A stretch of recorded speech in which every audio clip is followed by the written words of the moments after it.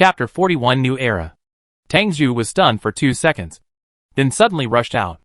Although his body was relatively thin due to years of indulgence in scientific research, he was fortunately still able to catch up with the fat penguin. Qianqiu turned around with a burst of ghost howling and was hugged by Tang Zhu. "Brother Xia, I thought I would never see you again in this life. It turns out that you are Captain Xia's younger brother. Do you still remember me? I am Tang Zhu. And you changed my destiny. It turns out that the rumors are true. The White Shark Bay pirates have actually been cleared out by the caravan. Brother Xia, will you live in the White Sand Bay Islands from now on?" Qianqiu recognized the identity of the visitor from the other party's barrage of questions. He was also very surprised to see Tang Zhu Ke here. Ke returned the other party's question while giving him a warm hug. "Remember? In addition to going out to sea, I will indeed live here most of the time. Why did you come to Baisha Bay?" Tang Zhu let go of Qianqiu, his face still full of excitement. "My ship sank at sea, and I drifted to this place." The two of them exchanged glances and words as if no one was around. But someone was unhappy about the sudden end of the walk. Or rather, one of the geese was unhappy. Tang Zhu, who was happily chatting, felt a strong slap on his waist, almost making him fall on the beach. He steadied his steps and looked back, seeing a penguin almost as tall as his chest staring at him fiercely. "Tang Zhu, I've heard that creatures in the sea have mutated to become extremely large, but I didn't expect that even penguins have grown so big." Qianqiu quickly stepped forward and stopped the penguin from chasing and slapping him twice, and invited Tang Zhu to take a walk on the beach with him, and also to take the penguin, which was growing fatter and fatter, for a walk. Tang Zhu gladly accepted it. And then the three figures strolled aimlessly along the coastline, stepping on the waves and the beach. Xia Yunchen, standing at the door of the room, looked at the figure not far away with satisfaction, and informed his subordinates to prepare to allocate a villa to Tang Zhu. It seemed that this scientist would not leave, as Tang Zhu settled permanently in Baisha Bay Islands. The news that Xia Qianqiu was Xia Yunchen's younger brother spread like wildfire. Xia Yunchen's recruitment announcement became an instant hit, and a large number of people began to apply, including a large number of scientific researchers and business tycoons. Obviously, whether in scientific research or commerce, Baisha Bay Islands has huge development potential. Xia Yunchen adhered to the principle of recruiting the best candidates and was very happy to recruit people. The shortage of staff was alleviated in a short period of time, and the original plan was also running at a rapid pace. The Baisha Bay Islands ushered in rapid changes. The first is the large-scale planting of Lingji rice. With the help of Tang Zhu, Lingji rice is no longer restricted to land. The nearby sea areas have become their planting areas. Tangzhu's offshore planting tanks are connected into pieces, forming a unique landscape. Spiritual rice was first popularized in the Baisha Bay Islands. After Qianqiu announced the benefits of spiritual rice, it became the second most popular plant after the turtle fruit, and more merchant ships traveled to and from Baisha Bay. This naturally attracted the covetousness of a large number of pirates. After all, even without the White Shark Bay pirates, there were still other pirates. Faced with such shiploads of rich supplies, they would naturally not let go easily. However, when the pirates were in high spirits and stopped a merchant ship to rob, they were attacked by a group of killer whales. The protection fee of the Baisha Bay Big Sister took effect in time, not only eliminating the losses of the merchant caravan, but also seizing 2 pirate ships. Under Qianqiu's suggestion, the killer whale gang changed from robbery to sustainable bodyguard escort. Any fleet can pay the bodyguard fee at the Baisha Bay wharf. Compared with the possible losses caused by encountering pirates, the bodyguard fee is not worth mentioning. The caravan was initially sponsored by Xia Qianqiu because it was the one doing the advertising, and it was also a special sight to have killer whales traveling along the way. Unexpectedly, when they really encountered pirates, the killer whales were really powerful. The Orca bodyguard escort became an instant success. With the extremely high safety factor and the magical rice that is a specialty of the Baisha Bay Islands, one can imagine how popular this trade route is. Xia Yunchen's career is booming. Qianqiu's research has not stopped. And after reuniting with Tang Zhu, the two feel that they should have met too late in plant cultivation. When Tang Zhu saw the lotus leaf boat for the first time, he couldn't help but bang his head against the wall because he suspected he was dreaming. When he knew that the lotus leaf boat was real, he almost wanted to turn into a gecko and lie on it all day to study it. Finally, Qianqiu couldn't stand Tang Zhu's enthusiasm and gave him a lotus seed and a bottle of gel, so that he got rid of the human gecko. When each leaf of the 2 giant lotus given to his brother and father grew to 30 square meters, Qianqiu could finally leave the archipelago for a long time to have fun. Xia Yunshan also experienced driving a lotus leaf boat, although the small boat could not be compared with Qianqiu's huge lotus leaf boat. This novel feeling as if he had changed to a magical world of life still made Xia Yunshan addicted. Brother, the Wanyuan vine on your boat has just taken shape, so its power and speed are limited. But when your lotus leaf boat is as big as mine, you won't have to worry about energy and speed issues at all. Qianqiu accompanied Xia Yunshan to try out the new boat, and told Xia Yunshan that there was no need to take special care of the lotus leaf boat. The current lotus leaf boat was a little small, but it had everything else. All that was needed was time. After no longer having to take care of the lotus leaf boat, Qianqiu was able to go out to sea for longer periods of time. He and Fiati rowed the lotus leaf boat to explore almost all of the nearby deep sea, and also discovered 2 city ruins in the deep sea, with a diving suit and turtle-breathing fruit. Qianqiu indulged his hamster's addiction to collecting the supplies from the city ruins, plus Xia Yunshan's warehouse, were completely open to Qianqiu. Qianqiu modified his lotus leaf boat with a large propeller, and combined it with a mature Wanyuan vine. He truly achieved energy freedom for the lotus leaf boat. During this period, Qianqiu even had a sudden idea and fed the lotus leaf boat with the strengthening potion obtained from Zhou Xinghai's laboratory. His purpose was to see if the lotus leaf boat could grow a little bigger. After all, the strengthening potion can not only make animals gain wisdom, but also increase their size.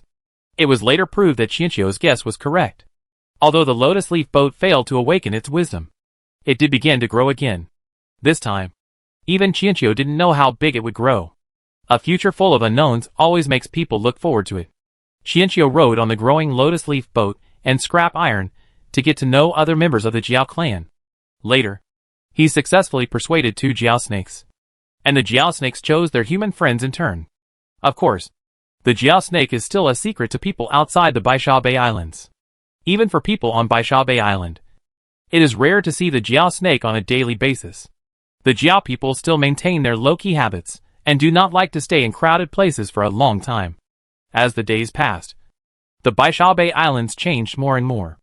Almost all the instruments and equipment in Zhou Xinghai's laboratory were printed out by Qianqiu. In addition, some other small inventions of Zhou Xinghai in his later life also appeared one after another. Qianqiu packed up all of Zhou Xinghai's inventions, entrusted them to the Xia family fleet to send to the expo, and announced them in Zhou Xinghai's name, which undoubtedly set off another huge wave. As for the seawater extractor, because the materials and structure are too complicated, Qianqiu would not be able to restore it without the 3D printer, so it was not released. Xia Yunshan suggested that Qianqiu should sell the finished product directly after printing it, and the price would be decided by Qianqiu himself. Qianqiu happily hugged Xia Yunshan. He knew that Xia Yunshan actually planned to use the seawater extractor and spiritual plants as the foundation for the development of the Xia family, and thought that Xia Yunshan would not agree to sell them. "How can I hold my brother back? Just do whatever you want. I will support you." Xia Yunshan smiled helplessly. How could he not agree? It was his younger brother who discovered the research institute, and his younger brother was as kind as ever. He didn't want to monopolize Zhou Xinghai's research results, and wanted to do something for the world. How could he not agree? What's more, he had no idea of monopolizing these technologies. He just took advantage of his family's advantages and developed them first. Just like that, a huge storm caused by spiritual plants and seawater extractors once again swept the world with a familiar name, Xia Qianqiu. Although seawater extractors are hard to come by now, and although the functions of the spiritual plants and the instruments seem like fairy tales, who said that it was Xia Qianqiu who came up with these? And the inventor was the legendary genius Zhou Xinghai. The Xia family has been refreshing people's cognition time and time again, and is rising rapidly without surprise. Half a year after the Xia family fleet moved into the Baisha Bay Islands, Xia's father's fleet finally arrived. In these doomsday days, communication was difficult and transportation was even more difficult, especially at the beginning. Xia's father and Xia Yunshan were exploring in 2 directions respectively. When Xia's father's fleet received the news, it was already very far away from the Baisha Bay Islands. At first, when Xia Yunshan sent the message, Xia's father did not feel any joy. The reason was very simple. The content of the message was too outrageous.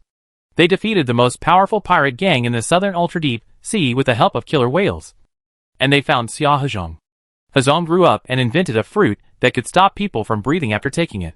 He also invented a huge boat made of lotus, and recruited several very powerful crew members who were not human. Father Xia and his group had been heading north.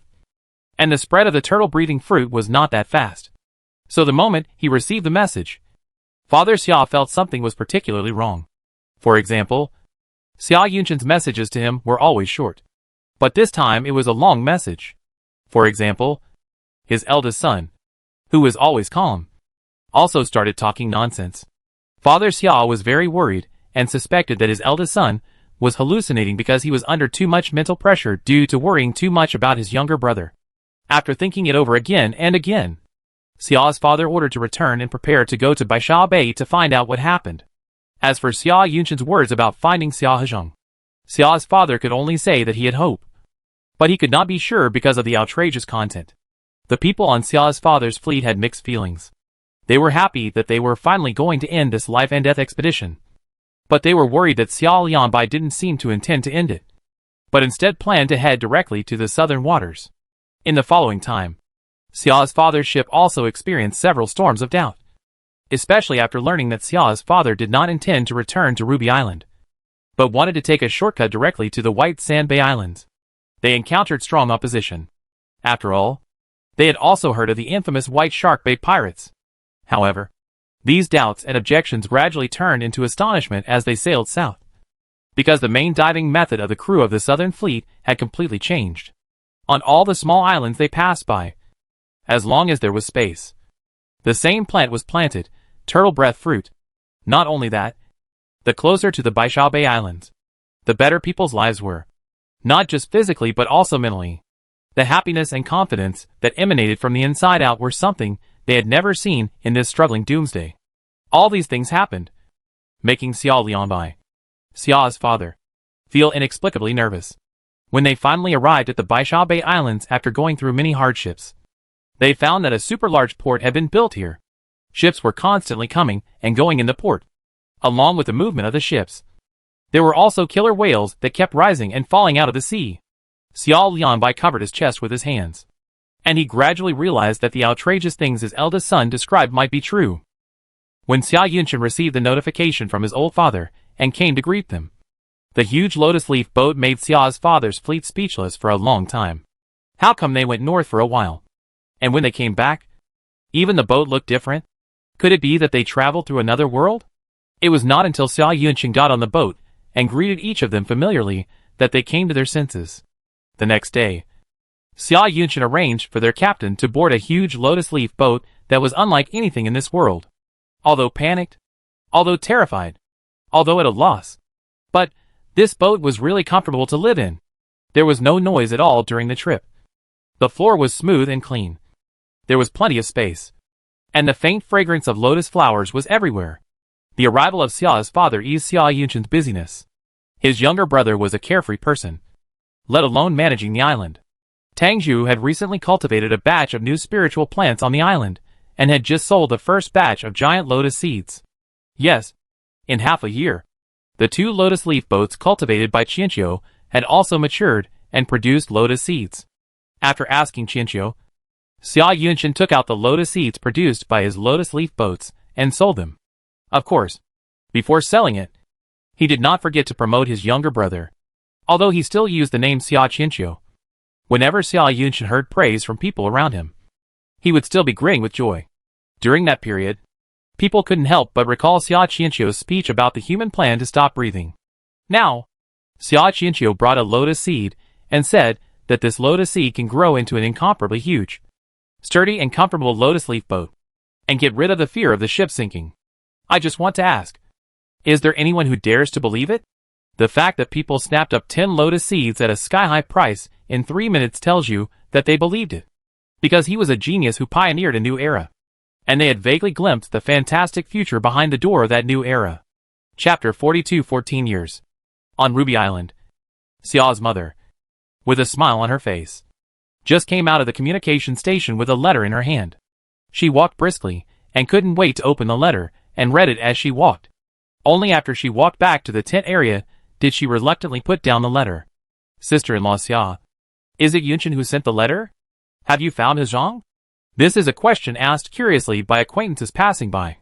This question has been asked almost every day since Xia Hezhong disappeared and Xia Lianbai and Xia Yunchen left home one after another. At first they were curious.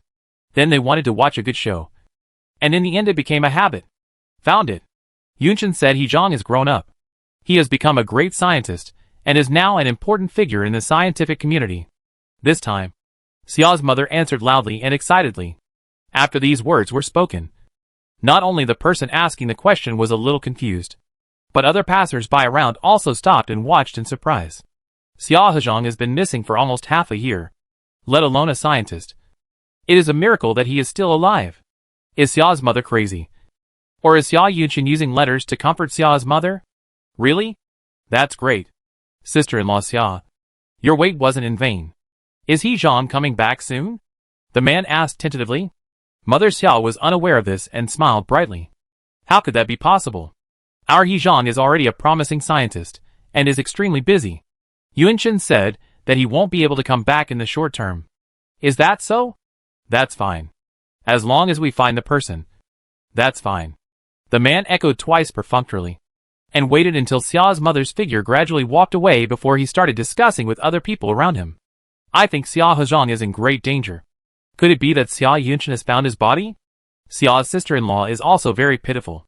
She runs to the communication station every day and lives on the letters. No wonder the Xia family is willing to spend a lot of money to print out the information every time they communicate. Those are all Sister Xia's thoughts. Well, a good Xia family has become like this now. All of which are Xia Hezhong. People were talking about the few entertainment news in the doomsday, lamenting the decline of the Xia family. And every time Xia's mother went back and forth to the communication station, people would get new enthusiasm for discussion. Yunchen wrote again, saying that with the help of Hezhong, they defeated the largest pirate group in the southern waters, the White Shark Bait Pirates. Do you know the White Shark Bait Pirates?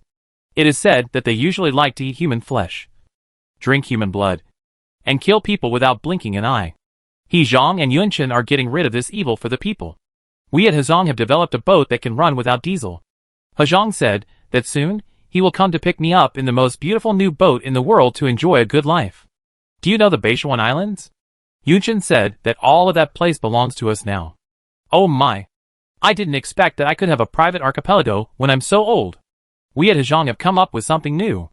If we plant vines on a boat, it can sail. Tell me, are we born to do scientific research? Not only were people discussing the matter enthusiastically, but Mother Xia herself also enjoyed reading the letter and sharing the joy in it with people on the road. Ruby Island is just a remote small island with poor resources, with little news and a lack of entertainment facilities. Mother Xia's letter did provide the residents of Ruby Island with some information from the outside world, but the information did not sound normal. However, when the first turtle breath fruit was brought to Ruby Island, the residents on the island realized that the outside world seemed to be changing. Those changes were all related to a man named Xia Qianqiu, and had nothing to do with Xia Hezhong, the scientific research genius mentioned by Xia's mother. People listened to Xia's mother praising him day after day, but there was no sign of Xia Hezhong coming to pick him up as promised. The residents of Ruby Island continued to think that Xia Hezhong was dead, and that Xia's mother would live out her life alone on Ruby Island, relying on those deceptive letters. However, there is one person on the Ruby Island who firmly believes in the contents of Xia's mother's letter.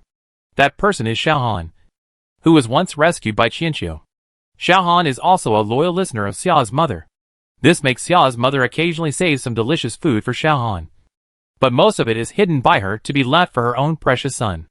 Xiaohan listened to the contents of the letter and ate the delicious food prepared by Xia's mother, his eyes full of admiration for Xia Hezhong. Then one day, 3 giant lotus flowers slowly drifted towards the dilapidated port of Ruby Island. The ships in the port subconsciously avoided them, fearing that they would hit the giant lotus flowers that were more than 10 meters high. The news quickly spread throughout the small Ruby Island. When people gathered at the beach out of curiosity, familiar faces appeared on the huge lotus leaves. On the largest lotus leaf appeared Xia Hezhong, who they thought had been dead for a long time. On the other 2 lotus leaves appeared Xia Yunchen and Xia Lianbai. Shock mixed with disbelief filled everyone's heart. How could Xia Hezhong still be alive? Xia Hezhong actually came to pick up Xia's mother. Xia Hezhong really invented a boat that can be driven without diesel. Although the appearance of this boat was beyond their imagination. That day, just as Qianqiu had said before, the scene of the three of them, father and son, welcoming the guests was very cool. Mother Xia, the most shining queen of the entire Ruby Island, and the three most important men in her life got off the boat like knights, and then welcomed her onto the beautiful lotus boat that was not of this world. Amid people's envious or disbelieving gazes, the Xia family moved away from this barren island. People didn't even dare to approach them to ask where they were moving to. From now on, the Xia family seemed to no longer be from the same world as them. Until a thin figure grabbed Qianqiu's clothes and asked carefully whether he could bring his new friend to see him in the future. Qianqiu looked down at Xiaohan's bright eyes and said happily, "Of course. I'll wait for you in Beishuan Islands." The Xia family left and went to the Beishuan Islands, which people had only heard of.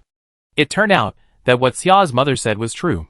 The Xia family actually owned a private archipelago. People racked their brains to imagine what the archipelago might look like. But apart from the blue sea, blue sky and pure white sand beaches, there was really not much they could imagine. It was not until many years later that someone arrived at the Beishuan Islands that they found that it was very different from what they had imagined. As one of the owners of the island, Qianqiu himself did not expect that the Beishuan Islands would develop so rapidly. Almost every time he went out and came back, the islands would change. In the past 10 years, Qianqiu watched the green lotus leaves gradually occupy the blue sea. Watched the ships moored in the port eventually become large and small lotus leaf boats. And watched the spiritual plants change from being scarce at the beginning to becoming a common resource. Little changes in life are slowly accumulated in the Baisha Islands, and then slowly spread to the whole world with the Baisha Islands as the center. The world is still a vast ocean world, but people nowadays have finally learned to enjoy the ocean. With the lotus leaf boat, life on the sea is no longer so dangerous and difficult. If you don't want to drift alone, you can also dock your giant lotus and connect it to the new residence composed of a large number of giant lotuses. There, the roads where people walk are connected by lotus leaves. The houses where people live are made up of giant lotus leaves. And even planting and breeding are done on the huge lotus leaves. Just when people think they have made sufficient use of the giant lotus. Those who have had the pleasure of visiting the Baisha Islands will tell you that those who have not seen the Xiahezhong Sea Park cannot understand the top-level art of the giant lotus. Yes, a few years ago, Qianqiu successfully built his own sea paradise kingdom, with a large slide made of giant lotus flowers, a rock climbing area with intertwined branches and vines, a high-altitude diving area, a large pirate ship that was once confiscated from pirates, and even a super roller coaster sponsored by Xia Yunshin. In addition to these entertainment facilities, the Sea Paradise Kingdom also has delicious food that will make you salivate. Ice cream of various flavors, the freshest and most delicious juice, Chinese food, Western food, snacks, and countless desserts. The robot chefs can perfectly guarantee the quality of the food, allowing you to experience the top food before the end of the world. Of course, to complement these, there are also warm and thoughtful services. The accommodation and commercial trade zone of Baisha Islands will add convenience and experience to your trip to the sea paradise, allowing you to feel truly at home.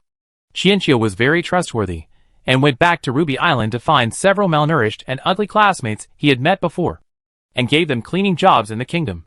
At first, the students wanted to refuse magnanimously, but the other party offered too much, and they did not have the courage to say no. After receiving the invitation, they quickly drove their boat to settle near the Baisha Islands, making it convenient for them to enter and exit the huge sea paradise kingdom every day. Apart from the ugly classmates in the past, the one who surprised Qianqiu the most was Xiaohan. Maybe it was influenced by the bedtime stories when he was a child. But Xiaohan's graduation topic in college was harmonious coexistence with marine life. Xiaohan successfully used his wisdom to find a way to communicate with marine life, and rode his own group of killer whales to the Baisha Islands. This caused a shock to the killer whale gang. Both gangs of killer whales had bad tempers, and neither would submit to the other until the bosses of both sides got married. Then the killer whales stopped fighting. Xiaohan then became the manager of the Xia family's maritime trade mail department. His bodyguard business flourished along with that of the big sister, and he soon had a baby killer whale. This surprised Qianqiu for a while. He never expected that the naughty kid in the past could achieve such success. although the marine creatures became very smart after the mutation. Except for Qianqiu. They were never willing to take the initiative to contact and understand humans. Unexpectedly, Xiaohan would become the one who built a bridge between humans and marine creatures. Especially later, Xiaohan's communication knowledge became a subject in university. And the name Li Han was recorded in history. The planet is thriving. As if people have finally gotten rid of the impact of the flood and are starting a new future. However, the core members of the Xia family fleet on the Baishaobei Islands know that the real test is just beginning. 2 months before the comet fell, Qianqiu told Xia Yunchen the specific time of the comet's fall. Xia Yunchen's eyes flashed. But in the end, he did not ask him about the source of the information. He just prepared without any doubt. The news is not announced immediately through the radio, but spreads little by little in secret.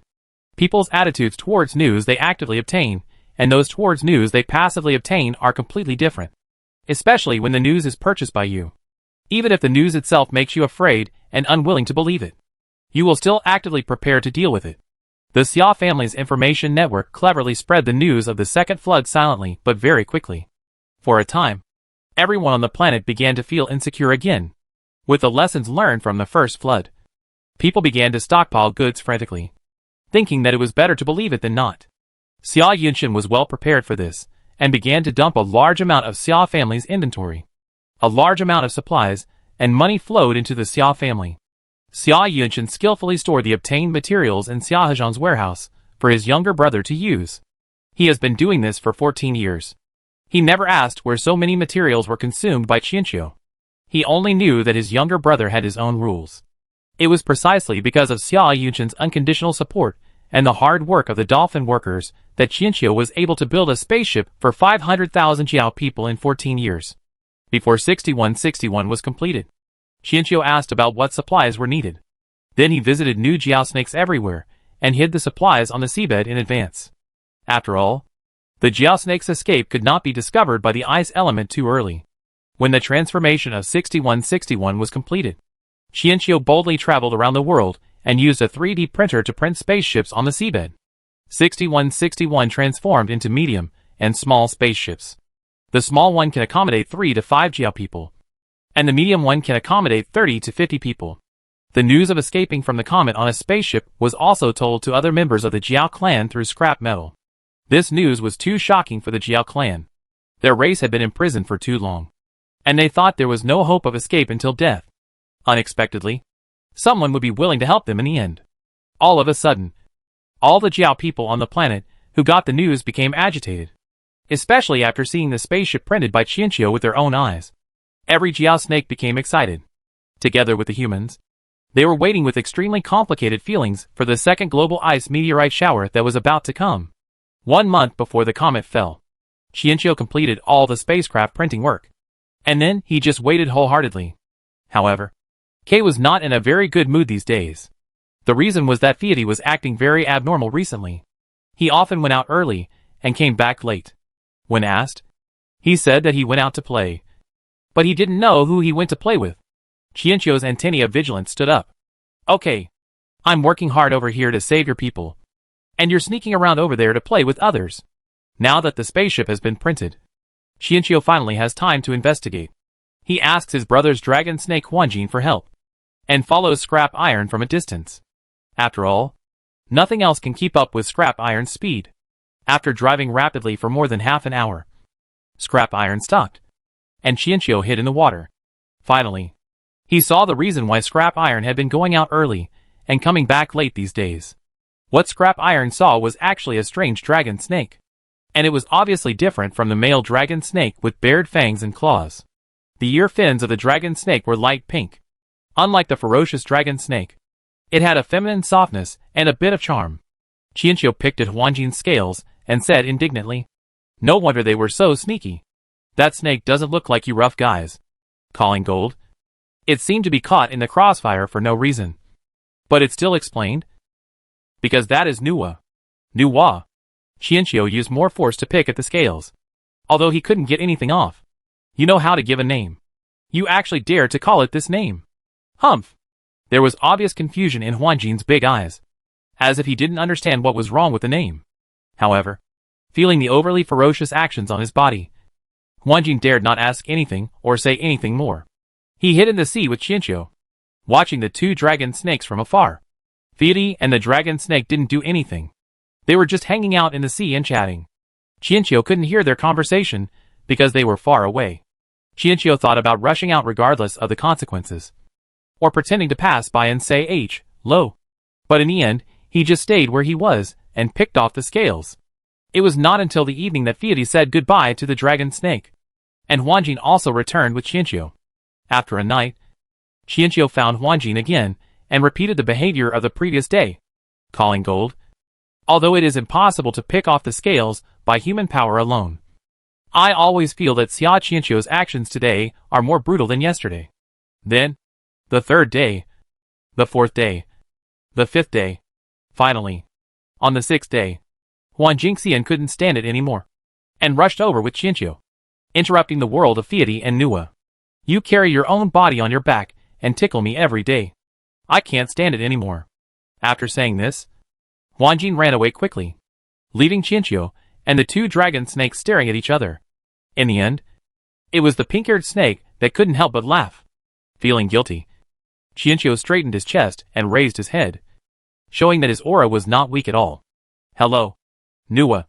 My name is Qianqiu, and I'm Scrap's best friend. Perhaps shocked by this powerful greeting, the pink-haired snake was stunned for a while before reacting. Hello, Qianqiu. You can call me Mom. I am the mother of Scrap Iron. When Qianqiu heard about his mother, he was about to get angry, thinking that the other party was taking advantage of him. After hearing everything, he froze. What? Mother? Oh! Fieri did say that he had a pair of parents who loved him very much, but they never showed up.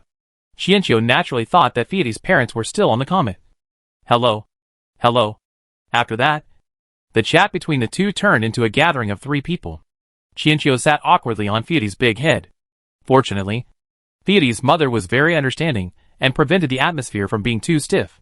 Later, after listening to the silly things Fieri did as a child, he gradually relaxed. Finally, he shared with Fieri's mother what he and Fieri had seen and heard on the planet over the years. Happy times are always short-lived, and as it was getting dark, the chat came to an end again. Before Fieri left this time, his mother gently told him that he didn't need to come again, knowing that you are happy here. Your father and I can really leave with peace of mind. Children will eventually grow up. Mother. Scrap Iron came closer, rubbed against him again and again affectionately and reluctantly, then left, looking back every few steps. Qianqiu, who was riding on Fieri, seemed to be aware of something. He seemed to have just experienced a farewell. Fieri. You? Are you not leaving? Scrap Iron answered with certainty. Yes. I will stay here and stay with Qianqiu forever. But your people will all be gone by then. And human lifespan is very short. So you will be the only one left. Qianqiu actually didn't want to think about this problem for a long time. But he didn't expect that Fieri actually had a plan already. It doesn't matter. Qianqiu has always been here. So I will always be here too. Fieri naturally knew that human lifespan was short. And if he stayed on this planet, what awaited him would be short-lived happiness and endless loneliness. His mother was worried for this very reason. The gatherings and chats between the mother and son these days were actually a kind of farewell. Because once the Jiao clan left on a spaceship, they would embark on an unknown journey to find a new home. After this separation, they might never meet again in the future. Qianqiu was silent, and was in a low mood for the next few days. He just didn't want to leave Fieri. Even if he wanted to be in a daze, he would sit on Fieri's head. Qianqiu wanted to tell Fieri that he would not stay here forever, and that after this body died, he would go to another world. But this sentence seemed too cruel. So cruel that it would tear apart even a trace of fantasy. But saying nothing? But that also seems to be a kind of deception. Qianqiu has traveled through so many worlds, and for the first time he felt the confusion, panic, and the slight pain in his heart. Qianqiu understood, and yet didn't understand. He only knew that he didn't want to leave. He liked spending time with Fieri. Even if they did nothing but just leaned against each other and stared blankly, the time never seemed boring. With a sigh, Qianqiu laid on the scrap iron that was coiled like a mosquito coil. It would be great if the scrap iron could follow him. They could be good friends who never parted, and travel around the world like the old father and his Taoist companion. The word Daoist partner suddenly struck Kei Shishia's heart, and Qianqiu sat up instantly. He seemed to realize something, and seemed to have finally thought of a way to have the best of both worlds. When Qianqiu finally adjusted his mood, he suddenly thought of a question. Feidian, is your father's name Fushi? Feidi nodded and shook his head. The Jiao clan has no name. My father is Fushi. And I am also Fushi. Ah? Qianqiu seemed a little confused after hearing this. To put it in human terms, the females in the Jiao tribe are collectively called Nuwa, and the males are collectively called Fushi. Scrap explained. Oh, so that's how it is. Qianqiu, who was sitting on the scrap metal head, shook his feet and said, let me tell you. In a certain world I visited before, Nuwa and Fushi were ancient gods. He got stuck in the middle of his words, and Qianqiu suddenly remembered the first sentence he said when he met Feidi's mother. Hello, Nuwa. My name is Qianqiu, and I am Feidi's best friend. Now translated, it would become, hello, woman. My name is Qianqiu, and I am Feidi's best friend. Qianqiu. Chapter 43 Thunder Tribulation. Although the impression left on Scrap Iron's mother might have been too strange, Kei obviously had no chance to correct it. Feidi said that his mother was also one of the first Jiao people to enter the planet. But the landing place was in the Arctic Circle, and the meteorite ice floated out and melted recently. So Feidi had never sensed her breath before.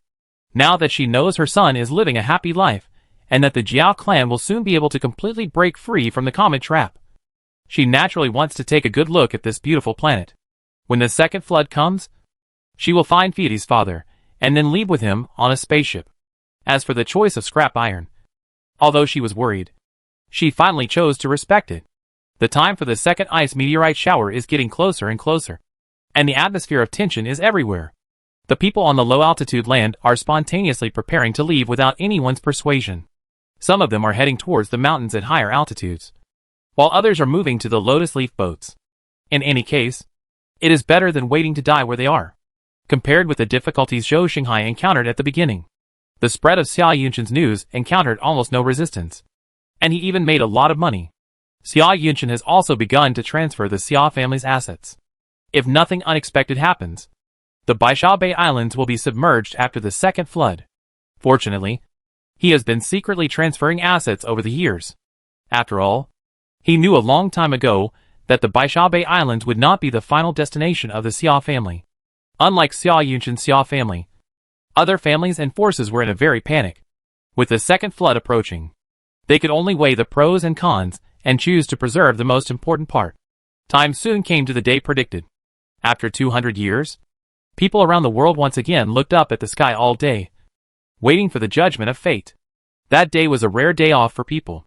They were all accompanied by the most important people to them, preparing for a grand date with a beautiful world-class meteor shower.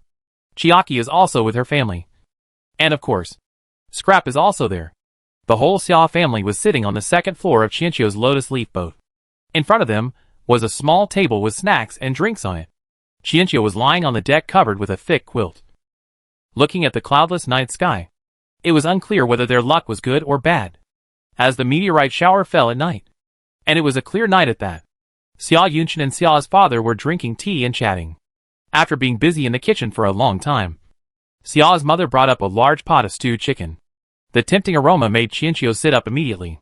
He took the bowl and chopsticks and waited for them to be served. With such a scene, it would not be an exaggeration to say that it was a family trip here. There was no panic at all, as if there would be doomsday. The family ate, admired the night view, and chatted about the trivialities of life. At about 10 o'clock in the evening, Qianqiu was lying on the deck and yawning. Suddenly, a star flashed across the night sky, and Qianqiu's sleepiness immediately dissipated. Sure enough, the second star, the third star. The meteor shower is finally here. The stars in the sky seem to be twinkling. The Milky Way is tilting. A pool of dazzling gems is falling from the sky generously, and the stars are dragging their long tails to every corner of the world. Doomsday is so magnificent and beautiful. However, there is not much time left for people to enjoy this beautiful scenery. When the first meteor appears, people are ready to risk their lives. No one knows where these meteors will land, and they can only pray that they are not the one hit. When the first meteor reached the planet and fell into the sea, the falls began one after another. Compared with the first flood, The world today is much emptier. People who are far apart cannot even hear each other's screams and shouts. So this second meteorite shower is as silent as a one-man show. People were riding on all kinds of boats, looking up at the sky, ready to jump off the boat and escape if anything went wrong. There were also meteorites falling around Qianqiu's lotus leaf boat. But fortunately no meteorite fell on the lotus leaf boat. After the intensive meteorite rain, people had no time to be sad and were ready to face the second difficulty, which was the tsunami caused by the meteorites. However, there is almost no land now, and the people in the sea have become accustomed to the bumps of the ships. Who has not experienced a few superstorms in this world? What's more, their physical fitness has become stronger and stronger in the past 10 years, and the existence of the turtle-breathing fruit has greatly avoided the possibility of them drowning. Whether it is night or day, the oceans of the entire world are in turmoil. The huge waves caused by meteorites are not enough to destroy mankind. Fighting for life on the cusp of the storm has long become a daily routine in this world. Compared with the meteorites that fall from the sky and have no way to resist, people even prefer this feeling of fighting for life with the ocean. It makes them feel as if their destiny is back in their own hands. The turmoil in the ocean lasted for a whole week. During that week, the sun was not seen in either hemisphere. The sky was overcast, and it was raining all over the world. Until the rain stopped, the sea returned to its usual calm. However, when people looked back at the island where they once lived, they found that the island was being submerged at a very fast speed. Yes, the second flood finally came. But this time, they lived in the ocean instead of being lambs to be slaughtered on land. People sat in small boats and watched their former homes being completely submerged by the sea. From then on, humans had to survive on the ocean.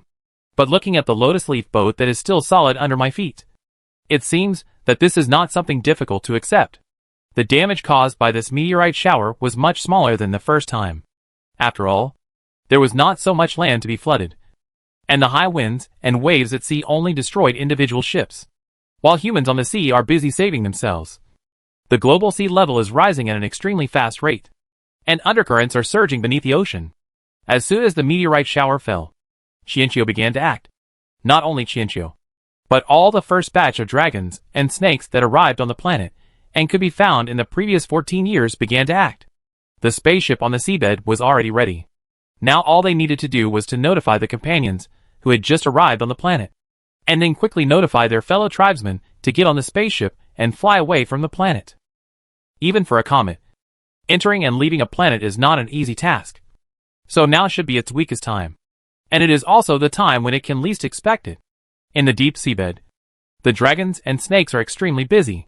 They are racing against time to break free from the control of the comet, push the meteorites that fell near the north and south poles to an area where they can melt, notify the people who were liberated from the meteorites, and tell them the parking spots of the spacecraft nearby.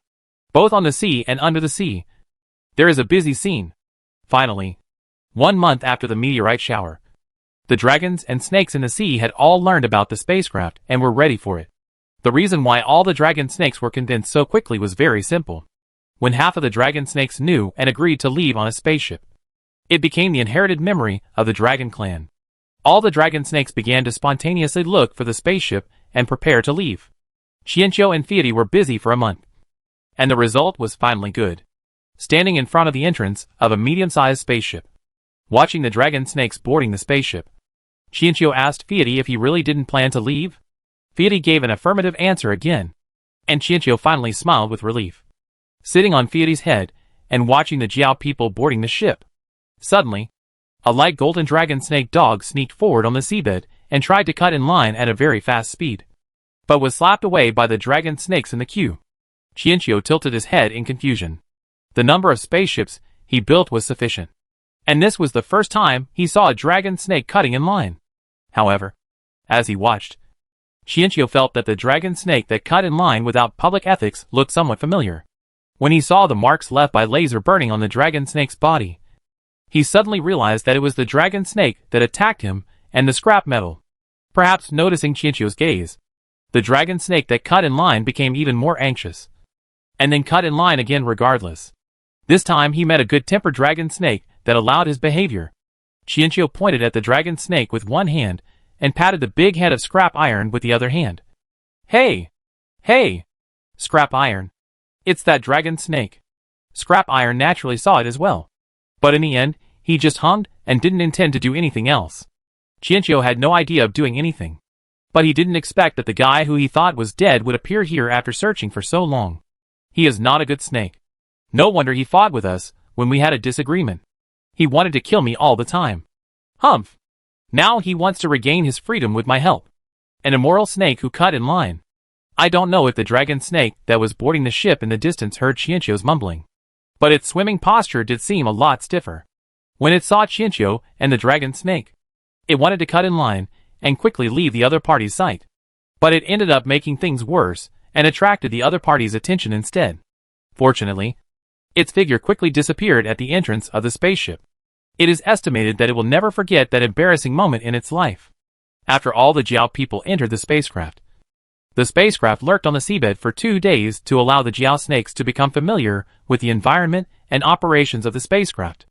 After confirming that there were no problems, the spacecraft entered the countdown for takeoff. In order to minimize human panic, the launch was also carried out in batches at night. When late night falls in a certain time zone, spaceships will rise from the bottom of the sea and float to the surface of the sea, then fly into space under the cover of night. Spaceships that leave the planet will stay outside the planet, waiting for other members of the same race. When all the Jiao people have successfully taken off, this race that has been imprisoned by the comet for who knows how many years finally gets rid of the comet and heads towards its own future. Compared with the grand landing, the departure of the dragon snake seemed silent, as if they were just passing through this blue planet and had nothing to do with humans. But in fact, on the departing spacecraft, many dragon snakes were looking through the glass at the blue planet that was getting farther and farther away, as if they hoped to see their human friends on the blue planet. And their human friends, in turn, were also looking up at the starry sky, hoping to see them leaving the spacecraft. Humans are a contradictory race, and so are dragons and snakes. These two races, which should not have had any intersection, met briefly in this wonderful fate, and then quickly separated. From then on, all that was left for each other were those unreal memories. The day after the Jiao clan left, the blue sea became noticeably agitated, as if it had noticed something.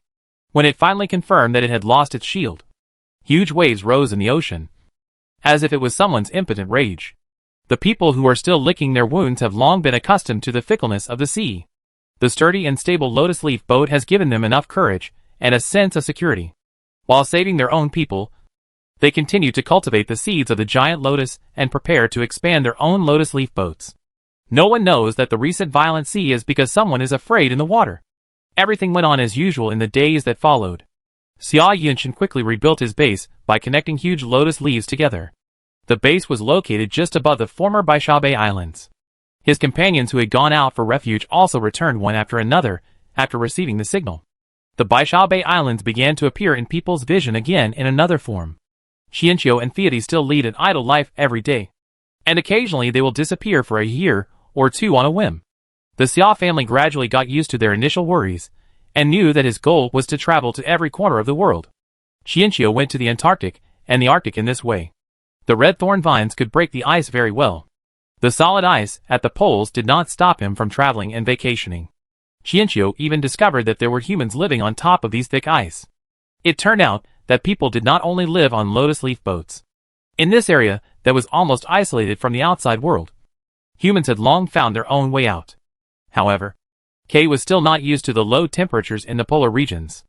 After watching the aurora and teasing the polar bears, Qianqiu returned from level 2. After that, I traveled around the world again and again, because I had a lot of time to waste. The pace of life could be said to be very slow. However, no matter how slow the pace was, the footsteps of death finally arrived at Qianqiu's door. And this death was not the old age that Qianqiu had imagined. At that time, because of the nourishment of the turtle-breathing fruit and spiritual plants, the average life expectancy of humans had exceeded 150 years. Not to mention the end of the world. Even in peacetime, this was something people could not imagine. Qianqiu was just over 60 years old at that time, which was the best time of his life. He waved goodbye to his family, as usual, and prepared to continue his journey with scrap metal. Then the clear sky was suddenly covered with dark clouds, and rolling thunderclouds roared in the sky with terrible power. Qianqiu was startled. As a goblin, he recognized that it was a thundercloud. But its aura was a bit scary. It seemed as if it contained the wrath of heaven. Qianqiu could only be thankful that the thunder was not directed at him. It seemed that the element of heaven and earth hiding in the ocean was finally discovered. Qianqiu had no sympathy for this element of heaven and earth that destroyed countless worlds. He hid in the distance and watched the fun with the scrap iron. Soon, accompanied by a loud rumbling sound, lightning fell straight into the sea. At that moment, the sea water seemed to be illuminated. The things in the sea probably finally realized the reality, and knew that they could not hide this time. An ice blue crystal emitting an ice blue light rose from the sea into the sky, facing the thunder catastrophe directly. Lightning strikes continued to fall one after another, and the ice crystals were struck down again and again. Finally, the light dimmed, and it seemed that the ice crystals would be destroyed in the next second. Qianqiu sighed. There is no shortcut to practice. My old father is right. No matter what you do, you must take one step at a time. Don't seek to achieve success overnight, but do seek to have a clear conscience. Just as Qianqiu was expressing his emotion, the ice crystals in the distance suddenly flashed twice. And then they flew towards Qianqiu at an extremely fast speed. Perhaps the ice crystal knew who sent the Jiao Snake clan away. Or perhaps it just wanted to take someone with it before dying. So it actually flew to Qianqiu's head, with the sky full of thunder. Chiaki? After being confused, Qianqiu's scalp suddenly exploded. Jiujiu, your uncle. After cursing, Qianqiu turned around and was about to run. But Fiati reacted faster than him, and started to run for his life. However, no matter how fast the scrap metal is, it is still swimming in the sea, and can never be faster than flying in the sky. When the thunder struck again, all three of them were numb on the spot. Ice crystals are spiritual objects of heaven and earth. And scrap iron is not mortal either. Only Xia Hezhang's mortal body couldn't bear it in an instant. And a smell of barbecue emanated from his whole body. The scrap metal felt the unusual temperature above its head, and let out a sharp wail. It changed direction, and tried to get rid of the ice crystal again. However, the ice crystal appeared in front of them today, which meant that it had planned to drag them down with it. Qianqiu, who still had a breath left, patted Fiati's head, signaling him to put him down and act separately. Only then would they have a chance to escape. Otherwise, even Fiati could not withstand the bombardment of thunder. But how could scrap iron let go of Qianqiu? That was the only reason for him to stay in this world, and the reason for his existence in this world. Scrap iron lowered Qianqiu from his head, and placed her on a floating lotus leaf. The second thunderbolt struck, and it didn't even give Qianqiu more time to say goodbye to the scrap iron. Xia Hezhang's body was completely destroyed. It was not an ordinary lightning. It was a thunderbolt with the power of heavenly punishment. It would not show mercy for individual lives. Nor would it not fall on Qianqiu just because the scrap iron was blocking it. The lightning passed through the ice crystals, the scrap iron, and finally through Xia Hezhang's body, before falling into the sea. Xia Hezhang's life also ended at that moment. The scrap metal's body also turned black. It looked down, and saw a lifeless figure. At that moment, the world seemed to be quiet. The thunder and lightning roaring above its head no longer mattered. Its world no longer existed. The scarlet eyes made the whole world change color. Scrap raised its head, and saw the suspended ice crystal. It let out a long roar towards the sky, suddenly jumped up, and faced the falling thunder. Before the thunder shattered the ice crystal, it bit the other tightly, and bit it hard with all its strength.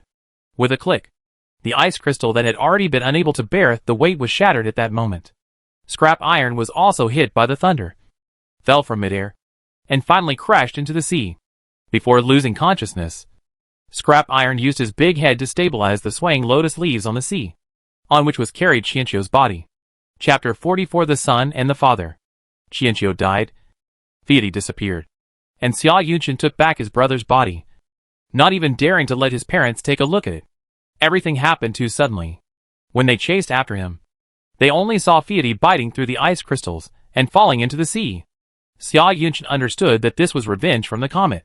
At that moment, he felt that his survival was a sin, and even the existence of the entire world was a sin, because this world was saved by his younger brother.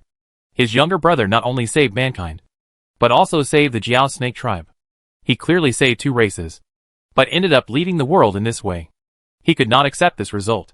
Seeing the storm in their captain's eyes, Li Yuanlu and his companions felt uneasy. They wanted to persuade him, but didn't know what to say. Even they felt that the scene before them was too cruel. They knew everything Xia Hezhong had done for the world. And because they knew it, they could not accept it. If this is the truth of how the world works, then does this truth have any meaning in existence? Captain, this is what Brother Hezhong left for you. He said that no matter what you want to do in the future, please read this diary first. Tao Li cried with tears and snot.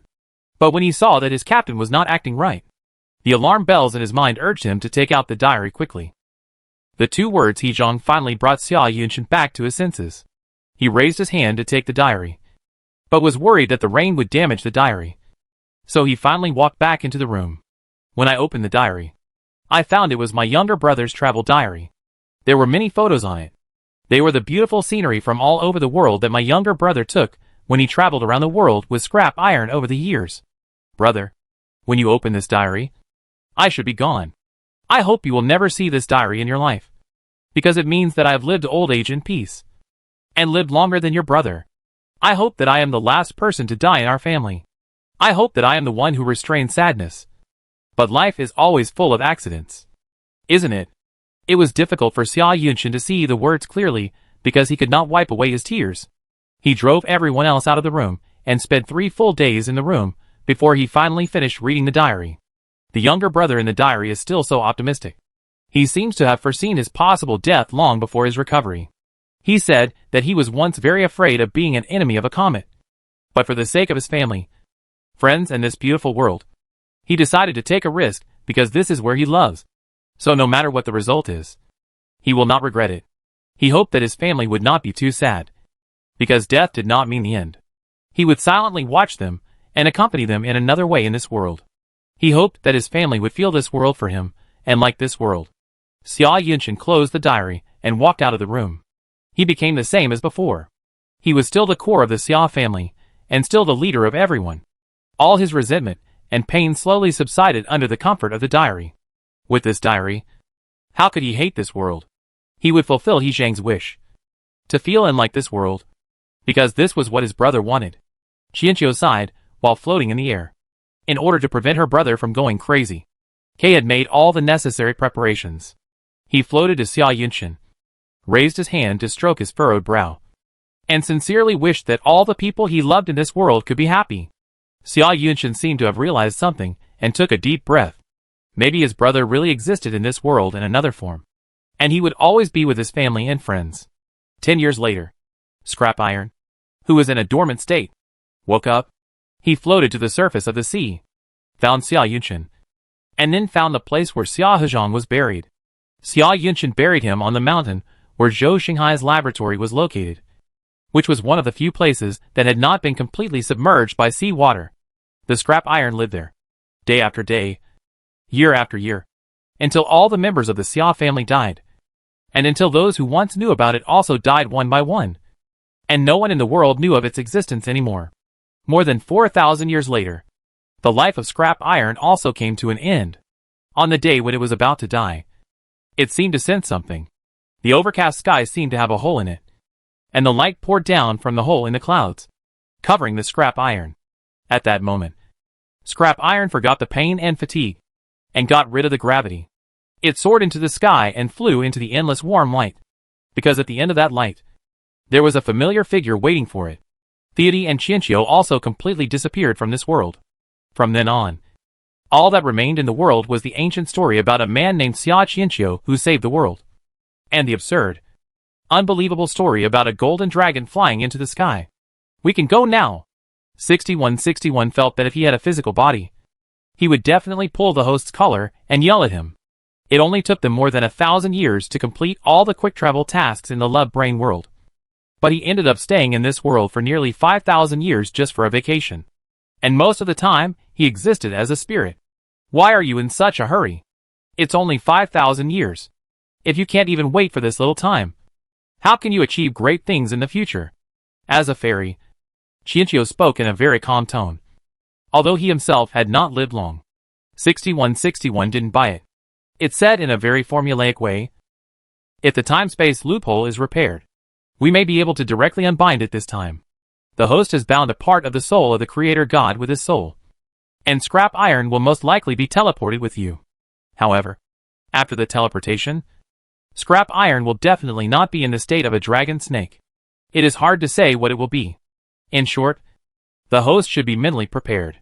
I know. Every time we say goodbye, you are always so nagging. I know you can't bear to leave me. 6161.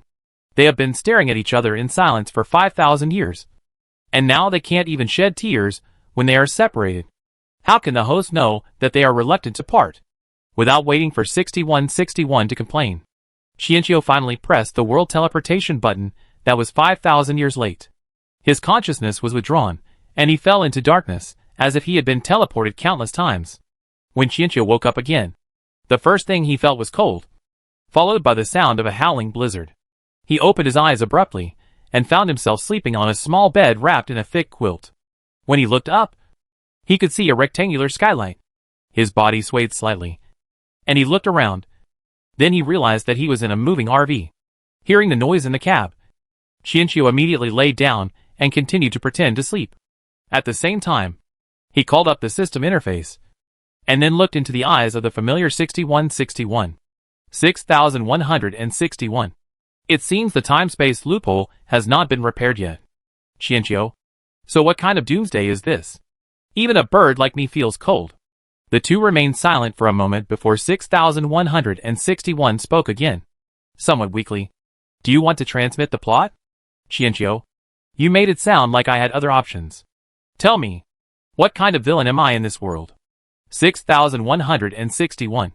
After the awkward silence, the two had no choice but to absorb the plot together. And while absorbing it, they did not forget to comment on the plot. If it weren't for the lack of popcorn and Coke, it would have looked even more perfect.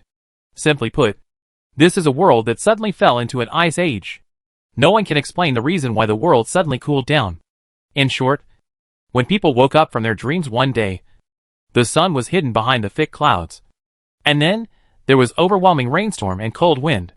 Then, under the extreme low temperature, the rainstorm froze, and blizzard began to become the protagonist of the world. Day after day, the blizzard covered the houses, even the trees, and finally the tall buildings, and the whole world was plunged into a vast expanse of white. Human beings have prayed countless times for such weather to end, but their prayers seem to be blocked by God. The most gentle time in the world is probably when the weather improves a little, and the temperature rises by 10 to 20 degrees. But even so, the whole world is still at a low temperature of minus 10 degrees Celsius. And such good weather of minus 10 degrees Celsius will not always exist. At the worst time, the global average temperature is close to minus 60 degrees Celsius. Human society completely collapsed within half a year. People had to leave the high-rise buildings that were as cold as coffins and began to gather together to look for new hope of survival. In this world where blizzards are extremely frequent, in order to avoid being buried by the blizzards, human caravans need to keep moving, so that they can keep a trace of the road and avoid being trapped in one place. In today's world, unless you have a guarantee of survival, staying in one place for too long will lead to depletion of food and energy, and you will slowly be eroded by the cold winter and die in a blizzard. The protagonist Lu Yingxue is also one of the people struggling to survive in the doomsday. He is the adopted son of Lu Kongyan, the head of the Lu family. The head of the Lu family has been leading the convoy forward in the doomsday after the doomsday. Lu Kongyan is a rare leader with great leadership ability.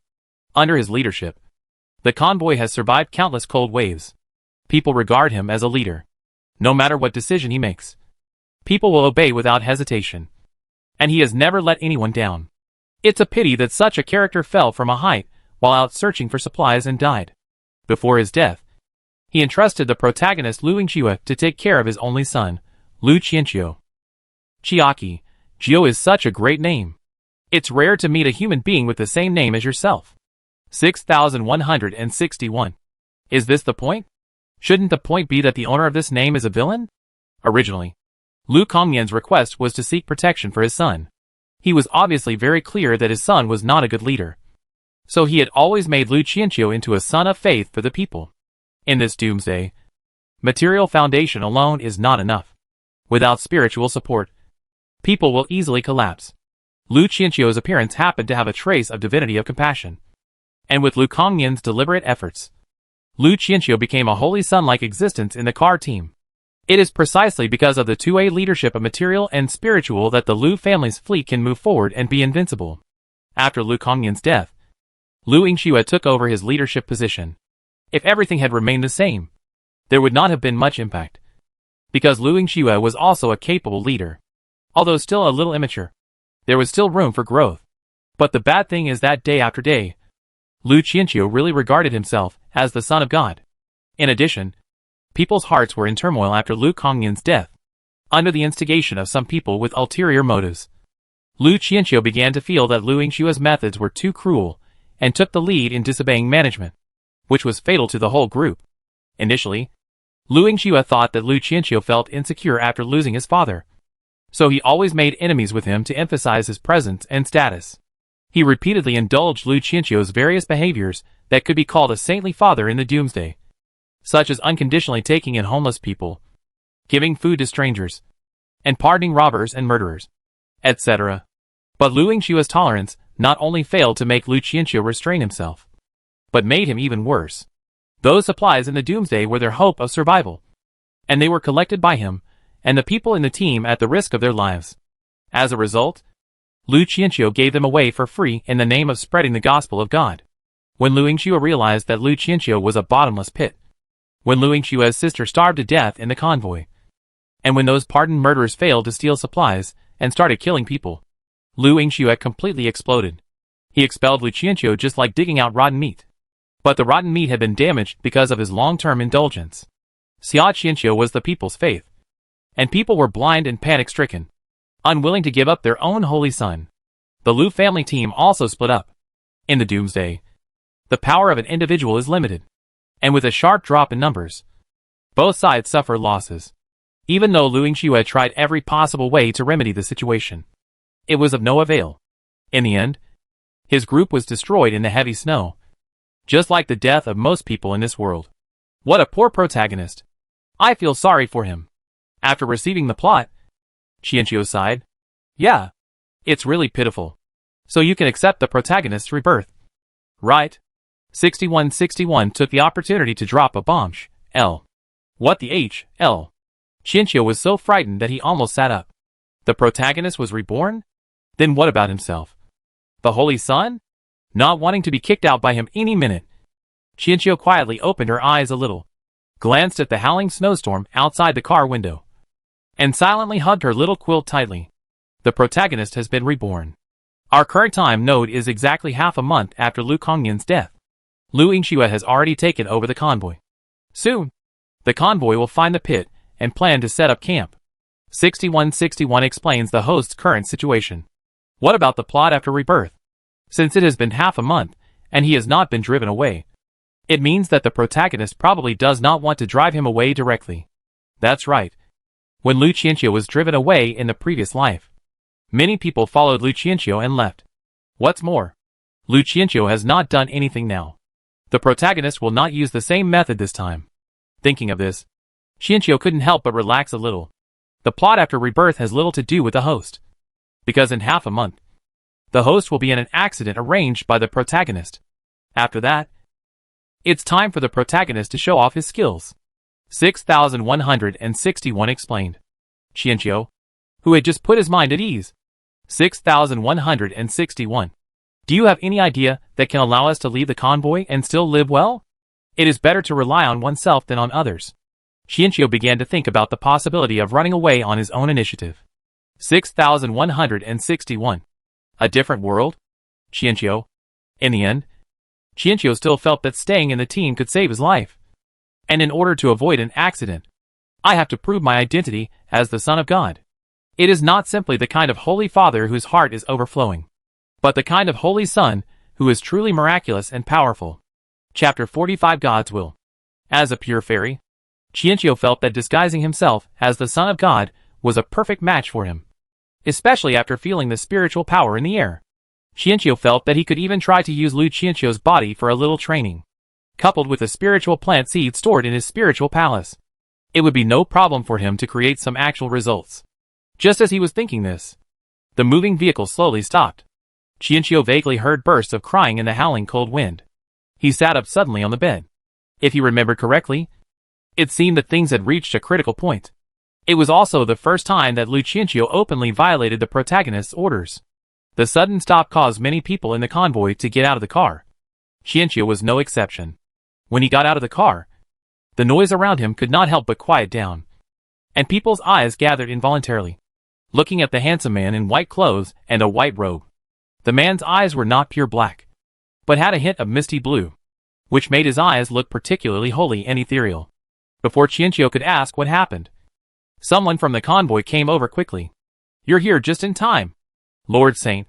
Our convoy was stopped by a group of people on the road. Look, they are all old people, children and women. They are just begging for some food. Not much. Just wanting some food for their children.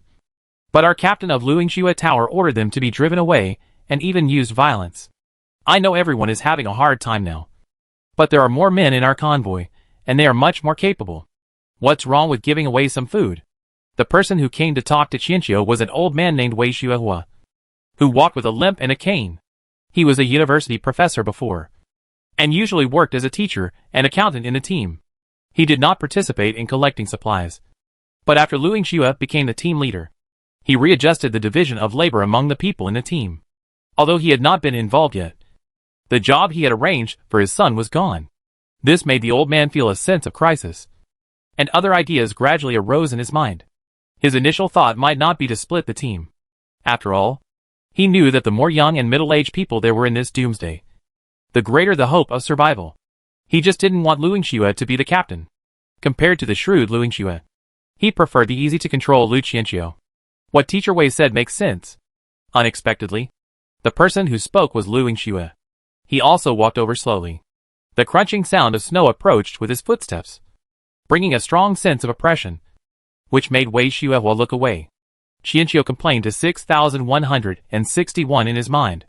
He could clearly feel the anger and murderous intent from Luingxue. Although he had been reborn for some time, it seemed that he still couldn't control his desire to kill Lu Qianqiu. "It's just that these supplies were found by our brothers at great pains. Uncle Lu lost his life because of it, and Li Yang also broke his leg because of it. Now these supplies are just given away by Teacher Wei with just one sentence. Qianqiu, do you think it's appropriate?" Luingxue remembered that in his previous life, he had his first open dispute with Lu Qianqiu here. In the end, he took a step back and gave up 2 boxes of food. However, even so, Lu Qianqiu was still not satisfied. Even many people in the convoy thought he was too cold-blooded. Qianqiu didn't expect Luingxue to take the initiative to throw the problem to him. This was a little different from the situation in his previous life. He didn't know what the protagonist was planning. But in order not to arouse the protagonist's suspicion and for his own next actions, he still spoke with this compassionate expression. "If the supplies are gone, we can find them again. But if the lives are gone, they are really gone. Leave some food for them." Luingxue was so angry that he laughed. But this time, he did not argue with the other party. Instead, he asked, "Okay, Qianqiu, how much do you think is appropriate to leave?" "Just leave 10 boxes. Qianqiu thought about it, and said the number he originally wanted to leave in his previous life. Good. But this time, Luingxue did not refute, and even agreed without struggling, and ordered people to move the supplies. As a result, the people in the team were dissatisfied. Although Lu Qianqiu was the son of God, he couldn't just send out 10 boxes of food. Their team didn't know when they would be able to collect supplies again. People looked at Qianqiu with dissatisfaction. But Lu Kongyan had just died not long ago, and no one dared to express their dissatisfaction to Lu Qianqiu directly. Luingxue looked at everything in front of him indifferently. Human nature is really strange. In his previous life, he tried so hard to stop it, and finally gave up 2 boxes of food. But the team members thought he was cold-blooded, and did not have the generosity and magnanimity of Lu Kongyan. As a result, he didn't care in this life, and let Lu Qianqiu make trouble. The people in the team were still dissatisfied. But this time, the object of dissatisfaction was Lu Qianqiu. Qianqiu was very sensitive to human emotions, and immediately understood Luingxue's idea. He was trying to reduce the credibility of the Son of God and reduce people's dependence on him. In this way, when Lu Qianqiu was accidentally, and when they die, the team will not fall into great chaos. Luingxue looked at the old, weak women and children who had no ability to protect themselves and kept bowing to Lu Qianqiu, saying thank you over and over. However, He felt calm inside, wondering how long they would be gone before the bandits, who had been watching in secret, would come out to rob and kill these powerless people. There is no need for any faith in the doomsday. This time, Lu Yingxue wants to build a city-state that does not need faith, but only needs order. Qianqiu still maintained his expression. But when a girl of 5 or 6 years old led a boy of 2 or 3 years old to him to thank him, his expression became a little tense, because the two children were so thin. And in this raging snowstorm, they looked like they would be blown away by the wind at any time. Thank you. Are you an angel? The girl's eyes were bright. Her lips were chapped. Her cheeks were sunken. And she tried hard to restrain her desire to lower her head to look at the food. But the boy next to her couldn't help it. He had already opened a plastic package and started to eat voraciously. However, he was eating a bag of instant noodles in such a low temperature. After 2 bites, blood appeared on the noodles. It was the blood that flowed out after his fragile mouth was punctured. But the boy seemed to have no sense of pain and still ate with a sweet look on his face. This is just God's will. Don't thank me. Thank God. Qianqiu lowered his head and looked at the girl tenderly with his big, somewhat misty eyes. The girl was stunned for a moment. And at that moment, she even forgot the hunger that followed her like a shadow. Qianqiu turned to look at Lu Yingxue. We have been gone for a while. Let's camp here temporarily. Boil some hot water and take a rest. Lu Yingxue was slightly stunned, because Lu Qianqiu had not made this request in his previous life. After an unpleasant quarrel with him, the convoy left 2 boxes of food and continued on the road. Perhaps it was because he was too easy to talk to in this life that Lu Qianqiu became more and more demanding. But it didn't matter. It was indeed getting late. So he gave the order to find a suitable place to set up camp nearby. Qianqiu took 2 steps forward and raised his hand to stop the boy from wolfing down his food. He was really worried that his fragile esophagus could not handle food like instant noodles. It will taste better after soaking it in hot water. The boy looked up at Qianqiu, with blood still on his lips. He was finally convinced by Qianqiu and nodded vigorously. At this point, the smiles on the faces of the people who came forward to express their gratitude finally had a hint of sincerity. They knew that there was no need for this convoy to stay at this moment. And the reason why the convoy stayed was because they were worried that a child would be hurt by instant noodles. They had seen true evil and despicable goodness in the doomsday. And now, they were willing to offer a little more sincerity. It was also at this moment that Qianqiu had a strange feeling, as if something invisible was pouring into his body. After that invisible energy rushed into his body, it even dispelled the coldness, making him feel warmth for the first time since entering this snowy place. This feeling was amazing. After marveling for a moment, Qianqiu was suddenly shocked. 6161. There can't be gods in this world. That seemed to be the power of faith. Oh my God! A bird, can actually absorb the power of faith. Isn't this something that can only be felt after becoming a god? 6161 was also confused. After all, in the original plot, no gods had ever appeared in the past or present. This world with wind and snow seemed to be forgotten by the gods. Don't panic. This is exactly what you want. Pretending to be a god makes it more real. Qianqiu. What he said seemed to make sense, but it sounded a bit weird. After feeling it carefully again, he confirmed that this thing had no harmful effects on the body, and was even rapidly improving Lu Qianqiu's health. So Qianqiu just let it go. The convoy camped nearby, and bonfires were lit in a howling snowstorm. Some people were boiling water, and some were setting up tents. The cold world seemed to finally have a hint of warmth. The elderly, the weak, women and children who stopped the cars also took advantage of the convoy to drink hot water and eat hot instant noodles. After letting down their guard, they started chatting with the people in the convoy. The 2 strangers slowly got to know each other in the cold wind. It turned out that these old, weak, women and children were following a caravan before. But unfortunately, the caravan was robbed by bandits. In order to protect them, some of their families died, and some were injured. After paying a heavy price, they finally drove away the bandits. But all the supplies were taken away by the bandits. They were left to move forward aimlessly along the road. I heard that some places have built energy towers. If you stay near an energy tower, you won't freeze to death. People have even built cities around the energy towers. We also want to find such a place. This is the hope for the old, weak, sick and disabled. And it is also their only possibility to survive. After all, in this doomsday, Survival is a very cruel thing. People without value will be abandoned. Don't talk about humanity. The human race will no longer exist. The people in the Lu family team had naturally heard about these things. But they were not as optimistic as these people. It's not that easy. Most of the energy towers are now occupied by rich and powerful people. Moreover, the heating range of the energy tower is limited. And the energy source is also limited. People like us. The man in the convoy paused in the middle of his words. Because he realized that if young and middle-aged people like them were not welcome and accepted by the city of the energy tower, then these old, weak and disabled people would be even less likely to be accepted. So those who were still sitting next to him and warming themselves by the fire were destined to die. This is a cruel truth. So cruel that even a stranger would not bear to say it out loud.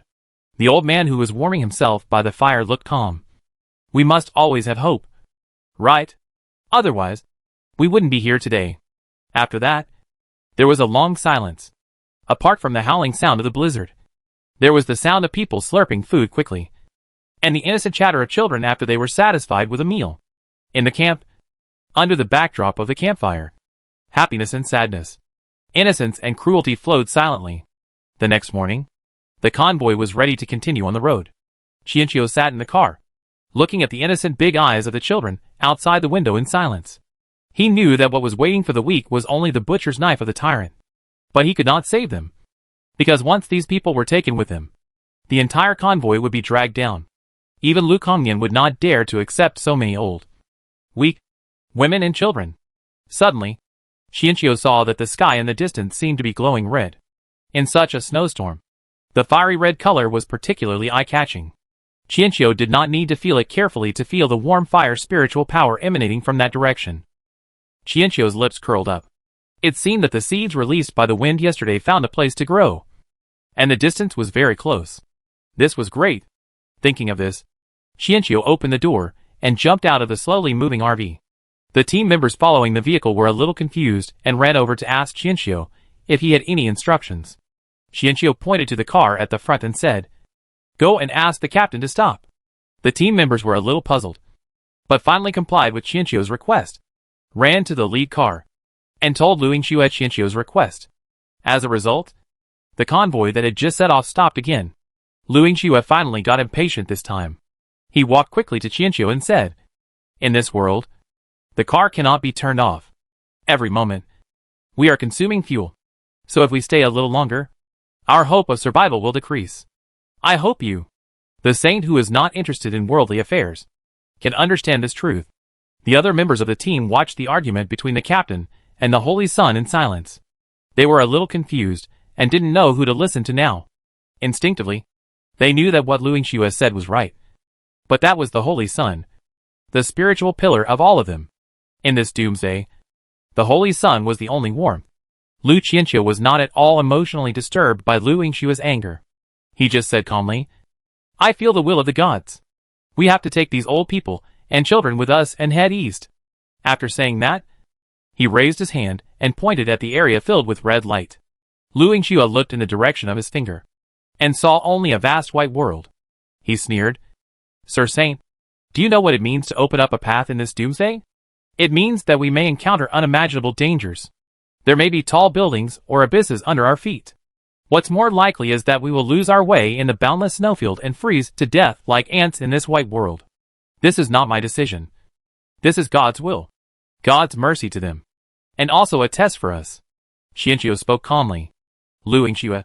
It was the first time he knew that Lu Qianqiu could hit the nail on the head so directly and kept talking about God. In their world, people had faith before the Ice Age. But this faith gradually collapsed in the continuous snowstorm. Countless people committed suicide because they lost their faith, compared with struggling to survive. Those people preferred to believe that this was God's punishment on the world. So they chose to give up struggling. Lu Yingxiu does not believe in God. He did not believe in God before the end of the world. And he still does not believe in God after the end of the world. He knows that Lu Qianqiu is the faith that Lu Kongnian has recreated for people. If used well, he can easily control people's spirit and consciousness. If used poorly, it will easily cause backlash. Now, he is facing this problem. Should he completely break up with Lu Qianqiu? Or continue to endure and look for a suitable opportunity to take action? Lu Yingxua's eyes fluctuated for a long time. Finally, he turned his head to look at the tense team members, as well as the elderly, weak women and children standing on the roadside, who were also looking at him nervously. Really? Then why not let the team members vote by raising their hands? Lu Yingxua had never thought that he would encounter so many twists and turns in his life because of his tolerance. Now, he could not personally refuse Lu Qianqiu.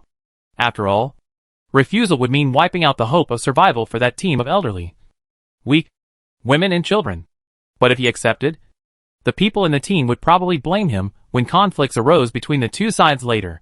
So Lu Yingxua chose to let people make their own choices. And it was an open vote, so that no one could escape. Sure enough, as soon as Lu Yingxua said this, everyone in the convoy showed a trace of panic on their faces. They knew that their choice might determine the life and death of a group of people. In the past, they did not need to make such choices. So they felt at ease, and felt that it had nothing to do with them. They could even comment, discuss and criticize without scruples. But once such a thing fell on them, the choice became particularly heavy. You have just heard what the Holy Sun said. The Holy Sun wants to take these people off the route and head to an unknown direction. Those who agree with the Holy Sun's decision, please raise your hands. Lu Yingxua raised her voice and asked everyone to vote by raising their hands. No one in the convoy dared to be the first. After struggling to survive in the doomsday for so long, they knew too well that bringing such a group of people was just a burden. And a deadly burden. Food was in short supply. The labor force had not increased. But the number of mouths to feed increased. More food. More fuel. More cold-proof supplies. All of these would drag down the convoy little by little, dragging them into the cold and endless abyss. I agree. In the silence, a somewhat timid voice was heard. People looked in the direction of the voice, and found that the person who spoke was Lu Yingxua's sister. Qianqiu was also obviously a little surprised, because he remembered 6161 saying that the little girl eventually starved to death because of Lu Qianqiu's crazy behavior of scattering food. He didn't expect that at this time. This 10-year-old child would be the first person to raise his hand. Lu Yingxua was also surprised. It was obvious that he could accept anyone raising their hands here, but he could not accept his sister raising her hand.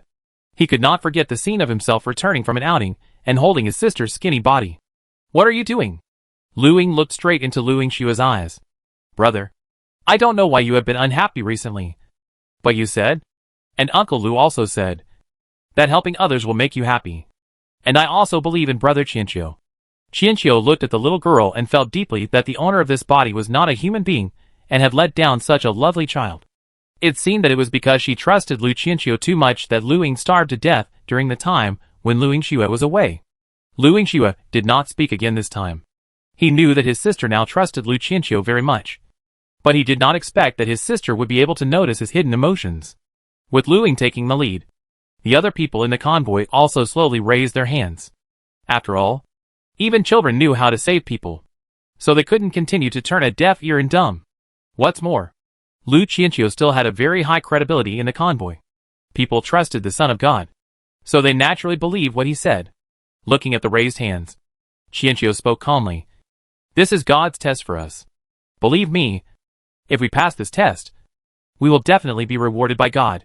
The old, weak women and children standing on the roadside could not remain calm like Qianqiu at this time. Many of them bowed their heads and sobbed. Along the way, they experienced their families being killed and their supplies being robbed.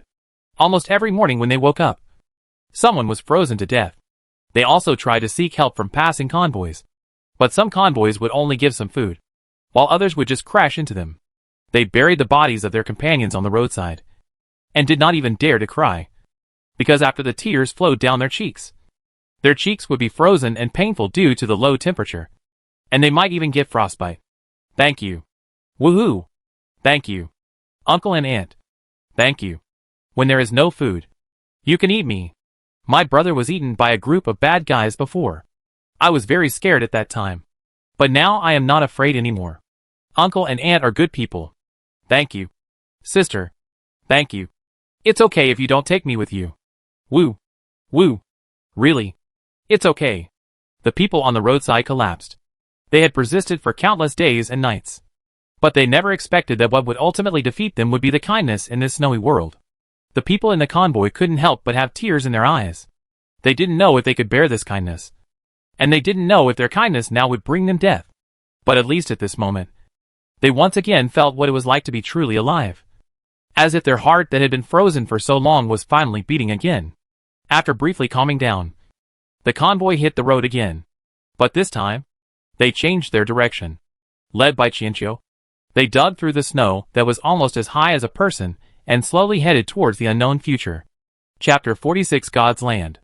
Just as Lu Yingxue said, it is very dangerous to open up a new road in such a doomsday.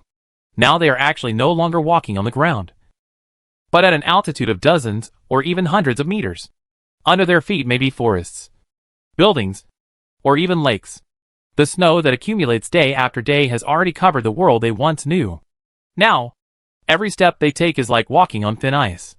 If they are not careful and step on the collapsed snow, they may fall to their death, or be pierced to death by branches as hard as swords. It is precisely because exploring unknown roads is very dangerous that people will follow the roads opened up by their predecessors. In the doomsday with snow everywhere, the original map can play a very limited role. After all, for people today, every step is like walking on a tightrope at high altitude. Falling down and hitting the bushes will kill you. In this case, the original map can only let you know roughly which city you are in. If you want to know more details, you can only dig down. If you are lucky when you reach the ground, you can know which street you are on through the landmark buildings. So for most caravans, the safest way is to continue along the road that others have walked, and then grope around the road to collect supplies. And keep going like this until the caravan runs out of fuel and starts walking, or finds a place to wait for death. Of course, if you are lucky enough, you may be able to try to find the legendary city with the energy tower. But the prerequisite is that the people there are willing to accept you to join.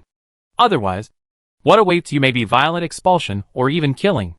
Now, more than 2 years have passed since the arrival of the Ice Age. People have gradually become accustomed to being wrapped in cold all day long, and even gradually forgotten the feeling of warmth. Although they are accompanied by snow all day long, they are still afraid of the heavy snow ahead. The snowplow was moving slowly at the front of the convoy, and people followed behind, helping to manually clear the snow from time to time. In Qianqiu's eyes, the distance was obviously not long, but the convoy had been walking for a whole day and still hadn't arrived. When night fell again, people cleared a clearing in the snow that was more than 1 person high and set up camp. Of course, before that they had tried to pierce the ice and snow under their feet with huge, heavy steel spikes to make sure that this area could indeed support their weight. The vehicles are parked separately, and people like Qianqiu can choose to rest in the car at night. But the vehicles cannot accommodate everyone. Even when traveling during the day, many people have to walk behind the vehicles. At night, they naturally have to set up tents and sleep in sleeping bags. Qianqiu was lying in the air-conditioned RV, covered with a soft and warm duvet. Although the bed under him was not a wide double bed, it was at least comfortable and soft. In such a world, such living conditions could be said to be very luxurious. This is actually one of the reasons why Lu Yingxue looked down on Lu Qianqiu in the later period. Although Lu Qianqiu generously donated various materials, he never thought of lowering his quality of life. All his kindness and charity were based on the efforts of others. He lived alone in the most comfortable RV in the entire fleet. Even when he later arrived at the pit and found the energy tower, he still lived in the innermost circle of houses, enjoying the superior treatment with peace of mind. In the RV, Qianqiu was already feeling drowsy. Although he knew that the protagonist didn't like him being like this, it was impossible for him to go out in the cold. Although he was very furry, for couldn't stand such low temperatures. Looking at the tightly closed RV, Lu Yingxue slowly suppressed the doubts in his heart. As expected, Lu Qianqiu was still the same Lu Qianqiu. All the accidents today were probably the butterfly effect of his own behaviors. However, he never expected that the convoy would now drive in another direction. Fortunately, the location Lu Qianqiu mentioned was not far from here. As long as they got there, the people in the convoy would naturally prepare to return after realizing that they had been deceived. This would slow down the time it takes them to reach the energy tower. But it would all be worth it in order to break people's beliefs. Lu Yingxue, who was sitting by the campfire, had flickering eyes, making it impossible to tell what he was thinking. Here, Qianqiu in the RV fell asleep. He dreamed that his body became lighter and lighter, and finally flew up from the bed. He flew out of the RV, passed through the clouds, and bathed in the warm sunshine. In the rolling sea of clouds, Qianqiu saw a familiar golden color. Just when he wondered if he had seen it wrong, the golden color disappeared in the sea of clouds. But the next second, a huge body emerged from the clouds in front of Qianqiu, surrounded Qianqiu, and trapped him inside. Scrap metal? Qianqiu's hand rose before his brain and touched the big head of scrap iron. The familiar touch made him want to cry. After so many years, he could finally touch him again. Qianqiu. Theody's voice was deep and contained an undisguised joy. I know you were always there all those years. I could feel it. Theody said this as soon as they met. Obviously, he wanted Qianqiu to know that those thousands of years were not wasted. And he himself did not feel lonely. I have to say that Qianqiu was indeed relieved after hearing this. The thunder calamity came too suddenly. And Theody himself was an incarnation of the creator god of that world. Without Theody's personal consent, the system would not be able to bind and take him away. So he chose to accompany him in the form of a spirit. Unexpectedly, although Theody could not see his spirit, he could feel his presence. Scrap, you seem a little different. After being happy, Qianqiu looked at it carefully and found that the appearance of the scrap iron was somewhat different from that in the previous world. Because I'm going to turn into a dragon. As a sea snake, transforming into a dragon was indeed a fantasy for him. However, as his body gradually changed, some inexplicable memories naturally appeared in his mind. Theody immediately understood that those were the inherited memories of another race, the Dragon Clan. After Scrap Iron's explanation, Qianqiu finally understood that Scrap Iron came to this world earlier than himself. When Scrap Iron arrived in this world, the world had already entered the Ice Age, and the gods of this world were nowhere to be found. The sudden arrival of Scrap Iron just filled the position of the gods. Under the influence of the power of faith, Scrap Iron's body gradually changed, and slowly began to show signs of turning into a dragon. However, as time went on, people's faith collapsed, and it became difficult for Scrap Iron to gain faith again, until Qianqiu appeared. What if you no longer have the power of faith? How will that affect you?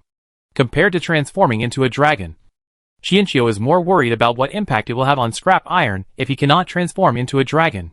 How can there be such a good deal in the world? He can become a god as soon as he arrives. Even the original gods in this world don't know what will be their fate. He and Scrap Iron cannot just take the blame for nothing. Theody's big eyes looked left and right, but not at Qianqiu. It shouldn't have any effect. I don't feel any effect now. Qianqiu reached out and pressed the other person's big head. Don't lie. Theody's huge vertical pupils were immediately filled with a hint of grievance. And then he spoke rather pitifully. It really has no impact. Qianqiu certainly didn't believe Theody's words. Don't act cute. Answer honestly. The next second, the scrap iron in front of him suddenly became a little blurry. Qianqiu was a little surprised. But the scrap iron comforted him.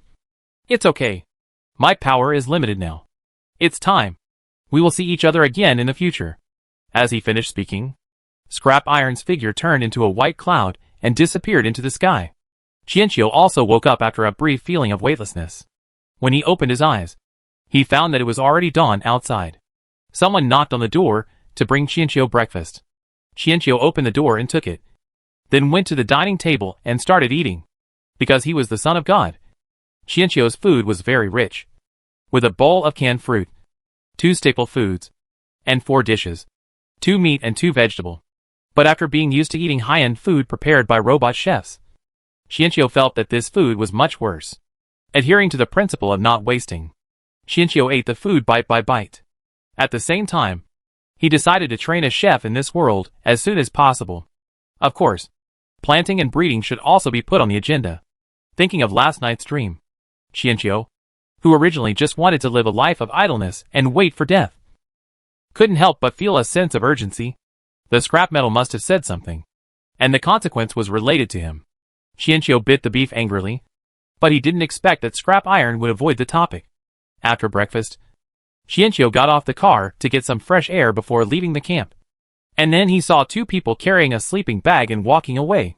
When they came back, the heavy sleeping bag was gone. Li Yang is dead. Lu Yingxue, who was passing by him, spoke coldly. Qianqiu was slightly surprised, then realized that Li Yang was the man who broke his leg while searching for supplies as mentioned by Lu Yingxue.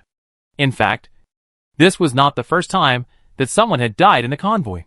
Sometimes when there was a cold wave, people who had frozen to death were carried out and buried almost every day. However, this was the first time Qianqiu had encountered such a scene. Not long after, Li Yang's family came and hoped that Qianqiu could pray for Li Yang. This was also his duty as the son of God, to appease the dead souls and comfort the living.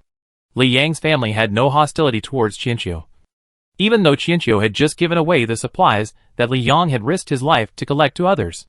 On the contrary, they looked at Qianqiu with eyes full of piety. Qianqiu's heart was slightly shaken, and for the first time, he began to understand the people in this world's persistence in faith. Qianqiu followed the original owner's memory and recited the prayer poem softly. The faith of this world is very comprehensive, and most of the books related to faith are recorded in the form of poetry.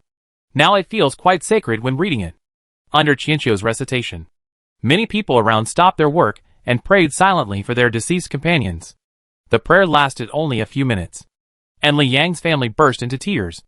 But they only had a few minutes to wipe their tears. The convoy soon set off again. People numbly hid their sadness in the wind and snow and continued on their journey in the severe cold. At around 4 o'clock in the afternoon, the weather conditions took a sharp turn for the worse. The violent snowstorm made it almost impossible for people to move. The wind and snow hit people's faces as sharply as knives. People could hardly open their eyes, and could only move forward with difficulty by holding onto cars or other people. Faced with this situation, Qianqiu could only continue to encourage everyone. This was a test from the gods for them. As long as they reached their destination, they would have passed the test. Sure enough, Qianqiu's words worked. No matter how strong the wind and snow were, no one asked to set up camp. The power of faith was terrifying in this world. Moreover, they had not found any suitable place to camp along the way. If they stopped rashly, many people might not be able to survive this cold night. Lu Yingxue naturally also heard Qianqiu's words. He didn't know how Lu Qianqiu planned to end it. In the previous life, they accidentally discovered an energy tower in the pit, and the people who originally lived there almost all died of a plague. After much hesitation, Lu Yingxue still chose to stay there. Although some people in the convoy died later, they finally found a place to stay at the end of the world. After gaining a firm foothold, Lu Yingxue naturally led his men to explore the surroundings. One was to understand the surrounding situation, and the other was to search for supplies. During that period, he did not find any other energy towers nearby, including the direction where Lu Qianqiu led them. So there was probably nothing there. However, Lu Yingxue did not intend to say anything. The best way to make people disappointed in Lu Qianqiu was to let them see it with their own eyes. People struggled forward in the howling cold wind. The blizzard cunningly drilled into the gaps in people's clothes, as if trying to take away their remaining body temperature. When the sun gradually dimmed and was about to disappear, the convoy finally arrived at its destination. Even without Lu Qianqiu saying anything, people stopped in their tracks because a huge circular depression appeared in front of them. The snow in the depression seemed to have been shoveled away by someone inexplicably. If one had to describe it, it would probably be like someone took a red-hot round branding iron and pressed it into the thick white snow, leaving such a pit on it. The people in the convoy had never seen such a sight. It would be understandable if there was an energy tower in the middle of the depression, but the entire pit was empty, with nothing in it. It was so abrupt and so weird. The most shocked person in the team was actually Lu Yingxue. The scene before her eyes looked too much like that caused by an energy tower. The energy tower could radiate heat to a certain range around it, thus forming a circular pit around it. However, there was nothing in the middle of this huge pit. When everyone was confused, Qianqiu came to the edge of the pit. Unlike others, Qianqiu saw a small red glow in the center of the pit. It was the newly sprouted seedlings of the fire maple tree. The fire maple tree, just as its name suggests, has branches and leaves that look like fire when it grows. If they are connected into pieces, the rich fire spiritual power will ignite everything around it. Therefore, even in the world of mountains and seas, people try to avoid it. However, in this world of ice and snow, the fire maple tree is just right. It is a natural central air conditioner, and there is no need to worry about excessive fire spiritual power causing a fire. Qianqiu tried to throw a seed into the wind last night. It was just a test, but he didn't expect that the vigorous vitality of the fire maple tree allowed it to quickly find a suitable place to take root. Qianqiu naturally followed the red light when the fire maple seed took root and came here. Seeing that everyone around him looked dazed, Qianqiu naturally did not miss such a good opportunity to promote himself. This miracle is the reward from the gods for us passing the test. A sacred tree will grow here in the future to protect people living nearby from the severe cold. The sacred tree needs our faith and offerings. And we need the warmth of the sacred tree and the blessings of the gods. Thank the gods. After that, Qianqiu whispered a prayer of thanksgiving. And the people around him finally came back to their senses from their daze and shock. As Qianqiu chanted, the people in the convoy quickly changed from being in disbelief to tears. God has not abandoned them yet. God is giving them salvation and protection. Faced with such a natural shelter, people did not rush to enter, but silently chanted along with Qianqiu. The ethereal chanting sound penetrated the howling snowstorm and the dark clouds that had lingered in the sky for many days and reached Theody's ears. The power of faith that had not been seen for a long time was also madly pouring into his body. The sleeping Theody opened his eyes, but soon fell asleep again due to fatigue. However, before falling asleep again, his eyes were filled with a gentle smile. Qianqiu, who took the lead in chanting, also felt the power of faith again. He felt puzzled the first time, but now he understood that this was Theody's tacit agreement to share with him. It was obvious that he did not have enough for himself, but he still wanted to give him some of it. After the chanting ended, Qianqiu opened his eyes, and then, under everyone's expectant gaze, led everyone to the pit ahead.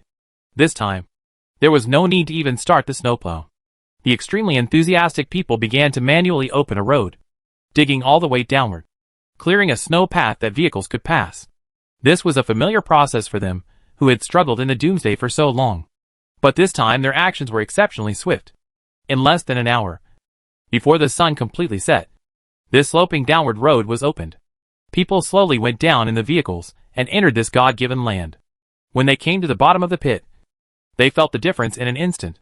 The thick snow piled up around the pit formed a natural snow wall, shielding the howling blizzard above. The demon called Blizzard seemed to have stopped here, and could only roar helplessly above the pit, but could not enter here. Everyone couldn't help but take a deep breath. After all, in that snowstorm, even breathing had to be done carefully. This is amazing. I feel like it's a lot warmer in here than outside. Of course, the blizzard can't blow in. Oh my God. This is really a land set by God. We can survive. We also have our own energy tower. What energy tower? The sacred tree God gave us must be 10,000 times better than the energy tower. In the vast snowfield of Doomsday, they suddenly found a fairy cave. The atmosphere in the convoy was boiling, compared with moving forward aimlessly on the road and not knowing when they would die on the road. The temptation of being able to settle down in one place was really too great. In the team, only Lu Yingxue frowned. He didn't know how to explain everything in front of him. Could it be that the gods really gave Lu Qianqiu a revelation? But why didn't they do it in his previous life? Could it be that he only left 2 boxes of food in his previous life and didn't save the old, weak, women and children? So he didn't pass the test of the gods? Thinking of this, Lu Yingxue just felt ridiculous. When would he believe in these ghosts and gods? But at this moment, Lu Qianqiu's voice rang out. The sacred tree is in the center. Please follow me to worship the sacred tree. From now on, we will pray to the sacred tree every day, and the sacred tree will grow soon. Now is the time when people are in high spirits, and it is also the best time to gain faith. Qianqiu led people to the center of the pit quickly. When they got closer, people finally saw the tiny, fiery red seedling that was less than the size of a little finger. It did look like a sapling, but it was too small, just like a candle flame that could be blown out at any time. Faced with such a tiny creature, people even breathed softly. But then, they believed Qianqiu's words without hesitation. This was the sacred tree. Such a small seedling could create such a huge pit. One could imagine what a spectacular sight it would be when the sacred tree grows up. I have to say that the ideas of the people in the team are completely correct. The biggest feature of the fire maple wood is its vigorous vitality, and the pure fire spiritual power that can start a prairie fire. Once this tree grows up, let alone withstand blizzards, it can even make the surrounding area as summer all year round. Of course, the fire maple tree is still just a small seedling. It needs Qianqiu's care and watering with spiritual dew to prevent the small seedling from being killed by the blizzard all over the world. People prayed devoutly to the tiny sapling, and the extinguished fire of faith was rekindled. The chanting continued for a long time. After being abandoned by God for so long, they finally regained hope. The prayers lasted for a long time before they finally ended. Some people even planned to kneel there all night to express their piety.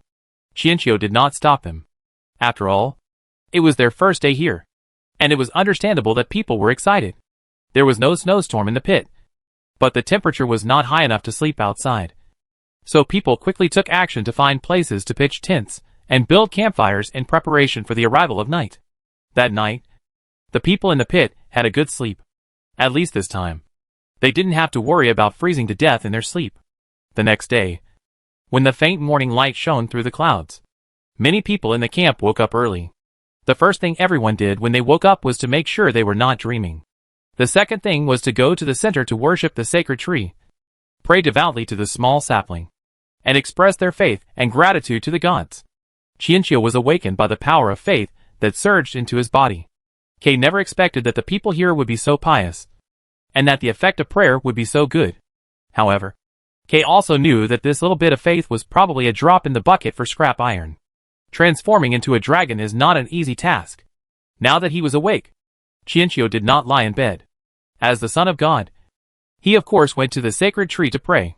However, unlike others, Qianqiu also quietly used spiritual dew to water the fire maple wood. The fire maple would seem to sense something and shook its small leaves, as if to say, "Give me a little more, brother Qianqiu. The sacred tree seems to be a little bigger than yesterday, and it seems to be a little warmer here than yesterday." When Qianqiu was about to teach Huafengmu not to be greedy, a familiar voice came from the side. Qianqiu turned his head and saw Lu Ying. The 10-year-old girl was looking at him with admiration. It was obvious that after having the sacred tree, the child had completely believed in Lu Qianqiu. Chapter 47 Family Material Preparation. To be honest, Chiaki Honshu didn't really like human cubs, because most of them were full of destructiveness and a desire to kill without empathy.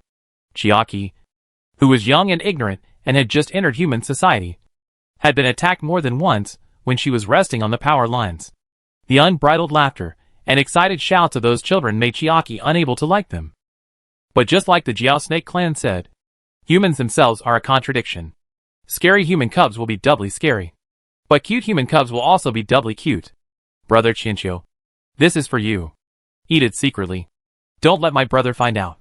The little girl walked quickly forward and stuffed a still slightly hot baked potato into Qianqiu's hand. Then, without giving him time to react, she turned around and ran away. Fresh fruits and vegetables are an absolute luxury in this world. Even a potato. It is not difficult to guess that this baked potato should have been given to Lu Ying by Lu Yingxue in private. But no one expected that Lu Ying would come and give it to Lu Qianqiu. The skin of the baked potato was a little burnt, but it exuded an attractive and unique aroma. When Qianqiu was thinking about what to do with the potato, he looked up and met Lu Yingxue's eyes. Lu Yingxue looked at the potato in his hand and frowned slightly. But in the end, she said nothing and turned and left. Qianqiu. No. Chu is not shameless enough to steal food from human cubs. The protagonist. You'd better listen to my explanation. But obviously, the two siblings moved very quickly. They disappeared in the blink of an eye, leaving only the extremely holy Son of God in a pure white robe standing there holding a potato. However, Qianqiu did not dwell on the potatoes for too long, because after breakfast, Lu Yingxue sent someone to inform him to attend a meeting in the tent. Qianqiu immediately became alert when he heard the news. As the Son of God, Lu Qianqiu never worried about the daily affairs of the team. Although Lu Kongyan had thought about cultivating his ability to manage the team when he was alive, Lu Qianqiu was drowsy in every meeting and finally refused to attend the meeting directly. Therefore, when Lu Yingxue took over the team later, she never asked Lu Qianqiu to attend any meeting again. Looking back at the plot, it was only after the protagonist was reborn that he had the intention to kill Lu Qianqiu, which was why Lu Qianqiu was asked to attend the meeting and plan the accident when Lu Qianqiu went out for adventure. So the protagonist finally decided to implement the plan after seeing the baked potatoes? Qianqiu didn't know what Lu Yingxue was thinking. 6161 didn't have the function of checking the favorability now, so he could only go to the meeting with trepidation. The meeting was held in Lu Yingxue's tent. The thick tent could effectively block the wind and snow. There was a charcoal fire burning in the tent, so the temperature inside was not high enough to freeze hands and feet. But it was definitely not comfortable. When Qianqiu arrived, there were already many people sitting in the tent. Resources were limited in the doomsday, and there were only a few folding chairs in the tent. The only small table was placed in front of Lu Yingxue. There were a few sheets of paper on the table, and Lu Yingxue herself was flipping through a notebook. After seeing Lu Qianqiu coming in, Lu Yingxue stopped what he was doing. It was obvious that Lu Qianqiu was the last person he was waiting for. I didn't have any special purpose for calling everyone here today. I just wanted to talk about our future plans. After all, we now have a place to stay, and the convoy's watering mode has ended. It's time for us to make some changes to our lifestyle. Lu Yingxue had a business-like expression on his face. Ever since Lu Kongyan's death, people in the convoy rarely saw him smile. People speculated that Lu Yingxue was still in grief. But they didn't know that Lu Yingxue had already changed his mind. Hearing the word planning, Qianqiu was naturally quite cautious. According to the regulations, everyone between the ages of 18 and 50 in the team, regardless of gender, age or status, must participate in outdoor exploration at least once a month to search for supplies needed by the team. Lu Qianqiu was naturally no exception. However, in the previous explorations, Lu Kongyan would take good care of him. Sometimes, Lu Qianqiu only needed to stay in the car and wait for the expedition team to return, because no one had ever questioned his identity as the son of God. But now that Lu Kongyan is dead, Lu Yingxue will obviously not take special care of Lu Qianqiu. And she is even very likely to design an accident herself. Lu Yingxue had someone distribute a few sheets of paper on the table. This is the basic information of our team. There are 84 people in total, including 13 elderly people, 14 minors, and 57 people who meet the conditions for going out to explore. The following is the food situation. The food is mainly canned food and instant food. With the current inventory, it can still feed everyone for half a month. Lu Yingxue described the situation of the convoy in a very mechanical voice. The notebook in his hand was the convoy's account book, which recorded in detail the acquisition and distribution of materials. On the paper was the basic information he had people sort out, which allowed people who saw it to understand the situation of the convoy at a glance. Lu Qianqiu was aloof from worldly affairs and had no idea about the population situation of the convoy. But everyone else in the tent frowned. Not only was it difficult to move around in the doomsday, but it was even more difficult to collect supplies.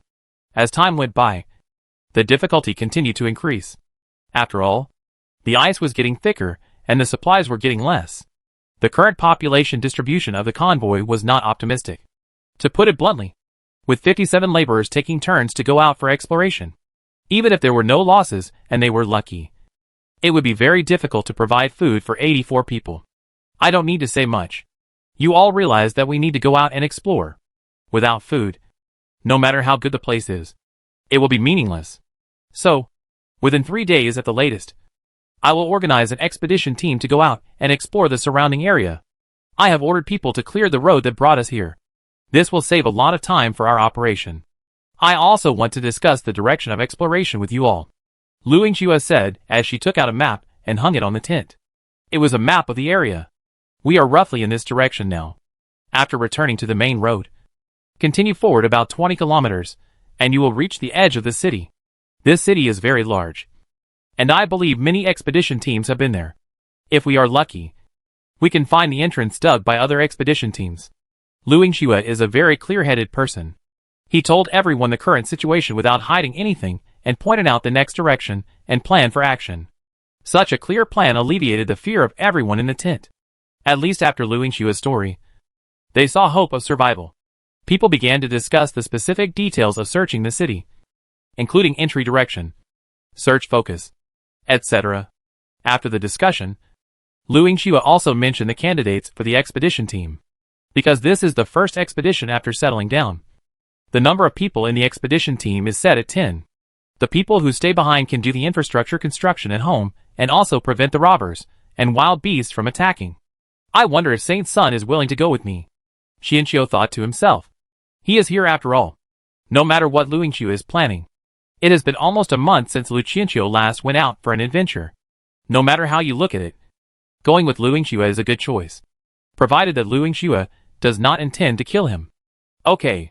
Qianqiu accepted Lu Yingxue's invitation. Compared with the possibility that Lu Yingxue would kill him directly, Qianqiu felt that it was more likely that Lu Yingxue wanted to test him. To test his value as the son of God, and also to test whether Lu Qianqiu had the qualifications to survive. After all, for the current team, Lu Qianqiu's reputation was at its peak, and Lu Yingxua's plan might backfire if she was not careful. After the meeting, Lu Yingxua also drew up a list of expedition team members and asked people to notify these people to be prepared. After all, in this doomsday, every time you go out, you may not come back, and every separation may be a farewell forever. It is necessary to prepare and say goodbye in advance. Qianqiu also returned to his RV. It was obvious that his family would not prepare any adventure supplies for him in the empty RV. Qianqiu thought about it, and finally could only put the little potato in his pocket as his only private cargo. As for Lu Ying, Qianqiu planned to take advantage of this trip to find some things that children like and give them to Lu Ying as a return gift. Kay is not a bird that would take advantage of others. The news that Lu Yingxua and Lu Qianqiu were planning to lead a team to explore soon spread throughout the convoy. People naturally knew that if they wanted to survive, they had to explore. Otherwise, they would just live off their savings. So although they were very worried about this exploration, no one would stop it. On the evening of the day when the news spread, more people came to pray in front of the sacred tree. Almost all the religious people in the team came to worship and pray for the expedition to have a smooth journey. During dinner that night, a familiar brother and sister came to Qianqiu's campfire. With the help of the firelight, Qianqiu quickly recognized that they were the brother and sister who had eaten instant noodles that day and bled. "What's wrong? Is there anything I can help you with?" The corners of Qianqiu's lips curled up slightly in a gentle angle, and his eyes were filled with some encouragement. The thin girl looked down at her brother, then at Qianqiu, who was enveloped by the warm firelight. Finally, as if she had made up her mind, she opened her thick coat and took out a palm-sized sealed bag from the inner pocket. The girl handed the sealed bag to Qianqiu. "This is what my parents left for me and my brother. They said that if we find someone who is good to us in the future, we can give this to him. Brother gave us food and took us to find a place to live. Brother is a good person. This is for you." The girl did not call him Qianqiu Xingzi like everyone else did, but insisted on calling him brother. It seemed that for this 5 or 6-year-old child, having a brother who loved and protected her was her biggest dream and obsession. Qianqiu took the sealed bag and found a folded paper inside. Qianqiu thought it might be a thank you letter written by the child's parents. He opened the sealed bag, took out the paper and unfolded it, then froze in place. It was a soft A3 paper. Although the paper was very thin, it clearly outlined the structure of a greenhouse. On the right side of the paper, there were a lot of notes. Due to the limited size of the paper, the machine-typed words were very small, but very clear, without any pollution or damage. Obviously, the paper had been well preserved by the little girl. Qianqiu browsed through the blueprint with mixed and excited emotions. Not to mention that there was a 3D printer in his spiritual space. Even if there wasn't, according to this blueprint, people could also build a greenhouse that was not much different after collecting enough resources. After brief inquiries, Qianqiu quickly learned that the child's parents were both famous architectural designers before the end of the world. This design drawing came from 2 weeks of snowfall. The two had a bad premonition, so they used the tools at home to draw this detailed design drawing. It's a pity that their caravan couldn't resist the killing of the bandits. The two could only hand the drawings to their daughter and told her to give them to someone who was willing to help her in the future. This was probably the only thing that parents could consider for their children before they died. In the apocalypse, in places that Qianqiu cannot see, there are also passionate emotions burning. In this world, there is evil that raises the butcher knife without resistance in the face of disaster. And there is also good that cannot be cooled even by death. Qianqiu brought the children to find Lu Yingxua and handed over the drawings. This is what the two children's parents left for them. I think they deserve a reward. Lu Yingxua was a little surprised. When Lu Kongyan was alive, Lu Qianqiu didn't like him and felt that he took away too much of his father's attention. So Lu Yingxua herself didn't know when was the last time Lu Qianqiu took the initiative to talk to her. He reached out to take the drawing and took a look at it in the light of the fire. After taking a look, he subconsciously took a step back away from the campfire, fearing that he would accidentally burn the design.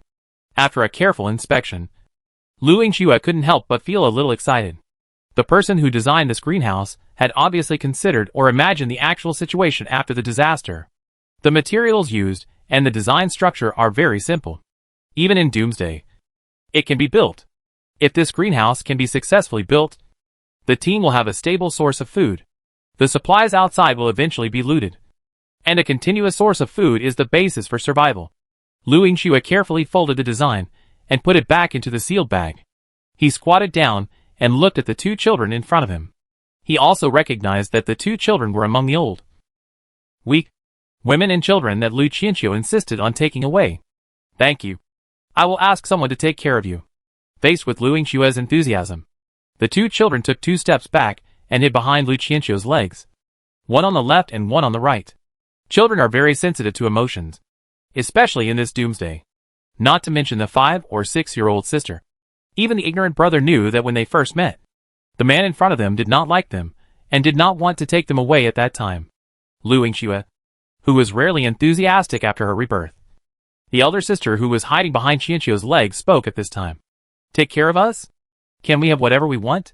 Lu Yingxue thought for a moment and said, as long as it is within my ability, and does not cause trouble to others. It's fine.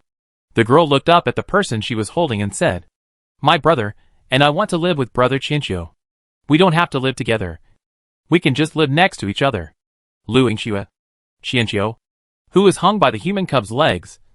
Lu Yingxue did not act on his own. He stood up and looked at Lu Qianqiu, obviously asking for his opinion. Qianqiu nodded.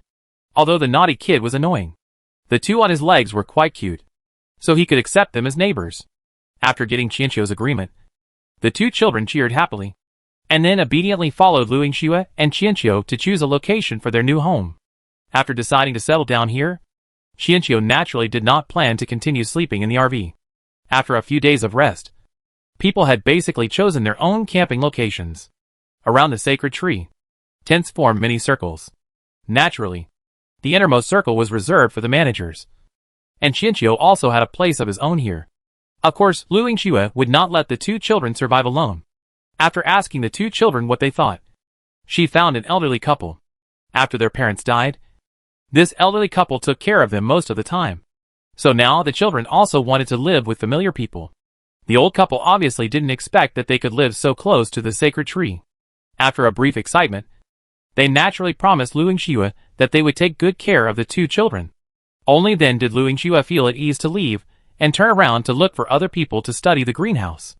The appearance of the greenhouse blueprint also changed the focus of this exploration. Lu Yingxue replanned the route overnight and decided to explore the suburbs on the edge of the city. Although it was not as prosperous as the city center, the probability of finding plant seeds was higher. Other people in the camp were also very excited when they learned the news about the greenhouse. They volunteered to search for usable supplies in the surrounding area. Upon seeing this, Lu Yingxue also announced the materials needed to build the greenhouse, and promised that people could exchange the materials they found for food and daily necessities. At this point, people's enthusiasm for exploration was thoroughly mobilized. Although they could not leave far like the expedition team, they could still explore the inside and surrounding areas of the pit. Qianqiu's tent was quickly set up, and even the tent was equipped with all the daily necessities. Qianqiu could only sigh that the Son of God was so good that he didn't have to do anything by himself. Lazy Chu lay down on the soft bed, wrapped in the quilt, and fell into a sweet dream. The night before the expedition set out, Qianqiu had another dream. But this time he did not see Scrap Iron. He only heard Scrap Iron's voice. Scrap Iron told him that in the next exploration, he should follow the light, and he would find what he wanted. After a good night's dream, Qianqiu almost forgot the content of the dream after waking up, until he walked out of the tent and saw a white ball of light floating in the distance. Qianqiu then remembered the reminder of the scrap iron in the dream. Qianqiu curiously followed the ball of light out. After more than 10 minutes, he walked to the edge of the pit, and the ball of light quietly fell to the ground. Qianqiu asked someone for a shovel, and after just a few digs, he reached the black open-pit coal mine. Qianqiu, so he was not without family members to prepare travel supplies. His family gave him a coal mine, and from then on he became a miner. The appearance of the open-pit coal mine shocked everyone. The area inside the pit was very large, and people had not yet fully explored the entire space. As a result, the Son of God shoveled out the coal mine with just 2 shovels. If this wasn't a miracle, what was? Lu Yingxue was also very shocked. He returned to the tent and studied the map carefully again. Unfortunately, the map in his hand did not mark the mine information, so he did not know whether there was a coal mine in this area. After a brief struggle, Lu Yingxue put the problem behind her and quickly organized people to mine the coal. Once the houses and greenhouses were built, these coal mines would be their life-saving means when the next cold wave hit. After the busy work, Lu Yingxue suddenly hesitated, thinking about leaving Lu Qianqiu in the camp to prevent him from getting into danger when going out. But when she looked up again, Lu Qianqiu was already ready and looked like he could set off at any time. Behind him, the brother and sister followed him on the left and right, and were looking at Lu Yingxue with hostility, as if expressing their strong dissatisfaction with his behavior of taking Lu Qianqiu out for an adventure. Lu Yingxue was speechless. Fortunately, Lu Ying also appeared in his field of vision. Lu Yingxue straightened his chest slightly, saying that he also had a sister. Then he watched his sister walk towards Lu Qianqiu and gave him a big hug. Brother Qianqiu, you must be careful when you go out. Pay attention to safety. I will wait for you to come home. Lu Yingxue. So let's just kill that guy. Why is he so popular among kids? But soon, Lu Ying let go of Qianqiu. She came to Lu Yingxue and hugged him for a long time, unwilling to let go. Then she said with a hint of tears in her voice, Brother, you have to come back soon. I will miss you. Lu Yingxue smiled, and he raised his hand to touch his sister's head. Okay. Chapter 48 Warm Sun. The expedition team finally set off as planned. Before departure, Lu Yingxue had already arranged the next work of the camp, which was to thoroughly investigate the situation inside the pit. In addition, they would dig coal and collect materials needed for the greenhouse. The expedition team will return before the food runs out. And if all goes well, by the time they return, at least one greenhouse will have been built in the camp, and they will then be able to grow crops freely. Amid people's blessings and expectations, the expedition team set off by car. 10 people drove a large van to store the supplies they would need next and the supplies they discovered during the exploration, because they found coal in the camp. They even brought a lot with them this time. One reason was to keep warm while camping, and the other was that there might be trading points on the main road along the way. Coal is a hot commodity in this world, and maybe they could be exchanged for some good things. On the day of departure, the weather was very kind. The snowstorm that had been blowing for several days finally stopped. The vision became clear, and the temperature warmed up from more than -30 degrees Celsius to around -20 degrees Celsius, which made the team members staying in the truck feel much better. Qianqiu certainly didn't have to sit in the back car. Lu Yingxue drove, and he sat in the passenger seat. The heater in the cab saved him from having to shiver like the others. Wrapped in a quilt by the fire, the boy's misty blue eyes were looking out the window most of the time. He looked less aloof from the world because he had changed into sportswear for the trip. However, neither of them was a communicative person, so they were silent all the way without a word. The scenery outside the window is actually very monotonous. But Qianqiu really doesn't know what to say to the protagonist. After all, the protagonist may not have completely given up the idea of killing him. The white snow outside the car window seems to have not changed since the start. The only thing that can prove that they are moving forward is probably the traces left by the snowplows that can be seen occasionally. Obviously, as Lu Yingxue said, he has been having people clear this open road these days, so now trucks can move so smoothly. It took almost 2 days to get here, but this time it only took 3 hours to return to the main road. And this was even though Lu Yingxue paid great attention to traffic safety and did not drive fast. After the truck returned to the main road, the spacious main road became more convenient to drive on, and people walking along the road could occasionally be encountered on the roadside. However, this time, no one stopped the truck in the street. Obviously, this light truck could not arouse people's interest. In the doomsday, they were able to judge how much stock was in the car by the dynamics of the vehicle. What's more, the success rate of intercepting a single car is much lower than that of a convoy. First, vehicles traveling alone are very alert and usually do not stop. Second, even if intercepted, the probability of giving food to a single vehicle is almost zero. To be honest, Lu Yingxue was relieved by the smooth journey.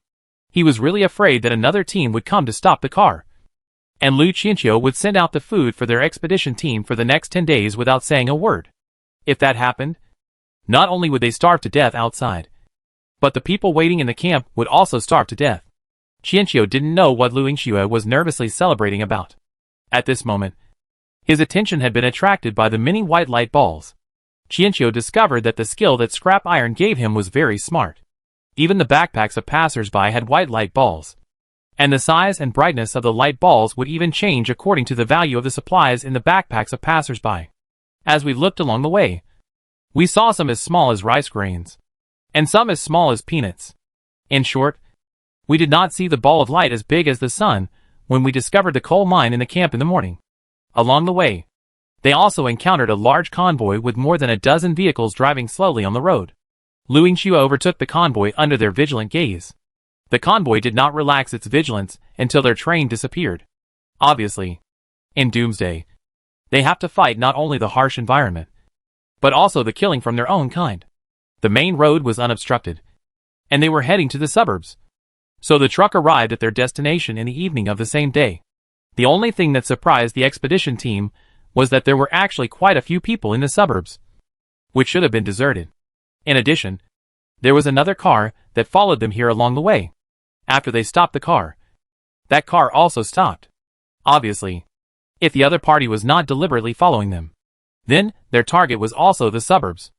After the other members of the expedition team came out of the carriage, they were a little confused by the lively scene in front of them. If it wasn't for Lu Yingxue driving the car, they would even suspect that they had come to the wrong place. When did so many people come to explore the suburbs? Lu Yingxue signaled to the others to proceed as usual. Those who were chosen to participate in this exploration were all experienced people. They quickly understood what their captain meant and naturally took tools from the carriage to clear a space. Then they set up tents, built campfires, and performed other routine operations. Because there was snow everywhere and clearing the snow was a very physically demanding task. The distance between each team was not far. There was a campfire every few or 10 steps. In this way, the expedition team did not need to deliberately inquire. They could hear everything in the time it took to eat a hot meal. It turned out that a large gathering place nearby called Nuanyang issued an emergency notice. The gathering place upgraded its energy tower, and the heat radiation range of the energy tower increased significantly. Therefore, the base had to build a greenhouse for planting and breeding. So a large amount of seeds and livestock were urgently needed. People could use seeds and livestock to exchange for a large amount of survival supplies. And even 100 kilograms of seeds could be exchanged for a right to reside. The temptation was too great for many people. Many passing convoys even changed their routes and delayed their journeys after hearing the news, just to find enough seeds to exchange for supplies or residency rights, either of which was very tempting. Listening to the excited discussions of the people around me, I realized that the news had been released for a week, so they were actually quite late. If I can collect 200 kilograms of seeds, I can live in the Nuanyang gathering place with my wife. That's a nice thought. 200 kilograms of seeds, and rare seeds at that, are not that easy to come by. I heard that the Nuanyang gathering place has rebuilt a church. There are priests preaching in it every week, and they also distribute free food and clothing regularly. The church? I don't know if I'll ever have the chance to go in there again in my lifetime. When Qianqiu heard the word church, his ears pricked up instantly. It seemed that this Nuanyang gathering place also had faith. He just didn't know if their faith was the same as his own. If so, it would be great. It would be another channel for scrap metal to gain faith. Lu Yingxue was also reminiscing. In his previous life, he did hear some news on the radio in the car. However, what their team needed at that time was not seeds, but real supplies. So the team went straight to the city center. Moreover, this gathering place called Nanyang was far away from here and was closer to the next city. So he didn't pay attention to the news at all at that time. Unexpectedly, by accident in this life, they actually caught up with this wave of exploration. He didn't know whether it was a good thing or a bad thing. The rest of the expedition team ate in silence, knowing that the next exploration would probably be much simpler. With so many teams, they would probably have dug more than one entrance. But at the same time, the amount of supplies that could be collected was greatly reduced, especially those that were easy to obtain, which were probably already searched out. After dinner, Lu Yingxue asked everyone to rest as soon as possible and prepare to set out for exploration at dawn the next day. No matter what. Since they had already arrived here, it was impossible for them to leave without doing anything, due to limited conditions for the expedition. All members of the expedition team slept in one tent, except for those who took turns to keep watch. Most of them went to bed early to reserve their energy for the high-intensity exploration the next day. The space in the truck cab was limited, so Lu Yingxue left the cab to Qianqiu and squeezed into the tent with the others. Qianqiu accepted Lu Yingxue's kindness. For a sparrow, he was really not used to sleeping together with other things except his furry counterparts. The next morning, the weather was still very good. As soon as it was light, the camp became noisy. It was impossible to sleep in this doomsday, and exploring every minute was the norm. There was no need to explore the path on their own. The crowd spontaneously followed the footsteps of the team in front of them and headed towards the suburbs. There was a path that had been cleared by the previous expedition team, saving them the trouble of chiseling through the ice. It was also Qianqiu's first time to experience this kind of adventure, and there was a bit of curiosity in his eyes. Especially soon, he followed the team slowly downwards. The ice under his feet was chiseled into the shape of stairs. When he completely entered the sloping downward tunnel made of a mixture of ice and snow, the world on the ground seemed to be suddenly isolated by silence, and his ears were filled with the sound of people's cautious breathing. As they went deeper, various lighting equipment were turned on. Qianqiu turned on the headlamp, and the world around them was crystal clear. The deeper they went, the purer the ice became. It seemed like the beginning of the end of the world. This place had experienced heavy rainfall, so everything below was frozen. After walking diagonally downward for dozens of meters, Qianqiu finally reached the ground. Yes, it was the original ground of this world. Under his feet was a mixture of soil and ice debris. It had become muddy because it had been trampled by too many people. A space was dug out at the point where he reached the ground to provide a short stop for the incoming team. Standing here and looking around, there are ice tunnels dug in all directions. And this is the key to exploration. They had to dig or follow tunnels dug by others in this huge icy maze to explore the original buildings and look for usable supplies inside. So from here on, each team prepared to act separately. Of course, sometimes it is inevitable that two teams will choose a direction and have friction with each other. At this time, this small space was crowded with people. These were the teams who were making their choices. In addition to the discussions, you could occasionally hear a quarrel. Qianqiu's expedition team also stopped here, waiting for Lu Yingshua's next instructions. Lu Yingxua had memorized the map long ago, but after actually entering here, she still couldn't judge her position well. In the dim underground, the light of the headlamp combined with the reflective ice surface made people feel dazzled. The turbid ice was not light transmissive, and it was almost impossible to see any buildings at a glance. Lu Yingxua was considering whether to send people out to explore the surrounding tunnels as usual, and then determine the location after finding the landmark buildings. Suddenly, his eyes fell on Lu Qianqiu, who was observing the ice surface. Thinking of the purpose of bringing Lu Qianqiu out this time, Lu Yingxua said, "Which tunnel to take? Why not let the Holy Sun make the choice?" Hearing the word Holy Sun, the eyes of the other members of the expedition team lit up. Yes, they still had the Holy Sun. Not only Lu Yingshua's expedition team, but also other expedition teams that have not left yet looked over when they heard the word Holy Sun.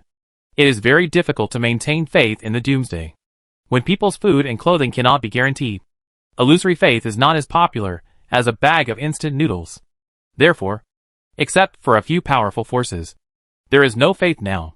People's eyes looked back and forth on Qianqiu, and then they had to admit that this Holy Sun at least looked like that in terms of appearance and temperament. Even though his trouser legs and clothes were dirty now, he still had a kind of sacred and inviolable beauty. Qianqiu was slightly surprised to suddenly become the focus of everyone's attention. And then he realized that it seemed that Lu Yingxua was indeed intending to test him this time, rather than kill him directly. So if I can pass the test this time, I don't have to worry about an accident happening someday. And died. Qianqiu had actually already looked around, but he still pretended to observe again, then pointed in one direction. God's will. Go straight in this direction. People looked in the direction Qianqiu pointed, and then fell silent, because the direction he pointed was a complete ice wall.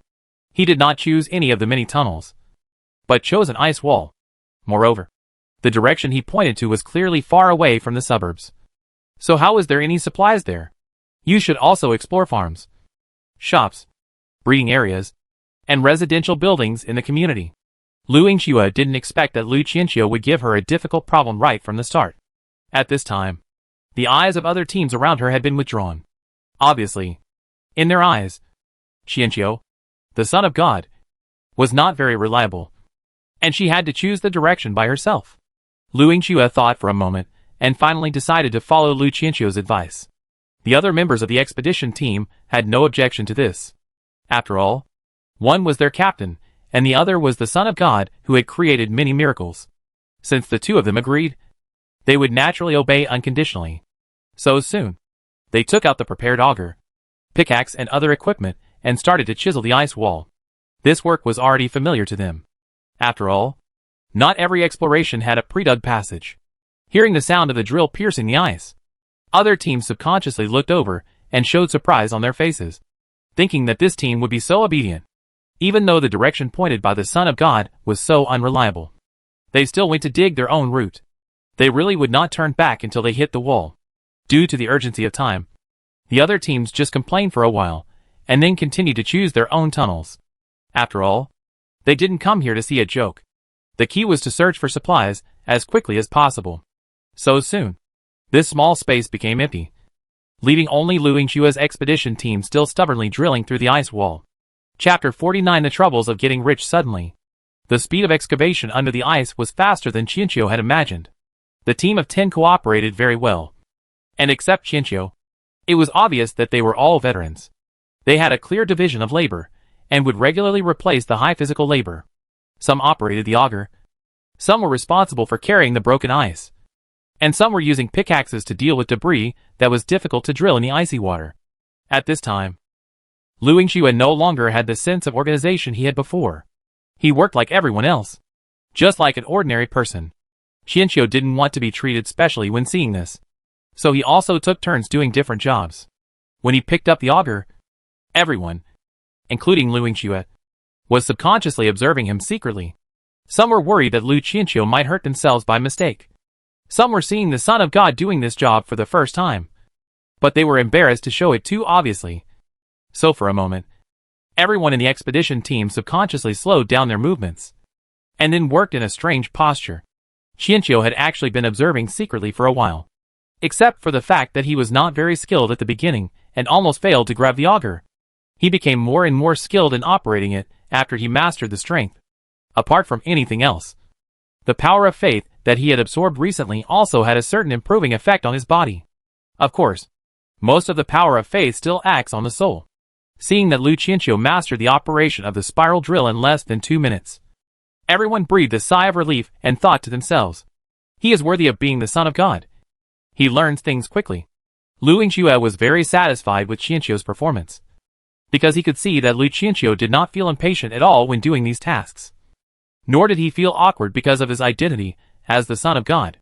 Considering the completely different trend of events in recent days compared to his previous life, Lu Yingxue had to start thinking about a question. Did he do something wrong in his previous life?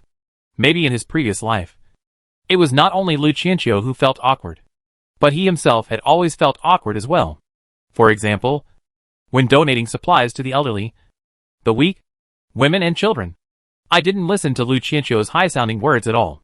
Instead of giving a saintly explanation, he stubbornly and forcefully gave only 2 boxes of food. Because of this, Lu Qianqiu did not ask to take those people away, which resulted in the team failing the test of the gods. And naturally there was no sacred tree. In addition, he also missed the greenhouse design. After settling down, he naturally built a greenhouse. But the materials, manpower, and energy consumed were huge, and maintaining the greenhouse was also a difficult task. As the saying goes, one wrong step leads to all wrong. In the previous life, from the first dispute over the gift of food, to the later acceptance of other people into the caravan, and then to Lu Qianqiu pardoning the murderers, everything went extremely awkwardly. The caravan also declined amid the tug of war between the two, which eventually led to Lu Qianqiu not achieving his goal. That is, he failed to pass the test of the gods, and he was exhausted both physically and mentally, and both of them suffered losses. Looking at Lu Qianqiu, who is working hard and efficiently now, Lu Yingxue feels that maybe Lu Kongnian had protected Lu Qianqiu too well before. Even he later isolated Lu Qianqiu from the affairs of the team as a matter of course, thinking that it would be good for him to just be a mascot and not cause any trouble.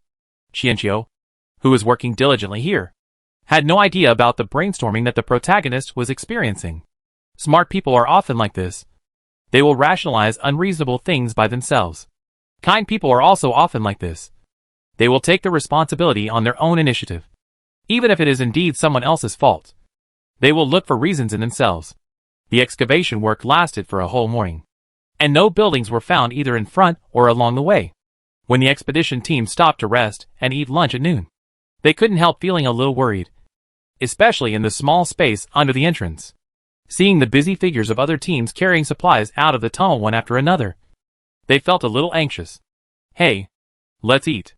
How's the path your holy son showed you?" The person who spoke was obviously the one who heard Qianqiu giving directions in the morning. Looking at the expedition team with empty hands, he spoke in a teasing tone. "It's none of your business. Don't cause trouble for each other." Lu Yingxue glanced at the man coldly and stopped him and everyone else around him who wanted to speak. Looking at the united eyes of the expedition team, the man did not dare to speak again. After all, he really did not want to cause trouble at this time. However, he could not stand the fact that some people just cared about their reputation. So after leaving for a distance, he could not help but start discussing with people around him, whether he knew them or not. So the team collecting supplies in the suburbs soon learned that there was an unknown expedition team of 10 people, and that the Son of God was among them. Moreover, the people in the team were not very smart. Even though the Son of God pointed in a direction that was obviously away from the residential area, the team still dug for a whole morning, and then unsurprisingly found nothing. The expedition team did not rest after lunch, but continued to dive into the tunnel they had dug for the whole morning and continued to move in the direction Lu Qianqiu said. They did not even ask how far it would take to reach their destination. After being ridiculed by others, they became more determined to believe Lu Qianqiu. This meant that Qianqiu, who had wanted to explain himself, had no chance to do so and could only continue with his work like everyone else. However, unlike the others who worked with their heads covered, Qianqiu could clearly see the distance between the light ball and himself. So his movements were always unhurried, and there was no trace of anxiety on his face whether he was chiseling ice or transporting ice. Finally, in the evening of that day, just as the expedition team was about to end a day of fruitless work, Qianqiu spoke again. "It's almost there. In half an hour at most, we will be able to see our target." The expedition team that was about to call it a day looked at each other, and finally looked at Lu Yingxue. Lu Yingxue looked at the other's suddenly bright eyes, and nodded involuntarily. At the same time, a little expectation rose in his heart. After all, Lu Qianqiu had indeed created too many inexplicable miracles in the past few days. Although Lu Yingxue still did not believe in any gods, he had more trust in Lu Qianqiu's words. Just like that, when the sky gradually darkened and other expedition teams evacuated one after another, this team was still busy. And unlike other exhausted expedition teams, all the people in this expedition team, even though they had gained nothing all day, were surprisingly full of energy, as if they were possessed by a ghost. That night, the expedition team brought by Lu Yingxue replaced the Nuani gathering place, and became the new topic of dinner. People were amazed at the power of faith that allowed the team to still work. Excavation and exploration is a physically demanding job. Staying up late to work overtime is inefficient, and will affect the next day's condition. If they had discovered a large amount of supplies, staying up all night to transport them would be fine. The main thing is that after a day, they didn't even find a seed. What supported them from falling down? People were talking about how unreliable the Son of God was, how stupid the people in that expedition were, and how long they could last. They didn't know Lu Yingxue's expedition team, and last night was their first meeting. But now, based on what they had observed during the day, they analyzed the behavior and personalities of those people in detail to support their own guesses. In the end, they even believed it without a doubt. Under the ice cave, after 20 minutes of excavation, there was a sudden click and the auger rushed forward, as if it had pierced a cavity. The sudden feeling of ease made the person operating the auger stop, and others saw the movement and came over. When the auger was removed, pieces of crystal fragments fell out. At first people thought it was broken ice, but they soon found out that it was not, but pieces of highly transparent glass. Glass? Did he get into the house? The expedition team quickly cleaned up the ice and broken glass, and then found a huge space in front of them. When the light of the headlights was shown in, the situation inside became clear at a glance. This turned out to be a greenhouse, or rather, an off-season vegetable greenhouse area before the end of the world. And judging by the equipment inside, it was obvious that the owner had invested a lot of money in it. There were soilless cultivation baskets hanging in the air, and neat vegetable fields underfoot. There was even a canal inside. When the headlights were shown over, a thin layer of ice was found on the canal. But under the ice, Something was obviously swimming quickly. It looked like it was a fish. Apparently, at the beginning of the doomsday, rain, wind and snow were blocked outside the vegetable greenhouse. Later, the rain suddenly froze, and the structure composed of ice, glass, and steel actually supported this space, preventing it from being crushed by the subsequent blizzard. Therefore, this space was preserved. Moreover, judging from the state of the building, it was obviously newly built not long ago, so this place does not appear on the map. Everyone filed in, walking slowly into the greenhouse. Because of the layers of protection, the temperature here was much higher than outside. Looking around, half of the land was still vacant, but it had been turned over. It was probably because the owner had not had time to plant crops, and the remaining crops had already died in the ground due to the low temperature. However, after careful observation of the canal, it could be confirmed that there were still quite a few fish in it. This made the members of the expedition team excited. In today's world, it is difficult for them to dig to the ground, let alone dig in the lake to find fish after digging to the ground. This is a thankless task. Unexpectedly, they found live fish here. At this time, they even had a little ambition in their hearts and wanted to bring the fish back alive. When they go back, the greenhouse of the camp should have been built when nothing unexpected happens. If they can bring live fish back, they can raise fish in the greenhouse in the future. Although everyone was very excited, no one spoke loudly. When exploring the buildings, the most feared thing was that the houses could not withstand the pressure of the snow and would collapse, which would bury them all. Even if they escaped by chance, there was a great possibility that they would be hit or fell. So after entering this space, everyone subconsciously slowed down their movements, just as everyone was squatting by the canal watching the fish excitedly like a group of children. They vaguely heard some strange sounds, as if they were the brief calls of chickens and ducks when they were awakened from their sleep. A group of people stood up in unison and looked in the direction where the sound came from. As all the headlamps focused on it, the restless sounds of the poultry became louder, confirming that they had not misheard, but that there were real sounds of living creatures. At that moment, it was difficult for the expedition team to maintain their composure. Everyone quickened their pace and walked in the direction where the sound came from.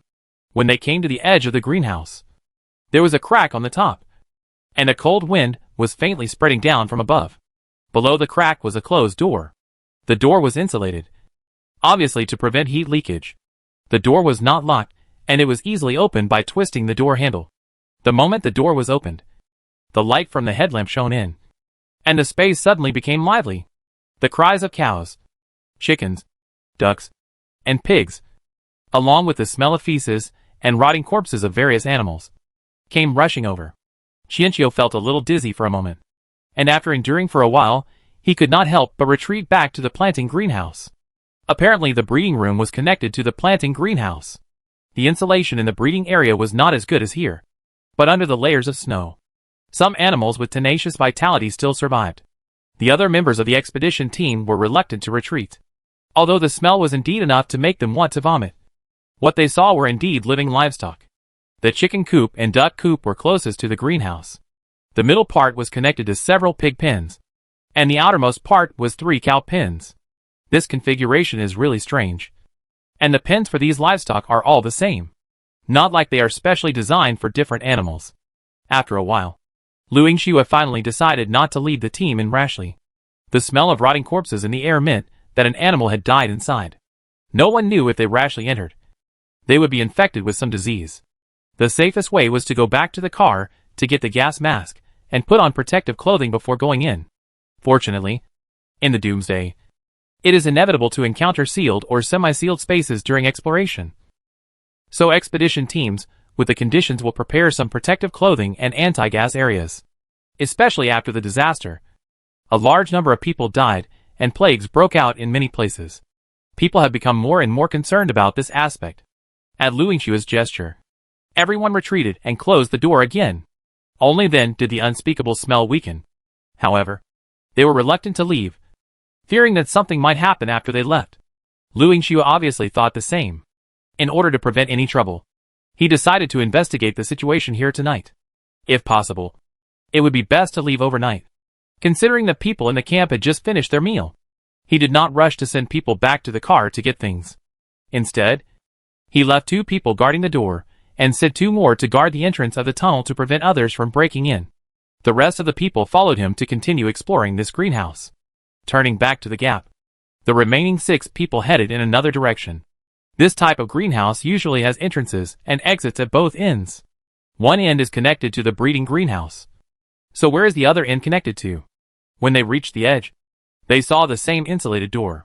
After making simple supports around the door, Luingxue opened the door and saw a warehouse. There were many layered iron shelves against the walls on both sides of the warehouse, and the shelves were filled with many items. The 6 people's hearts were lifted. What would be piled in the warehouse next to the greenhouse? They approached cautiously. Under the light of the headlights, the words on the bags on the shelves became clearer. The shelf on the left is stacked with various fertilizers, and there is a separate box in the corner containing pesticides. The shelf on the right against the wall is full of seeds, including various common cabbages, celery, coriander, leeks, etc. In addition, there is a large bag of corn seeds and a bag of rice seeds. The corn is most likely intended to be planted outside, and the rice may be planted in the greenhouse canals. So the bags of rice seeds are more than half smaller. In the corner opposite the entrance, there are some farm tools such as hoes and shovels. It can be said that although the warehouse is small, it has everything needed, together with the breeding greenhouse in the other direction. This place almost meets all the goals of their trip. Several people were very excited, but when they looked at Lu Qianqiu, they found that his expression was exceptionally calm. Then they observed Luingxue and found that she was also very calm. It should be said that it was no wonder that he was the son of God and the captain. His psychological quality was high, and he could remain so calm in the face of such a miracle. Luingxue is not as calm as he seems. Once or twice can be considered a coincidence. But what about 3 or 4 times? Is there really a God in the world? If there is, why would he let the world fall into such a situation? Luingxue's worldview began to waver, but he would not show it. After that, there was a long wait, and everyone retreated to the tunnel to rest. After all, there was still a possibility of collapse in the greenhouse. About 2 hours later, several figures quietly returned to the camp, picked up the necessary equipment, and returned under the ice under the cover of night. Many people who were on guard saw the people in Luingxue's convoy returning, but the large and small bags they brought were full of beddings, food and the like.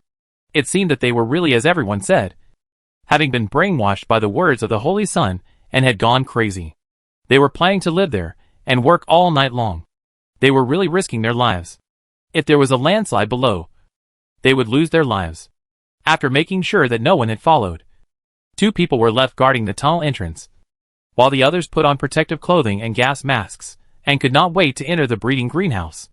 Without the pungent smell, everyone could carefully check the situation inside. Luingxue did not come up to catch livestock, but walked along the path to the end.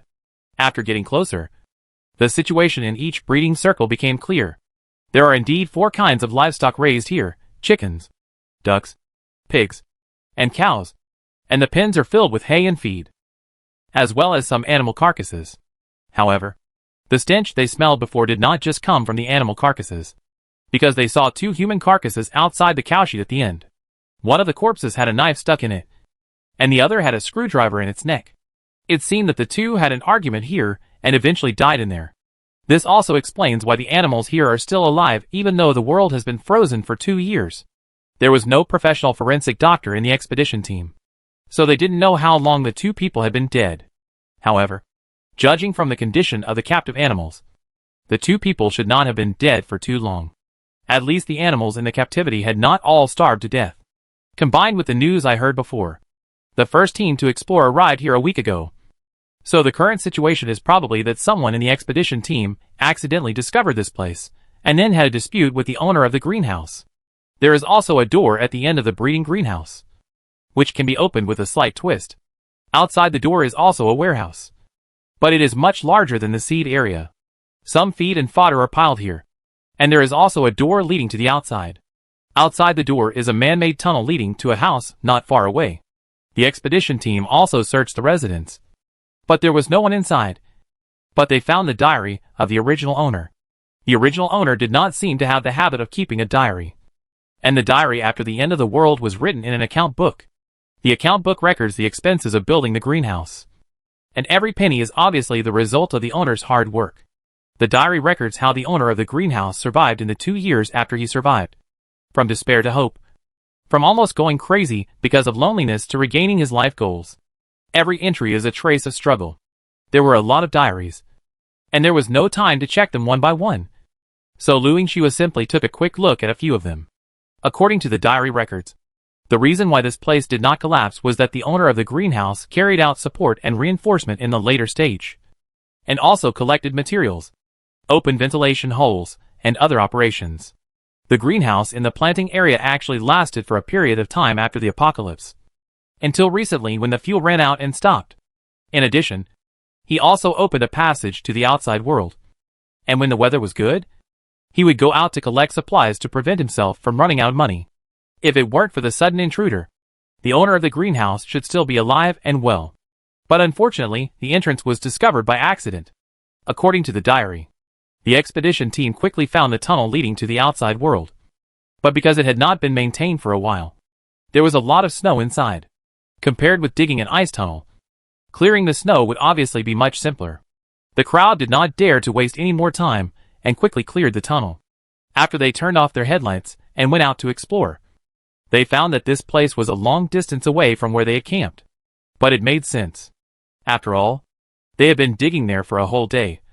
So it was not surprising that they deviated from the campsite. Lu Yingxue went to investigate further and found that the snow around was very thick and there were no footprints. It was obvious that no one had found this place in the past few days. The sudden wealth made the expedition team extremely excited but also troubled. For the first time, they discovered that having too much stuff to carry was also a problem. Especially with so many living creatures. It would be a waste to kill such precious things and take them away. So it was better to bring them back to the camp alive. They had just explored the area near this exit and found no conditions for a truck to drive through. Unless they opened a new road themselves. But that would take too long and might change. Everyone was in distress for a while. It turns out that being too rich can also be troublesome. The Nuanyang gathering can hire others. So why can't we? And we just found a warehouse to store seeds and feed. But not a warehouse to store food. Qianqiu spoke up, wanting to remind them that they had left a ball of light behind that hadn't been found. Lu Yingxue's eyes lit up slightly when she heard this. Yes. Instead of worrying about being robbed by other caravans, it would be better to carefully assess the strength and situation of those caravans and hire them for her own use. Moreover, after the base is established, it will also be necessary to expand the labor force. Chapter 50, Energy Tower? We don't need it. After weighing the pros and cons, Lu Yingxue decided to adopt the plan proposed by Qianqiu. It was impossible for these living creatures to be taken away secretly without being noticed by so many eyes. Both livestock and seeds were precious treasures that were hard to come by. Faced with such enormous wealth, Lu Yingxue didn't think that the caravans would watch them leave indifferently. They might even unite to besiege the expedition team. Lu Yingxue brought enough weapons with her this time when she went out. After the doomsday began, Lu Kongnian realized the importance of his own strength. So he always regarded improving his martial arts skills as a top priority, because of his quick reaction and courage to take risks. At the beginning of the doomsday, Lu Kongnian took them to collect guns. It was these absolutely lethal weapons that allowed their convoy to survive safely until now. However, guns and ammunition are both precious and consumable items in the doomsday. The more they are used, the less they will have. Moreover, there are too many expedition teams outside. If they really unite, it is another matter whether they can escape unscathed. And it is almost impossible for them to preserve their supplies. After thinking of a retreat, the expedition team returned to the greenhouse under the ice to look for the supply warehouse that Lu Qianqiu had mentioned before. The greenhouse owner had limited energy, so the supply warehouse would certainly not be too far away from his residence. After a brief search, everyone found the cellar door under the hay in the feed warehouse. The cellar space was very large and had been simply decorated. The items inside were neatly stacked on the shelves. In addition to vegetables, there were also rice, flour, and fruit snacks. Some were in whole bags and boxes, and some were in loose packages. It seemed that some of the supplies were probably collected by the greenhouse owner outside after the end of the world. The expedition team excitedly checked every bag and box to confirm the supplies inside. The person who recorded the number of supplies almost had Parkinson's disease. There were so many supplies. Oh my god. There were even compressed biscuits, Who on earth is this greenhouse owner? It makes people wonder if he knew the doomsday was coming in advance. So he prepared so much. Looking at the expedition team obsessed with the supplies in the cellar, Qianqiu sighed, and finally took a pickaxe and went out. Then chiseled the ice wall in front of the house. The others were a little confused when they saw the holy sun suddenly working. But soon, they saw a plastic bag the size of a basketball, followed by more plastic bags. And those plastic bags were of different sizes. But without exception, they were filled with meat. The owner of the greenhouse dug a huge ice and snow warehouse outside the house, which was densely packed with all kinds of meat. This time, it wasn't just the recorder who was shaking like he was going to have Parkinson's disease. Everyone started to get excited. One team member even pounced on it, shouting how happy he was, while leaning over to smell the scent like a pervert. After feeling extremely happy, everyone's eyes involuntarily turned to Lu Qianqiu. The entrance of this cold storage that was hollowed out of ice and snow was deliberately covered again by the greenhouse owner. If it weren't for Lu Qianqiu, they would not have chiseled the ice around the house. After all, there was ice and snow everywhere. Although this was not the first time a miracle had happened, every time it still made them curious and shocked, facing the gazes of admiration, trust, curiosity, and worship. Qianqiu simply said calmly, "This is all God's will. So quickly take out the power of faith. Birds will not despise the small number of people. After all, mosquito legs are also meat."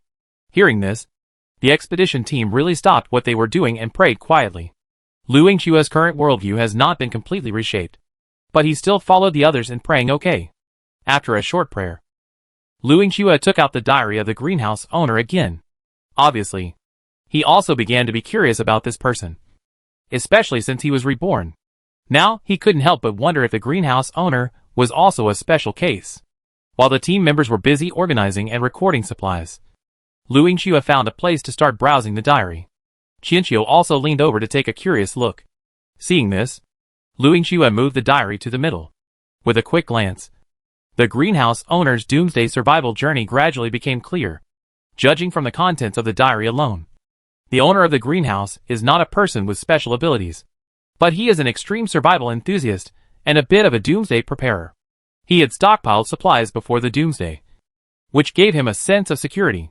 Plus, he was a second-generation rich man, and after his family urged him to start a business countless times, he decided to raise pigs and grow vegetables to achieve self-sufficiency. Of course, he definitely didn't say this to his family, but rather he was pioneering a new type of fully automatic ecological breeding and planting technology. I don't know if it was God's will, but when the greenhouse was completed and everything was on track, the world entered an ice age in less than a month, and the owner of the greenhouse was trapped here.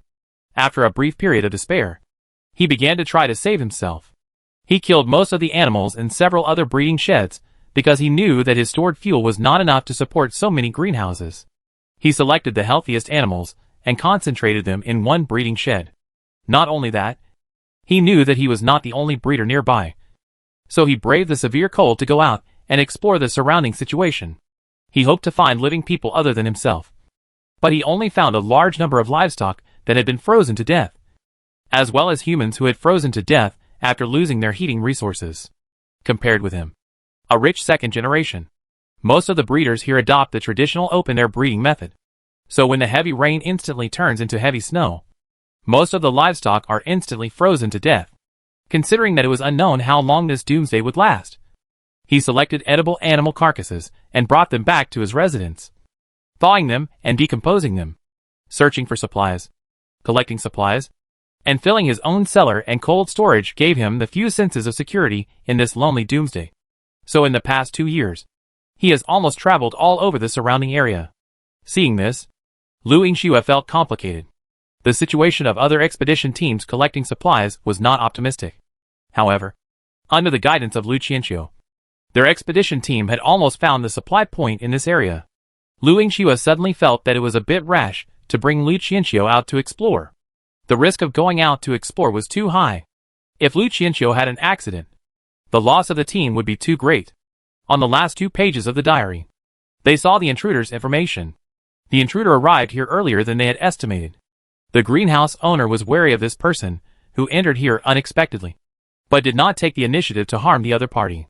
He even provided him with food. The intruder claimed to be from the Nwan gathering place, and was the younger brother of the true god of the Nwan gathering place. This time he came out of the gathering place to preach. After living here for 2 days, the intruders felt that the greenhouse owner was qualified to join their gathering place.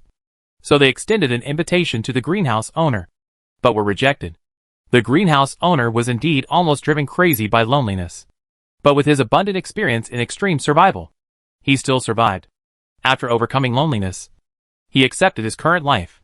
He knew very well that the so-called gathering place would not accept him without any conditions, and he did not want to believe in any true God. It was not that he had no faith, but when faith was embodied in a specific person, he felt weird. So in the end, he tactfully rejected the other party. Unexpectedly, the intruder suddenly turned hostile after hearing this, and said that rejecting the true God's invitation was to be an enemy of the true God and to trample on his faith. The owner of the greenhouse felt puzzled and drove the other person away in a tough manner. He then complained in his diary that he had encountered a mental patient and planned to modify the entrance, although he did not expose the existence of the cold storage and cellar. The things in the greenhouse were very conspicuous. He closed the entrance, and it was better not to go out for a short time. The diary ends here. Apparently, the intruder came back before the greenhouse owner could close the entrance. Or he did not leave at all. The intruder attacked the greenhouse owner with a dagger, perhaps for the so-called true God, or perhaps for the supplies in the greenhouse. The greenhouse owner also pierced the intruder's neck with a screwdriver, and died together with him. After reading the diary, Lu Yingxue led the expedition team back to the place where the bodies were found. Through the photos in the house, it was easy to tell which body was the owner of the greenhouse. They buried the bodies in front of the house, made a simple tombstone with wooden boards, and wrote the name of the greenhouse owner on it, Sujio. As for the invader, they would naturally throw him out through the entrance.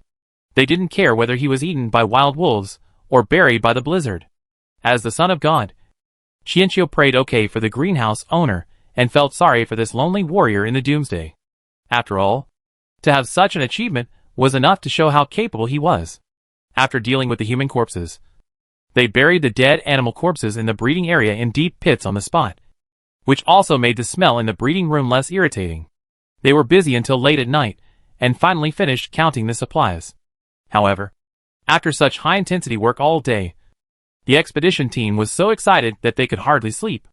However, considering that they had to stay alert to deal with other expedition teams the next day, they forced themselves to sleep. When the fatigue finally overwhelmed the excitement, everyone fell asleep in less than half an hour except for the people who were on guard. The next morning, the expedition team in the ground camp woke up one after another. After waking up, they all subconsciously glanced at the location of Lu Yingxue's camp, and then, not surprisingly, found that it was empty. It seemed that the group of desperate guys had indeed worked all night last night. So that morning, the topic people talked about while eating was still centered around this strange expedition team, especially the man who was warned by Lu Yingxue yesterday. He even gloated that if there was a landslide below, the expedition team's tents and trucks would be ownerless. This statement drew everyone's attention to the trucks and tents. Just then, the sound of footsteps broke their fantasy. The expedition team came out from under the ice. They were all in high spirits, and did not look tired at all from working late at night. Not only that, in everyone's slightly surprised eyes, they returned to the tent and fiddled with it for less than 2 minutes. Then one of the team members took out a big loudspeaker and started playing it to the entire camp. The Lu family base is publicly recruiting for a transport and handling escort team. Remuneration is paid daily. The number of vacancies is limited and will be on a first-come, first-served basis. The Lu family base is open for a limited time to exchange for residency rights. 100 kilograms of seeds can be exchanged for residency rights. The number of places is limited and first come, first served. The Lu family base is openly recruiting transport escorts. The sound of the loudspeaker echoed throughout the camp as the man from the Lu family expedition team moved. After hearing the content, people looked at the man holding the loudspeaker with strange eyes, wondering if these people had gone completely crazy after staying down there for a night. What Lu family base? They had never even heard of it. Moreover, those who were slightly more informed knew the location of the nearby energy tower. Without the energy tower, building a base would be a failure. But that man seemed not to notice how everyone was looking at him, as if he was a lunatic. He walked around every corner of the camp with confidence. without any avoidance when making eye contact with people. He even took the initiative to talk to them. He did not talk about what was being shouted on the loudspeaker, but about everything under the sun. Finally, someone couldn't suppress their curiosity and asked, "Where is the Liu family base? Why didn't they tell you what the daily remuneration is? The Liu family base is only a day's journey from here, and the remuneration is absolutely generous. But we need to discuss the details in a tent. I'm afraid that if I say it directly, it will cause everyone to scramble for it, and it would be bad if something unpleasant happened." The man with the megaphone said so. "You said half and half? What reward are you afraid that everyone will scramble for it? Don't you see that everyone is busy collecting supplies, and want to exchange for the right to live in the Nuanyang gathering area? That is a place with upgraded energy towers. Does your base have energy towers?" The man was obviously not satisfied, because he didn't get the answer he wanted. "Energy tower? We don't have one in our base. What will you do when the cold wave comes? Are you going to wait for death together? We don't need an energy tower. We have the protection of the gods. The gods will protect us from the cold wave. You don't even have an energy tower. Yet you dare to compete with the Nuanyang gathering place for people. And you're offering the same price. This is too funny. It is true that the price of 100 kilograms is a bit unreasonable. Our captain originally wanted to set the price at 200 kilograms. But our Lord Saint said that we should treat everyone equally. So we ordered 100 kilograms. The man holding the loudspeaker looked pious and sincere, and it was obvious that he was telling the truth. But this truth sounded a bit outrageous to other people, who thought these people were crazy. However, it also showed that the Son of God was indeed a real character, who could tame people to such an obedient level. And they also talked about treating everyone equally, as if they were taking care of the Nuanyang gathering place. Could it be that this group of people ate poisonous mushrooms downstairs and went crazy here? Of course. While some people were laughing and mocking, a team with a keen sense of smell had already sent people to the tent to inquire about the situation. There must be something wrong when things are abnormal. Whether it is true or not, there is no harm in finding out. The person sent out to inquire about the situation soon returned from the other party's tent with uncontrollable excitement on his face. He returned to his expedition team and whispered a few words. Soon, the person who went to the Liu family tent became the captain of the expedition team. With the actions of one or two expedition teams, the other expedition teams also began to get anxious one after another. The main reason was that everyone who came out of the tent kept their mouths shut and said nothing. And not long after, the two expedition teams with the highest military strength in the camp announced that they had accepted the recruitment of the Liu family team and would be responsible for the handling, transportation, and escort tasks. The Liu family convoy also immediately stated that the escort team was full and would no longer recruit other expedition teams. While many expedition teams were still confused, the Liu family expedition team had already taken the two temporarily hired expedition teams under the ice. The group was in a hurry and looked like they couldn't wait to get to work. Everyone looked at each other, not knowing what was going on. However, they were even more curious. Not only were the two hired expedition teams quite powerful, they also disliked each other. So what kind of remuneration could allow these two powerful and hostile expedition teams to serve the same employer at the same time? Because they were too curious, people subconsciously speeded up their actions and rushed under the ice to see what was going on. However, when they came to the small space under the ice and wanted to enter the tunnel dug by the Liu family convoy yesterday, they were blocked by two people guarding the tunnel entrance. They said that this was the tunnel they dug themselves and outsiders were not allowed to enter or exit at will. Although the people who were stuck were a little depressed, there was indeed a rule that unless the other party voluntarily left, entering and exiting the tunnel at will was considered a provocative act. Because they were too curious, some people simply gave up the search and waited at the tunnel entrance to observe the situation. Of course, some people devoted themselves to the work and continued to explore the various tunnels. The people who stayed behind soon saw the movement in the tunnel. Those people were carrying supplies out. The bags looked whole and unopened, with a few big words clearly printed on them, Autumn Harvest Corn number 99. The man immediately realized that this was a large bag of corn seeds. This bag must have weighed 100 kilograms. This bag could allow a person to obtain the right to live in the Nuanyang gathering area. But he soon realized that his envy was a little premature. As the first person carrying seeds came out, the person carrying things also came out. The person carrying a bag of seeds on his shoulders was still carrying a bag of rice seeds. Then a person carrying two large bags of vegetable seeds appeared. and then several people carrying fertilizers. When a group of people came out of the tunnel and climbed up the stairs to the ground, people thought everything was over and were about to start an excited discussion.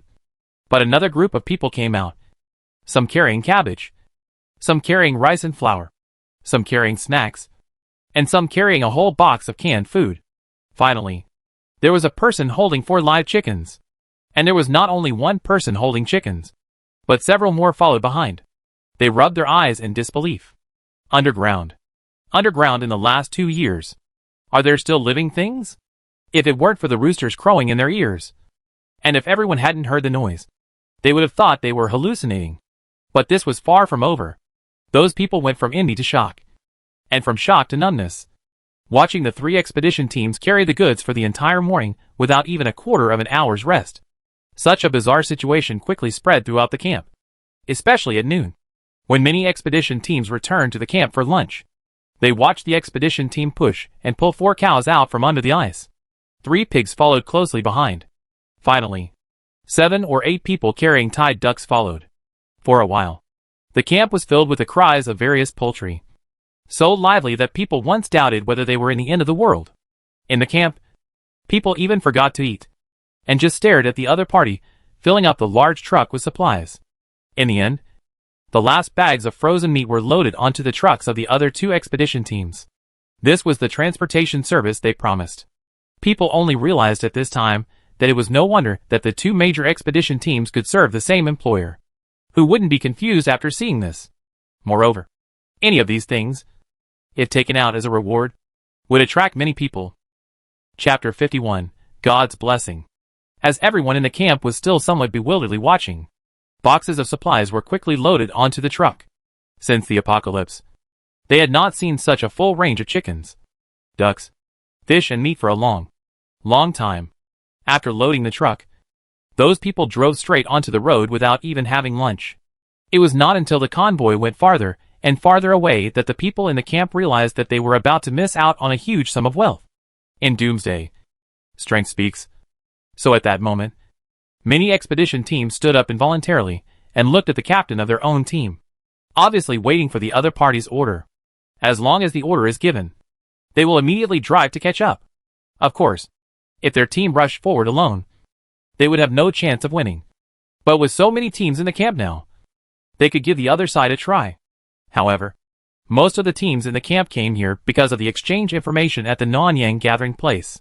They were not familiar with each other, so it was difficult to reach a consensus for a while. Some people did not want to take risks. After all, the 2 expedition teams escorting the Liu family convoy were not easy to deal with. Some people planned to follow behind and observe the situation. If there was a chance, they would take action again. More people did not want to be the cannon fodder who rushed forward first. During this hesitation, the huge convoy was farther away from them. The other side had already deployed their formation and got ready, and the overall formation was defensive. Obviously, the hesitant convoy in the camp had lost the best opportunity to attack. Seeing this situation, more and more teams chose to give up. After all, no matter how good the supplies are, you have to live to enjoy them. However, not all teams thought so. In the end, 2 teams still quickly packed up their camps and quickly followed.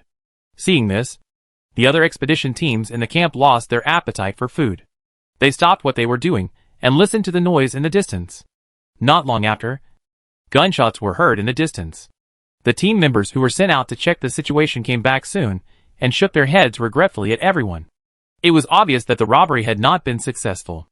Everyone had an expression of as expected and continued to eat absent-mindedly.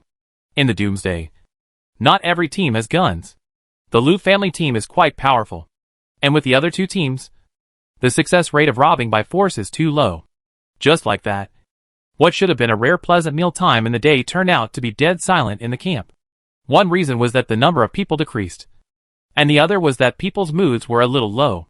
Some people had already made it to the top, but they had to continue to pick up some leftovers under the ice in the afternoon. The gap between this and reality was too big, and it was really discouraging. In the camp, the man who had been confronted by Liu Yingxue before wished he could bury his head. He took the lead in mocking others for having problems with their brains. But now he felt that other people's eyes were not right when they looked at him. It was as if everyone thought he was an idiot, or the kind that led everyone to do stupid things with him, which led to them being unaware last night and missing a good opportunity. The man had a premonition that his future life might not be very good, but he was also feeling bitter. Any normal person would think that there was something wrong with the direction pointed by the saint. Otherwise, so many people would not have believed him without hesitation. As a result, now it seemed as if it was all his fault that the Liu family convoy was able to leave smoothly. However, what would happen to the camp afterwards had nothing to do with the Liu family convoy that had left. They excitedly set out on the journey home. They had originally planned to search outside for at least 10 days, or half a month. But they did not expect to return after just 2 days. This was their fastest and most rewarding exploration in history. On the way back, Liu Yingxue was calm and composed, with a rare look of joy in her eyes. However, Qianqiu in the passenger seat was a little worried. He had wanted to find gifts for Lu Ying and the 2 human cub neighbors, but now he had to go home directly. Lu Qianqiu's frown caught Liu Yingxue's attention. He thought for a moment and took the initiative to comfort her. Don't worry. These 2 escort convoys don't get along with each other. Besides the supplies, they are more curious about our camp. As long as we get there, our numbers will be able to compete with them. Apparently, Liu Yingxue thought Qianqiu was worried about a joint attack by the 2 escort convoys. So she started to explain. Their convoy had already established a comprehensive early warning system. As long as the convoy approached, the people in the camp would go on alert to prevent the enemy from causing trouble when the expedition team returned. Qianqiu looked at Liu Yingxue, then nodded to show that he understood. After a moment of silence, he said, "Can I have a few fish? Alive?" Liu Yingxue was a little surprised. After all, Liu Qianqiu didn't look like someone who would like to raise fish. Besides, as a saint's son, he could eat fish without raising fish himself. However, it was thanks to Liu Qianqiu that he was able to find these supplies, let alone a few fish.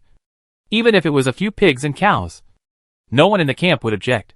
Of course, if you need a fish pond, just go find Wendong. Qianqiu nodded, and his brows relaxed a little. He thought to himself that children should like to raise fish, mainly because fish are easy to raise, while other animals may not be able to be raised. The team's return speed is not fast. After all, the number of vehicles has increased several times, and the car is full of valuable materials. Drivers are also extra careful, for fear that if a chicken or duck dies, they cannot afford the compensation. Nowadays, in the eyes of some people, a human life is indeed not as valuable as a chicken or a duck. The 2 escort teams also had their own thoughts at this time. It was true that they were incompatible and hostile to each other, but in the face of such a huge sum of money, anyone would be tempted. But they cannot trust each other, so they can live in peace. However, when they arrive at the so-called Liu family base, it is unknown whether this balance can continue to be maintained. If the Liu family base does not have enough strength, or even is equal to their strength, they all want to give it a try. Although the captains of the 2 convoys did not communicate much, they miraculously understood each other's thoughts. For the sake of these supplies, they have gradually developed the intention to join forces. Now they just want to see what the Liu family base is like, and how they dare to build a base without an energy tower. Could they have discovered an unknown energy tower? If so, there will be a battle between them. Qianqiu in the car solved the big problem. He soon fell asleep in the passenger seat with nothing to do. As for the other 2 convoys joining forces to attack, he was not worried at all. In addition to what Liu Yingxue said about the convoy itself having enough strength, Qianqiu felt that the sacred tree already had enough deterrent power. This world was a country of faith before the end of the world, although faith was lost after the end of the world. If people see a miracle, the faith deeply buried in their hearts will immediately be rekindled. As long as there are believers in those 2 convoys, their attack cannot be united. Because of the slow return speed, they had not reached the base before dark this time. However, no one wanted to stop and camp halfway. Everyone felt that it was safest to travel overnight, so the convoy continued to move forward into the darkness. Such a fully armed convoy naturally aroused the curiosity of many people on the road. But fortunately, they did not encounter any convoys stronger than themselves on the way back. So except for the first 2 convoys that chased out of the camp, they did not encounter any other attacks. In addition, not long after leaving the camp, a strong snowstorm blew up in the sky, and the whistling wind effectively covered up the sounds of the animals in the carriage.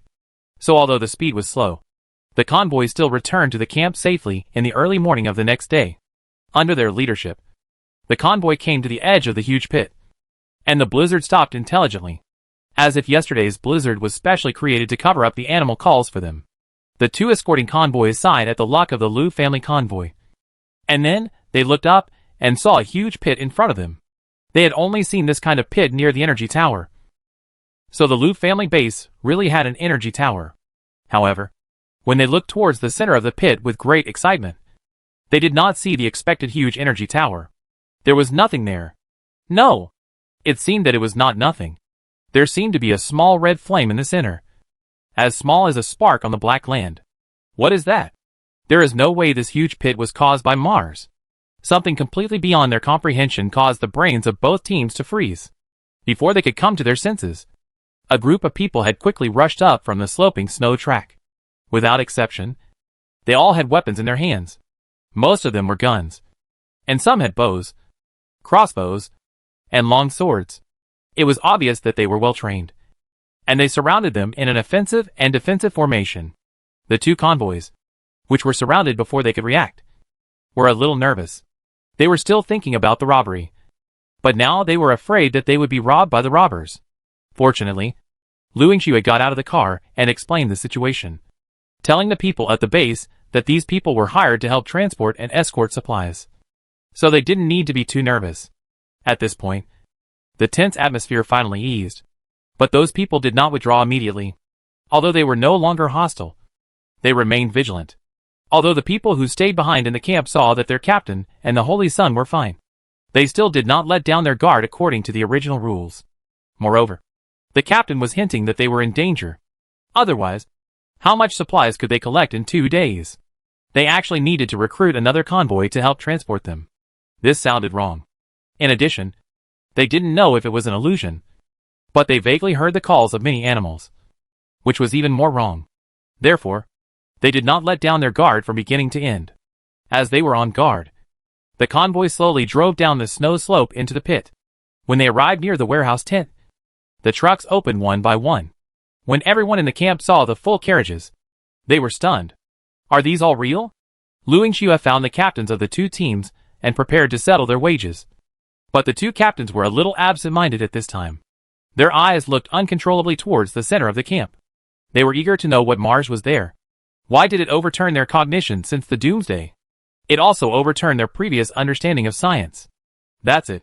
200 kilograms of meat, 100 kilograms of vegetarian food, 2 pairs of live chickens, 2 pairs of live ducks, and 20 eggs. I'll have them delivered to your cars.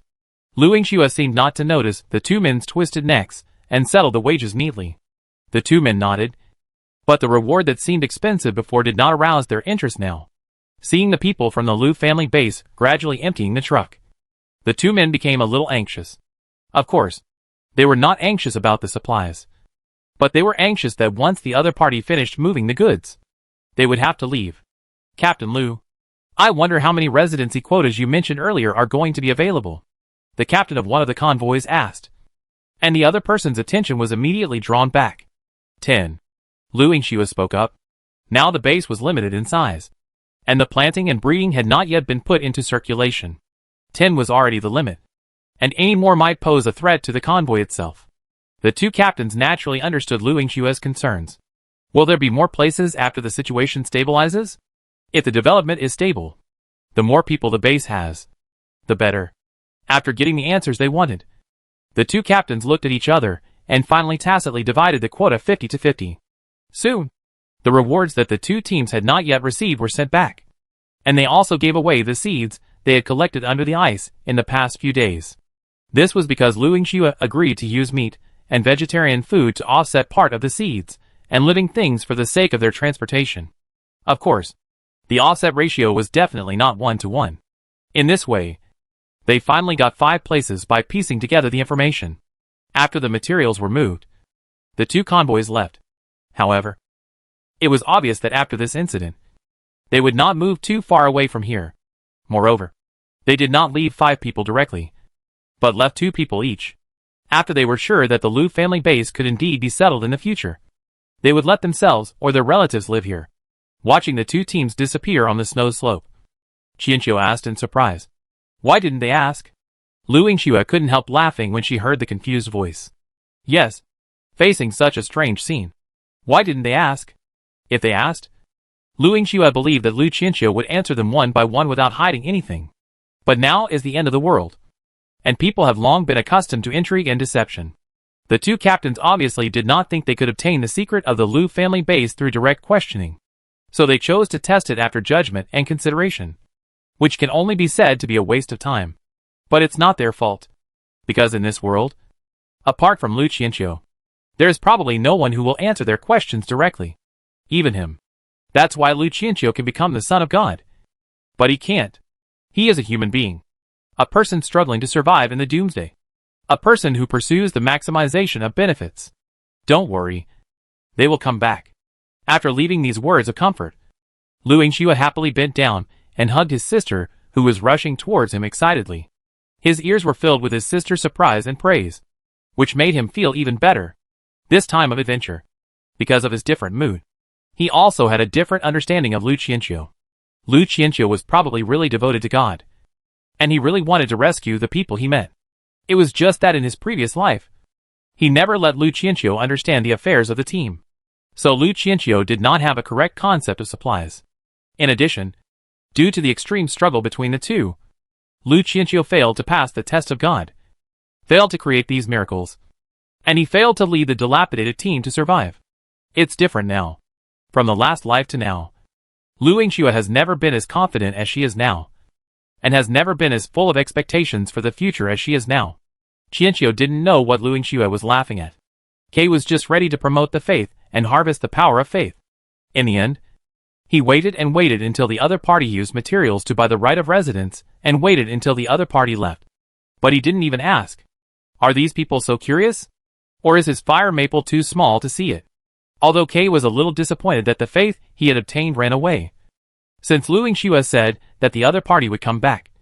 Kay was not in a hurry. The two human cubs who had become neighbors had rushed up and hugged his thighs skillfully, one on each side. Qianqiu was ready to fulfill his promise and take the two of them to pick fish. When the two children heard that there were live fish, the joy on their faces was almost overwhelming.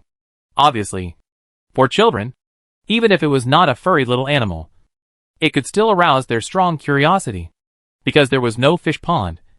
The rice field fish were kept in incubators, and there was even a special brazier in the carriage. It could be said that on the way back, these living creatures were treated better than people, and no one was dissatisfied with it. The camp was already bustling with activity at this time, especially after Lu Yingxue said that they could have meet at noon. The whole camp came alive. Some people were actively building a greenhouse. Some were sorting out the newly harvested supplies, and some were building temporary tents to temporarily raise livestock in them. People passing by couldn't help but take a look, but were reluctant to stay for too long, because now they were all racing against time to build a greenhouse. In the following days, people in the camp were enthusiastic and obsessed with their work. The greenhouse was completed faster than expected, compared with the glass greenhouse they saw under the ice. This greenhouse was not as large and not as beautiful, but it could indeed keep warm. The light blue plastic film was supported by tree trunks and placed on the stone and cement fire wall behind. The simple triangular structure was strong and saved materials. The coal dug from the open pit coal mine has been burned, drying the hollow stone walls, which quickly heated up the greenhouse, which soon became the warmest place in the entire camp. Everyone in the camp went in one after another to feel the temperature. After the doomsday, they have not felt such warmth. Even when the temperature in the greenhouse broke through 0 degrees, many people were reluctant to leave. But in the end, they left the greenhouse to the livestock. Lu Yingxue had already found several people with breeding experience in the base to be responsible for managing the greenhouse. They were excited but also nervous and promised that they would manage the greenhouse well. The living creatures that had lived in the tent for a few days were soon transferred into the greenhouse. The thermometers hanging in the greenhouse allowed the administrator to grasp the temperature inside very well. The animals were separated by wooden fences and kept in different areas. The one called Wendong was leading a few people to finish the work on the fish pond. This temporary fish pond is also very simple. It is just a big hole dug, covered with plastic film, and then filled with water. Lu Yingxue plans to raise these fish in the planting area, so this is just a temporary residence. Wendong worked quickly, Digging a fish pond was not difficult for him, so he did it with ease. He just looked up and saw the Holy Sun and 3 children. 4 pairs of eyes were staring at him. When Dong shuddered. When did the Holy Sun come? Why did he just stare at him without saying anything? He had heard these days that the expedition team was able to gain these gains because of the guidance of the Holy Sun. And the Holy Sun said that this was all God's will. So when Dong looked at the Holy Sun now, he always felt that it was no different from seeing God. The extremely nervous when Dong finished his work in fear and trembling. Then he mustered up the courage to come before Qianqiu. Sir Saint, what can I do for you? A few minutes later, when Dong came to the house next to the Holy Sun in a daze, and started to dig a small fish pond. 3 children squatted not far away, watching his movements carefully, as if he was doing something super amazing. After digging this pond, when Dong was taken to the captain's tent by Xingzi and Luing. Then he continued to dig the fish pond under the eyes of the captain's sister. When he finished, the captain happened to come back. When Dong greeted Luing Xue happily, but Luing Xue looked at him in confusion. When Dong? What are you doing here? When Dong? The captain's family dug a fish pond. Didn't the captain know? He immediately looked around for Xingzi. But Xingzi and Luing were not in the tent. This was a bit embarrassing. Just as when Dong was thinking about how to explain to the captain, Xingzi and Luing came back with a white plastic bucket. Brother, this is a gift from Brother Qianqiu. These 6 little fish will be mine from now on. When I raise them up, we can drink fish soup together. There was no need for anyone to explain. Luing excitedly told the story, then pulled her brother to the newly dug fish pond, and together they watched the little fish, which were not even the size of a palm, enter their new home. After a moment's reaction, Luing Xue understood what was going on. It turned out that the reason why Lu Qianqiu asked her for fish on the way back was that he wanted to give it to his sister. Luing Xue smiled and rubbed her sister's head. Then you have to take good care of them. You can go to the greenhouse to learn from Grandpa Lu how to raise fish better. Luing nodded seriously. I understand. Just like that, all of Qianqiu's tasks outside were completed. All he had to do next was pray daily and water the fire maple wood. The camp was full of prosperity, with smiles on everyone's faces. Smiles of hope that were rarely seen after the apocalypse. People spontaneously stopped the renovation of their homes and devoted all their efforts to the construction of greenhouses. After the first greenhouse was completed, 2 more were quickly built. These 2 were naturally used for planting. And with experience gained, the greenhouses built later looked much neater and more beautiful. After the greenhouses were completed, people continued to build their own houses. Inspired by the greenhouses, they built fire walls and kangs in their own homes, so that when a snowstorm came in the future, they could stay in the warm kangs. Just thinking about it made the snowstorm seem not so scary. Different from the increasingly high spirits of everyone in the base, there were a few people who were a little worried at this time. They were the people from the 2 convoys who stayed here. After so many days, they still hadn't figured out how the temperature of the Lu family base was maintained. The small sapling in the center, which they called the sacred tree, didn't look special, and they couldn't understand its working principle at all. What's even more tormenting is that in just a few days, they have fallen in love with this place. Both the perfect management system and the hopeful atmosphere are things they can't experience outside. At first they stayed because of the abundant supplies here, but now, they want to become a part of the base from the bottom of their hearts. But the reason they can stay here is because of their original team. If they can't find out anything or don't reveal the results of the investigation, it will be a betrayal to the original team. The 4 people who were in a dilemma carefully observed the sacred tree every day and investigated the living conditions of everyone in the base, hoping to find out the principle of temperature control in the base. Of course, they also took the initiative to ask people for the reason. But everyone told them mysteriously that everything was the blessing of God. Regarding this answer, the 4 people all felt that the people in this base were too tight-lipped. Even a few-year-old child said so, which showed how strong their awareness of prevention was. Chapter 52 The Third Hospital. For a long time afterwards, Qianqiu lived a leisurely and regular life. However, since the last meeting, Luing Xue seemed to have opened the door to a new world. She would invite him to every meeting in the camp, even if he had no intention of participating in the management of the camp. Luing Xue would always invite him to attend the meeting. Fortunately, Luing Xue is not the type of person who needs to attend meetings every few days. Otherwise, he would really not be able to cope with it. Like Qianqiu, The lives of everyone in the base are also progressing steadily. 3 greenhouses are obviously not enough to provide food for everyone in the base. But now is not the time to expand the greenhouses blindly. Now is June, when the average temperature is relatively high and the snowstorms are relatively mild. So it is also the golden period for the expedition team to go out and collect supplies. After October, the real winter test has just begun. In the conference room, Lu Yingxue was explaining the recent situation of the base, including the 4 new members. There are currently 88 people in the base, 61 young and middle-aged people with labor force, and 10 people are currently responsible for coal mining. After all, this is our capital to survive the winter, and coal storage cannot be stopped. 10 people are needed to cut wood from the ice. Wood is the main material for the base construction. It is extremely difficult to mine from the ice and snow. 10 people is the minimum standard. There are 15 people in total for the 3 greenhouses, 10 people for housing construction, and 3 people in charge of the kitchen. I plan to organize an outing for the rest of the people. 88 people in the base may seem like a lot, but excluding the elderly and children, there are still not enough people who can work. The base needs manpower everywhere for development. Whether it is the coal mine, the greenhouse, or the kitchen, each place is important. Moreover, this expedition team is not the only one organized by Lu Yingxue that will go out. Under normal circumstances, in this summertime, there should be at least 2 expedition teams out exploring. It's just that there is not enough manpower for base construction at the moment. So there is only 1 expedition team going out now. People spontaneously formed expedition teams based on their own participation in the expedition. There were several captains in the camp who were specifically responsible for the expedition.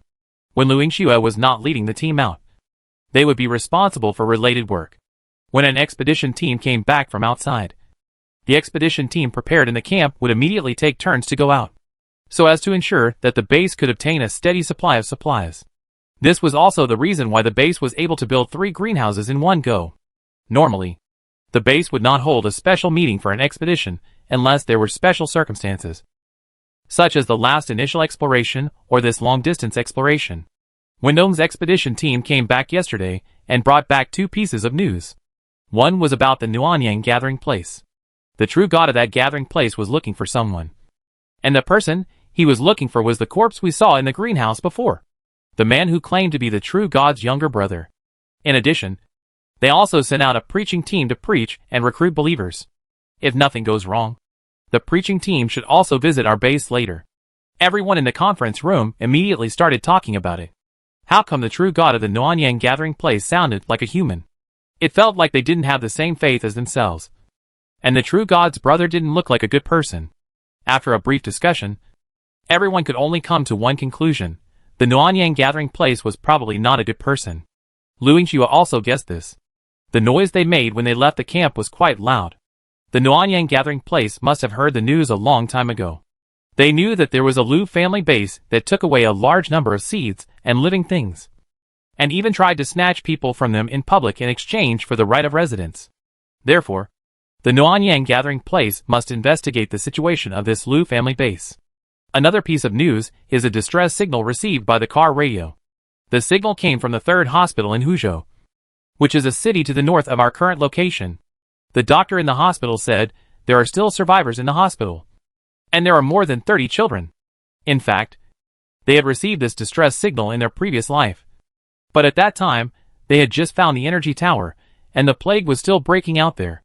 So they were simply powerless to rush to Huzhou to rescue people. How many children? Over 30. Is this true? How can there be so many children? Is the information reliable? Could it be a trap? What kind of trap would say that there are more than 30 children here? Anyone who hears it will avoid it. The people in the tent found it incredible. In such a doomsday, who could lead more than 30 children to survive until now? Moreover, more than 30 children meant 30 more mouths to feed. But they could not work. Even a large base would be very likely to be eaten up. Deep down, they wanted to save them. Any normal person would want to save them. But the reality was cruel. Anyone with a clear mind would know that this was almost an impossible task. After the discussion, everyone's eyes in the tent finally fell on Lu Qianqiu. They did not directly deny the rescue, but were waiting for the decision of the Son of God. Obviously, no matter how difficult or how great the risk, as long as the Son of God said to rescue, everyone in the tent would have no objection. Lu Yingxue also looked at Lu Qianqiu. In fact, a similar thing happened in her previous life. But the targets were not a group of children, but a group of people walking after their vehicles ran out of gas. They found the base and sought shelter. But at that time, the base had just escaped the shadow of the plague and could only barely maintain its operation. Lu Yingxue naturally refused those people to enter. But Lu Qianqiu ignored his orders and kept them, which also laid the groundwork for the large number of people starving to death in the base later. And now, Lu Yingxue did not reject it outright, but waited for Lu Qianqiu's opinion. Obviously, he had realized that all Lu Qianqiu's actions had his reasons. As the son of God, Qianqiu must maintain his image as the son of God. Moreover, with the golden finger given by scrap iron, collecting supplies is not a problem. And according to his understanding of Lu Yingxue, he is definitely not just going there to save the child. How long does it take to drive to Huzhou? It takes at least 10 days one way. And that's without bad weather. Lu Yingxue had obviously conducted a simple investigation. The one-way trip would take 10 days, plus the rescue and exploration time. So the round trip would probably take a month. However, Qianqiu still said, "Rescue? But you can't just bring one expedition team. You have to bring at least 3 teams." Everyone was a little surprised to hear this. There were 3 expedition teams, which meant at least 30 people. The base was now in a critical period of development and construction. If the infrastructure could not be completed before winter, they would most likely not survive the winter. Seeing everyone's embarrassed and confused expressions, Qianqiu continued, "It is not necessary for all 3 teams to reach Huzhou. As long as one team collects enough supplies along the way, they can return directly. After all, we will be away for a month, and the base cannot be without a source of supplies during this month." After hearing this, everyone understood Qianqiu's meaning. In the end, only one of the 3 expedition teams would actually reach Huzhou, and the other 2 expedition teams would return in batches based on the situation. Although this would have a certain impact on the base construction, it would not be a serious blow. They actually adopted this strategy at the beginning of Doomsday.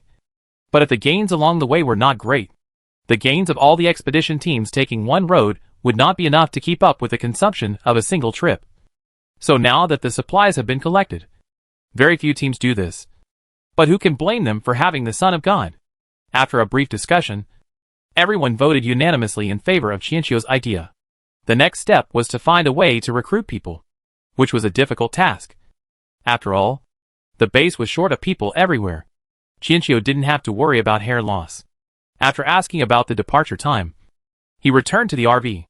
The reason he didn't return to the tent was because the 10-person construction team was now building his own house. Maybe when he came back, he could live in the new house. Lu Yingxue also brought Lu Ying back to the tent. When she heard that her brother was going on a long journey again, Lu Ying, who had just been chattering about how much fish-raising experience she had learned from Grandpa Lu today, suddenly became quiet.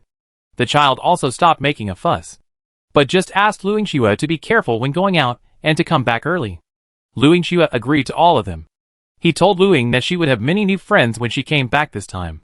Lu Ying expressed her curiosity and expectation. Lu Yingxue told her about the place he was going to, what it was like before the end of the world, and what fun and delicious food there was. Lu Ying's emotions were successfully stabilized, and she slowly fell asleep while listening to the story.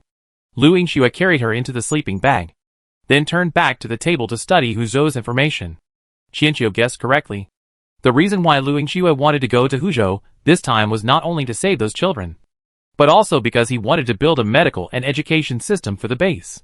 Children are the hope for future development, and education determines what heights the base can reach in the future. Having experienced too many deaths in his previous life, especially after a major plague, Lu Yingxue had long had the idea of rebuilding the medical system. However, the requirements for the medical system were too high. Talent, equipment, and supplies were all indispensable. And now, he finally found an opportunity. Before the end of the world, Huzhou had a major feature. That is, its medical system was very developed. It could not be said to be the best in the country, but it was definitely ranked among the top 3. The third hospital mentioned in the distress signal was a hospital that focused on pediatric diagnosis and treatment. Although it was not a specialized children's hospital, many patients from all over the country came here because of its good development in pediatrics. In addition, there is an aristocratic school just 2 blocks away from the 3rd hospital. Perhaps some of the more than 30 children were transferred there.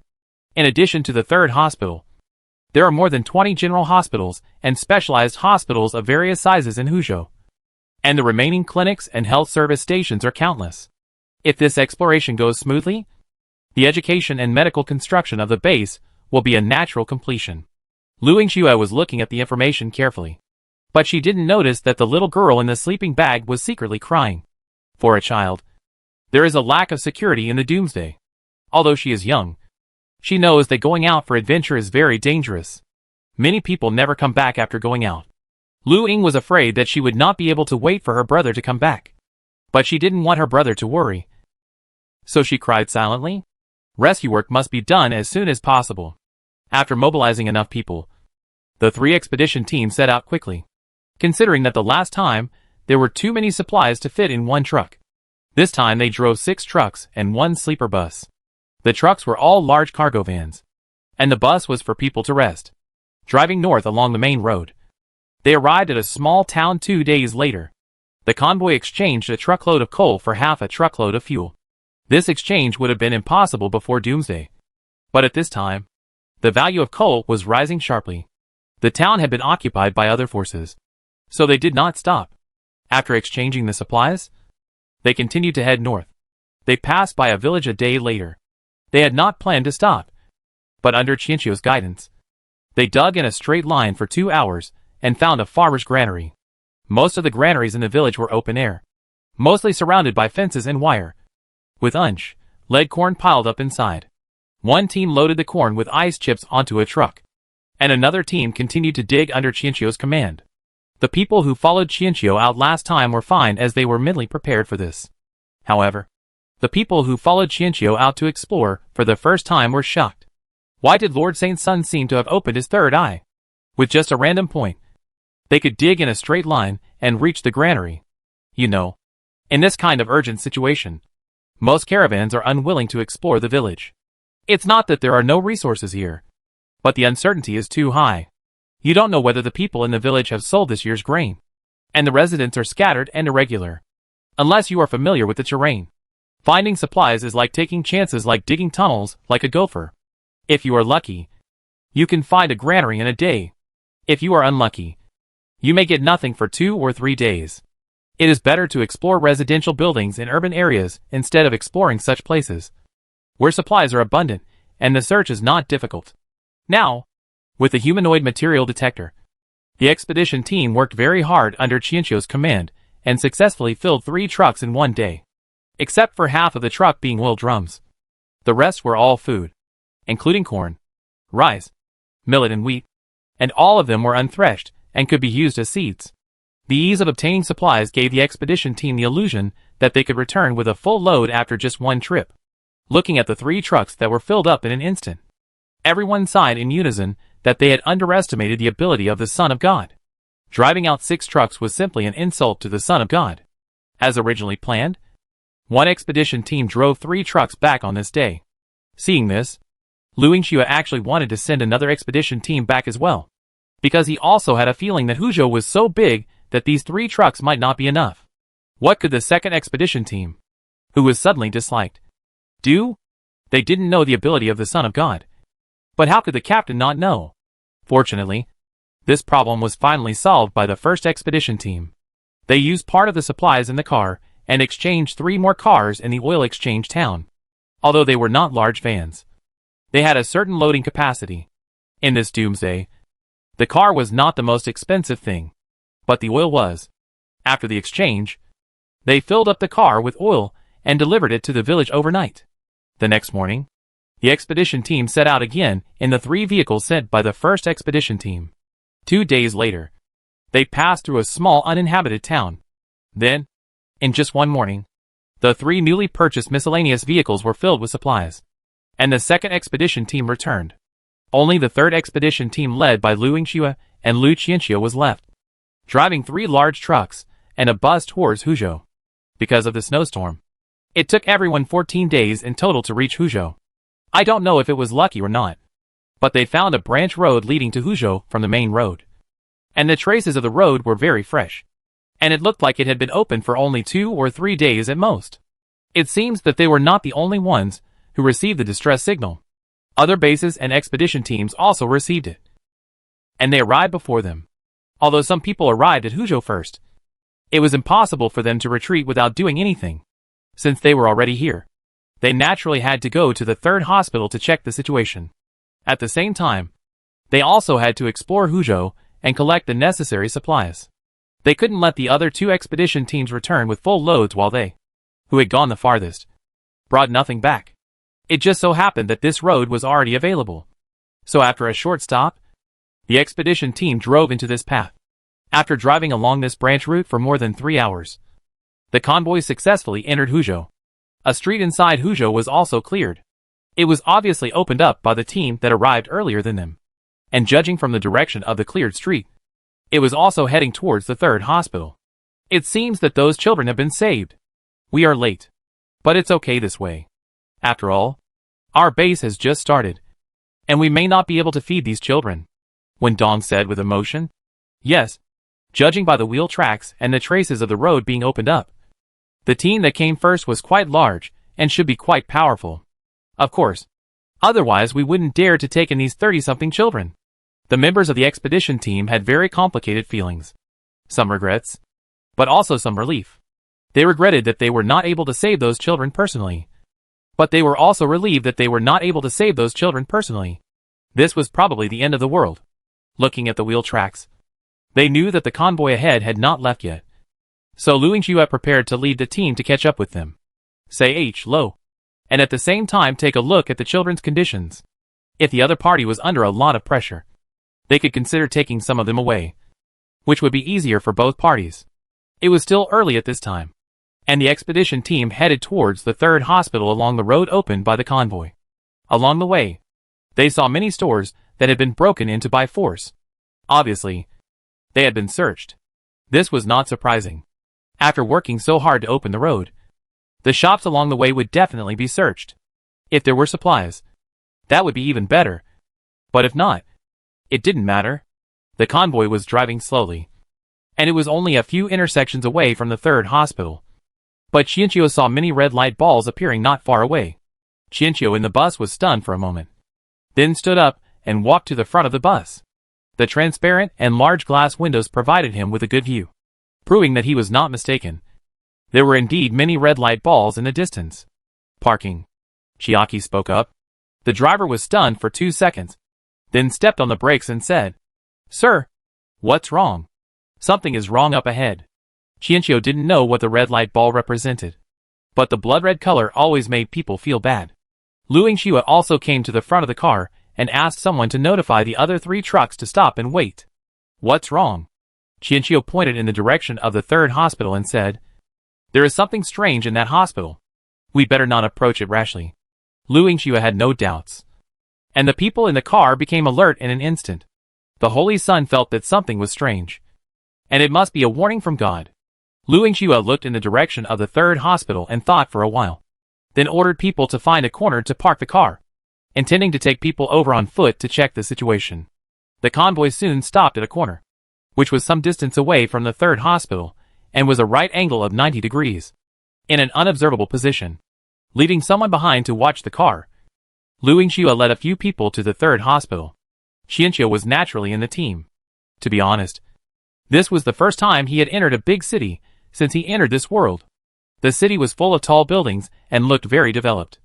But now, it was mostly covered with ice and snow. They walked through it like a line of ants in the snow. Before Qianqiu and his companions arrived at the third hospital, they made a discovery.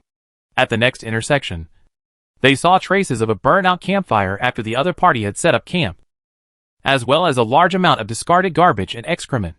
What made everyone gasp was the human head among the garbage, and a large number of bones that had been gnawed clean. If the bones were just piled there, they might not realize the problem. After all, there was no one studying medicine in the team. But when a pile of bones and a human head were piled together, everyone would have a bad connection. No one spoke for a moment. Everyone looked in silence at the human head that had been discarded like garbage. The head had messy hair and dried and frozen fresh blood on the edges. A bit of skin could be seen through the gaps in the hair.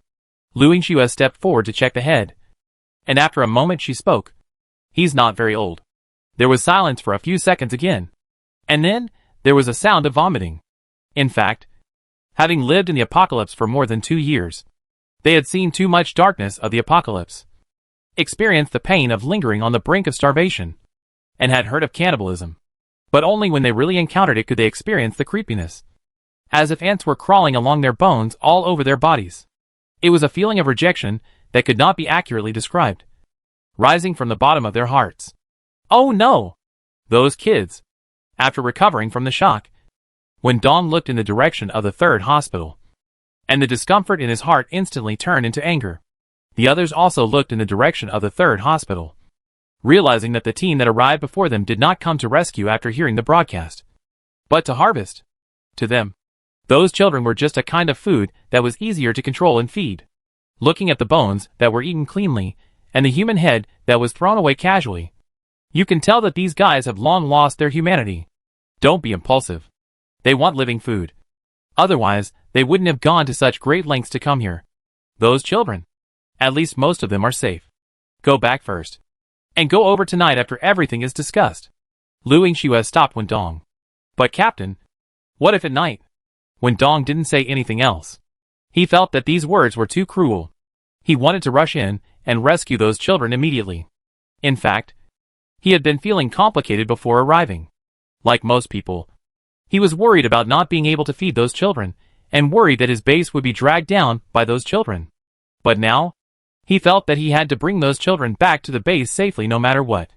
Let's bury the body first. Xianqiu said this, and walked towards the pile of bones and human heads. Seeing this, the others naturally followed him immediately. Fortunately, in the doomsday, they were used to carrying backpacks and bags when traveling, so they were able to collect the corpses. They took the remains away from that nightmarish place, and finally dug a hole with a pickaxe near the corner of the parking lot, and buried the remains in it. Following Xianqiu's prayer, people also followed suit and prayed okay. Anger, impatience, and impulse slowly subsided in this low prayer, and were replaced by the courage to fight to the death. When Dong also regained his senses, the enemy's situation was unclear now. There were only 10 people in their expedition team. If they couldn't defeat the enemy in one blow, they wouldn't be able to rescue a single child. The people who stayed behind to guard the vehicle soon understood what had happened from their companions' retelling. After shock and disbelief, they were equally angry. The atmosphere in the entire convoy was very silent for a while. But it was not because of fear or depression, but because of the anger they were trying hard to suppress. Chapter 53 Blessing. The purposeful wait was torturous and long, especially as time went by and it got closer to dinner time. Lu Yingxue did not wait until late at night, because the sky became gloomy in the afternoon, and thick black clouds covered the sky, as if a terrible storm was brewing. In the doomsday, people had long been accustomed to the unpredictable weather. Seeing such weather, people quickly began to look for shelter. If a superstorm really blew, being exposed outside would almost be a life-threatening situation.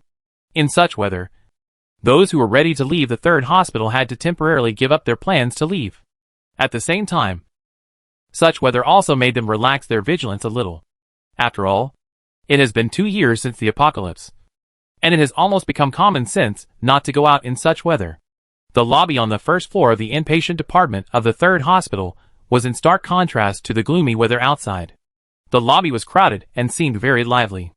As it was approaching dinner time, most of the members of the convoy gathered there spontaneously. 2 stoves were luxuriously burning in the lobby, and the red-hot charcoal fire dispelled the deadly cold. Shouldn't you and the third brother be on guard at the door at this time? A man sitting by the stove spoke. It could be seen from the fact that he occupied the stove alone that he should be the leader of the convoy. The man looked to be in his 30s, and even had a somewhat bookish look. He did not look like a vicious, evil person who would eat people. However, as soon as he opened his mouth, everyone around him fell silent, which was enough to show that he was not as gentle as he looked. Boss, it's too cold outside. Let's eat and then go back. The man who was named bowed slightly, his tone indescribably flattering. Brother, there's going to be a big snowstorm outside. No one is going to be outside in this horrible weather. Don't worry. The man called the third brother came over and sat next to the man. After dinner, continue to be on guard. Don't let your guard down at any time. The man frowned slightly, but finally compromised. Thank you, brother. The third brother grinned, then looked towards the corridor on the left side of the second floor, and said with some anticipation, Brother, it's been 2 or 3 days since we had a feast last time. Now that we have such a big harvest, why don't we give the brothers another bite of meat today? When Changshan glanced at the third brother, and a smile suddenly appeared on his expressionless face. Okay. The third brother smiled brightly after hearing this, and immediately prepared to get up and go to the operating room to choose today's dinner. It's still the eldest brother. He only said half of his words. And then, there was a gurgling sound, which was the sound of blood gushing out of his carotid artery, when Changshan attacked without warning and touched the man's neck with a knife. The third brother soon knelt on the ground powerlessly. He tried desperately to cover his neck, but could not stop the blood from flowing out. Until his death, his eyes were filled with confusion and fear. There was deathly silence all around, but the shock only stayed on their faces for a moment. And then they got used to it, and then everyone had anticipation on their face. Just like the third brother said, they could eat meat in the evening, take it away, and deal with it. Have an extra meal in the evening. When Changshan took out a piece of cloth to wipe the blood off the knife, then walked towards the gate himself, obviously preparing to be on guard personally.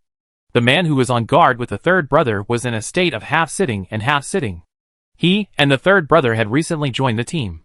The third brother was a smooth-talking person, so he quickly got along with the new team and even became a close friend with the team leader. So he never expected that when Changshan would suddenly go crazy. Did the third brother die just like that? When his brain was down and he hadn't reacted to what happened, he was suddenly kicked in the butt and immediately fell to the ground. What are you daydreaming about? The boss has gone out to guard. Do you still want to stay here? A teasing voice came from behind. The man who just realized what was happening broke out in a cold sweat. The caravan he used to follow was not cannibalistic, although they also made a living by robbing others. They would not kill people over a disagreement. At this moment, he finally understood that although he and the third brother seemed to have joined here to this caravan, they were actually food too. The kind of food that would actively help hunt for food. The man stood up trembling, then crawled towards the door. When he came to Wen Changshan looked at him without saying a word. But the man was already stiff like a mouse seeing a cat.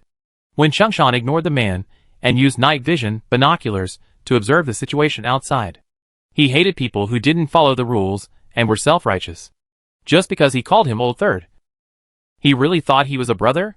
He actually ordered him around. It was ridiculous. After observing through the telescope and finding nothing unusual, Wen Changshan slowly returned to the hall. The man at the door did not have the courage to leave his post this time, and was determined to wait until his shift changed.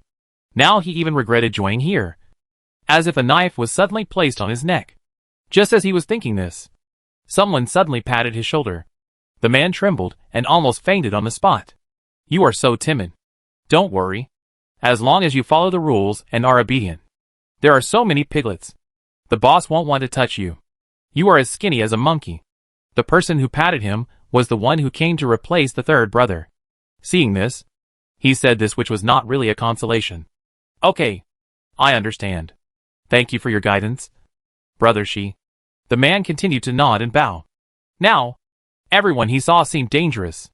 Brother Shi gladly accepted the other party's apology and seemed very easy to talk to, even chatting with him. However, this time, the young man was no longer friendly. When they first met, the people in the convoy were so talkative and friendly.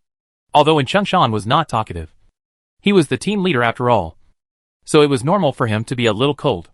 Moreover, Wen Changshan looked like a very knowledgeable and cultured person. However, who could have known that such a warm and friendly convoy could actually be cannibalistic? The two chatted for a short time, because it was soon time for the shift change. The two people who came to relieve the shift were talking and laughing, chewing pieces of meat. When they saw the man at the door, they all smiled warmly. Dinner is ready. Come in and eat. If you are late, there will only be soup left. Brother Shi greeted the two men and went back naturally. The man smiled stiffly, and then went back to the hall stiffly. As soon as he entered the door, the heat and the smell of meat hit him in the face. But when he realized that the smell came from the third brother, he couldn't help wanting to vomit. It turned out that the feeling of eating a stranger and eating a familiar person were completely different. Let's go. What are you standing there for? Brother, she was still as enthusiastic as ever. He put his arm around his shoulders and led him to the stove where the meat was stewed. At this time, many people gathered there, scrambling to grab the meat. I don't know which enthusiastic person stuffed the bowl into his hand. And then, there were urging voices in his ears. The man stretched out his hand in horror and numbness. When he put the piece of meat into his mouth and took 2 bites, he finally couldn't help but rush out of the crowd and ran to the wall to vomit. When the man finally got rid of the nausea that penetrated deep into his brain, he suddenly realized that something was wrong. The hall, which had been bustling just a moment ago, was now extremely strange and quiet. He looked up and found that everyone was looking at him. The look in their eyes was indescribably terrifying. The man was sweating profusely, and was just about to explain when the hall became lively again. Why are you vomiting again? Are you sick? Let Dr. Joe take a look at you. Are you okay? Bro? Are you freezing from being on guard outside? Why don't you go and have a rest first? Everyone was so warm and considerate. Many of them called him brother. But the man noticed that no one called his name. He forced a hard smile and said, I seem to be cold. I'm going to rest first. After saying this, he didn't dare to look at the expressions of the people around him. He quickly turned around and ran to the corridor, came to the temporary dormitory assigned to him, and immediately collapsed beside the bed. Everything that just happened in the hall was also seen by Lu Yingxue and Qianqiu, who were opposite the inpatient department, because they were still worried that another child would be hurt tonight. The expedition team did not wait until night. Fortunately, the weather was very good. Even though it was not dark yet, it was very dim, which allowed them to successfully sneak into the third hospital little by little. The slacking behavior of the third brother and the man while on guard also allowed the expedition team to move to the outpatient department. The 2 buildings of the outpatient department and the inpatient department echoed each other from a distance. Although they were not 100% opposite, it was enough for them to see the situation inside clearly. At first, the expedition team wanted to find out the approximate number of the other side and the personnel distribution before taking action. But they didn't expect that they would suddenly kill their own people, because they were far away. They couldn't hear the other side's voices, nor did they know the situation within the team. So faced with this sudden situation, Lu Yingxue was stunned, although he was a little confused. When Lu Yingxue saw the murdered man being dragged away by 2 people in aprons, he realized that the opportunity was now, and it would not come again. Now a high-risk, but also high-reward solution was in front of him. Without much hesitation, Lu Yingxue signaled Qianqiu and the others to stay, and he tried to sneak in from the back of the inpatient building alone.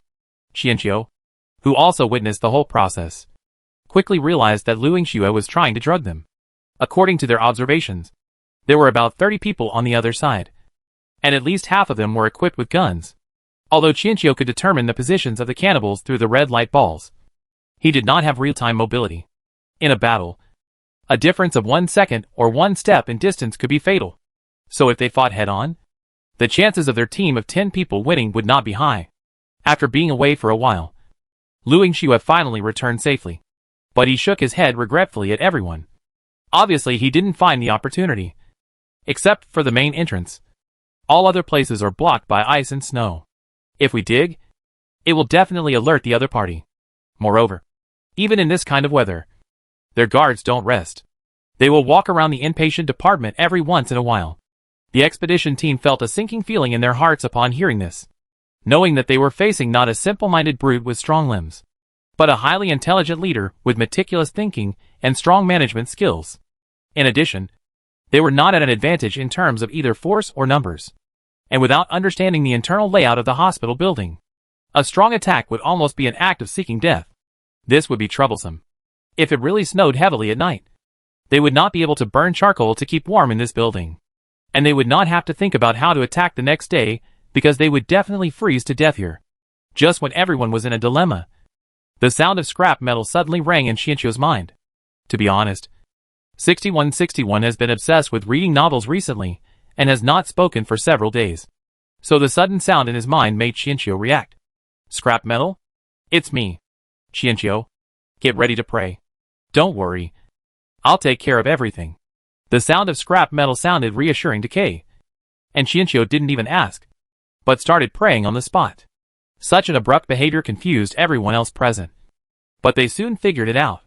After all, The Son of God is the Son of God, and his way of thinking is different from theirs. Everyone gathered together again to discuss several plans, which were ultimately rejected one by one. The location chosen by the opposite side was easy to defend and difficult to attack, with no other entrances except the main gate. The door to the inpatient department was flat, and there were no buildings blocking the view, so it was unrealistic to sneak in. The rotating guards were also very alert, and did not slack off like the first two men.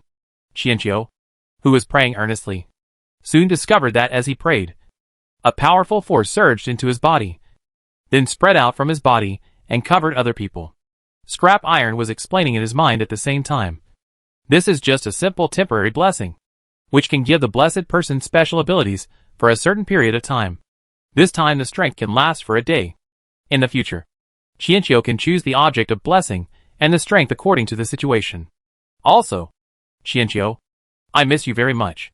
Scrap did not explain the effect of this special ability, but said that he missed you very much.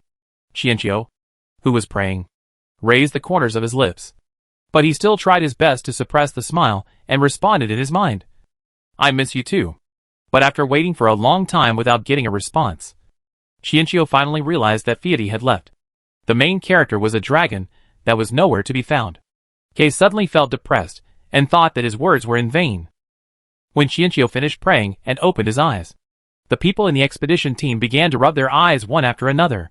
They kept looking up at the opposite side, and then kept rubbing their eyes. There seems to be something wrong with my eyes.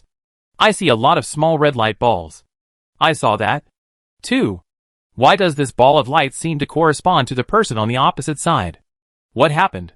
This was the first time a supernatural thing happened to everyone, and no one could remain calm. Even Luingxue was rubbing her eyes with everyone else. Don't panic, everyone. This is a blessing from the gods, bestowed upon you through my prayers. As you can see, a red ball of light represents a cannibal. With this, we can predict the location of the people in the opposite building in advance. This blessing is valid for 1 day, so we only need to act within 1 day. Qianqiu's voice came and calmed the confused crowd. Obviously, he had quickly determined the special ability of blessing from the conversation of the crowd. At the same time, Kay also began to wonder if he could gain more abilities if the power of faith was higher in the future. At the same time, he could also bless a variety of different abilities. This function was much more convenient, and Kay didn't have to do everything by himself. The expedition team was surprised for a moment, and soon they were excited. Oh my god! They were blessed by the gods. Although it was only temporary, a miracle had indeed happened to them. Not to mention the doomsday today. Even before the doomsday, they had never witnessed a miracle, let alone imagine it happening to themselves. Thank you, Lord Saint. Thank you for the blessing from God. Thank you, Master Saint. Thank God for the blessing. People suppressed the urge to howl with excitement, and instead whispered their thanks. The excited people quickly accepted that they possessed God-given abilities. Even Luingxue, who had no faith, adapted well. It was just unknown whether Luingxue would continue on her faithless path from now on. With this function of a small perspective map, the expedition team quickly gained confidence and replanned the attack plan. Since they could see the opponent's movements in real time, the simplest way was to launch a sneak attack in the middle of the night and try to eliminate enough enemies before most people react. Perhaps because they had gained confidence, everyone was no longer so anxious during the subsequent wait. The management of the opposing team was indeed good, and they remained vigilant and on alert in such weather. However, when it came to the early morning, the silent night where even the sound of insects could not be heard always made people yawn. After someone at the door went around the building for a routine check, only a sleepy and tired person was left at the door. In the darkness, an arrow streaked through the night sky and hit the man's forehead silently but accurately. The powerful force knocked the man back a step, and he leaned directly against the wall behind him. But his body did not even fall down and make a sound.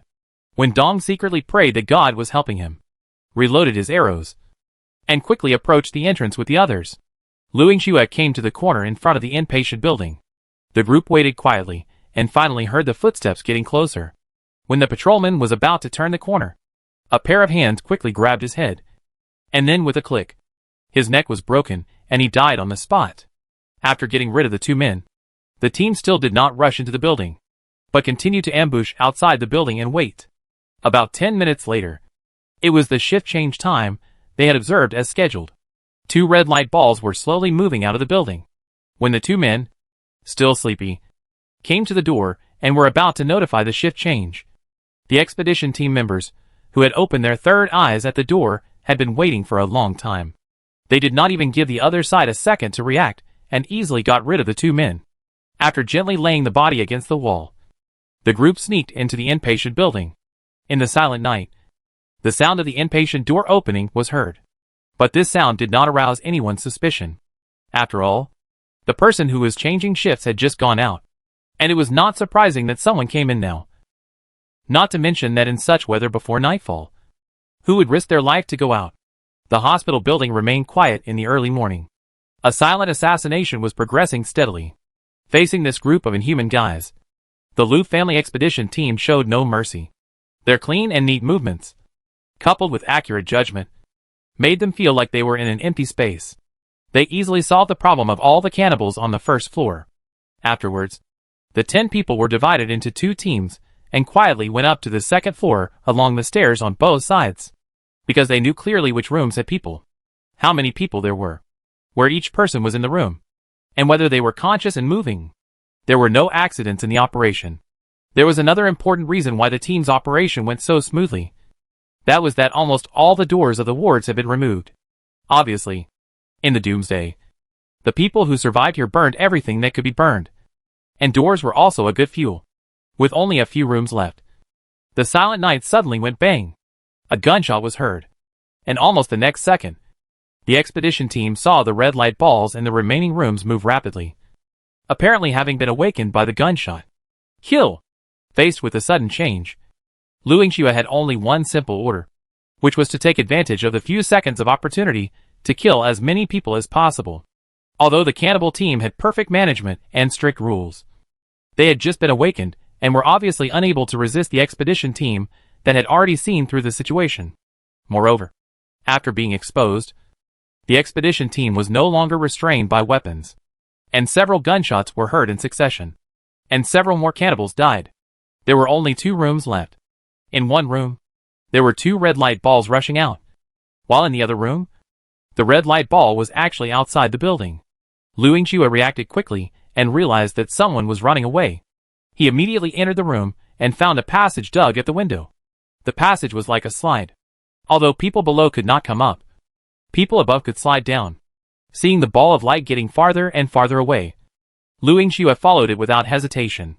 As for the remaining 2 cannibals, the others were more than enough to deal with them.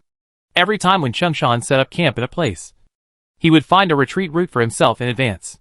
However, he did not expect that he would use this retreat route so soon. The building with such strict security was invaded silently by the enemy. He did not understand how this happened. By the time he realized it, it was too late to save the situation, and he could only escape for his life. But not long after he escaped from the hospital building, he heard footsteps behind him. Obviously someone was chasing him. When Changshan cursed inwardly and quickly turned left and right using the terrain he had become familiar with in the past few days, hoping to get rid of the pursuit. But no matter how he moved, the person behind him was like a dogskin plaster, chasing him faster and faster. Even when he turned a corner, there was a man holding a gun standing in front of him, and the muzzle of the gun was pointed right at his forehead, as if he had expected it. Why? When Changshan couldn't figure out what had happened that night, nor could he understand how the person in front of him predicted that he would appear here. But he obviously didn't get the answer he wanted, because the man holding the gun pulled the trigger without any nonsense. When Liu Xue arrived, she saw Wen Changshan's body slowly falling down, and Liu Qianxue was retracting his gun with a cold face. Although he had such a cold expression, it was not inconsistent with his identity as the Son of God. For the first time, Liu Xue realized that cruelty and holiness are not contradictory. It turns out that in Liu Qianxue's eyes, there are also people who cannot be forgiven. Liu Xue went forward and searched Wen Changshan, taking away his weapons and a palm-sized notebook. Without having time to check, the 2 returned to the inpatient department, which was extremely busy at the moment. The gunshots not only woke up the cannibals, but also the survivors locked in the operating room. After resolving all the threats, the expedition team rescued the survivors from the operating room. The survivors consisted of 5 adults and more than 20 children. Although they were rescued, The survivors just kept thanking them, but still kept a distance vigilantly. Obviously, they had learned their lesson, and could no longer easily believe in the so-called outside rescue. Lu Yingxue and Qianqiu also came back soon. They were not in a hurry to explain anything to the survivors. They just asked people to search the trucks of the cannibals. It was impossible for them to collect any supplies along the way. Even if they didn't eat the food, they could exchange it. So there must be normal food in their cars. After finding food, the expedition team prepared to cook some porridge. When the survivors saw the rice, they couldn't help but swallow their saliva. Finally, one of the older women came out and said, "Leave it to me. I know where the pot is. Don't use those people's cooking utensils." Everyone present naturally understood what she meant. So the team member carrying the bag of rice stepped forward and prepared to help cook porridge. The person did not refuse. It was obvious that she had been hungry for a long time, and did not have the strength to move the bag of rice. The children huddled together, staring at them with their big eyes expectantly, but too shy to speak. Chapter 54 Return with a full load. Thank you so much. If it weren't for you, I can't imagine what would have happened to the children. The children could remain silent and reserved, but the adults obviously could not. Except for the one who cooked the porridge. The remaining 4 adults once again expressed their gratitude to the Lu family expedition team. You're welcome.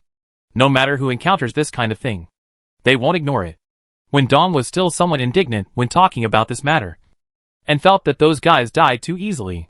Lu Yingxue glanced at the children, and found that the number of children did not match.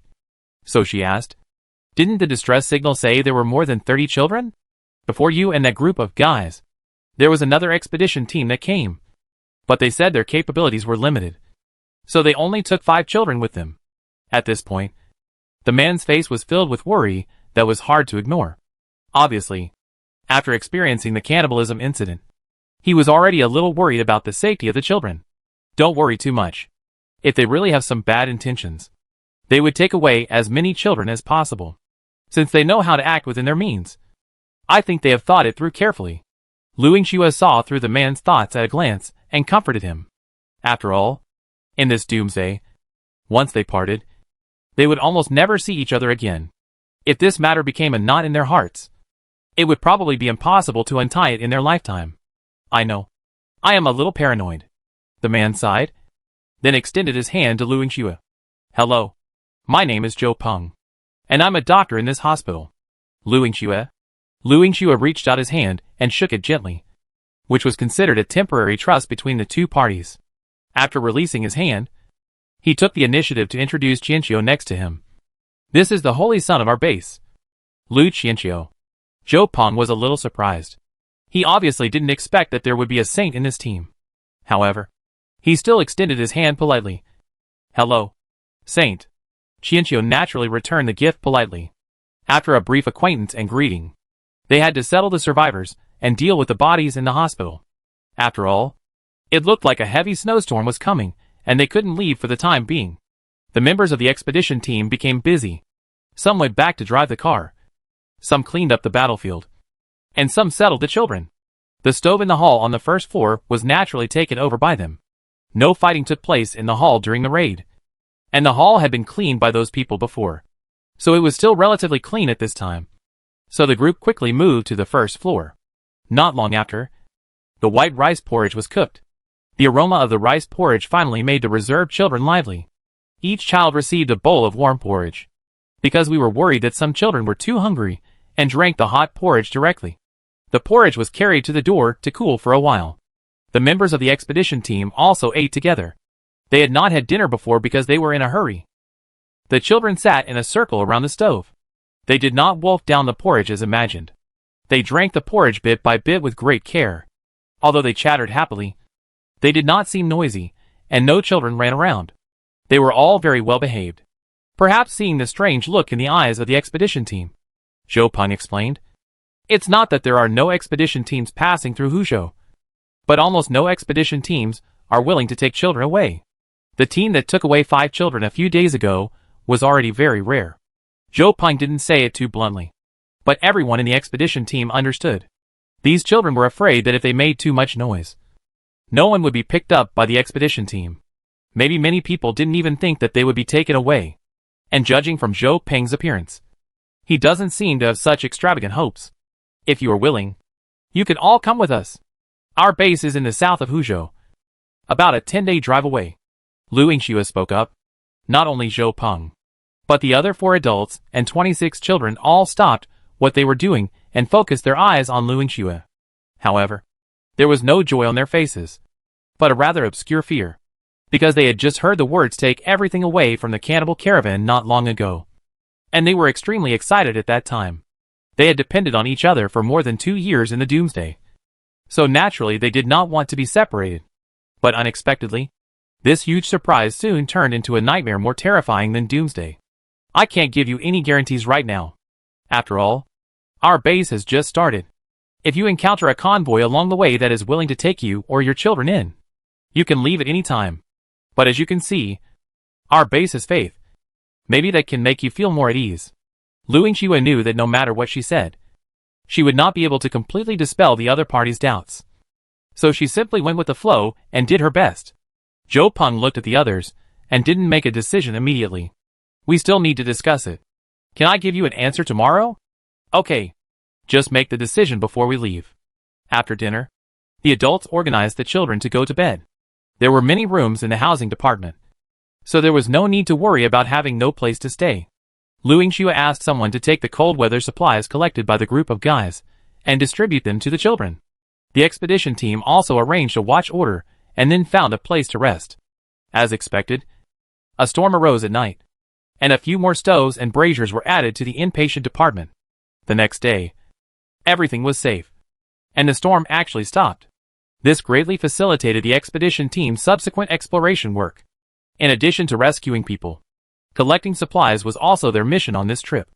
The 5 adults, who took care of the children, all originally lived in Huzhou and were very familiar with the place. After learning about the needs of the expedition team, they expressed their willingness to lead them. Having someone leading the team is much better than looking at a map. Before setting off, Qianqiu stopped everyone and said that he would give the expedition team another blessing. In order to improve efficiency, the expedition team had to be divided into 2 teams, each driving their own car. It was impossible for Qianqiu to split into 2 and follow everyone. So he decided to try to see if he could let the expedition team see the white light group representing supplies. Obviously Qianqiu discovered it last night. The expedition team could only see the red light group, but not the white light group. You should know that the cannibal caravan had a lot of supplies at that time, but no one said they saw the white light group. This also shows that the blessed person is different from Qianqiu and can't see everything. Upon hearing this, everyone in the expedition team immediately became energized, and in an instant, they were full of energy, as if they had been injected with chicken blood. And they came to Qianqiu very actively. Zhou Peng and the others were confused. Isn't blessing just praying? Why are these people so excited? As if they really believe that this blessing can bless their exploration to go smoothly? Is this expedition team a little too superstitious? Is it not a wise decision to leave with such a convoy? The excited members of the expedition team had no idea how outrageous their behavior seemed to outsiders. They surrounded Qianqiu, closed their eyes devoutly, clasped their hands in front of their chests, and listened carefully to Qianqiu's chanting. Qianqiu's voice was very ethereal, lingering in this snow-white and silent world. At that moment, all the children were attracted over. Unlike adults who had many concerns, children's likes and dislikes were always simple. Obviously, they liked the person singing and liked to listen to the voice, which made them feel comfortable and wanted to get closer. The 5 adults were also somewhat touched by the chanting. 3 of them were doctors. 1 was a nurse, and the other was a teacher who had brought her children from the aristocratic college to flee here shortly after the apocalypse began. All 5 of them had their own beliefs before the apocalypse. They might not believe in God, but they all had their own professional beliefs. Listening to Qianqiu's chanting, the long-lost faith in their hearts seemed to awaken again. It was very strange that in this song, they did not feel the so-called God, but felt their previous faith. Qianqiu felt a different power of faith this time. He knew that it came from those children and the 5 adults. It was also at this moment that Qianqiu understood that Feidi's faith was not simply narrow admiration, but gentle and firm tolerance. The children's simple love and yearning, the professional beliefs and courage of teachers and doctors can all produce powerful and positive spiritual power. No matter what you believe in, as long as it does not contradict the beliefs of God, you can generate the power of faith. It turned out that K himself was narrow-minded before. The admiration that Lu Qianqiu had gained for his status as the son of God in the Lu family team was faith. He took it for granted that that was the faith that scrap iron needed. It was not until now that Kay realized how broad the word faith was. After the song ended, Qianqiu felt that the power of faith was covering the members of the expedition team with the help of him. He even tried to cover the 5 adults, but failed. Qianqiu felt that this was probably due to a lack of identification or trust. Although Qianqiu's attempt failed, the 5 people all had a magical feeling of being wrapped in warmth for a moment when the singing ended. However, the feeling disappeared quickly, making people almost think it was an illusion. But when they saw the reactions of the other 4 people, they realized that the warmth just now might not be their illusion. Everyone on the expedition opened their eyes and looked around to see what special abilities they had gained. The red light balls had long disappeared because all the cannibals had died. And now, what appeared before their eyes were many white light balls of different sizes. They corresponded to the position of the white light ball, and soon discovered that the white light ball seemed to represent supplies. Thinking of the previous behavior of the Holy Sun pointing directly at the supplies, and looking at the white light ball in front of them, everyone became excited. Today, they will also point directly at the supplies. Create a miracle. Everyone is full of fighting spirit, not to mention emptying Huzhou. But they are still confident that they can fill 10 trucks. What? You ask, why 10 trucks? Of course, there are still cars from the cannibal team. They haven't thought about driving those cars away before. But now, they are only worried about whether these cars are enough. Because there were outsiders present, the expedition team members did not communicate as excitedly as they did yesterday. They just looked at each other tacitly and realized that everyone in their team had received God's blessing because of the special abilities she suddenly acquired. Lu Yingxue temporarily decided to change the 2-group team into 3 groups in order to speed up the exploration. After all, they are now outside, and there are too many dangerous factors.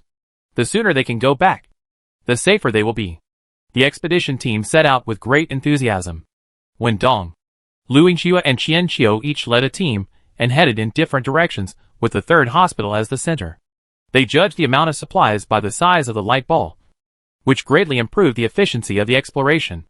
Not only that, because it had not been a day since last night's blessing time, the ability to observe threats still existed. When the red light ball appeared in front of the expedition team again, the team went into alert status in advance. When they hid, the red light ball also came around, and it turned out to be a brown bear. Because they had sufficient weapons, the brown bear did not cause any harm to the team. There were not many wild animals in the city. Apart from the bear, the expedition team never saw the red light group again. Under this circumstance of both alerts and supply reminders, the exploration went extremely smoothly. Every member of the expedition team felt that today was the happiest day of their exploration ever. This cheating feeling was like a dream, and they needed to check with their teammates from time to time to make sure they were awake. Compared with the excited and happy expedition team, the 3 doctors who followed the 3 expedition teams out to guide the way were really confused. It had been 2 years since the apocalypse, and they had naturally gone out to search for supplies many times. However, even if they knew the local situation, there was no way they could find supplies accurately. If those supplies were not indeed buried deep in the ice and snow, they even suspected that these things were buried in advance by this expedition team. Faced with such a strange situation, they naturally asked the members of the expedition team. But the members all said in unison, "This is all the blessing of God." As a doctor, God was skeptical about this statement and finally decided to go back and have a good talk with others. Because it is a big city, the buildings here are very dense and tall, so only the lower half is buried in ice and snow. This also means that the expedition team only needs to break open an entrance to enter the interior of the building to collect supplies. With the help of external plugins, the 3 expedition teams successfully completed the task in just 1 day and filled up all the vehicles they brought out. According to Lu Yingxue's request, they collected a large number of medicines, medical devices, equipment, and medical books. In addition, they went to the local library and moved books of various categories. They also went to many schools and collected a large number of teaching materials and equipment. In addition to the 2 major focuses of medical care and education, common items such as food, cold-proof supplies, and fuel were of course not left out. When the day was over, looking at other large and small white light groups in the city, the expedition team had an urge to come back for another day. However, They were also very clear that there was no point in staying for another day. The supplies of the entire city could not be transported away by a few trucks. Moreover, they were limited in number, and could only drive a limited number of cars. There was no point in staying for another day. It would be better to go back early, and send other expedition teams later. Before dark, the 3 expedition teams returned to the 3rd hospital. The busy day finally brought a break. People prepared food, sorted out supplies, and excitedly talked about the day's gains. The 3 people who followed out also found their companions, and told them about the bizarre scenes of the day. Obviously, the peculiar behavior of this expedition team aroused their great interest, and also gave them the confidence to follow and leave. At least the Liu family team proved with their strength that they were indeed capable of feeding these more than 20 children. After discussing for a while, they sought the opinions of the children. Finally, before going to bed at night, Zhou Peng found Liu Xue and said that they all wanted to leave with the convoy and head to the Liu family base. Liu Xue welcomed this and told the other party that if the weather conditions were good, they would set off early tomorrow morning, and asked him and the children to pack up in advance and be ready to leave. Zhou Peng breathed a sigh of relief after getting a definite response from the other party. Until just now, he was still a little skeptical. After all, the burden of more than 20 children was too heavy. If the other party changed their mind at the last minute, he could understand it. After all, they were used to disappointment. Zhou Peng said goodbye to Liu Xue and quickly told the others the news. A low cheer rang out in the room, followed by the sound of children excitedly packing their small backpacks. Of course, while some children are optimistic and happy, there are also some children who are worried and afraid. The terrible scene not long ago is still vivid in their minds. The uncles in the previous convoy were also very friendly at the beginning and were even willing to play with them. But in the end, their expectations were dashed. Go to bed early. We can leave here tomorrow. The teacher's gentle voice came, soothing the children's uneasy emotions. And these words seemed to be spoken to the children, but also to herself. That night, many children slept uneasily, and the 5 adults hardly fell asleep either. They waited quietly for the next day, not knowing where fate would take them. The hospital supplies have been exhausted, and it is almost difficult to find fuel and supplies around. So from beginning to end, they actually only have one choice, which is to leave with the convoy. Otherwise they will not survive this winter. The next morning, none of the children stayed in bed. They even got up earlier than the expedition team. The older children helped the younger children finish washing up. Then all the children put on their small backpacks and, led by their teacher, came to the lobby on the 1st floor and stood obediently, as if they were afraid that the expedition team would leave quietly and forget them here. When the expedition team woke up and came to the lobby on the 1st floor, they were shocked by the scene. After they reacted, they just greeted them warmly and told them not to rush and to at least have breakfast before leaving. Once they were on the road, it would be difficult to have a hot meal. After all this trouble, it was already an hour before we set off. The weather seemed to have been very kind to the Liu family team recently. We set off at 7 in the morning, with a clear sky, no wind and no clouds.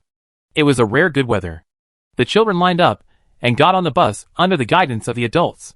The bus, which could carry 50 passengers, easily accommodated everyone. The bus was driven out for 2 reasons. One was for the people coming out, and the other was to pick up the children. Teacher Liu, there are beds in the car. Lots of beds. It's so warm in the car. I feel hot. Teacher Zhou, will this car start moving soon? The children who got on the bus were very curious about the situation inside the bus. The heating inside the bus made it warmer than the hospital building. The children looked around, but did not dare to act on their own. Everyone was afraid that any rash action would cause dissatisfaction among others, and leave them alone. All we can say is that the children in the Doomsday have all come out of countless hardships. It is hard to imagine that there are more than 20 children in a car. But there are only small discussions in the car. It seems that the high decibels unique to children are ineffective here, and the car does not seem noisy at all. Sandwiching the passenger bus in the middle, the expedition team set off on the road. The way out of the city was not easy to travel. The fork in the road was buried a lot by the previous heavy snowstorm. The expedition team used tools to clear it again so that they could pass. However, when the convoy got on the main road, the situation improved. The main road is the hope of survival for people without a base. It can also be said to be one of the few links for people to communicate in the Doomsday. As long as there are people passing by, This place will not be congested by snow, because people will step on the snow under their feet, over and over again, pressing the snow into a solid road. I don't know if Lu Yingxue thought Qianxue was very popular with the children, so she gave him the task of driving the bus. Fortunately, although the human cubs were excited, they were extremely well behaved, with 2 adults taking care of the children. Qianxue only needed to concentrate on driving, and didn't have to worry about other things. Most of the children in the bus were leaning against the windows and looking out. It was the first time in 2 years that they saw the outside world, even though all that flashed before their eyes was the unchanging white world. The children watched it with great interest, and could even tell a story of their own to distinguish the white in front of them from the previous one. When they encounter other people and cars along the way, the children will initially avoid them, but then they gradually get used to them. The convoy's return journey took 11 days, and they rested in the car the entire time. As mentioned before leaving, they never had a hot meal along the way. However, the result was gratifying. They did not encounter any accidents along the way, and they arrived safely at the Lu family base. When the huge convoy appeared outside the pit, the base immediately became alert, and then quickly organized personnel to surround them as before, until they saw the expedition members getting off the car. 10 people, not one less. In the truck, through the glass, they saw a number of young but curious thin faces. Obviously, the captain and his team's rescue operation was successful. Not only that, they also brought back a large amount of supplies, more than the other 2 expedition teams combined. A deputy captain, who was temporarily in charge of the base, was talking excitedly about the changes that had taken place in the base over the past month.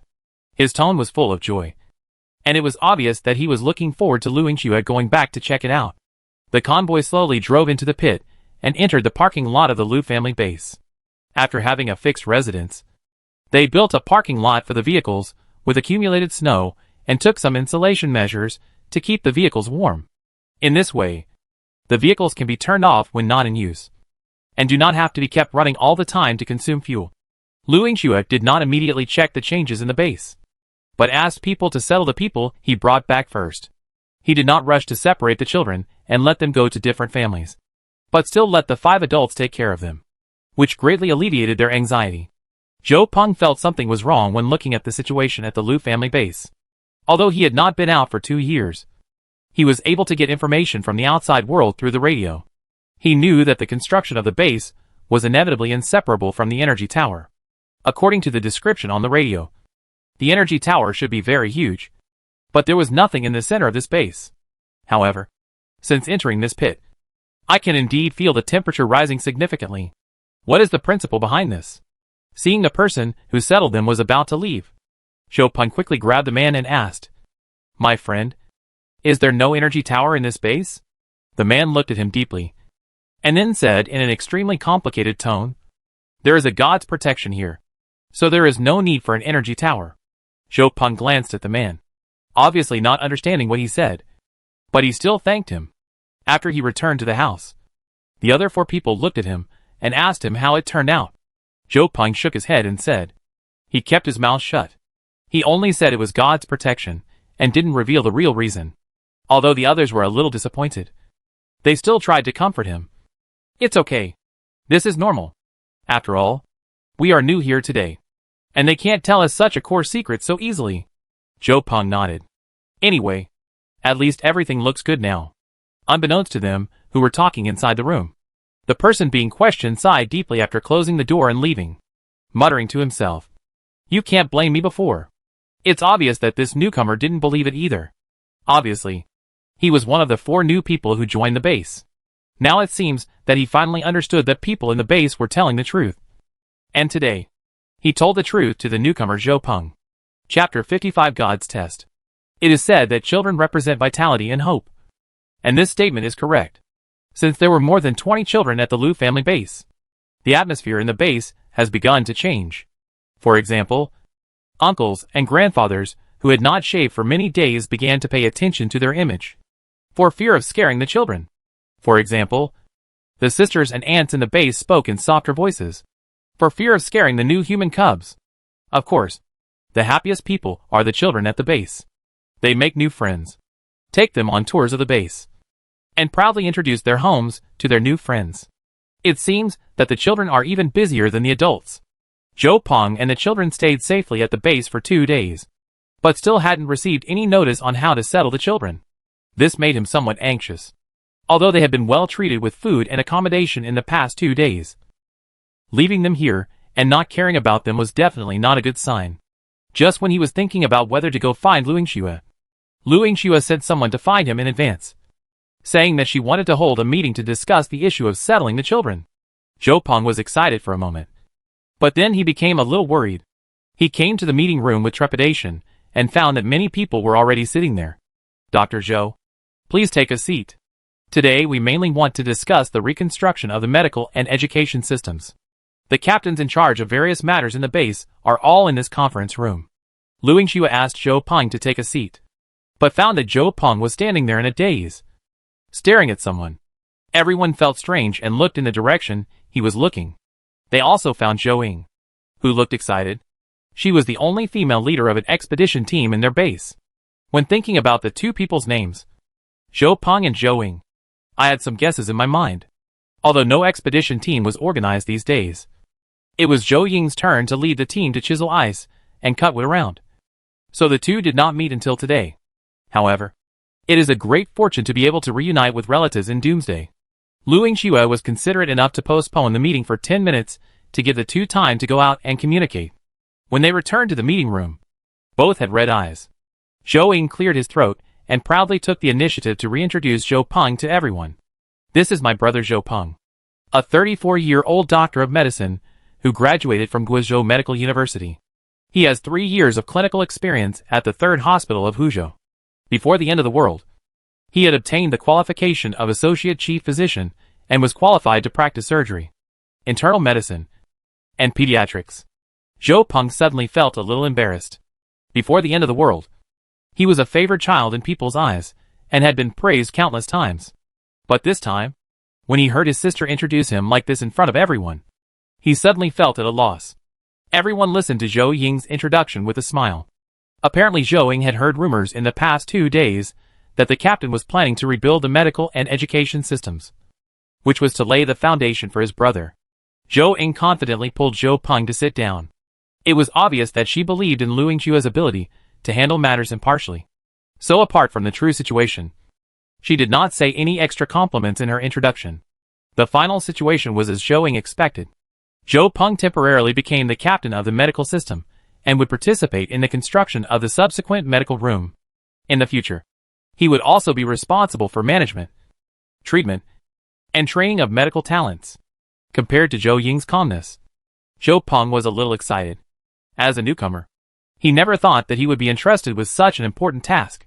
Moreover, Lu Yingxue also promised to give him the greatest authority and try his best to meet all his requirements for the construction of the medical room.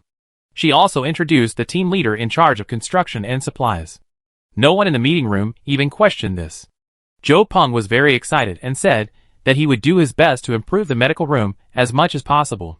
Everyone discussed issues such as time, materials and personnel, and determined the basic plan for building a medical room. The next thing is the construction of the education system, which is much simpler than the medical system. There are already talents in education in the base, and there is no shortage of teachers. Lu Yingxue handed over the education construction to a female teacher named Xian Ling, a calm woman in her nearly 40s. She is capable and calm, a practical person who has experienced many ups and downs. The meeting went smoothly, and Qianqiu was there until the end. Just as people were about to end the meeting, there was a commotion at the door. Qianqiu heard some familiar voices. The guard at the door quickly came in to explain the situation. Captain, it's Professor Wei and his son. They must come in no matter what. Hearing this surname, Qianqiu knocked on 6161. Is this the person who found me and accused Lu Yingxue of being cold-blooded and not giving supplies to passers-by on the day I was teleported here? I remember that he was also the main person who instigated the relationship between Lu Qianqiu and Lu Yingxue in the plot. I thought he had stopped. 6161 sent an emoji of an old man with blurry eyes, coming back to his senses from the novel, and responded a little late. Yes, that's the person. Qianqiu frowned. Are you sure you're not poisoned? How many novels have you read to get stuck like this? 6161 immediately perked up and said that he was completely fine. I didn't see much. Just a few tens of thousands T. Anyway, I don't have any tasks to do now. I still have a lot in stock. Do you want to see it? Xianqiu. It seems that the system's brain really doesn't have much room left. There was no expression on Lu Yingshua's face, and she signaled the guard to let the person in. Wei Xuehua walked in angrily with a cane.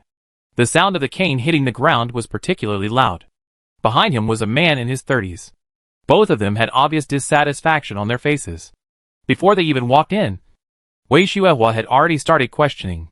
So today's meeting is to discuss education and medical issues. It seems that my old bones are not welcome. They didn't even ask me to attend such an important matter. I have educated the children a lot in the past 2 years. How come I don't even have the qualifications to attend the meeting? Lu Yingxue didn't even give him a polite smile. Having lived his life over again, he naturally knew what kind of person Wei Xuehua was. Especially now that he truly understood Lu Qianqiu. His disgust for Wei Xuehua had reached its peak. Faced with such a profit-seeking person who, for the sake of his own petty gains, did not hesitate to take advantage of Lu Qianqiu's simple faith and to stir up internal conflicts in the base, ultimately leading to the split of the base and countless casualties. He really didn't even want to pretend. The meeting is over. Professor Wei, if you have anything else to say, please feel free to ask. Seeing Lu Yingshua's attitude, Wei Xuehua felt that he was being despised and humiliated. Before the end of the world, he was a university professor, and everyone admired him. Not long after the end of the world, he joined the Lu family team. Everyone in the team also respected him because of his professor status. But all this changed after Lu Kongnian's death. Wei Xuehua had lived for most of his life, so he naturally sensed the change in Lu Yingshua's attitude towards him. Although he didn't know why, he knew that if he offended a team leader, his future life would not be so smooth. Lord Saint's son, you are here too. Since Captain Lu said so, let's just have a good talk today. I don't know where I, an old man, have offended Captain Lu. First, he fired my son from his job as a warehouse manager. And now the base is rebuilding the education system without even notifying me. I have to ask you, old man, is there anyone in the entire base who is more qualified than me in education? I know I'm old, and I don't expect to be a captain. But I also want to make some contributions to education. I just want to ask Captain Lu. My contribution is worthless. Right? Lu Yingxue laughed. Professor Wei, are you really confused or just pretending to be confused? The warehouse managed by your son Wei Boyan has a messy account and a disorganized supply. Due to storage errors, 20% of the goods have rotted, and 30% of the goods are missing. It's only been half a year, and the warehouse has lost more than half of its goods. I didn't investigate this matter to the end, which is already giving you face. You are Uncle Lu's teacher, not mine. Being exposed in public, Lu Boyan was immediately furious. It's lost. So what evidence do you have that I stole it? It's normal for goods to be damaged during storage. You just don't like our family. Don't use these high-sounding excuses to fool everyone. In the conference room, obviously no one believed Lu Boyan's words. It was normal for the goods to have losses during storage. But the world was in such a bad state that the losses would never reach 20% no matter how the goods were stored. Moreover, this self-incriminating statement showed that this person was not very smart, whether the goods were stolen or lost. As a warehouse manager, he had an unshirkable responsibility. Boyan's expertise is not in this area, and it is normal for the account book to have errors. We will have to take whatever charges Captain Lu wants to put us under. Lord Saint, you are here today. I don't ask for anything else. I came here today just to continue to contribute my remaining energy to education. The same goes for Boyan. He majored in languages in college, which is perfect for educating children. Whether we, an old man and a child, can survive in the base in the future depends entirely on you. Wei Xuehua looked at Lu Qianqiu and almost burst into tears. Oh my goodness. Is this a daddy's boy? All the 61 people who were reading novels were attracted over. After all, watching the fun was much more interesting than reading novels. Qianqiu nodded in agreement. Not to mention how complicated an account book recording supplies in a doomsday would be. Supplies in a doomsday were almost equivalent to everyone's life. But he just brushed it off with a casual remark that he was not a professional in this field. And looking at Wei Xuehua's expression, he was not making excuses, but he really believed it. That's why he could come to ask for the position so confidently today. Apparently this old professor has been immersed in his own superior past, and has not been able to get over it. Seeing Qianqiu nod, Wei Xuehua was very pleased. Lord Saint also agrees with my idea. That's great. You are the only reason for me to stay. Qianqiu. It's all 6161's fault for speaking suddenly. But it doesn't matter. He is the son of God. So he naturally has the son of God's way of solving problems. Professor Wei. Although I am the son of God, I am only a messenger of God's will, not the one who decides it. I agree with Professor Wei's idea of continuing to shine. But Captain Lu must have his considerations for his decision. Before Qianqiu could finish his words, Wei Xuehua became anxious. Sir Xingzi, it was Captain Lu who deliberately targeted me. If you don't believe me, go out and ask. There is indeed no one more experienced than me in the entire base. You should have your own ideas instead of letting others manipulate you. Although Captain Lu Kongyan is gone, no one in this base dares to bully you. Lu Yingxue couldn't help but clench her fists. After Wei Xue was processing, she successfully tied herself to Lu Qianqiu, and also equated targeting him with bullying Lu Qianqiu. Now Lu Yingxue is seriously considering killing the two men directly, but after thinking about it, he held back. He is now a man of faith, and killing may solve the problem, but it is not necessarily the best way. Lu Qianqiu looked a little embarrassed after hearing this, but soon he relaxed. Don't worry, Professor Wei. The gods will make the decision for you. After all, there is nothing more just than the gods in this world. Don't you agree? Wei Xuehua smiled and nodded. Yes, Master Xingzi is right. The other people in the meeting room were getting a little restless. This Wei Xuehua was obviously unreliable. The Holy Sun would not be fooled by him. Right? Especially Zhou Peng, the new member. He originally thought that this base was too superstitious, and did not have much good feelings towards the Holy Sun. Now he felt even worse for Captain Lu. Qianqiu also smiled gently. In that case, let the gods make the decision. The construction of the education system will begin in 3 days. You and your son can choose any night within these 3 days to leave the base. If the gods approve, the weather will surely be very mild at night. As long as you and your son don't freeze to death outside, and you return to the base to teach and educate people, no one in this base will question you anymore. After all, you are someone approved by the gods. Wei Xuehua? Wei Boyan. The two of them stood there in a daze for a long time. After they reacted, they thought Qianqiu was joking. Especially Wei Xuehua, who had never gone out to explore. You must be joking. No, don't worry. You are allowed to bring sleeping bags. As long as you pray sincerely, I believe that the gods will hear your requests. The gods will bless every one of their believers. Qianqiu's expression was pious and serious, and it was obvious that he was not joking. Wei Xuehua was still a little dazed, but Wei Boyan couldn't help it. After all, he had been on an expedition before, so he knew how dangerous it was to spend the night outside alone. Not to mention bringing a sleeping bag. Even bringing a tent would depend on the weather. If things went wrong, people would freeze to death. Sir, you can't do this. You're sending my father and me to our deaths. If you are really fair, why do you want only the two of us to take the test, while she doesn't have to do anything and can just sit back and reap the rewards? Wei Boyan pointed at Xianling, the middle-aged woman assigned by Lu Yingxue to be in charge of education in the future. Xianling glanced at the Wei family father and son, and said calmly, Sir Saint, I am willing to accept the test of the gods with him. At this moment, other people in the conference room were a little panicked. They could laugh at the Wei father and son, but Xianling was indeed a rare talent. Qianqiu was a little surprised, but 6161 quickly reminded him in his mind that this woman's husband was a member of the expedition team that followed Lu Yingxue and him to Huzhou to rescue the children. Qianqiu immediately understood that this couple should have 100% trust in each other. Her husband told her about the miracle blessed by the gods, and she herself was a firm believer. So she took the initiative to accept the test. Okay, the three of you are free to choose the time and place, but you are not allowed to bring anything other than sleeping bags. Qianqiu agreed with Xianling's idea. In this way, the Wei family father and son did not even have the last chance to refuse. They could only say that Xianling risked his life and blocked their last way out. If they wanted to get a share of the educators in the future, they had to accept the test of God. In the conference room, Everyone had different opinions on this. Among them, Zhou Peng was the most shocked. For the first time, he felt the terrifying control of faith in this base. Obviously, everyone else in the conference room disagreed. But after the Son of God finished speaking, no one dared to raise any objections.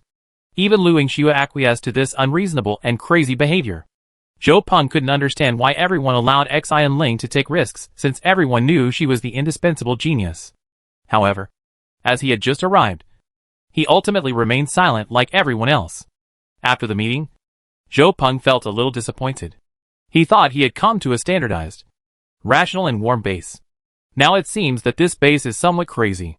Zhou Ying walked beside him, and naturally noticed his emotions. Don't worry.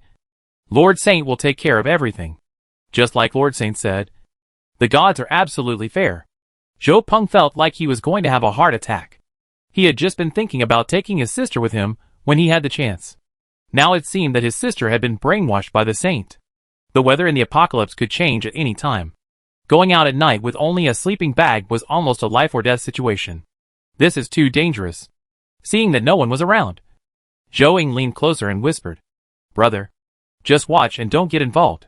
Why do you think Teacher Xian took the risk? The Wei family and his son were involved in the death of her son and daughter. Wei Shuihua thought that others respected him because he was an old professor.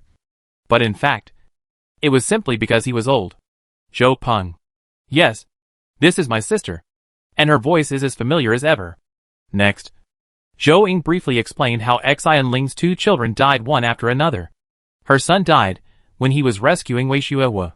The reason was that when the building was about to collapse, Wei Shuihua refused to leave and wanted to go back to the office to get the Medal of Honor he had just won, which was a national medal.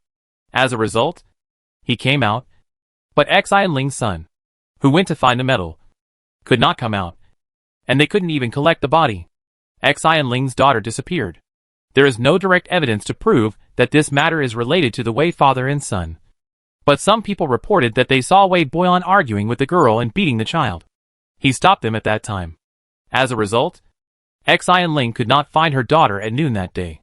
Brother, don't you think people like this should be punished? Speaking of this, Zhou Ying was still a little angry. That's right. But if you do that, not only will you not get your revenge, but you'll also lose your life. There are many ways to solve the problem, but this method is too risky. Although Zhou Peng sympathized with Xian Ling's situation, he still could not agree with her suicidal behavior. No, God is the most fair. Zhou Ying said this so firmly.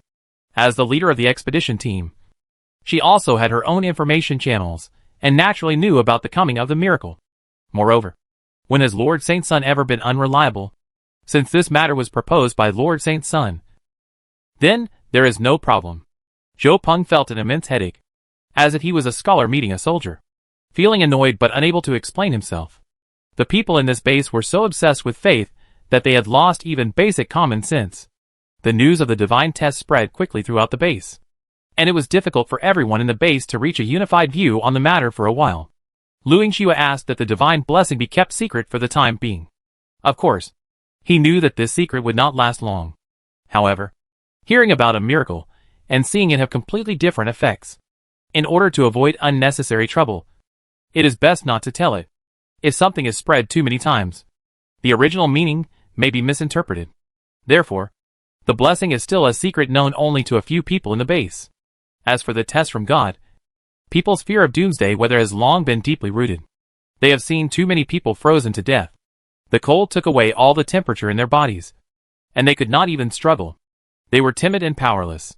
The weather at doomsday is unpredictable, and going out at night with only sleeping bags is too much of a test of the weather and luck.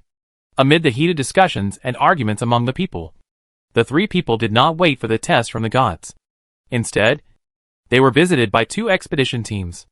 According to their self-introductions, one of their teams was from the Nuanyang gathering place, and the other was from the Order base. Hearing these two names, the people guarding the entrance quickly passed the news back to the base, and were notified to pass. The Lu family base suddenly became nervous after hearing the news, because these two bases are extremely famous. Needless to say, the Nuanyang base has been in the limelight recently because of the upgrade of the energy tower. Moreover, the manager of their base calls himself a true god, and has a very high reputation in the base. It can be said that he is a powerful figure. Another order base will be built in the south of the Noanyang gathering place, relying on Daizhou. It has almost the resources of a city. And just like its name, this is a base that emphasizes order. The entire base has no beliefs. And people's code of conduct must all comply with the rules of the base. If there are violators, they will be severely punished. Obviously, one base focuses on faith and the other focuses on order. And both are built near Daizhou. It is easy to imagine that they will not get along with each other. It is probably no coincidence that these two teams arrived at the Liu family base together. The Liu family base has just started up, and they cannot afford to provoke these two major bases at the moment. So they have to be extra careful when dealing with them. Chapter 56 Temporary Residence. The arrival of the Noanyang gathering place was within Liu Yingshua's expectations. But what surprised him was the order base. This base was considered to be one of the earliest bases built, with its back against Daizhou and the development in the past 2 years. It was definitely a leading base. The Noanyang base has been in the spotlight recently because of the upgraded energy tower. In fact, the energy tower of the order base has been upgraded a long time ago. And not just once. Or to put it another way of comparison, the gap is clearly visible. The Liu family base now has about 100 people. The Noanyang gathering place has nearly 1,000 people. And the order base has nearly 10,000 people. Liu Yingxua didn't think that a newly settled Liu family base would attract the attention of the order base. So the order base came here? Probably because of the Noanyang gathering place. Maybe it was due to differences in ideas. Or maybe the recent crazy expansion of the Noanyang gathering area made the order base feel a sense of crisis. Or maybe it was for other unknown reasons. The order base also formed an outbound team like the Noanyang gathering area to visit other bases of all sizes in the surrounding area.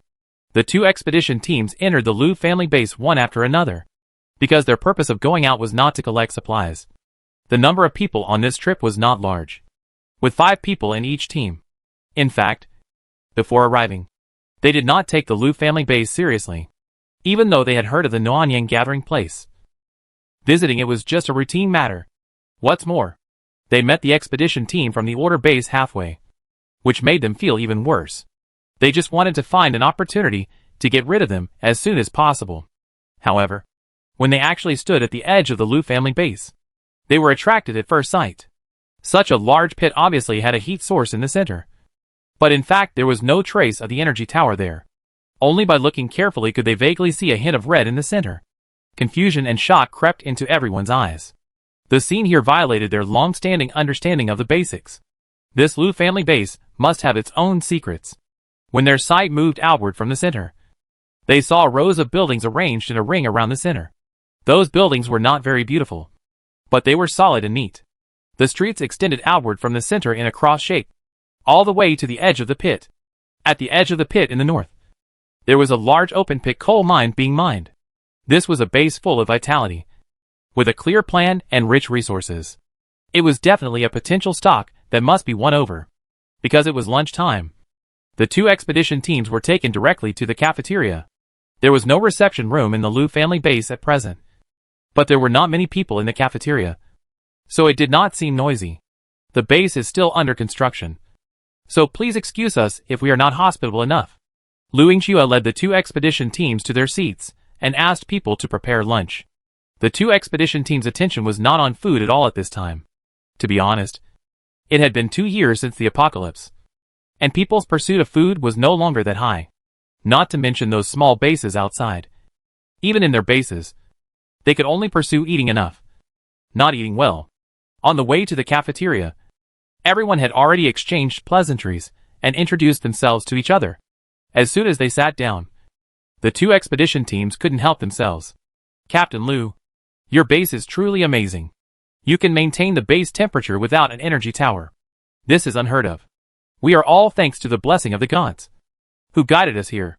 Captain Su also has his own beliefs. Right? The power of the gods is great. Liu Yingxua didn't hide anything, because he also discovered that sometimes telling the truth is more effective than lying. Su Ming naturally nodded repeatedly. Everyone knew that the Noanyang base had faith and a true god, so how could he refute it? However, Liu Yingxua's words were so flawless that he didn't know how to ask further for a moment. The order expedition team on the other side of the table felt uneasy. They came here to win over the Order. If the Lu family base was a base of faith, then the possibility of being won over by their Order would not be high. However, the secret of the temperature control of this base was of vital importance. So they had to fight for it no matter what. Yan Tingji continued. Captain Lu, we in the Order do not believe in any gods. But your base is indeed magical and confusing. If possible, I hope we can talk alone later. If your base has any requirements, feel free to ask. Although I cannot guarantee to make the full decision, I will definitely inform the main base as soon as possible. The people in the Order base are obviously more pragmatic, compared with those illusory beliefs. Yan Tingji believes that tangible benefits are more tempting. Captain Yan, some things cannot be measured by material things. People with spiritual pursuits will not be tempted by these things. After all, the gods can see through everything. If you betray the gods, you will definitely be punished by them. Fearing that Lu Yingxue might waver, Su Ming spoke first, his tone filled with anger, as if he felt his beliefs were insulted. Yan Tingji felt a little choked up. He hated these guys who were full of religious dogma. It was obviously a very simple matter. But after they said it, a good thing could become a bad thing.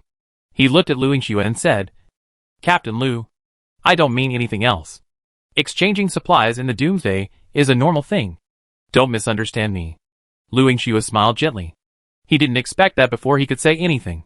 The two expedition teams would start quarreling. But it was okay. It's okay. I'm tolerant and won't get angry easily. We've all come from far away. Let's eat first and talk about it after dinner. Just at this moment, the food was served. The first thing served was naturally the lunch that their base had today. But Lu Yingxue also ordered new dishes to avoid the other party feeling neglected. The two expedition teams were still dissatisfied with each other. One was a rising star, and the other was a strong old brand. Both wanted to seize the supplies of Daizhou. The two sides had been in constant friction with each other for a long time. They originally wanted to continue arguing. But when the food was served, everyone's attention shifted from each other to the dinner table. Each grain of white rice is distinct, and there are snow-white steamed buns, instead of the thin porridge and biscuits commonly seen in Doomsday. As the dishes were served, they couldn't take their eyes off them. They weren't canned food. And there was more than one dish. Braised pork? Is that real? Fat and lean. Piled up in a big plate. Rapeseed and mushrooms? Fresh green rapeseed. Potatoes and chicken. Stir-fried beans. Radish and beef. And stir-fried eggs. There were 6 dishes in total. And the colors looked very tempting. The smell was also very appetizing. The preparations are hasty, so please don't mind. Lu Yingxue's voice brought everyone back to their senses. And then, at his urging, they all picked up their chopsticks. Although they tried to be reserved, they couldn't stop eating after taking the first bite. Not only did it look good and smell good, it also tasted really good. They hadn't eaten such fresh and delicious food for many years, and they didn't know if it was a psychological effect. But they always felt that this dish tasted better than before the end of the world. Xianqiu, who was sitting next to Lu Yingxue, silently quickened his movements. It was rare that the base had such a rich meal, so he naturally had to eat more. He kept nodding while eating, although it was still a little worse than the chef robot in the previous life. The chef had obviously studied the recipe he gave carefully, and it was worth it for Kay to copy it for so many days. Obviously, Xianqiu, who had experienced the skills of the 5-star robot chef in the previous life, did not want to wrong himself in this life. So he had always trained chefs in the base. Lu Yingxue's words sounded simply humble and polite to the two expedition teams. If this was called hasty preparation, then what they ate on weekdays was unprepared. After the Doomsday, they even thought that they would never be able to eat such delicious food in their lifetime. This table of dishes instantly brought their memories back to the time before the Doomsday. The meal not only filled their stomachs, but also filled their hearts with mixed emotions because of all the memories. After lunch, no one spoke for a long time. They were still savoring the delicious food. Thank you, Captain Lu, for the hospitality. This is the best meal I have had since the apocalypse. Yan Tingji expressed his sincere gratitude. It was rare for Su Ming to agree with the other party and express his gratitude to Lu Yingxue for the hospitality. It is said that the dinner table can bring people closer together. After this meal, the two teams' impatient hearts gradually calmed down and they stopped pressing for the secrets of the base. They would definitely still fight for the Lu family base. But it seemed that it was not advisable to act rashly. In the end, The two teams planned to stay temporarily in the Liu family base for a few days, continue to observe the situation at the base, and investigate the secret of the base's temperature control. Of course, they certainly couldn't eat and drink for free here. In this doomsday, no matter where the expedition team came from, there was no reason to eat and drink for free. Normally, the expedition team can choose to pay supplies as living expenses, or participate in the labor construction of the base in exchange for living qualifications. Su Meng's expedition team naturally chose to pay for supplies. After all, a large amount of seeds had just been harvested in the Nuanyang gathering place not long ago. In addition to the expedition team's own food and clothing, the most they carried on this trip was seeds. After discussions between the two parties, the seed bank at the Liu family base expanded its inventory. Compared to the wealthy Nuanyang gathering place, Yan Tingji's expedition team chose to work together. One reason was that this was the rule of their base. Another reason was that they wanted to use the opportunity of working together to inquire about the core secrets of the Liu family base from other people in the base. After lunch, Liu Yingxue took the two expedition teams on a tour of the base, gave them a general introduction to the basic situation of the base, and of course took them to visit the sacred tree in the center of the base. When Liu Yingxue pointed with great pride at the small red sapling, which was not even as tall as the rapeseed they had eaten at noon, and said that this was the sacred tree bestowed by the gods, and that it was the sacred tree that protected the base. Even the Nuanyang expedition team, which also centered on faith, felt that this statement was unreliable. God is omnipotent, but he cannot be used like this. Let's not talk about whether this thing is a sapling or not. Even if it is, how can such a small tree protect such a large base? Does Liu Yingxue think that this thing just happens to grow in the center of the base, and is using such a thing as a sacred tree to fool them? Yan Tingji certainly didn't believe it, but he had already decided to find out the reason himself. So when he heard what Liu Yingxue said, he just nodded in agreement, indicating that this was the case. Liu Yingxue didn't care whether the two teams believed it or not. After he took his men around the base, he called on others to settle the expedition team. As the team leader, he still had a lot of things to do. The two expedition teams were eager for this, and after Liu Yingxue left, they quickly arranged their own plans. Chapter 57 Death. Although the situation at the Liu family base seems very mysterious, the two expedition teams are still very confident in exploring the secrets. After all, there is no impenetrable wall in the world, not to mention in this doomsday. As long as there are enough interests to exchange, there are no secrets that cannot be uncovered. Then the two teams, a total of 10 people, began to follow the old path that some people had taken before. And after trying many methods such as careful testing, coercion, inducement, and bribery, they got the same answer. This is really the blessing of God. Our sacred tree is in the middle of the base. Didn't you see it the first time you arrived? The people at the Liu family base were speechless. What was wrong with these people? They kept asking the same question over and over again. It was fine if the people at the order base didn't believe it. But you people at the Nuanyang gathering area have a true God. How could you not believe it? Wouldn't your true God be disappointed if you did this? The people at the base saw all the probing behaviors of the two expedition teams, and finally decided to let nature take its course. After a while, they would naturally believe it. After all, it was not without precedent. Because of a material escort mission, the precedents who joined the Liu family base in advance to gather information. The two expedition teams' probing behavior lasted for 2 whole days without any progress. But they did find out everything about the test from the gods. There was no way around it, as everyone in the base was discussing it now. Everyone in the base had heard about the feud between Xi and Ling, and the Wei father and son to some extent. To be honest, people in the doomsday do not have such a strong sense of moral cleanliness. When survival is threatened, morality is really a luxury word. But this does not mean that people do not hate the behavior of the Wei father and son. Wei Xuehua and Wei Boyan have been extremely unwelcome in the base these past 2 days because of this incident. Originally, in the absence of evidence, everyone turned a blind eye. In addition, Wei Xuehua really likes to act like a professor, and he really likes to teach the kids in the base. Therefore, people maintain superficial politeness when they meet him. Unexpectedly, Wei Xuehua was so shameless. Not only did he kill someone's children, but he even took his own son to steal someone's job. This is like stabbing someone in the heart with a knife. He is so shameless. Because everyone in the base was extremely enthusiastic about the god's test.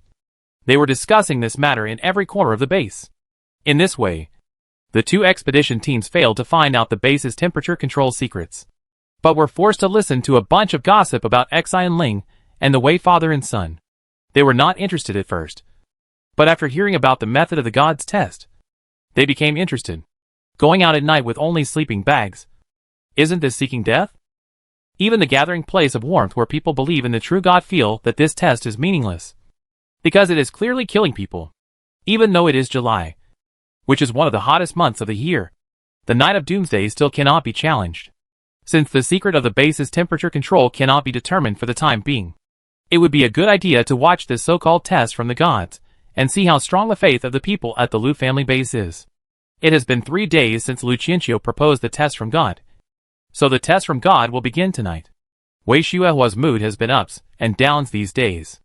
At first, he was troubled by the fear of going out, but gradually, he found that the way people in the base looked at him was more concerning. What kind of look was that? Disgust? Contempt? Or disdain? As an old professor, he has enjoyed the admiration of others all his life.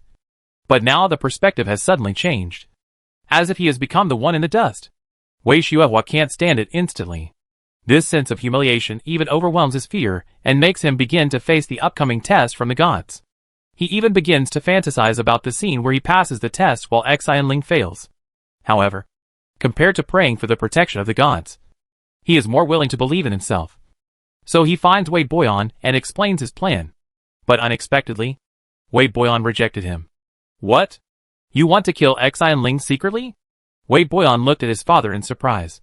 But the main point of his surprise was not that Wei Xuehua wanted to kill someone, but that Wei Xuehua underestimated the danger of going out alone. If he encountered a blizzard when going out, let alone killing someone, it would be difficult for him to even stand still. What? Do you really believe in some god? Wei Xuehua was a little angry. I did this for you. I am an old man, and your life has just begun. Don't say it's for my own good. Everything is for my own good. You came at the right time. I was just about to look for you. I don't plan to take the test, and I don't want to teach.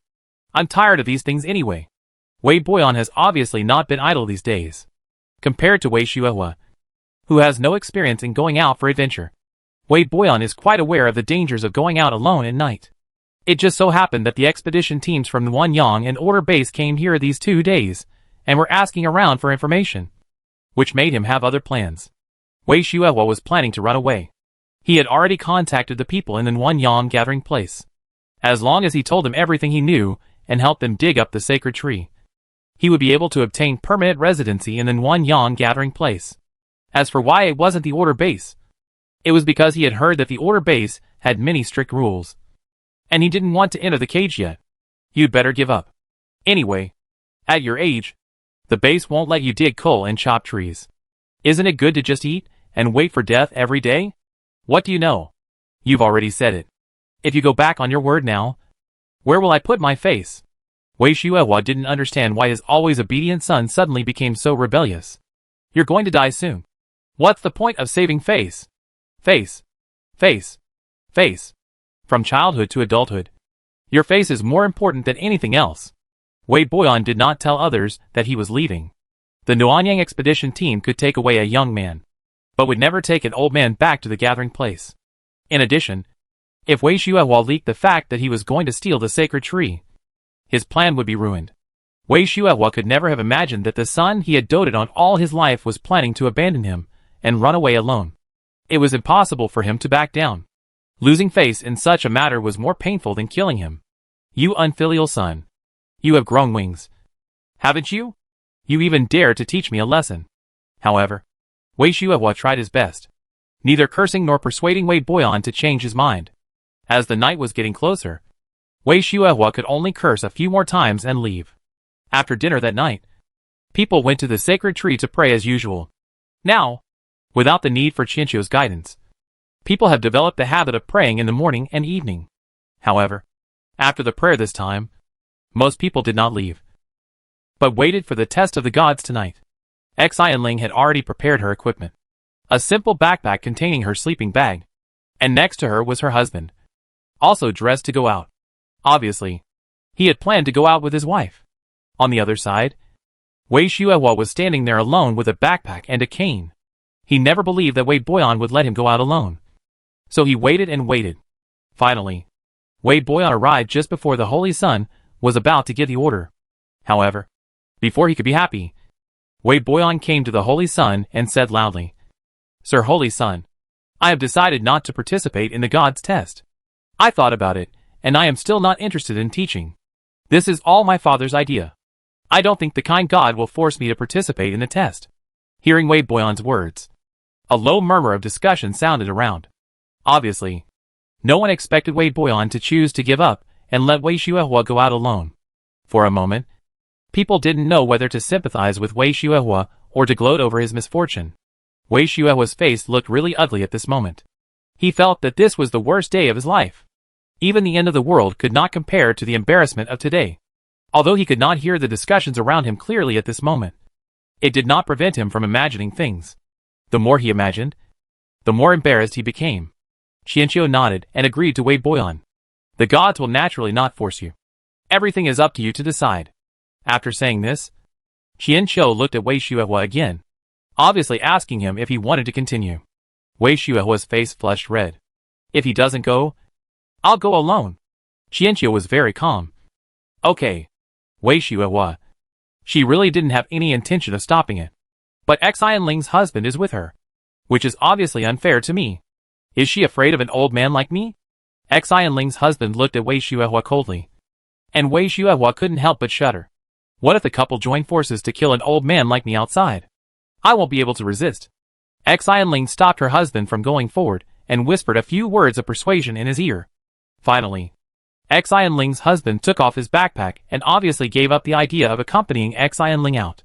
"In that case, let's pray for these two companions together again." Seeing that everything was settled, Qianqiu began to pray together with the people surrounding the sacred tree. The low and pleasant chanting sound revolved in the base. Others could not see those blessings, but Qianqiu saw the light of light flowing like golden threads. After circling the sacred tree, their prayers and blessings flowed to Xian Ling and Wei Xuehua. This was the first time that Qianqiu saw the blessing scene, and this was all thanks to the growth of the fire maple wood and people's firm belief that the fire maple wood was a sacred tree. In addition to Qianqiu's deliberate cultivation, the fire maple wood became the second carrier of belief absorption and transformation besides Qianqiu. In this way, even if Qianqiu is not at the base in the future, as long as people pray around the sacred tree, scrap iron can also gain the power of faith. The light of blessing, which was pale golden, surrounded Xian Ling and Wei Xuehua, and then merged into their bodies. However, it was obvious that Xian Ling received more blessings. Qianqiu guessed that the strongest blessing should have come from Xian Ling's husband. As for Wei Xuehua, he had received few blessings to begin with, and he had not absorbed much of them. It was obvious that he did not actually have much faith. Without faith himself, he would not accept or believe others' sincere blessings. After the prayer, Xian Ling opened her eyes with a bit of shock and joy in them. She turned her head to look at her husband, who was looking anxiously beside her, and nodded to him, indicating that she also felt the magical blessing. Xian Ling's husband finally felt relieved. He hugged her and whispered in her ear, "I'll wait for you to come back." Under the blessing gazes of everyone, Xian Ling walked towards the exit with firm steps. She did not tell anyone else that after the prayer, she suddenly felt a gentle and extremely warm energy. At that moment, she did not feel cold anymore, as if there was a little sun in her body. She also looked at Wei Xuehua, but looking at Wei Xuehua's livid face, it was obvious that he didn't have such a feeling. Xian Ling wanted to cry. It turned out that gods really existed. Did that mean that her two children did not disappear with her death? Although she couldn't see them, they must exist in this world in some way. Wei Xuehua, leaning on a crutch, staggered towards the exit. Wei Boyan, who followed him, wanted to give him a touching hug or a parting blessing, but Wei Xuehua did not appreciate it. He firmly believed that he could come back alive, and he could only believe it so firmly. Compared to Xian Ling, at least he had a dagger hidden on his body. The people who checked only checked his backpack, but not his body, which gave him a chance. The guard at the entrance of the base watched the two figures gradually walk away, and then spoke to his companions. "The weather doesn't look good." Another guard sighed. "It's more than not good." After surviving in the doomsday for so long, they have more or less their own judgment about the weather. It is only dusk now, but the wind has already started to blow. Once the sun sets, there will probably be a blizzard. The people in the base soon dispersed, and only Xian Ling's husband came to the entrance of the base. It was obvious that he intended to stay here and wait for Xian Ling to return. The expedition teams from the two major bases watched this farce, and were speechless when they heard everyone in the base hope that Xian Ling could come back alive tomorrow. If they really wanted the person named Xian Ling to survive, they should not have carried out this so-called test from God. The weather looked like it was going to be windy, and the two people would most likely not survive the night. However, seeing that the people around them had complete faith in the test from God, they did not dare to say anything more. After returning to the residence assigned to them, the people in the expedition team couldn't help but start complaining. Captain, the people in the Lu family base are too superstitious. I feel that those guys in the Nanyang gathering place are not as weird as them. Although Yin Tingji felt the same way, he still said, if we can also find a place like this that can control the temperature without an energy tower, I'm afraid we won't be much more rational. Everyone thought about it, and it made sense. Especially seeing such a miracle in the doomsday. It was understandable that they would lose their minds. Moreover, after 2 days of exploration, they gradually determined that the reason why this base could maintain its temperature was probably because of the small red sapling in the center. Although the principle was still unknown. The world was ending, and there were not so many principles. What they had to do next was to determine whether this guess was correct, and whether the sapling could be used by them. It seems that the Nanyang expedition team has made some new progress. When they came back just now, they seemed much more relaxed. Pay more attention to them. Although they have a lot of faith, they have no moral bottom line at all. The members of the Order expedition team talked for a while about the absurdity of the divine test, but quickly got back to the point and discussed their discoveries of the day. The atmosphere in the Nanyang expedition team was really good at this time. After 2 days, they finally came to believe that the temperature of the base was related to the small sapling in the center. Although this incident somewhat subverted their cognition, there was no more reasonable explanation at present. In addition, they had successfully instigated a person in the base to defect. With that person's cooperation, even if they could not successfully take the sapling away, bringing this news back to the base would be a great achievement. Now the only problem for the Nanyang expedition team is how to make their base believe this outrageous thing. After discussion, they finally decided that even if they couldn't take the saplings away, they could take away a leaf or a branch. The two expedition teams thought they were being covert. But this was the Lu family base after all. And there were eyes everywhere. Lu Yingxue naturally knew this. But he did not make any big moves, because the Lu family base's defenses had always been in place, and did not require any special adjustments. He just told the people guarding the sacred tree to be vigilant these days. The people guarding the sacred tree naturally nodded repeatedly. Since there were strangers coming in the past 2 days, they were of course wary. The sacred tree was the foundation of their base, and no mistakes could be made. Qianqiu, who was standing nearby, also heard Lu Yingshue's instructions. He looked at Lu Yingxue strangely. The perceptive Lu Yingxue immediately noticed something, and after thinking about it, in order to avoid unnecessary misunderstandings, Lu Yingxue explained to Lu Qianqiu that someone might steal the sacred tree in the next 2 days. Qianqiu's eyes became even stranger, but he still didn't say much, just nodded to show that he understood. This night was nothing special for many people, but it was extremely long for some people, such as the man who was waiting for his wife at the entrance of the base. Although he believed that God would protect his wife, he was still worried about accidents. Wei Shuihua, who was traveling, also found it extremely unbearable. In the past 2 years, he had been traveling with a convoy, and he did not walk with the car, but rode in the car like Qianqiu.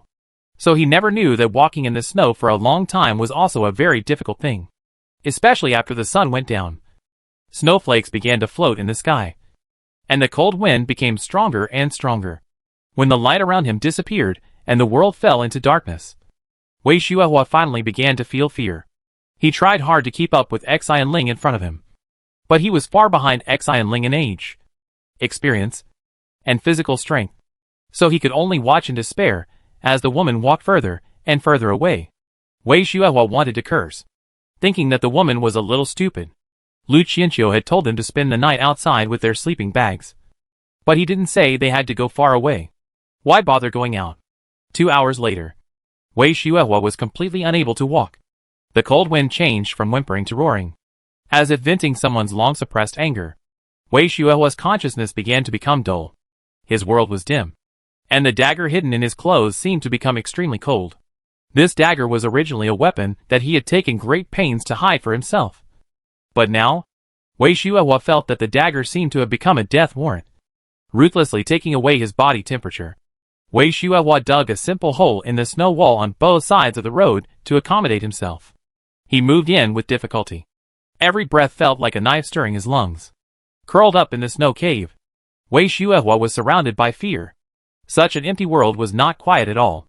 The sound of the wind seemed to have turned into the roar of evil spirits. They hid in the darkness, spying on and coveting his soul. Wei Xuehua once again felt the approach of death. The last time he was so close to death was when he was almost buried in the building. His body was shaking constantly, and he couldn't tell whether it was because of the cold or fear. Wei Xuehua regretted it. He wanted to go back to the base, back to the warm tent, where face didn't matter anymore. But he had walked too far, and now the blizzard was getting stronger and stronger. He didn't have enough strength to support him back to the base. Under the pressure of death, Wei Xuehua's nerves were extremely tense. So tense that he seemed to hear the approaching footsteps of the god of death. He even seemed to see a hazy black figure outside the cave. In such bad weather, the figure stood there, as if watching him who was about to die. Who's outside? Stop playing tricks. Under the oppression of fear, Wei Xuehua burst out with strength and courage and shouted to the outside. The strange figure outside actually responded to him with a mocking chuckle. In the extreme cold, it took Wei Xuehua a while to realize that the voice was very familiar. It was Xianling's voice. Xianling? It's you? What are you going to do? I warn you. The gods are watching from heaven. And I also brought a dagger. Wei Xuehua wanted to stand up, but he was too tired and too weak, and after struggling for a while he failed. Xianling's voice pierced through the snowstorm, carrying a sarcasm that was colder than the snowstorm. Do you really believe in God?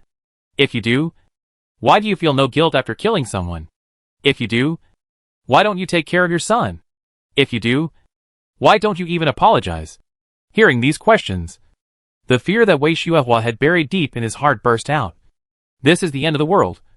There is no God. He also wanted to use faith to ease his inner fear. But he couldn't believe it. Because if God existed, then ghosts must also exist. So compared to believing, he was more afraid. Who lives and who dies is decided by God. Don't you believe in God? Go ask God. What does it have to do with me? Outside the snow cave, Xianling stood there for a long time without saying anything. When Wei Xuehua began to wonder, Xianling's voice came again. So today, let me appreciate your death on behalf of the gods. It took Wei Xuehua a while to realize what Xianling meant. Xianling was not going to attack him, nor was she going to help him. Instead, she was going to watch him freeze to death here. The moment he realized it, a chill swept through his body. He suddenly threw himself forward, even stood up again, and then staggered forward. You can't do this. You can't just stand by and watch someone die. Don't you believe in God? God will not forgive you if you stand by and watch someone die like this. But every time he took a difficult step forward, Xianling would take a step back. He struggled forward as if to grasp the hope of life, while she kept retreating, step by step, withdrawing her only remaining hope bit by bit. I've been waiting for this day for a long time. I had someone deliberately leak the news of the meeting to you that day. It's a pity that you're the only one out tonight. But don't worry. Wade Boyan will be down to accompany you soon. Fallen? Keep climbing? If you can keep up with me, I will save you.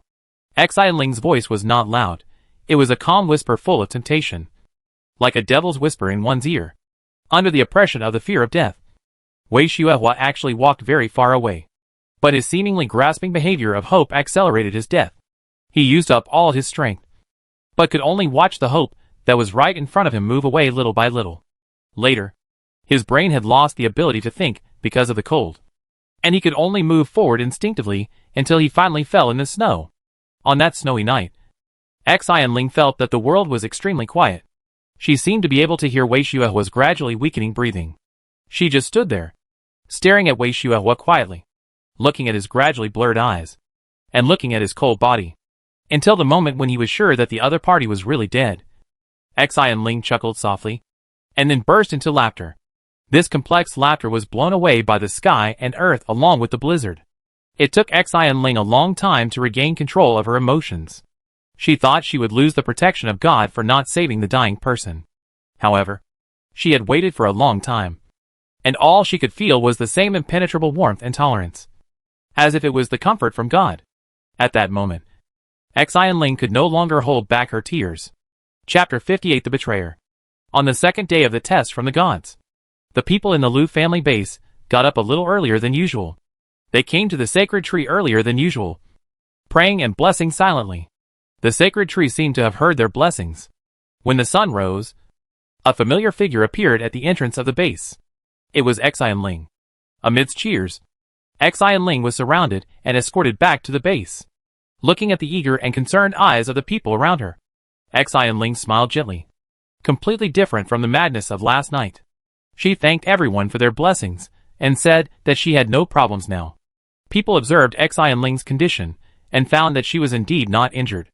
Not only that, her entire mental state seemed to have changed. They couldn't tell what the specific changes were, but they just felt that she was much more energetic than before. I said it will be fine. God will definitely protect you. That's right. We all know what kind of person you are. There was a snowstorm yesterday, and I was worried for a long time. The group walked towards the cafeteria, talking and laughing. The people left behind, Nguyen Yang and the Order Expedition team, were amazed. The blizzard last night lasted all night. How could a person with only a sleeping bag survive? And judging from the man's appearance, he was not only alive, but he didn't even have any frostbite. Could it be that she had found a shelter outside? But when they came here, they had also briefly explored the surroundings. The nearest building to the base was about half a day's drive away. If they walked there in the situation last night, they would be frozen on the road. The two expedition teams were puzzled. It seemed that since they came to the Liu family base, they encountered more and more incomprehensible things. Compared with the protection of gods, they would rather believe that the woman named Xian Ling had built a place to spend the night outside the base in advance, so they were able to survive last night's snowstorm. The people in the base waited for a while, and breakfast time was over, but there was still no sign of Wei Xuehua. It was almost noon when the people who went out to look for him came back with news that they had found Wei Xuehua's body covered in snow on the road. So they found a place nearby to bury it. They originally wanted to find Wei Boyan and take him to identify the place where the body was buried. But Wei Boyan perfunctorily said that he knew and would stop by to pay his respects when he went out next time. Since the son didn't care, the exploration team didn't care. God knows whether they can find the place where the body is buried accurately next time in this snowy world. Wei Boyan's indifference made everyone in the base look at him more unfriendly. But Wei Boyan was like a dead pig that was not afraid of boiling water. He was even very perfunctory at work. In the end, the captain who could no longer tolerate him deducted his rations. And only then did he behave a little. The test from the gods came to an end, and the education and medical construction of the base was also on track. With the large-scale expansion of the base, the manpower began to become increasingly insufficient. The coal mining team could not stop, and in order to ensure heating in winter, the number of workers in the coal mining yard had to be increased. The greenhouse was the guarantee of a sustainable food source, and the number of personnel could not be reduced. The same was true for the logging team. Without wood, the construction of the base buildings could not be maintained. Lu Yingxue looked at it again and again, and for a moment she felt that the arrival of the Nguyen Yang and Order Expedition team was just right. Otherwise the base's labor force would be really stretched. After the construction of the medical and education systems began, the Lojiao base became busier. Although they faced high-intensity labor every day, almost everyone was in high spirits and worked very actively. After all, the completion of the base construction was related to everyone's life and death. Most of the time in winter was not suitable for outdoor activities, which meant that they could not go out to explore and collect food, mine coal, or cut wood. If they could not store enough food and fuel in advance, they would freeze to death or starve to death this winter. The two outside expedition teams were also swept up by the enthusiasm for work at the base and fell into frantic work. Whenever they were exhausted and doubted their lives, their hesitation was shattered by the rich and delicious meals. It must be said that Lu Yingxue was a very generous leader. Within a reasonable range, He never hesitated to improve the quality of life of everyone in the base. This led to the fact that although the two expedition teams undertook higher intensity labor than in their own base, no one really went on strike. Especially the Nanyang expedition team. They initially exchanged seats for the right to residency. But unexpectedly one day Lu Yingxue suddenly found them and expressed her willingness to hire them to work for the base. Of course, the expedition team was reluctant at first. They had supplies. So why should they work? Until Lu Yingxue mentioned the generous employment fee, which was a fee that no doomsday person could refuse. So soon, the Nanyang expedition team was also involved in the work. The same situation also occurred in the Order expedition team. As outsiders, they originally planned to slack off. But they did not expect that Lu Yingxue would be willing to give them some supplies based on their work content. The Order expedition team was a little confused. After such a long time of adventure, they actually saw the return money this time. So under the temptation of rewards and delicious food, the Order expedition team worked harder. Lu Yingxue was very satisfied with the prosperous and promising scene at the base. Especially after Qianqiu began to pray for the expedition teams. Every time an expedition team went out, they would surely reap a lot. Even though the output of the 3 greenhouses had not yet come up. The material reserves at the Lu family base were also increasing wildly.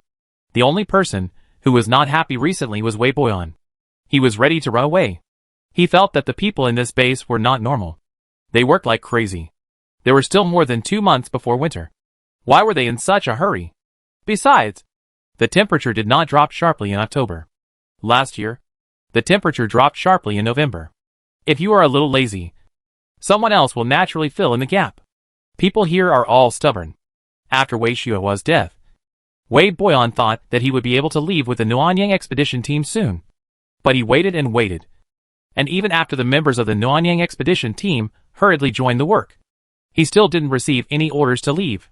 When he finally couldn't stand it anymore and found the other party to ask when they would leave, the other party was obviously stunned for a moment, and then told him to wait.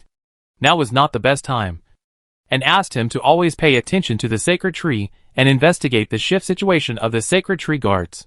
Wei Boyan believed it and waited obediently for several days.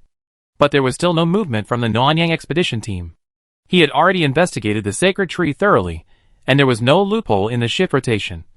So he planned to set a fire on the day he left. And when the guards went to put out the fire, he would take a shovel and dig up the sapling. Wei Boyan, who was forced to work for several days, couldn't help but go to the Nanyang expedition team again, and found that they had gained weight in less than half a month. And it wasn't just one person, but everyone had gained weight. Wei Boyan was very angry and felt that the Nanyang expedition team was unreliable. However, his goal was the Nanyang gathering place. So he didn't say anything, but kept asking when they would leave. It's almost done. I can earn money in 2 more days, and then I can leave. The Nanyang expedition team replied, and then sent Wei Boyan away. Wei Boyan was angry but dared not say anything, because the other party had sent him away in the same way last time. He really wanted to pull the other party's collar and ask, "Do you still remember that you are not from this base? Do you still want to return to the Nanyang gathering place?" Wei Boyan, who wanted to leave urgently, was now overwhelmed by his irritability.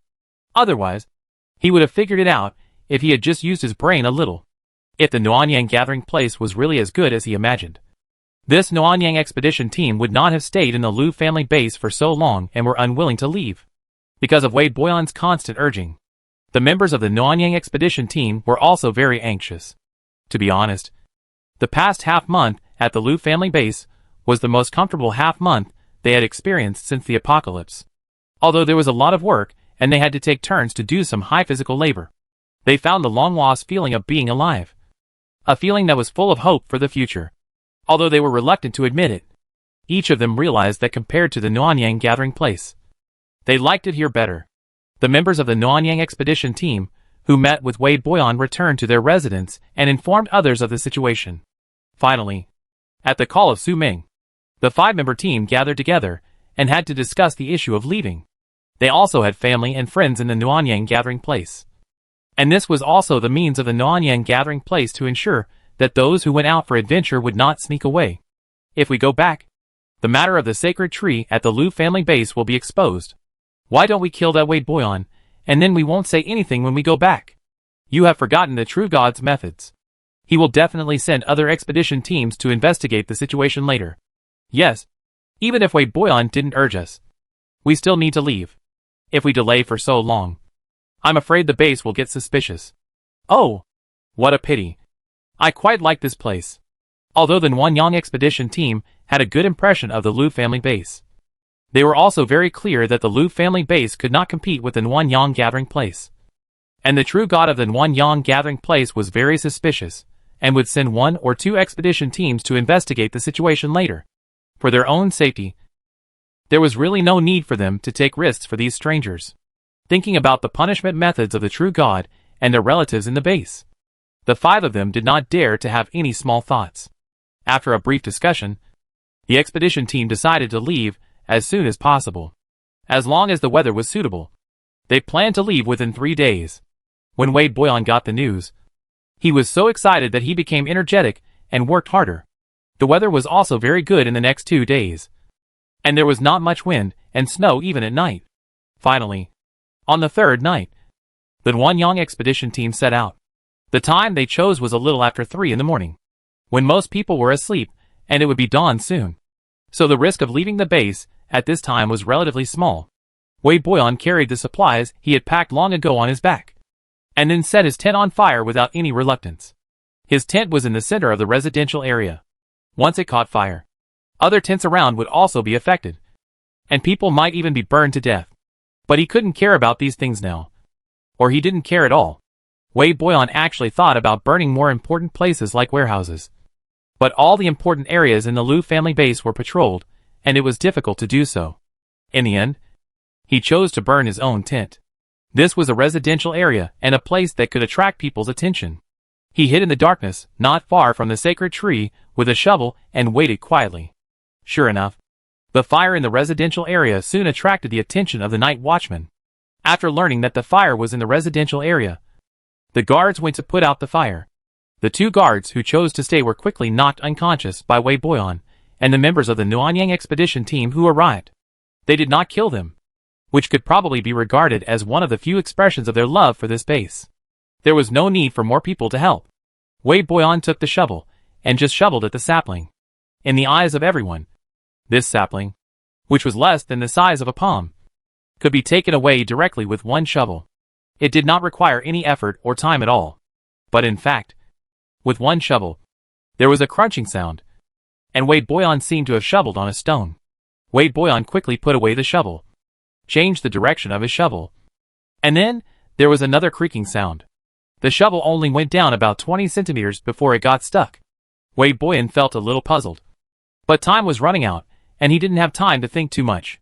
He quickly changed his position. But after trying twice in succession, the shovel couldn't dig deep at all. In the end, he even wanted to cut the sapling directly in desperation. But when the shovel touched the fragile sapling that was not even as thick as a finger, the shovel finally couldn't withstand the continuous violent treatment and cracked on the spot.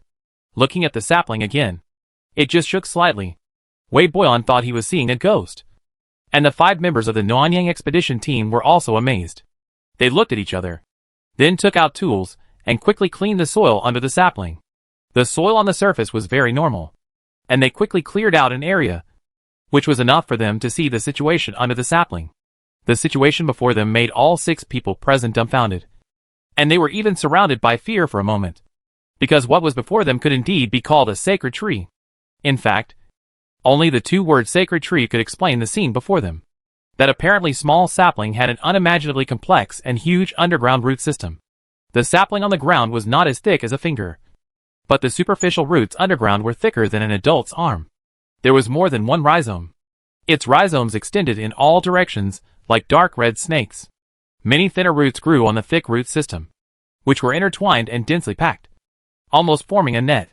The 6 people did not have the time and ability to continue digging downwards or around, so they could not accurately determine where the boundary of this root network was. However, judging from the situation at the base, the edge of the root system of this small sapling was probably at the edge of the entire base. This was the secret of the temperature control of the Liu family base. This was indeed a sacred tree with an extremely developed root system. These roots that emitted heat spontaneously formed geothermal under the ground of the Liu family base, melting the snow above and ensuring the temperature of the base. Although this geothermal, the effect is only to maintain the basic temperature and cannot make people on the ground feel warm. However, in the doomsday, warmth is a luxury, and what people pursue is not to freeze to death. The effect of this tiny seedling is already comparable to the temperature control effect of a first-level energy tower. It is hard to imagine what kind of changes this sacred tree will bring to the Liu family base when it grows up. More importantly, this sacred tree cannot be taken away and can only be fixed here. Suddenly, the sound of a fire in the distance woke up the 6 people who were digging the tree. Looking at the fire in the distance, they realized that they had no way out. Especially Wei Boyan. He was the one who started the fire himself. Finally, he made up his mind and reached out to pull the leaves of the sacred tree. Then, with a scream, his hand was instantly burned and swollen. Wei Boyan picked up the broken shovel and hit the sacred tree with it. But with a buzzing sound, the shovel broke, and the sacred tree was bent, and then returned to normal without any injury. Wei Boyan's ruthlessness stunned the other 5 people, and at the same time, they felt an indelible disgust for this man. This sacred tree is the foundation of the Liu family's base, and he was so cruel to his own base, which showed this man's character. However, the 5 people also knew that Wei Boyan did this because he was afraid of being abandoned after gaining nothing. So he tried so hard to perform. Alright, leave now, or it will be too late. Su Meng, the captain of the Nuanyang expedition team, gave an order to stop Wei Boyan, who was about to go crazy. Wei Boyan was immediately grateful and kept thanking him. Su Meng responded coldly, then led everyone quickly to the base parking lot. They had already transferred the supplies in the past 2 days, and drove immediately to the exit. Most of the people at the Liu family base were busy putting out the fire at this time, so their car left very smoothly. Through the rearview mirror, Wei Boyan saw the guards chasing him from behind, but their figures were soon submerged in the darkness. Wei Boyan breathed a sigh of relief, and after the relaxation, he became excited. He was about to join the Nuanyang gathering place, the large base with a second-level energy tower. Compared to the excited Wei Boyan, the 5 members of the Nuanyang expedition team did not look very happy. The Nuanyang gathering place was indeed a large base, and they did have faith. But the faith there was completely different from the situation in the Liu family base. There, the true God was the only truth, and any behavior that violated the true God would be punished with death, especially after the true God's brother was lost. The true God became angry, and everyone in the base was in danger, fearing that they would become the scapegoat. Moreover, the image of the sacred tree just now kept lingering in my mind. If it was true, it would probably overturn people's long-standing doomsday survival method. Upgrading the energy tower requires a large amount of materials, and the amount of coal consumed per day will also increase significantly after the upgrade. But the sacred tree was different. They had previously asked Wei Boyan in detail about the sacred tree, and knew that the sacred tree only needed a little water from the holy sun. Even if the holy sun was away, there would be no effect if there was no watering for a month. In other words, the growth of the sacred tree was almost non-consumption. Not only that, the sacred tree is extremely strong and difficult to damage by humans. Moreover, if the sacred tree matures, it may be able to reproduce in the future. Therefore, no matter from which angle you look at it, the sacred tree is better than the energy tower. The only problem at the moment is that the sacred tree cannot be moved. I wonder if the true God will carry out a collective relocation and move the entire gathering place here just for such a sacred tree. However, the Liu family base is located in a remote area, and there are no large cities nearby, which is not conducive to the collection of supplies. Moreover, as of now, the heating range of the second-level energy tower is still far greater than that of the sacred tree, so the possibility of relocating the whole family is not great. But even if the gathering place does not come, the true God will not give up such a piece of fat meat. He will most likely send some people to annex this place, and then make a decision based on the situation of the sacred tree in the future. With great trepidation, the Nuanyang expedition team headed towards the gathering place. In the Liu family base, the fire has been put out. Wei Boyan's tent and the tents of several surrounding families were burned down. Fortunately, the tents were not soundproofed, and people escaped after waking up. There were no casualties, and there was no other loss except for the supplies in a few tents. Just as people were dealing with the aftermath of the fire scene, someone came running over to report that the Nuanyang expedition team and Wei Boyan had escaped. The first reaction of everyone at the Liu family base was a little strange. They didn't do anything to the people from the Nuanyang expedition team. So why would they take the risk and run away at night? Go see the sacred tree. Lu Yingxue said that if there was anything in this base that could attract the Nuanyang to gather, it would probably be the sacred tree. Everyone in the base was horrified upon hearing this, and rushed towards the sacred tree. When they arrived in front of the sacred tree, they first found the guard, who had been knocked unconscious, and then saw the messy land that had been dug up. Fortunately, when they looked towards the center, the sacred tree was still intact, which made them feel relieved. Then naturally, they also saw the well-developed roots of the sacred tree underground. The people who had lived here for a long time realized the source of the base's temperature faster than the Nuanyang expedition team. That was the warm tree roots that were tangled and covered the entire underground of the base. People carefully tidied the soil around the sacred tree and reburied the roots. They did not show too much shock at this magical sight. After all, in their cognition, this was a sacred tree, and it was normal for it to grow differently from ordinary trees. Combining the fire at night, the excavated sacred tree, and the escaped Wei Boyan and the expedition team, everyone at the Lu family base quickly pieced together the truth of what happened. After understanding what happened, people wanted to tear Wei Boyan to pieces. This traitorous guy was so heartless. No wonder he didn't even bother to see Wei Xuehua when she died. This guy was really cold-blooded to the extreme. The families living around Wei Boyan whose homes were burned were even more furious. It was fortunate that Wei Boyan ran fast. Otherwise he would have been beaten to death. Captain, the Order expedition team is leaving too. Someone came to Lu Yingxue to deliver a message. Lu Yingxue was not surprised by this. As soon as the Nuanyang expedition team left, the Order expedition team would definitely rush back to pass on the message. However, the good news was that the Order expedition team was more inclined to cooperate with the Lu family base. They also participated in the firefighting last night, and saw the situation of the sacred tree. They knew that the sacred tree could not be moved. It is even more impossible for the entire family to relocate to the current Order base. So for them, it is more important to make a friend with development potential. Before leaving, Yan Tingji told Lu Yingxue that he would go back and inform the captain of the situation truthfully. He believed that if the Nuanyang gathering place took any action, the Order base would not stand idly by. Lu Yingxue knew that this was Yan Tingji telling him not to worry too much about the attack from the Nuanyang gathering place. So she nodded and accepted the favor. After bidding farewell to the Order expedition team, which had also grown a lot fatter, the Lu family base returned to its former appearance. They quickly dealt with the area that caught fire last night, and reissued tents and some supplies to the affected families.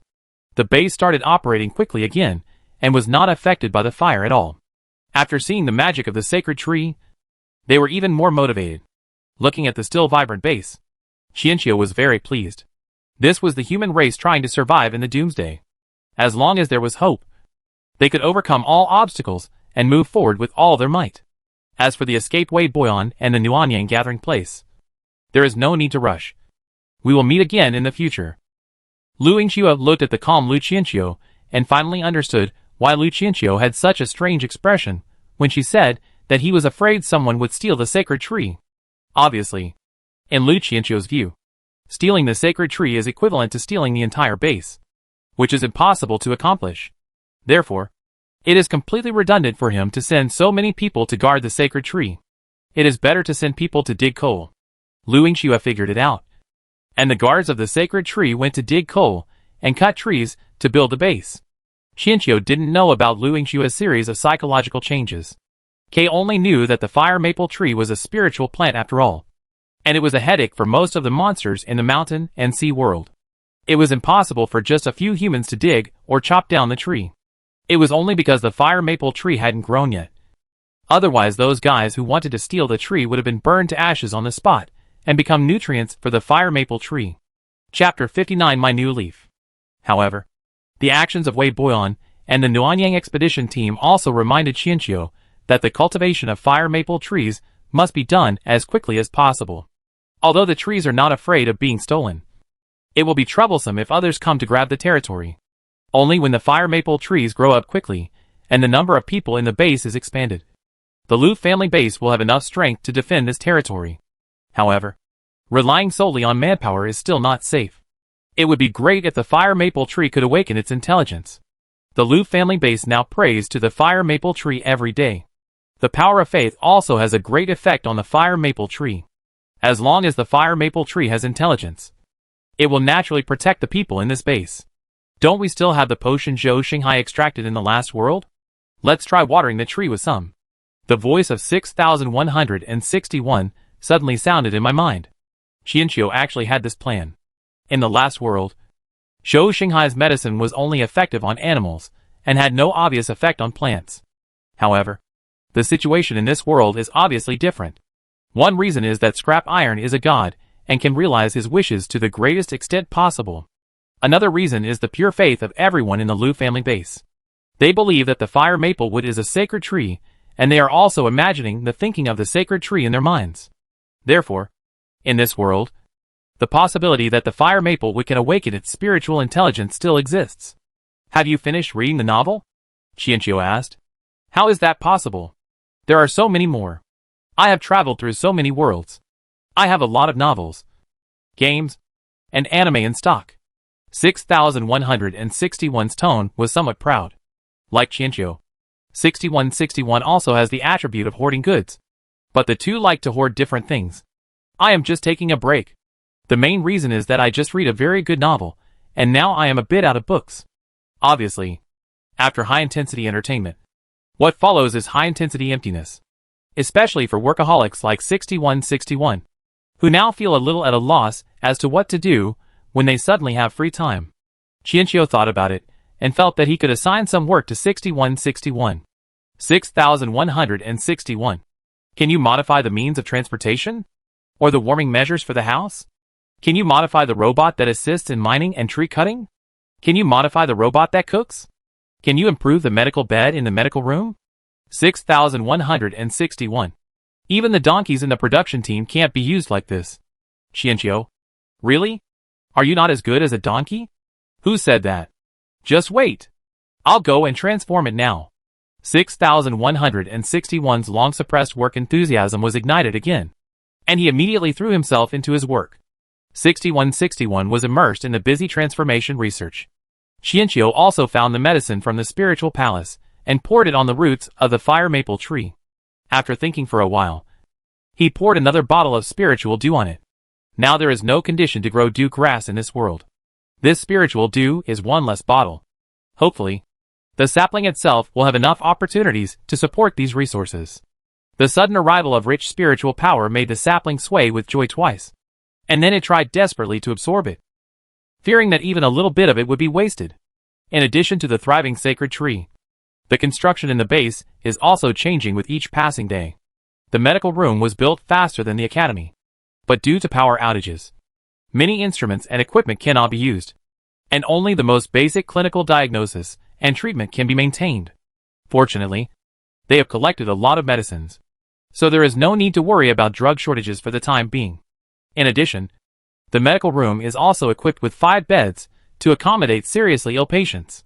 The construction of the school is slow because not only teaching facilities need to be built, but also residential areas for students. The children who were rescued before were temporarily placed in tents, which are not permanent residential areas. According to Lu Yingxue's plan, all the tent buildings in the base will be replaced with wooden houses before October to prevent the buildings from being damaged by blizzards and to enhance the warmth of the houses. In addition to the medical room and school, which are being built as a priority, a 5-member team is also gradually building residential housing. The following month was peaceful and calm. There was not even the expected attack from the Nuanyang gathering place. It was so peaceful that the Liu family base began to suspect that the 2 expedition teams had encountered an accident on their way back. However, soon, everyone's questions were answered on the radio. A large shelter was found underground in Butterfly City. At the beginning of the disaster, Butterfly City organized a group of people to move into the underground of the city. This group of people included scientists, artists, composers, agronomists, and other social elites. In fact, after the disaster began, the government also advocated that cities with the conditions build their own shelters. However, snow had already begun to fall at that time, and very few cities could build shelters immediately. In addition, in order to prevent excessive influx of people into the shelters and cause greater disasters, the city shelters were built in secret, and those who could enter were also carefully selected. although people could not find the location of the shelter. The shelter had passed on many research results to the outside world one after another, including the energy tower which was derived from the research of the shelter. So the sensation caused by the accidental discovery of the shelter in Butterfly City can be imagined. Lu Yingxue recalled carefully and found that there was very little information about the Butterfly City shelter in her previous life. Because at this time in her previous life, they had just survived the plague, and she and Lu Qianqiu had been arguing over whether to accept other wanderers. The base was in chaos, and later a fight broke out between their followers. Many people were injured and some died in the process. The companions who had shared weal and woe together in the past finally turned their swords against each other, recalling the tragic state of the base in the previous life, and then looking at the harmonious base now. Lu Yingxue felt a lot of emotion in her heart. At the same time, an idea arose in her heart. That is, whether to go to the Muai base to take a look at the situation. But thinking of the plague there, Lu Yingxue retreated. In the previous life, they did not find medicine to curb the plague. The original residents of the Muai base were almost killed, and the Lu family convoy also suffered heavy losses. In the end, they miraculously survived without medicine. Miracle? Lu Yingxue was stunned. Are there really miracles in this world? Or what did Lu Qianqiu do in his previous life to save some people without medicine? Thinking of this, Lu Yingxue decided to ask Lu Qianqiu if he could really save people.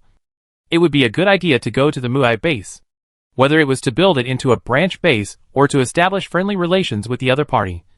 It would be a good thing. A blessing that can resist the plague? Qianqiu was a little surprised when the news about the Butterfly City shelter broke out. Qianqiu thought that Lu Yingxue would also go there to get involved. After all, shelters usually have decades or even hundreds of years of usable supplies stored. Plus, there are often research institutes in the shelters, and those research materials are also an inestimable wealth. Unexpectedly, Lu Yingxue suddenly came to me and asked about the plague. It seemed that she wanted to go back to the place where she stayed in her previous life, Muai base. It doesn't matter if you don't have one. I'm just asking. Seeing Qianqiu's surprise, Lu Yingxue realized that her behavior was a bit strange. After all, based on the current information, they had nothing to do with the plague. I also need to communicate with the gods about this, and I can give you the answer tomorrow. Qianqiu did not refuse directly. He didn't know whether Fiat had this ability now, so he could only try to communicate with him before going to bed at night. As for Lu Yingxue's plan, Qianqiu didn't say much.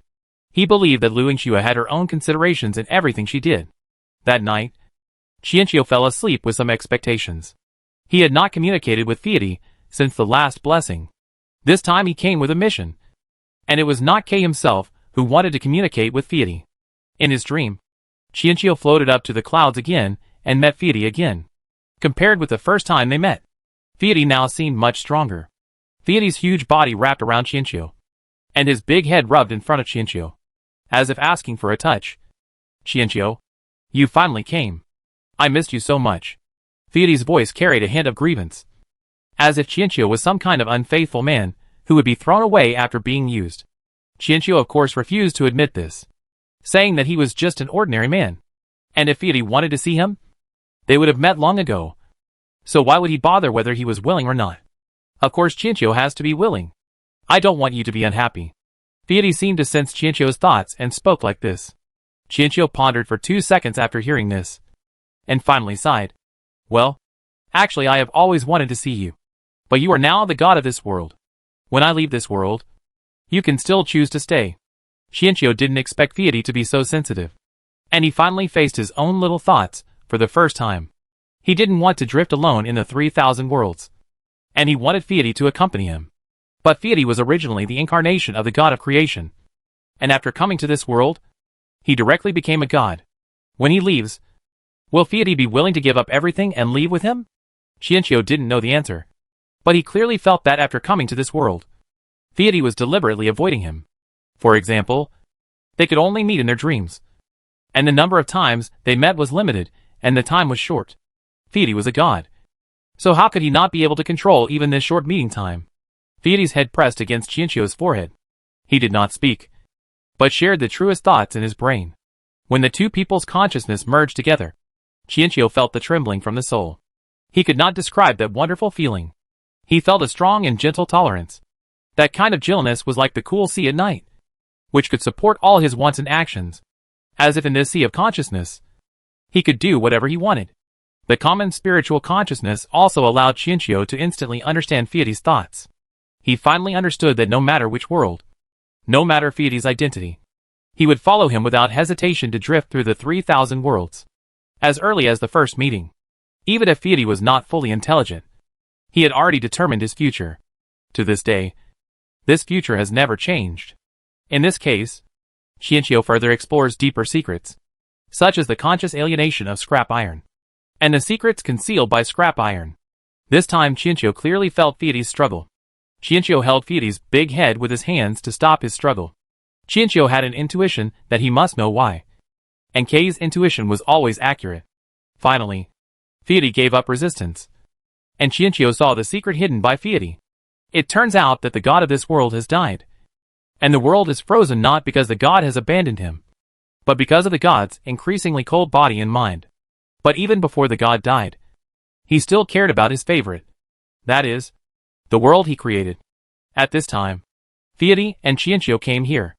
Qianqiu thought that due to system reasons, he arrived in this world later than Feidi. But in fact, the two of them arrived here at the same time. The dying gods are choosing new gods for this world. This is mandatory and cannot be refused. It is the condition for them to enter this world. As a price, if the gods finally succeed in saving the world, they will also have the opportunity to be promoted to gods. That is, to become gods. If you fail, you will be reduced to ashes by the thunder.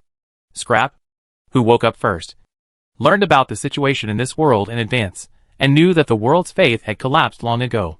He also learned from the gods about the intensity of the thunder tribulation of transformation into a god, and then realized that it was almost an impossible task. It was a small human world, and there were only a few surviving humans. These beliefs could not support anyone to become a god, unless that person chose to be imprisoned in this world for tens of thousands, hundreds of thousands, or even hundreds of millions of years, just like the dead god. The reason why the original god of this world was willing to give up the world was because he had already calculated that as long as someone took over this world, they would not be able to give up halfway. They would either die or protect this world forever. There was no other choice. Feidi realized that they were being plotted against by the god. But the god died very quickly, leaving him with no way out. He didn't have much time to think, and after a brief reflection, he chose to become the god of this world.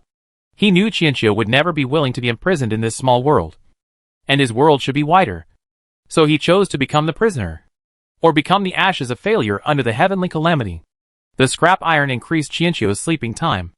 During this time, he prepared everything and prepared to slowly distance himself from Qianqiu, so that when Qianqiu left, he would not be implicated by him, and Qianqiu would not be too sad after his death. I will leave with you, no matter what the cost. This was Feidi's true and extremely determined heart. Qianqiu immediately understood that Feidi was already prepared to die. Qianqiu was a little angry. He really wanted to pull Feidi's ears and tell him 800 similar cliched love stories. But Feidi had no ears to pull, and Qianqiu couldn't yell at him. Don't be angry, Chiaki. Feidi was just acting on his instincts, and didn't know what melodrama and love brain were. But he could feel Qianqiu's depression at the moment. Qianqiu grinned. I'm not angry, but I want to leave you a task. Scrap Iron nodded repeatedly. Okay. Qianqiu spoke in a very gentle voice. 6161. Download 1,000 terabytes of bloody romance novels and TV series for me, and leave them in the form of energy for Feidi to read slowly. Hearing that he could share his inventory, 6161 immediately became excited. 1,000 T? Sure. I'll pick some, and I'll give you another 500 T. These are all really nice. Scrap Iron, who was already a god, heard the voice of 6161. He knew that Qianqiu had a system.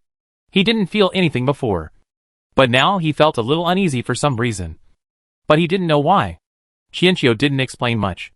After a moment, he pointed at the data energy ball condensed by 6161 and said, "Watch it carefully. After you finish reading it all, write a 5,000-word review. I'll check it next time." Okay. I'm leaving. You have to work hard and read it all carefully without blinking. Scrap Iron nodded obediently and seriously. I will definitely do it. Qianqiu was finally satisfied at this point. Just as he was about to leave, he suddenly remembered Lu Yingxue's question. So he asked if he could be blessed to resist the plague. After getting a positive answer from Fieri, Qianqiu's figure disappeared into the clouds. It is not known what kind of torture scrap iron will encounter. Qianqiu was still a little depressed when he woke up from the bed. One reason was that he was depressed about being tricked by a god he had never met. It is said that a higher-ranking official can crush a person to death. The same is true in the world of cultivation, where the strong prey on the weak and strength speaks. In addition, he was also depressed by Fieri's unauthorized decision. K did not want to die, but that did not mean that K was willing to let others die in his place. He was not that cowardly. Compared to Fieri taking on everything alone, K would rather face it together. Even if the final ending was not good, he was willing to face death with Fieri. Qianqiu sighed and climbed out of the bed. It seemed that this leisurely and decadent life had to be changed. Although there were only a few surviving people in the world, as long as this doomsday was ended, the situation might get better. It would only be a few hundred, thousands, or tens of thousands of years. At worst, he could just retire in this world. After taking inventory of the inventory in the spiritual palace, Qianqiu decided to force things to grow. He must cultivate the first fire maple tree as soon as possible, which would make it much easier to cultivate fire maple seeds in the future. With seeds, it will become much easier to expand the faith outward. However, when there are no seeds, we cannot stop promoting the faith. For example, the Muai base is a very good target.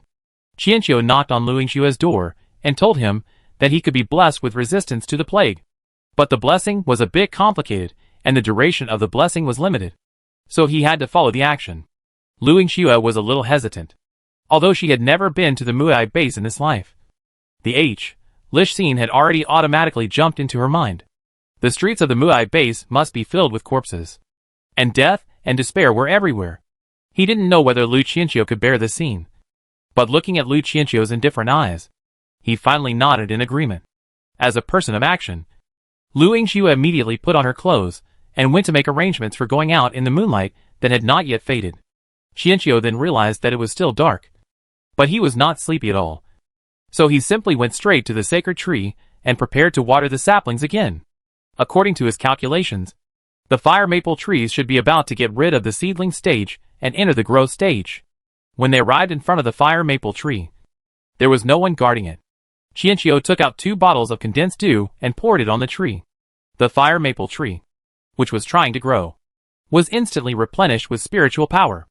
Under Qianqiu's gaze, the branches and leaves of the fire maple tree were instantly wrapped in a faint fiery red halo. The branches and leaves of the fire maple tree actually started to burn. This was also a sign that the fire's spiritual power was abundant to a certain level. Qianqiu took 2 steps back. He could already feel the scorching temperature. Slowly, the burning flames gradually dimmed, and the branches and leaves of the fire maple tree seemed to be charcoal fire that had not yet been extinguished, flickering and flowing with charcoal-like light. Then soon, the saplings, which were less than the size of a palm, began to stretch their bodies rapidly. With the support of the huge underground root system, the saplings gradually grew taller, and the elongated branches seemed to be slowly ignited fireworks. The slender branches and leaves slowly grew and bloomed. The cold and darkness could not stop the slowly blooming fireworks. Finally, the sapling, which was less than the size of a palm, stopped growing when it was more than 2 meters tall. The fire maple tree was now a head taller than Qianqiu. Qianqiu looked up at the fire maple tree in front of him in confusion. In his impression, a fire maple tree in its growth stage should not be so tall. At least not taller than a human. The fire maple tree seemed to know Qianqiu's confusion. It gently shook its new branches and leaves, as if saying, "Look, my new branches and leaves. Aren't they beautiful?" Qianqiu's depressed mood was suddenly relieved a lot, and he chuckled. "It looks good." The fire maple tree swayed even more happily, and then it raised its new branches and leaves to cover Qianqiu's head. Qianqiu instantly understood why this fire maple tree was taller than ordinary fire maple trees. It was because the fire maple tree wanted to shelter him and the people in the base from wind and rain. Even though it is still in the growth stage, which is equivalent to the childhood stage of humans, it still tries its best to repay the kindness of mankind in its own way. Chapter 60 Muai Base. The reason why Lu Yingxue went out so early to prepare for the Muai Base expedition team was that he was no longer sleepy after being woken up. And the other was that the plague was urgent, and the sooner they set off the better. Moreover, the expedition team to the Muay base this time was different from usual ones. Going out for adventure is a very risky thing. Not to mention going to a plague area. People must have concerns in their hearts. Even if they were promised with the blessing of God, people's enthusiasm would definitely not be as high as usual. However, the number of people in this expedition team cannot be too small. At least 20 people must be organized. And they must also include professionals such as doctors, nurses and pharmacists. The current doctors in the Liu family base were all rescued from Huzhou. They have just joined the base not long ago. Not to mention whether they have faith or not. They probably don't have much trust in the blessing of God. Although he can force them to join the rescue team, the effect will definitely be different from voluntary participation. Just as Lu Yingxue was preparing for an outing that might not be smooth, he vaguely heard some strange sounds. The sounds were like the rapid melting of ice and snow in early spring. And he could even hear the sounds of water flowing and dripping. But how could this be possible? Lu Yingxue just thought it was an illusion. But gradually, other strange phenomena also appeared. For example, he felt that the temperature around him seemed to have risen a little. Although the temperature change was not large. People in the Doomsday were very sensitive to temperature. So they could feel it even if the temperature difference was not large. Feeling very strange, Lu Yingxue put down the list of personnel and materials she was sorting out, walked out of the room, and prepared to go to the base to see whether it was her illusion or there were really changes in the base. When Lu Yingxue walked out of the room, she found that many people had woken up at 4 in the morning in the base. The base was still shrouded in darkness, but people could be clearly seen wandering in the base. And more people were walking out of tents or doors. Apparently, Lu Yingxue was not the only one who noticed something strange. The bewildered people finally focused their attention on the center of the base, because it looked much brighter there than usual, and they could vaguely see the fiery red leaves of the sacred tree glowing in the darkness. Wait, aren't the leaves of the sacred tree a little too tall today? Why do they look taller than me? The people who realized something tacitly rushed to the center of the base. When they came in front of the sacred tree, they saw the Son of God standing there praying, and the sacred tree that had grown taller than the Son of God. The sacred tree grew up overnight. Although growing so tall overnight does not conform to people's worldview. This is a sacred tree after all, so anything that happens is a miracle. Look outside. The edge of the base. Is the snow wall retreating? Oh my God! Our base is expanding. Many people quickly ran to the edge of the base, ready to witness this miracle at a closer distance. Among them, the guards at the entrance of the base reacted the fastest. They retreated from the snow slope and watched the tall and solid snow wall in front of them melt quickly. The melted snow water was quickly absorbed by the ground, and even a faint white mist rose. After a moment, the wet ground became dry, and this scene continued to extend into the distance, with the sacred tree as the center. The pit where the Liu family base is located is expanding rapidly. The people in the base have never seen what the energy tower looks like after being upgraded, but they guessed that it should be similar to the scene before their eyes. But in fact, even if the energy tower is upgraded, it will not be so efficient to quickly melt the ice and snow and evaporate the ground. Before the sun rises, all these incredible changes will be completed. After the expansion, the Liu family base already has a base area comparable to that of a second-level energy tower. In other words, the only thing that the Liu family base lacks in comparison with the Nuanyang gathering place is population and construction. Moreover, compared with traditional energy towers, the temperature of the base covered by the sacred tree is more balanced, because the energy radiation of the sacred tree does not rely on radiating heat from the center to the surroundings, but relies on the complex network of tree roots underground to dissipate heat to the ground. Of course, the temperature at the center of the sacred tree will definitely be higher, but as it spreads outward, the temperature is basically in a balanced state. To put it in a more vivid way, the Lojiao base uses all-round geothermal heating, while the energy tower base still uses traditional radiator heating. The heating effects achieved by these two heating methods are completely different. At the same time, they also allow the Liu family base to avoid a problem that other bases cannot avoid. That is, the increasingly obvious class differentiation. In the Liu family base, people don't have to fight for a position closer to the energy tower, nor do they have to worry about getting frostbite because they live on the periphery. The Liu family base also has classes. Lu Yingxue and Lu Qianqiu are the unshakable top of their base. Below them are captains in charge of different areas. But the division ends here. Most of the remaining residents are the same. And everything from treatment to work is relatively fair. In other bases, except for the management, the rest of the people will gradually be divided into different classes. The lowest class lives in the periphery farthest from the energy tower, and undertakes the hardest and most tiring work. The middle class is closer to the center, and undertakes relatively simple work. The upper class is closer to the energy tower, and does relatively decent work. This division was not made by the managers, but by the people themselves, because people living on the periphery are still at risk of frostbite, or even freezing to death, when encountering cold waves or heavy snowstorms. This involves a matter of life and death. And this class and contradiction is irreconcilable. It was this seemingly unimportant thing that allowed the Liu family base to form a group atmosphere that was completely different from other bases. Coupled with the bonus of faith, the degree of unity in the Liu family base far exceeded that of other bases, which also laid the groundwork for the subsequent growth of the Liu family base. And now, everyone in the Liu family base woke up early and watched the online upgrade of the base. When the base expansion was completed, people felt the emptiness in an instant. The expansion of the pit made the white snow wall move away from them again. What appeared in front of them was the black ground, like a small oasis in the endless white desert. After the shock, cheers rang out in the base one after another, and then people spontaneously gathered in front of the sacred tree to pray devoutly. This time, people prayed with great sincerity, and even postponed their breakfast. The 5 adults and more than 20 children from Huzhou witnessed such a miracle for the first time, and their worldview was greatly impacted. The children were fine, as they had heard about the sacred tree and the gods since joining the base. Coupled with the children's divergent thinking, they felt more amazed at this miracle. The 5 adults headed by Zhou Peng already had their own worldview, and were now accepting the collapse and reorganization of their worldview. Because of the base upgrade this time, Lu Yingshua's plan to assemble an expedition team to go to the Muai base went exceptionally smoothly. After explaining that Lu Qianqiu would go along and be able to provide the blessing to prevent and control the plague, there was not even a single person in the base who opposed it.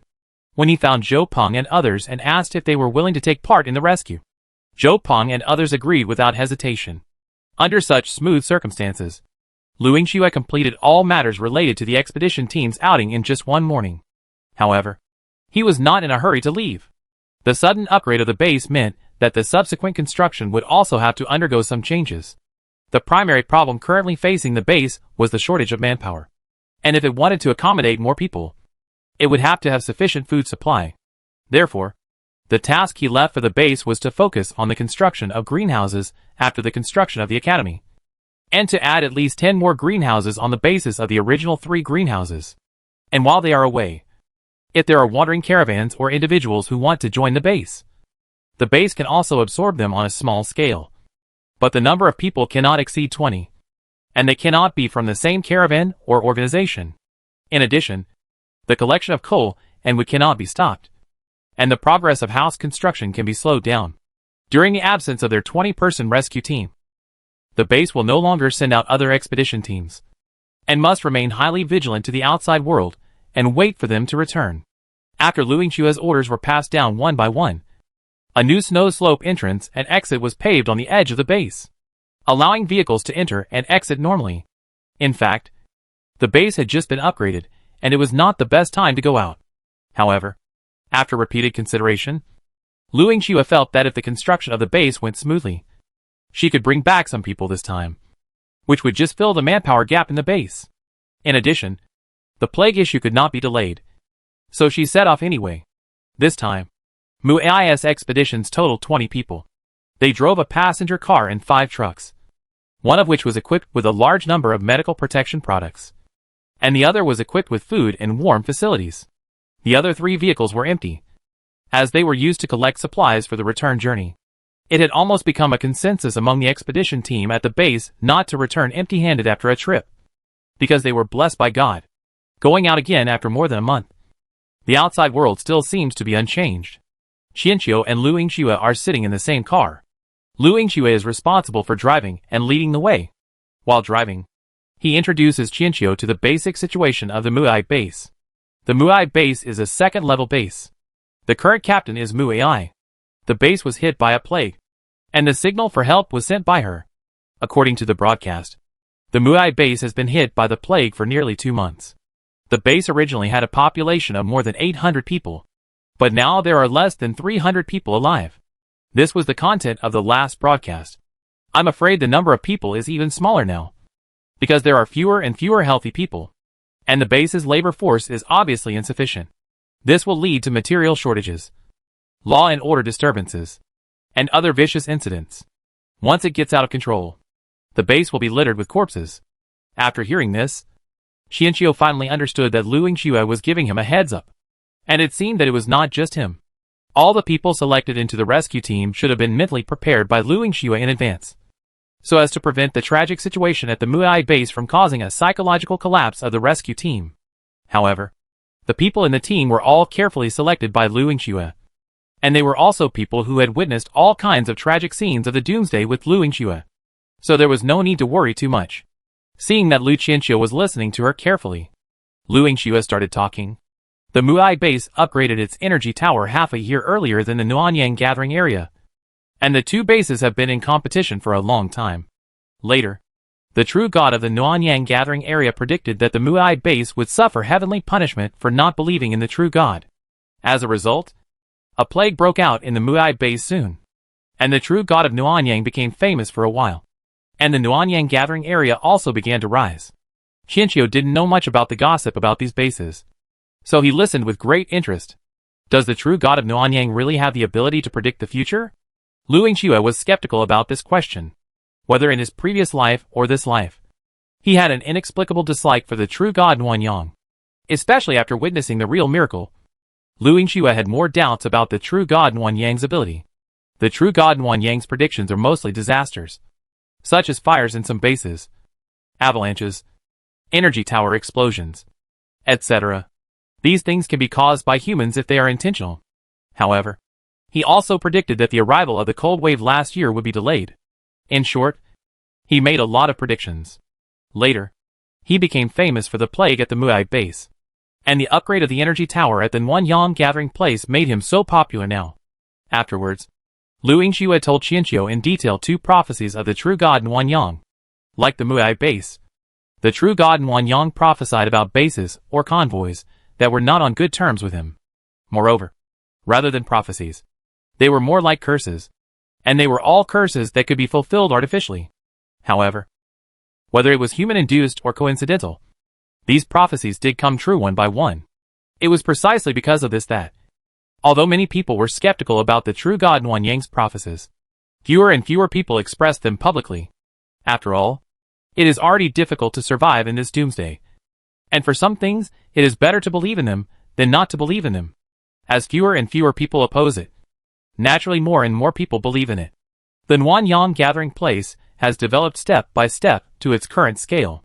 After learning about the general situation of the Muay base and the Nuanyang gathering place, Qianqiu curiously asked Lu Yingxue why she didn't go to join in the fun in the Daizhou underground shelter. The order base is built on the edge of Daizhou. The size and strength of a level 3 base of 10,000 people are too strong, coupled with the mysterious Nuanyang gathering place. Even if we rush there, we can only get a small profit. What's more, it's hard to say what the underground shelter is like. In the event of a conflict, small forces can easily be pushed up and become cannon fodder. Instead of fighting for that uncertainty, it is better to go to the Muay base when everyone's attention is focused on Daizhou. Maybe we can take over the Muay base in its entirety. These were Lu Yingxue's true thoughts. But there was one thing he did not say, which was that in his memories of his previous life, there was very little information about the Daizhou shelter, and he had not heard of any special changes to the Nuanyang gathering place and the order base afterwards. Obviously, the Daizhou shelter did not provide them with the huge gains they had expected. Lu Yingxue explained his true thoughts. Rescue Muay base is one aspect. Accepting Muay is also one of his goals. Muay base has been hit by this. It is difficult to survive this winter with his own strength. After saying this, Lu Yingxue observed Qianqiu's reaction. He didn't want Lu Qianqiu to think that he was a selfless and unrequited philanthropist. He did have something in mind, and it would probably be like this for the rest of his life. If Lu Qianqiu couldn't accept it, he would have to adjust the way they got along. What made Lu Yingxue feel a little relieved was that there was no disgust or disapproval on Lu Qianqiu's face. He just thought for a moment and nodded in agreement with the decision. It is not suitable to go to Daizhou now to spread the faith. The Nuanyang gathering place is too popular. It is not wise to compete with it now. Mu'ai is indeed our best choice. Lu Yingxue was very happy that Lu Qianqiu thought this way. At least this idea had some popularity. Instead of being a saint who was out of touch with the world. After reaching a common understanding, the two chatted a lot on the way. Lu Yingxue was surprised to find that Lu Qianqiu could understand many of her ideas and could quickly give his own ideas, which made him feel a sense of mutual appreciation for a moment. This is a very magical thing. Two people who obviously didn't get along well in their previous life seem to have become close friends now. After getting to know Lu Yingxue, Qianqiu also likes chatting with him. As the protagonist, Lu Yingxue has a broad and forward-thinking mindset, which allows Qianqiu to safely outline the future with him. Moreover, Lu Yingxue is a pragmatist, and many of the ideas he puts forward are a practical help to Qianqiu. Perhaps it was because of the enthusiasm for chatting. This time, the journey was no longer boring and long. The convoy traveled during the day and rested at night. After 2 days, they successfully arrived at the Mu'ai base. After arriving at the destination, both of them actually felt a little reluctant to leave. It can only be said that in the boring doomsday, it is not easy to find someone to chat with who suits your mood. However, after arriving near the Mu'ai base, the convoy soon discovered that the situation at the Mu'ai base was slightly different from what they had imagined. After observing with a telescope, Lu Yingxue discovered that the Mu'ai base was indeed suffering from a plague. But there was a clear difference in the situation between the east and west halves of the base. Although the people walking on the streets in the western half also took protective measures, they walked hurriedly and steadily, and looked very healthy. On the other hand, the people in the eastern half are obviously more than the western half. But the people here have more slow actions and no culprit. Many people lie directly on the street. If it is not occasionally moved, it looks like death. Qianqiu also saw the phenomenon of the separation of Mu'ai base through the telescope. I realized it a little bit. Someone and Lu Yingxue hit their thoughts. They did not go to the lively butterfly O shelter. Instead, they also stared at Mu'ai base. And the full set of protective clothing worn by the other party was obviously sufficient medical supplies. Lu Yingxue also apparently realized that in this life, someone had entered the Mu'ai base before them. But it seemed that they had been separated from the original forces of the Mu'ai base. In the previous life, the Lu family base quickly gained Mu'ai's trust after it was settled in, and the two sides cooperated to fight the plague. The later convoys outside were afraid of the strength of the Lu family convoy, and because of the raging plague, they did not enter the Mu'ai base. In this life, the Lu family convoy became the latecomers. "Captain, are we still going in?" Zhou looked at the sky and asked. "Let's set up camp. The main force will stay outside. I'll take a few people to check out the situation." As the sky gradually darkened, Lu Yingxue felt that rashly entering the Mu'ai base now might cause conflict. So she planned to find out the situation of the base first. The caravan found a suitable place to set up camp. Before setting up camp, Qianqiu gathered everyone and gave them a collective blessing. A blessing can last for a day. Now that they have arrived near the plague, Qianqiu naturally dare not be careless. Soon, Lu Yingxue took someone to change the protective clothing and prepared to enter the Mu'ai base from the east half. He originally wanted to leave Lu Qianqiu at the camp, but Lu Qianqiu insisted on following, and Lu Yingxue reluctantly agreed. The members of the expedition team witnessed the tug-of-war between the two men, and eventually came to the conclusion that as long as the Son of God insisted, even the iron-faced and impartial captain would not be able to cope with it. However, if it were any one of them, the same would apply. Lu Yingxue brought Qianqiu, Zhou, and 2 martial arts experts, a group of 5, to the entrance of the eastern half. Although the 5 people are wearing a protective suit, to be honest, what really makes them feel at ease is just the gods of the gods, not the protective clothing. However, in order to prevent the people at the Mu'ai base from thinking that they were crazy, they kept themselves covered tightly. The guards at the entrance to the eastern half were very alert to the convoy that stopped outside the base, and the 5 people who came to visit. After learning that the 5 people were here for the rescue, they did not relax, but just asked someone to pass on the message and continued to point guns at them.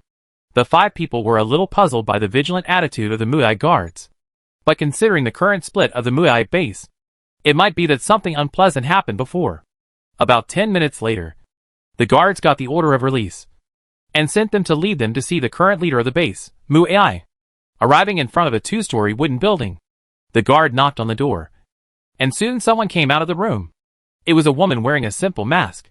She had a simple bun, and her hair looked a little messy, as if it had not been taken care of for a long time. Judging from her eyebrows, the woman was only in her 20s, and her eyes were tired but firm. She quickly came to the 5 people, and briefly looked between Lu Yingxue and Qianqiu in the front, and quickly determined who was the leader. Hello. I'm Mu Ai from the Mu Ai base. May I know your names, where you are from, and why you are here? Mu Ai's voice was very gentle, and she was completely different from Zhou Ying's coolness. Mu Ai did not reach out. Obviously, in this special case, she knew that foreigners did not like to have physical contact with people at the base. Unexpectedly, Lu Yingxue took the initiative to extend her hand. Hello. My name is Lu Yingxue, from the Lu family base. Mu Ai stared at Lu Yingxue's hand for 2 seconds, then stretched out his hand and shook hands with her.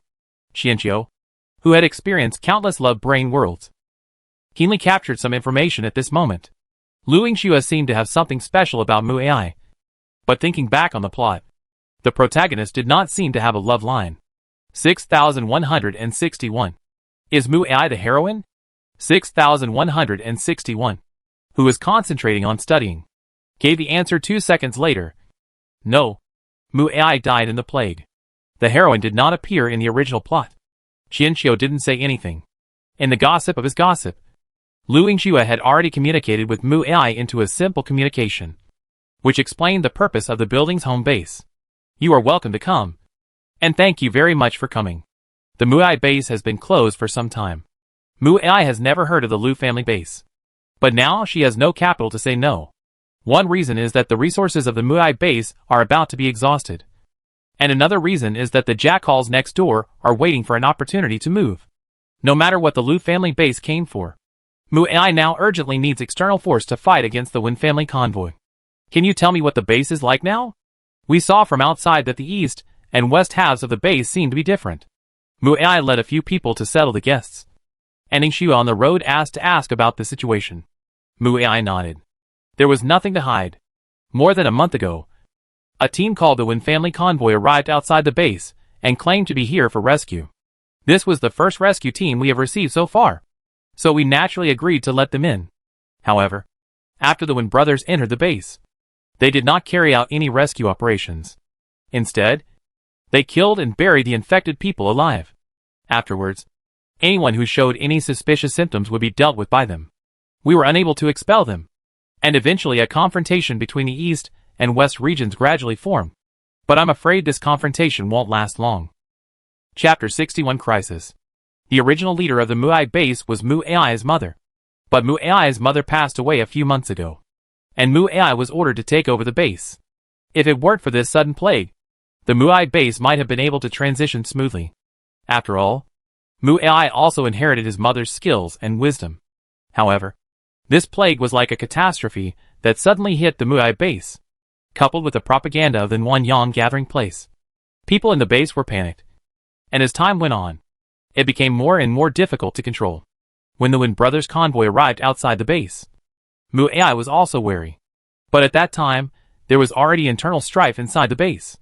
The threat of death, food shortages, ideological conflicts, and multiple deadly factors gathered together. Mu Ai, who had just taken charge of the base, was unable to convince everyone. Finally, under pressure from various parties in the base, Mu Ai agreed to let the Wen brothers' convoy enter. Everyone in the base was filled with joy, looking at the Wen brothers' convoy as if they were looking at the hope of life.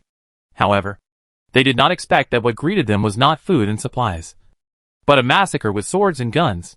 The plague where most of the fleets can avoid the fat in the eyes of the Wen family team, as long as the aboriginal people in the Mwai base are boiled, or the number of aboriginal people at the Mwai base is not enough to compete for the team.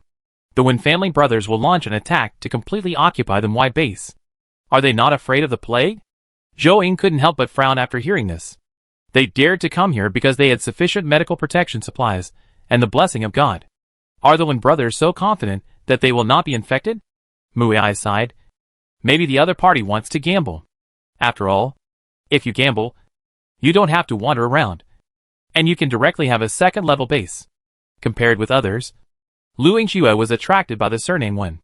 It was not long before the last time I came into contact with the surname. It was the piercing team they met in Luzhou. At that time, Lu Yingxue found a small book on the body of the man. Apparently that was the name of the leader of the cannibals, because the name was too contrasting to his actual behavior. The name Wen Chengshan left a very deep impression on Lu Yingxue. Not only that, after carefully reading the contents of the notebook, Wen Chengshan left an even deeper impression on Lu Yingxue. First of all, the beautiful and smooth running script in the notebook was so perfect that it could even be used as a model for copying. And it was a person who could write such perfect handwriting. Yet he could extend his claws to a child who had no ability to resist.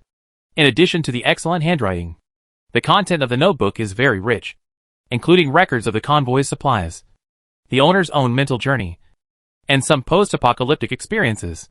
Whether it is the content or the logic, it can be seen that the author has extremely high literary literacy. Recalling the scene of my first meeting with Wen Chengshan, if we didn't know his true face in advance, anyone would have thought that he was a very knowledgeable and cultured person. Because of this too strong contrast, Lu Yingxue was impressed by the goodness of Wen Cheng.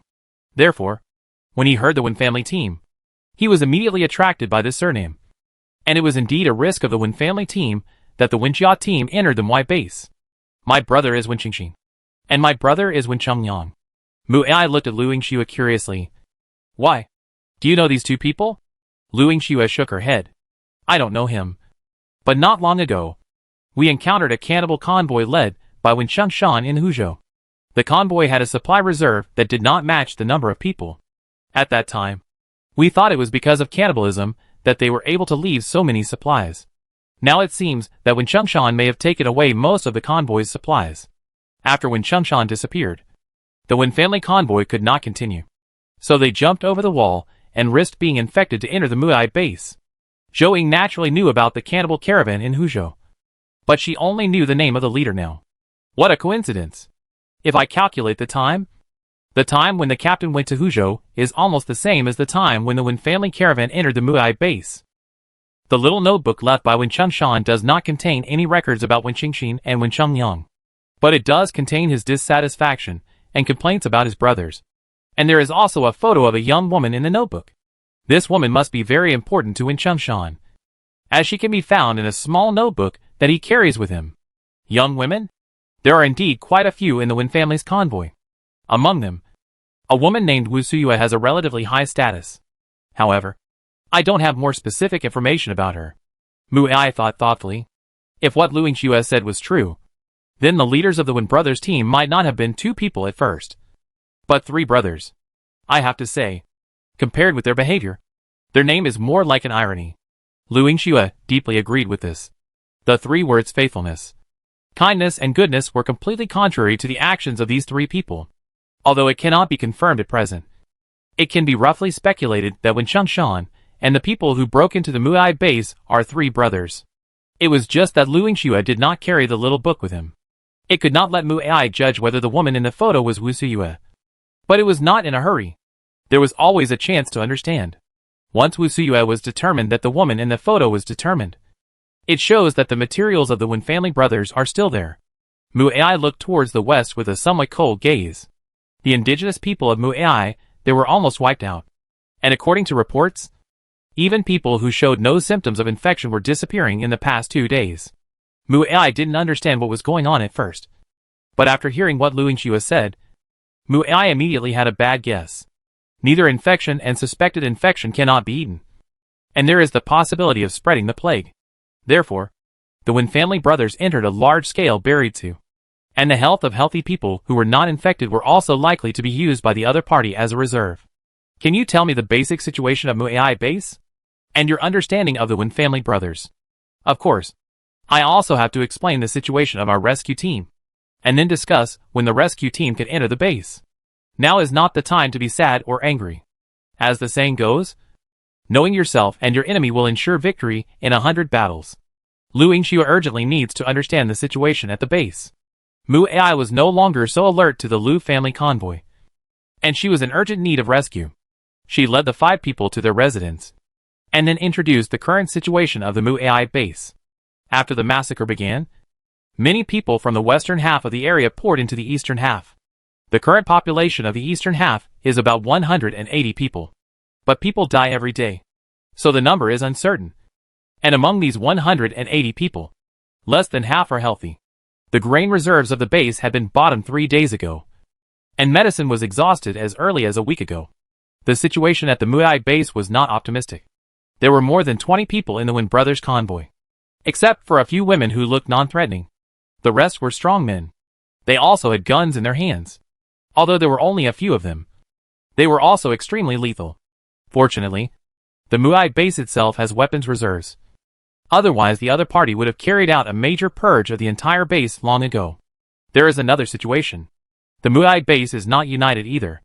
In addition to me, there is another force in the base. Almost all of them are the older generation who followed my mother. Now because of the Win family team, we are temporarily in a cooperative state. But they are all conservatives. Recently, they are advocating for peace talks with the Win family team.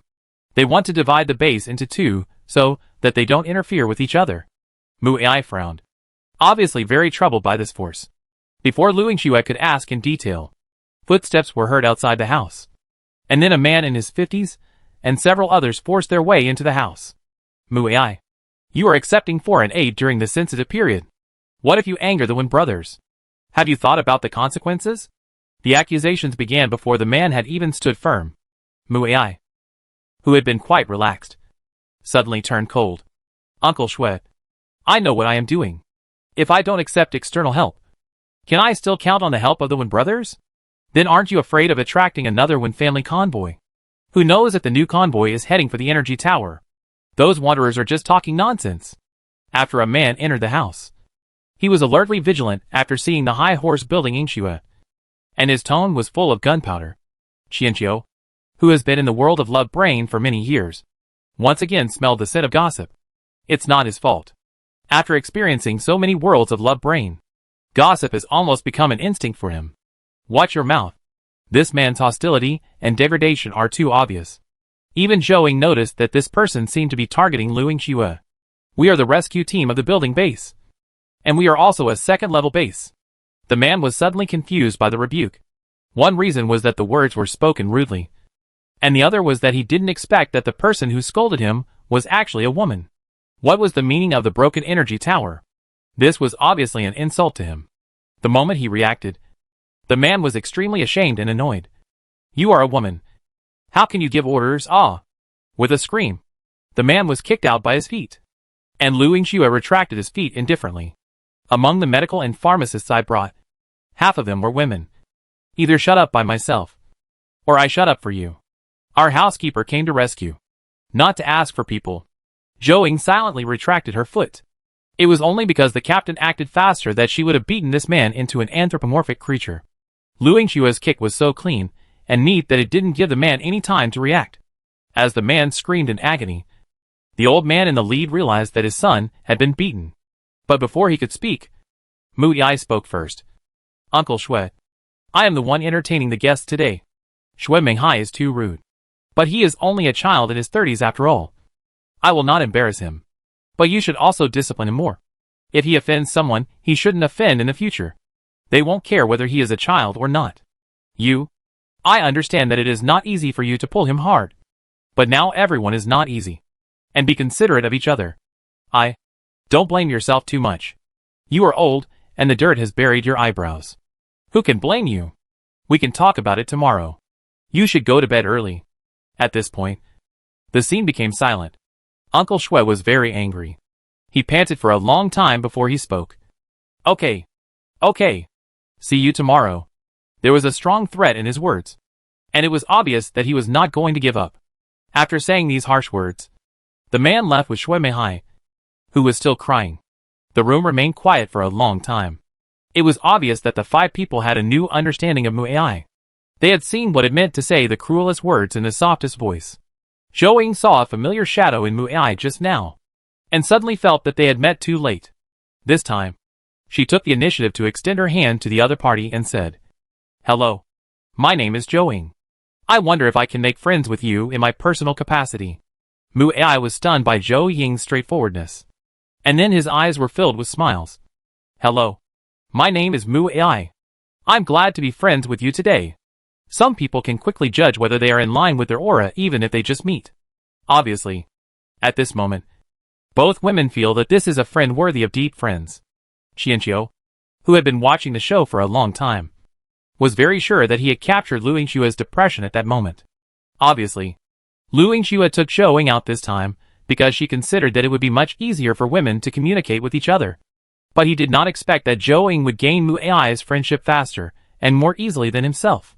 After that, Mu Ai briefly introduced the father and son of the Shui family, and Shui Zhong was also the leader of another forces in the base. At first, it was so easy to let the Wenjia brothers enter the base. Who else is in their group? What is their influence in the base? Lu Yingxua asked about the key points. There are still about 30 people, but only about 10 of them are healthy. However, they are all veterans of the base, and were the first to follow my mother to build Muai. So if they speak up, they will still have a certain influence. This is also one of the reasons why Muai has never solved the internal division of the base. Although these people usually gather together, although the number is not disruptive, it is still a set of incitement of people's emotions. Everyone has seen what the Wen family's team did. Even if he tries to talk about peace, I'm afraid there won't be many people willing to believe him. Zhou Ying didn't think it was a big problem. As long as the relief supplies were in place tomorrow, and there were follow-up guarantees, most people would not be willing to take risks. What's more, we still have the Holy Sun. The name Qianqiu quickly nodded at Mu Ai. Lu Qianqiu. Mu Ai's expression was slightly surprised. It seemed that there was no idea that the building base had a saint. I thought about her euphemistically. The people in Mu Ai base have no faith.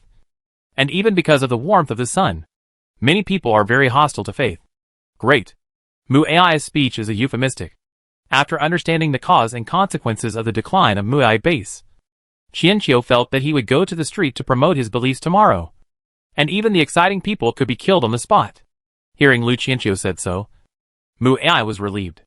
In the end, she also saw a lot of priests, saints, and even the true gods of warm sun gathered. Most of these people were high, and they did not eat the fireworks on the earth. They were very stubborn. It was very good to speak, and my mind was still sober. Later, Lu Yingxua told the supplies brought by the expeditions of the expedition, and then planned the material planning of the current situation of my base, formulated a medical rescue plan, etc., large and small. The general plan of Lin Lin had reached the middle of the night. Although Lu Yingxua wanted to start the rescue work overnight, Mu Ai told him not to rush. He just asked him for a medical team and prepared to go to the homes of several seriously ill patients first to see if there was any possibility of saving them. Although Mu Ai strongly asked a few people to rest, Lu Yingxua returned to the fleet. After returning to study the plan of the next day, he went to bed, and the medical staff and the team entered the Mwai base overnight for rescue. The situation in the eastern half naturally could not be hidden from the Wen family convoy in the western half. After hearing that a new convoy had entered the eastern half, the Wen family convoy immediately became alert and quickly found out some information. The rescue team at the Lu family base. Is there such a base nearby? Why haven't I heard of it? When Qingxing couldn't touch it. How many people are here, and how much materials have they brought? When Cheng also frowned. They had already spent so much time fighting with the Muai base. The arrival of reinforcements at this time was not good news. There are 20 people in the team, all of which are equipped with firearms, and the supplies cannot be determined. But the other party drove a passenger car and 5 large-scale compartments. The investigators reported the situation truthfully. How many trucks? When Qingxin suspected that he had heard it wrong. It was the end of the world now. 5 large vans, with enough supplies to build a small base. Was this convoy crazy? Brother, don't worry. Not all 5 vehicles may have supplies. And not all of them may be food. Some of them must be medical supplies. When Cheng Yan comforted some irritable Wen Qingxin. When Qingxin nodded. I hope so. Otherwise, we may not be able to outlast them in terms of supplies. Oh! If only Cheng Shan were here. He would definitely have a solution. A trace of disgust flashed across Wen Qingyang's face. Why mention him? Maybe he ran away with all our supplies. If he hadn't insisted on taking most of the supplies, we wouldn't have to take risks here now. When Cheng Liang and Wen Chengshan are twins, they have inevitably been compared since they were young. However, the twins are very different in character and ability. Wen Chengshan is smart, sensible, has high IQ, and has always been at the top of his class.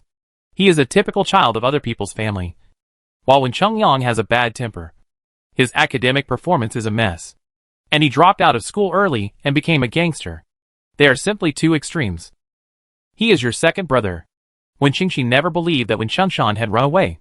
Facing these two brothers who were so different from each other, Wen Qingxin also preferred the capable Wen Qingshan.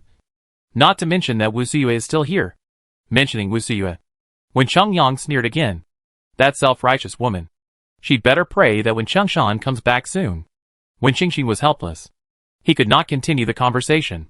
He could only have his men keep an eye on the Lu family convoy and the movements of the eastern half of the district, and be prepared to respond to any situation. But at this moment, a guard hurried in from the door. Captain, someone is coming from the eastern half of the district. It's Shui Zhong. The two brothers of the Wen family, who were at a loss, looked at each other, and then realized that this might be an opportunity. So they asked someone to invite Shui Yong in. Shui Zhong walked into the room with some fear. He came here alone, and facing the two brothers of the Wen family alone, he felt his legs go weak. Fortunately, Wen Qingxin had a good attitude this time. He quickly invited him to sit down and even poured him a cup of tea. This submissive attitude made Shui Zhong feel a lot better, and at the same time, he became more determined to make peace. Thus, a conversation began in which both parties had their own agenda. Because of the arrival of the Lu family rescue team, the eastern and western halves of the Muai base were in a state of high tension. People in the eastern half were afraid that another Wen brother would show up and take away their last place to stay. However, when Muai personally led the medical team to diagnose and treat those who were seriously infected, the panic slowly faded. At least the Lu family rescue team really brought a doctor. Zhou Peng and several colleagues examined several patients with varying degrees of infection, and inquired in detail about the food and water used in the base before the outbreak, as well as whether there were any animal carcasses or rats. They were busy until 3 in the morning before they were forced to rest. After seeing off the medical team, Muai breathed a sigh of relief. Apart from anything else, the rescue attitude of the people in the Lu family convoy from top to bottom made people feel comfortable and at ease. No matter whether it was the captain named Lu Yingxue, the son of Lu Qianqiu, or these medical staff, they were all really preparing to defeat the plague. Ever since her mother passed away, Muai seemed to be stuck in a mess. Today was one of the rare times when she felt a little happy. The next morning, the residents of the Muai base woke up early. Not because they were energetic or had work to do, but because they were awakened by the radio, which they usually used to transmit emergency information. Because it was an electrical appliance, it would not be started unless it was absolutely necessary. Residents of the Muai base, I am your deputy captain Shui Zhong. I had no choice but to wake you up so early today. I believe you have seen the rescue team outside the base. They are the rescue team from the Lu family base. They are here to rescue us with supplies. The people who heard the news couldn't help but cheer a little. They seemed to see hope in their weakness. However, some people were waiting quietly, because Shui Zhong's tone was not happy and excited, but angry. Sure enough, soon, Shui Zhong's voice came again. But the Lu family base is a base with faith, and they brought the Son of God with them. They rescued us just to promote their own faith. Our Muai base was harmed too badly by faith. This plague must be the work of that damn true God. Now there is a Son of God. Who knows what nonsense he will say? As soon as these words came out, the people who heard the broadcast calmed down from their excitement. If there had been no plague, they who had no faith might not have been so resistant to faith. But now, too many of their people had died for this. Their relatives, friends, and lovers. Although the true God Guan Yang did not admit it. After the plague began, they did catch a traitor from the base. And the other party also admitted to discarding items that spread the plague in the base. So the suppressed hatred, fear, and anger these days made it impossible for them to accept any faith at all. Lu Yingxue, who also heard the broadcast, felt that the situation was not good. They did want to spread their faith in the Muai base. But the premise for making others believe in you was that you really provided them with help and achieved results.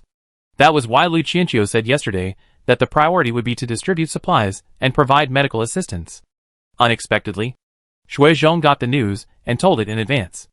As a result, the people of the Muai base would naturally stand against them. Chapter 62 Riding the Wind. Muai hurriedly asked the people around him, Where is Shui Zhongren? How did he get the key to the broadcasting room? Captain, Shui Zhong is not in our broadcasting room. He is in the broadcasting room in the west half of the area, in the energy tower, quickly following Mu Ai's footsteps. The people around him responded. Mu Ai paused, sensing that something was wrong. Shui Zhong, that coward, dared to use the broadcasting room in the western half of the area. He must have reached an agreement with the Wen brothers. He could only blame himself for being busy with the patient yesterday and neglecting Shui Zhong. The Mu Ai base is facing a life-or-death situation. Yesterday, I reconnected with the western half of the region. I'm sure everyone has seen that the plague has been brought under control in the western half of the region. Although a huge price was paid for this, and it was misunderstood and exaggerated by many people, it is an indisputable fact that the plague has been brought under control. And now, the Wen brothers are willing to take out all the medical supplies to contribute to the control of the plague in the eastern half of the region. Shui Zhong redefined the Wen brothers' massacre of the western half of the region as controlling the plague, and said that the content contained misunderstandings and exaggerations. The people who heard this were somewhat confused. Many of them were originally residents of the eastern half, and a small number had escaped from the western half. Not many people had witnessed the massacre. After all, most of those who had witnessed it could not leave alive. And people are emotional animals, and emotions are easy to fade over time and environment. At this time, when listening to Shui Zhong said so, many people have begun to doubt whether the rumors about the brothers of the Wen family are too much. Everyone thinks about it. Mu Ai and I have not confronted me a day or two. It was me who advocated that the Wen family team entered the base. The Wenjia team had an accident. Mu Ai could take this opportunity to suppress me, and then took the opportunity to take care of the entire base. In the distance, the brothers of the Wen family have been rejected to enter the eastern half to help. Just as Mu Ai said, Shui Zhong's words were very inflammatory, full of emotion, and his logic was also systematic. He knew how to grasp people's psychology and understood the negative emotions of the people in the Mu Ai base who had nowhere to vent, and poured these emotions into their faith. He also understood how panicked the people who were on the brink of life and death were, and how much they wanted to grasp hope. The people in the base were now like walking on a tightrope at high altitudes, and could not withstand any accidents. Therefore, as long as people's fear of the Wen family convoy was eliminated, and their suspicion and hatred of the Liu family convoy were increased, people would naturally act the way he wanted. The Liu family convoy had already entered the eastern half of the area at around 4 in the morning. At this time, the rescue teams all walked out of the buses and tents and listened to the content on the radio. Some of them who did not know the situation at the Mu Ai base were confused and did not understand why the rescue team, had become the target of criticism. Captain? What is going on now? Do we still use rescue? The rescue team was confused and bewildered. Don't act lightly first. I'll go to Mu Ai. Lu Yingxue instructed the convoy to stay where they were to avoid any misunderstandings and conflicts at this time. I'll go with you. Chiaki's voice came. Everyone looked at it and found that there was no protective clothing. And even Lu Qianqiu, who didn't even bring a mask. Sir, the Holy Sun. Sir Holy Sun. People greeted Qianqiu one after another. And even the number of people who took the initiative to greet Qianqiu exceeded that of Lu Yingxue. Obviously, compared to the serious captain, people prefer the gentle Lu Qianqiu. Lu Yingxue was used to this. But Mu Ai, who happened to come nearby, was a little surprised. But looking at Lu Yingxue's expression, it seemed that she didn't care at all. Mu Ai couldn't help but reevaluate in his mind the degree of worship of faith in this Liu family base, and the importance of this holy sun in the rescue team. When Lu Yingxue saw Qianqiu's dress, she immediately understood his plan. Just like the casual chat on the way here, they could quickly understand each other's thinking. So Lu Yingxue took off her mask, then took off her protective suit in public. Seeing that the other players did not hesitate, they followed the photos. After all, for them, it was not this protective suit that could really resist the plague, but the blessing of the gods. The rescue team's actions scared Mu Ai and the two people who followed her. They didn't wear protective clothing because the base had no more protective supplies. At this time, they didn't understand what the Liu family rescue team was doing. You are committing suicide. What are you doing? After realizing what was happening, Mu Ai was shocked. But she didn't dare to step forward to stop it. She even retreated with her two subordinates. The rescue team members quickly took off their protective clothing and immediately felt refreshed. I feel much better. It's really uncomfortable to wear protective clothing for a long time. You should have taken it off a long time ago. Muai's eyes were full of disbelief. He was so shocked that he just stood there in a daze, not knowing what to say. Lu Yingxue took 2 or 3 steps with her long legs and walked in front of Muai, leaving Muai no time to retreat. Don't worry. We were blessed by the gods yesterday, and will not be infected with the plague. We wore protective clothing before because we were afraid that you would misunderstand us. Muai heard a question mark, and the litter's brain turned 2 laps. It was the sage who reacted the first protective suit. Others also followed the imitation. In addition, the god's blessing from Yingxue said, and finally reacted. The Loji rescue team was blessed because of the gods. People at Muai base misunderstand. After figuring out the whole story, Muai fell into silence for a long time. She thought she had welcomed her savior. But now it seems that she had welcomed a group of lunatics. It is right that the Muai base has no faith. And those who have faith are all crazy. She did not expect that Shui Zhong's words turned out to be right.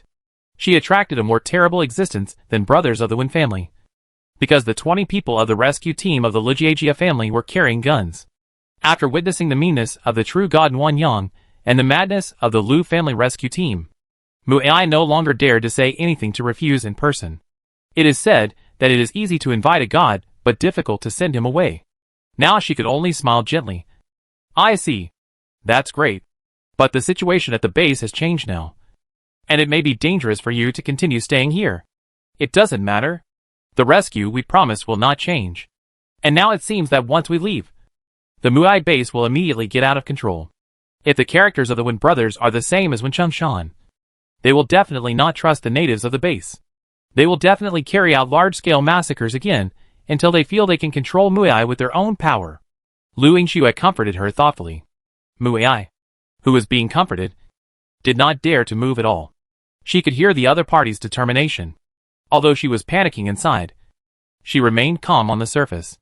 It's just that I'm afraid the people nowadays will not be willing to accept our rescue. They will, Lu Yingxue said firmly. In the next rescue, we will not wear protective clothing anymore. And our medical team has also figured out the cause of this plague. Although we are not sure what the plague is, we can prescribe the right medicine and have come up with a treatment plan. Muai had no choice but to nod. Lu Yingxue's words were so tempting and reliable, but their behavior was so outrageous. Muai didn't know how such a contradictory situation came about. However, the current Muai base really can't stand any storms. After calm down, the score of slowing soldiers is also a strategy. With the outrageous behavior of the Lojia rescue team, presumably it will be infected quickly, and the plague will quickly defeat them. At that time, she will not have to worry about the threat of the rescue team of the family.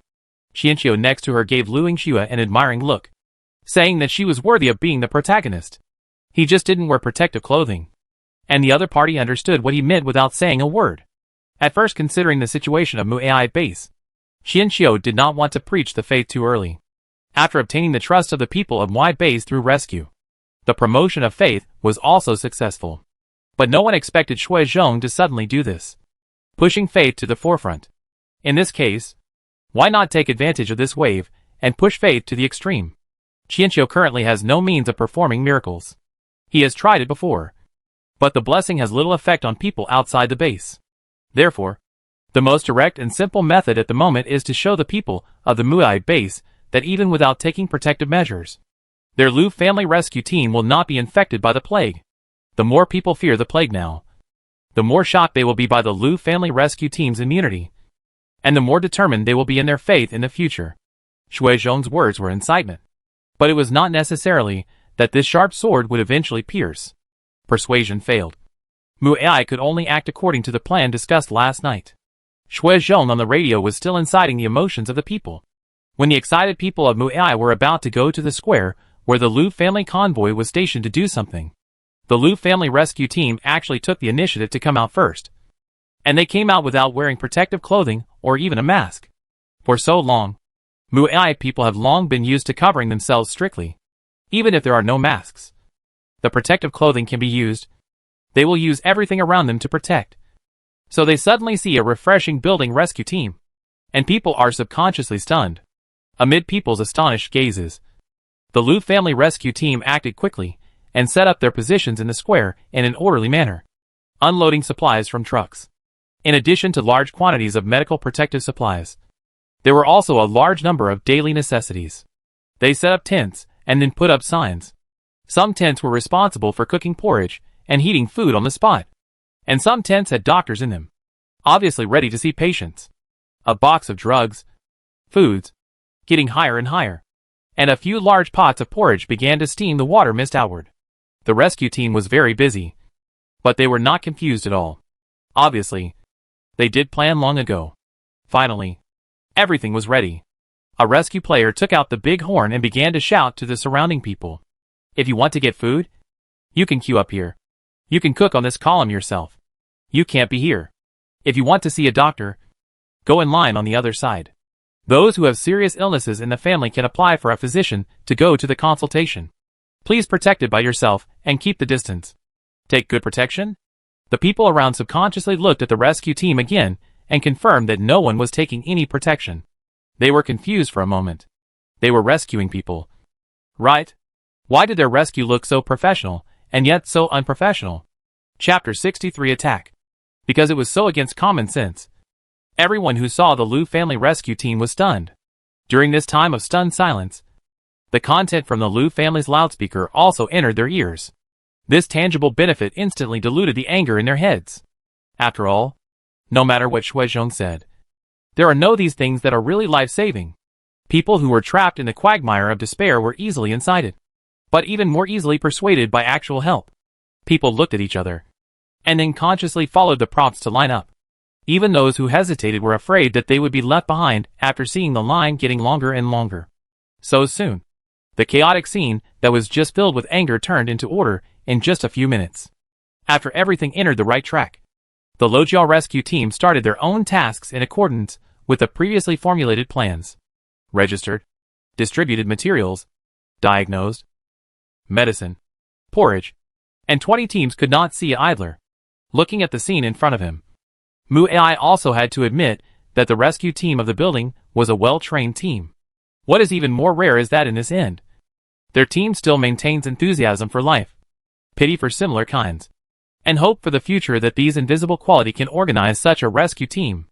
The more he understood the strength of the Liu family rescue team, the more he felt sorry for it. Why would such a wise person still believe in such an illusory belief? Even go crazy for it? Mu Ai was therefore in a dilemma. She wanted to save the team. But what happened one after another had made her realize what a terrible and incomprehensible power faith was, and how crazy people with faith could be. She had seen it from the people who spread the plague items. Even when they were dying, they were still shouting that the true God was eternal. They also died from the plague, but they firmly believed that this was a test given to them by the true God, and that they would be able to enter paradise after death if they completed the task. People with faith cannot be understood with normal thinking, let alone communicated normally. The current Liu family rescue team at least looks normal. So Mu Ai did not dare to take the risk of persuading everyone to give up their faith. She was afraid of angering these people, which would cause things to deteriorate rapidly. Mu Ai was troubled for the whole morning. Just when she made up her mind to go talk to Lu Yingxue, the members of the Liu family rescue team returned to the square together. The sudden termination of the rescue work also aroused the curiosity of the people in the Mu Ai base. The people around the square stared at the rescue team, fearing that they wanted to run away now, but also expecting them to have new supplies to distribute. Then under the gaze of everyone, the members of the rescue team religiously surrounded Lu Qianqiu. When Qianqiu saw people, they started praying.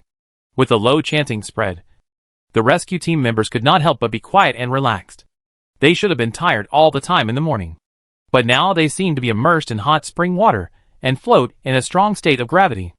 Essence. Realizing that this might be some kind of religious ritual of the Liu family rescue team, the people around had awkward and contradictory expressions on their faces. If it weren't for the rescue this morning and the Liu family rescue team praying so carelessly at their base, they would have rushed up to besiege them long ago. But now, they could only stand there awkwardly. Although they showed disapproval in their eyes, they did not rush up to stop them. Moreover, if one calms down, the chanting of faith by the Holy Son of the Liu family rescue team is quite pleasant to the ear, and it inexplicably gives one a sense of peace of mind. It is obviously impossible to just ask them to believe in any god. The people in the base watched the Liu family rescue team's prayer process quietly. The whole process lasted less than 10 minutes. After the prayer was over, Qianqiu glanced at the people around him and repeated the effect of the prayer again. The gods will protect you from the plague. The effect of the prayer will still last for 1 day. You must come back early at this time tomorrow. The members of the rescue team knew that the Son of God was not only giving them instructions, but was also speaking to the people in the surrounding Muai base. So they nodded one after another, and once again thanked the Son of God and the gods loudly and devoutly. After the prayer, the rescue team quickly got back to work. Although the gods could protect them, the rescue still depended on themselves. The people around naturally heard Qianqiu's words. After a short silence, there was a heated discussion. The rescue team's unusual clothing in the morning naturally aroused people's curiosity. During the morning rescue, some people asked the rescue team why they didn't wear protective clothing. Everyone in the rescue team told them sincerely that they were protected by the gods and would not be infected with the plague, so they didn't need to wear protective clothing. The reaction of the people of Muai was similar to that of Muai. They all felt that these people believed in God to the point of madness. There were no gods in this world, only demons hidden in people's hearts. For example, the true god of the Nuanyang gathering place sent several people to their base to spread the plague for a prophecy and to suppress his opponents. He didn't care how many people would die as a result. If there really is a god, he is a deaf and blind god. And now, the people of Muai finally understood what divine protection was. It turned out that the Holy Sun chanted a blessing, and the people around him felt they had received protection after listening to it. Only a fool would believe this statement and scene. But the people on the rescue team believed it. Moreover, after receiving the protection, each of them seemed to have recovered a lot of spirits. Like their leader Muai, the people of Muai also felt a little regretful. So in the following rescue operations, some Muai people, after struggling, would carefully remind the rescue team that faith was not to be trusted, hoping that they would take good protection. However, the result was often that the other party would tell them how powerful and gentle the gods were, and how kind and merciful the Son of God was. In this way, while fighting the plague, a tug-of-war of faith was staged in the Muai base. However, both sides did not want to anger each other, so this tug-of-war was cautious, gentle but protracted. The situation in the eastern half of the district was getting back on track in an orderly manner. However, Shuizhong and the Wen brothers, who were waiting to reap the benefits in the western half of the district, waited for a long time, but received no news of the riot in the eastern half of the district. Instead, they received news that the Liu family rescue team had already begun rescue operations. And even the residents of the eastern half of the district were very cooperative. How can it be? Shuizhong was a little dumbfounded. He felt a little scared at the same time as he couldn't believe it. He had made a promise to the Wen brothers. What happened? Wen Qingxin also felt puzzled. The people who were trying to get the news all had troubled expressions on their faces. The Liu family rescue team started the rescue in the morning without wearing any protective clothing. Their actions were too abrupt. The people who went to cause trouble were stunned for a moment. By the time they realized what was happening, the rescue team's loudspeaker had clearly explained the rescue arrangements. Those guys in the eastern half of the district, who were about to die of starvation or disease, naturally followed suit. Not wearing protective clothing? Are they crazy? Shuizhong thought it was impossible. And he had seen the rescue team last night, when they were all wearing full sets of protective gear. If they don't take protective measures when this plague is raging, they will all be infected within 10 days. That's the problem. The people in the rescue team said that they were protected by the gods and would not be infected with the plague. At noon, the Holy Son of the Liu family base even performed a blessing ceremony in public, publicly stating that this blessing ceremony could protect the rescue team from being infected. For this answer, not to mention Shuizhong, the Wen brothers all felt it was outrageous. Were the Liu family rescue team all crazy? Or were they brainwashed by faith? I'm afraid even the true gods of the Nuanyang gathering place wouldn't dare to make such a boast. What's more important, this lie would be broken in a few days. It would be better for them to break out immediately and leave. That way, the possibility of leaving alive would be greater. The three of them thought for a long time, but they couldn't figure out the purpose of the Liu family rescue team. Shuizhong looked at the faces of the Wen brothers and spoke carefully. The Liu family rescue team's move is just a temporary solution. What they said will ease people's anger and even turn anger into sympathy. But it will only take 10 days, at most for the people in the eastern half of the district to understand that gods don't exist. When the Liu family rescue team can no longer provide rescue, people's emotions will rise again.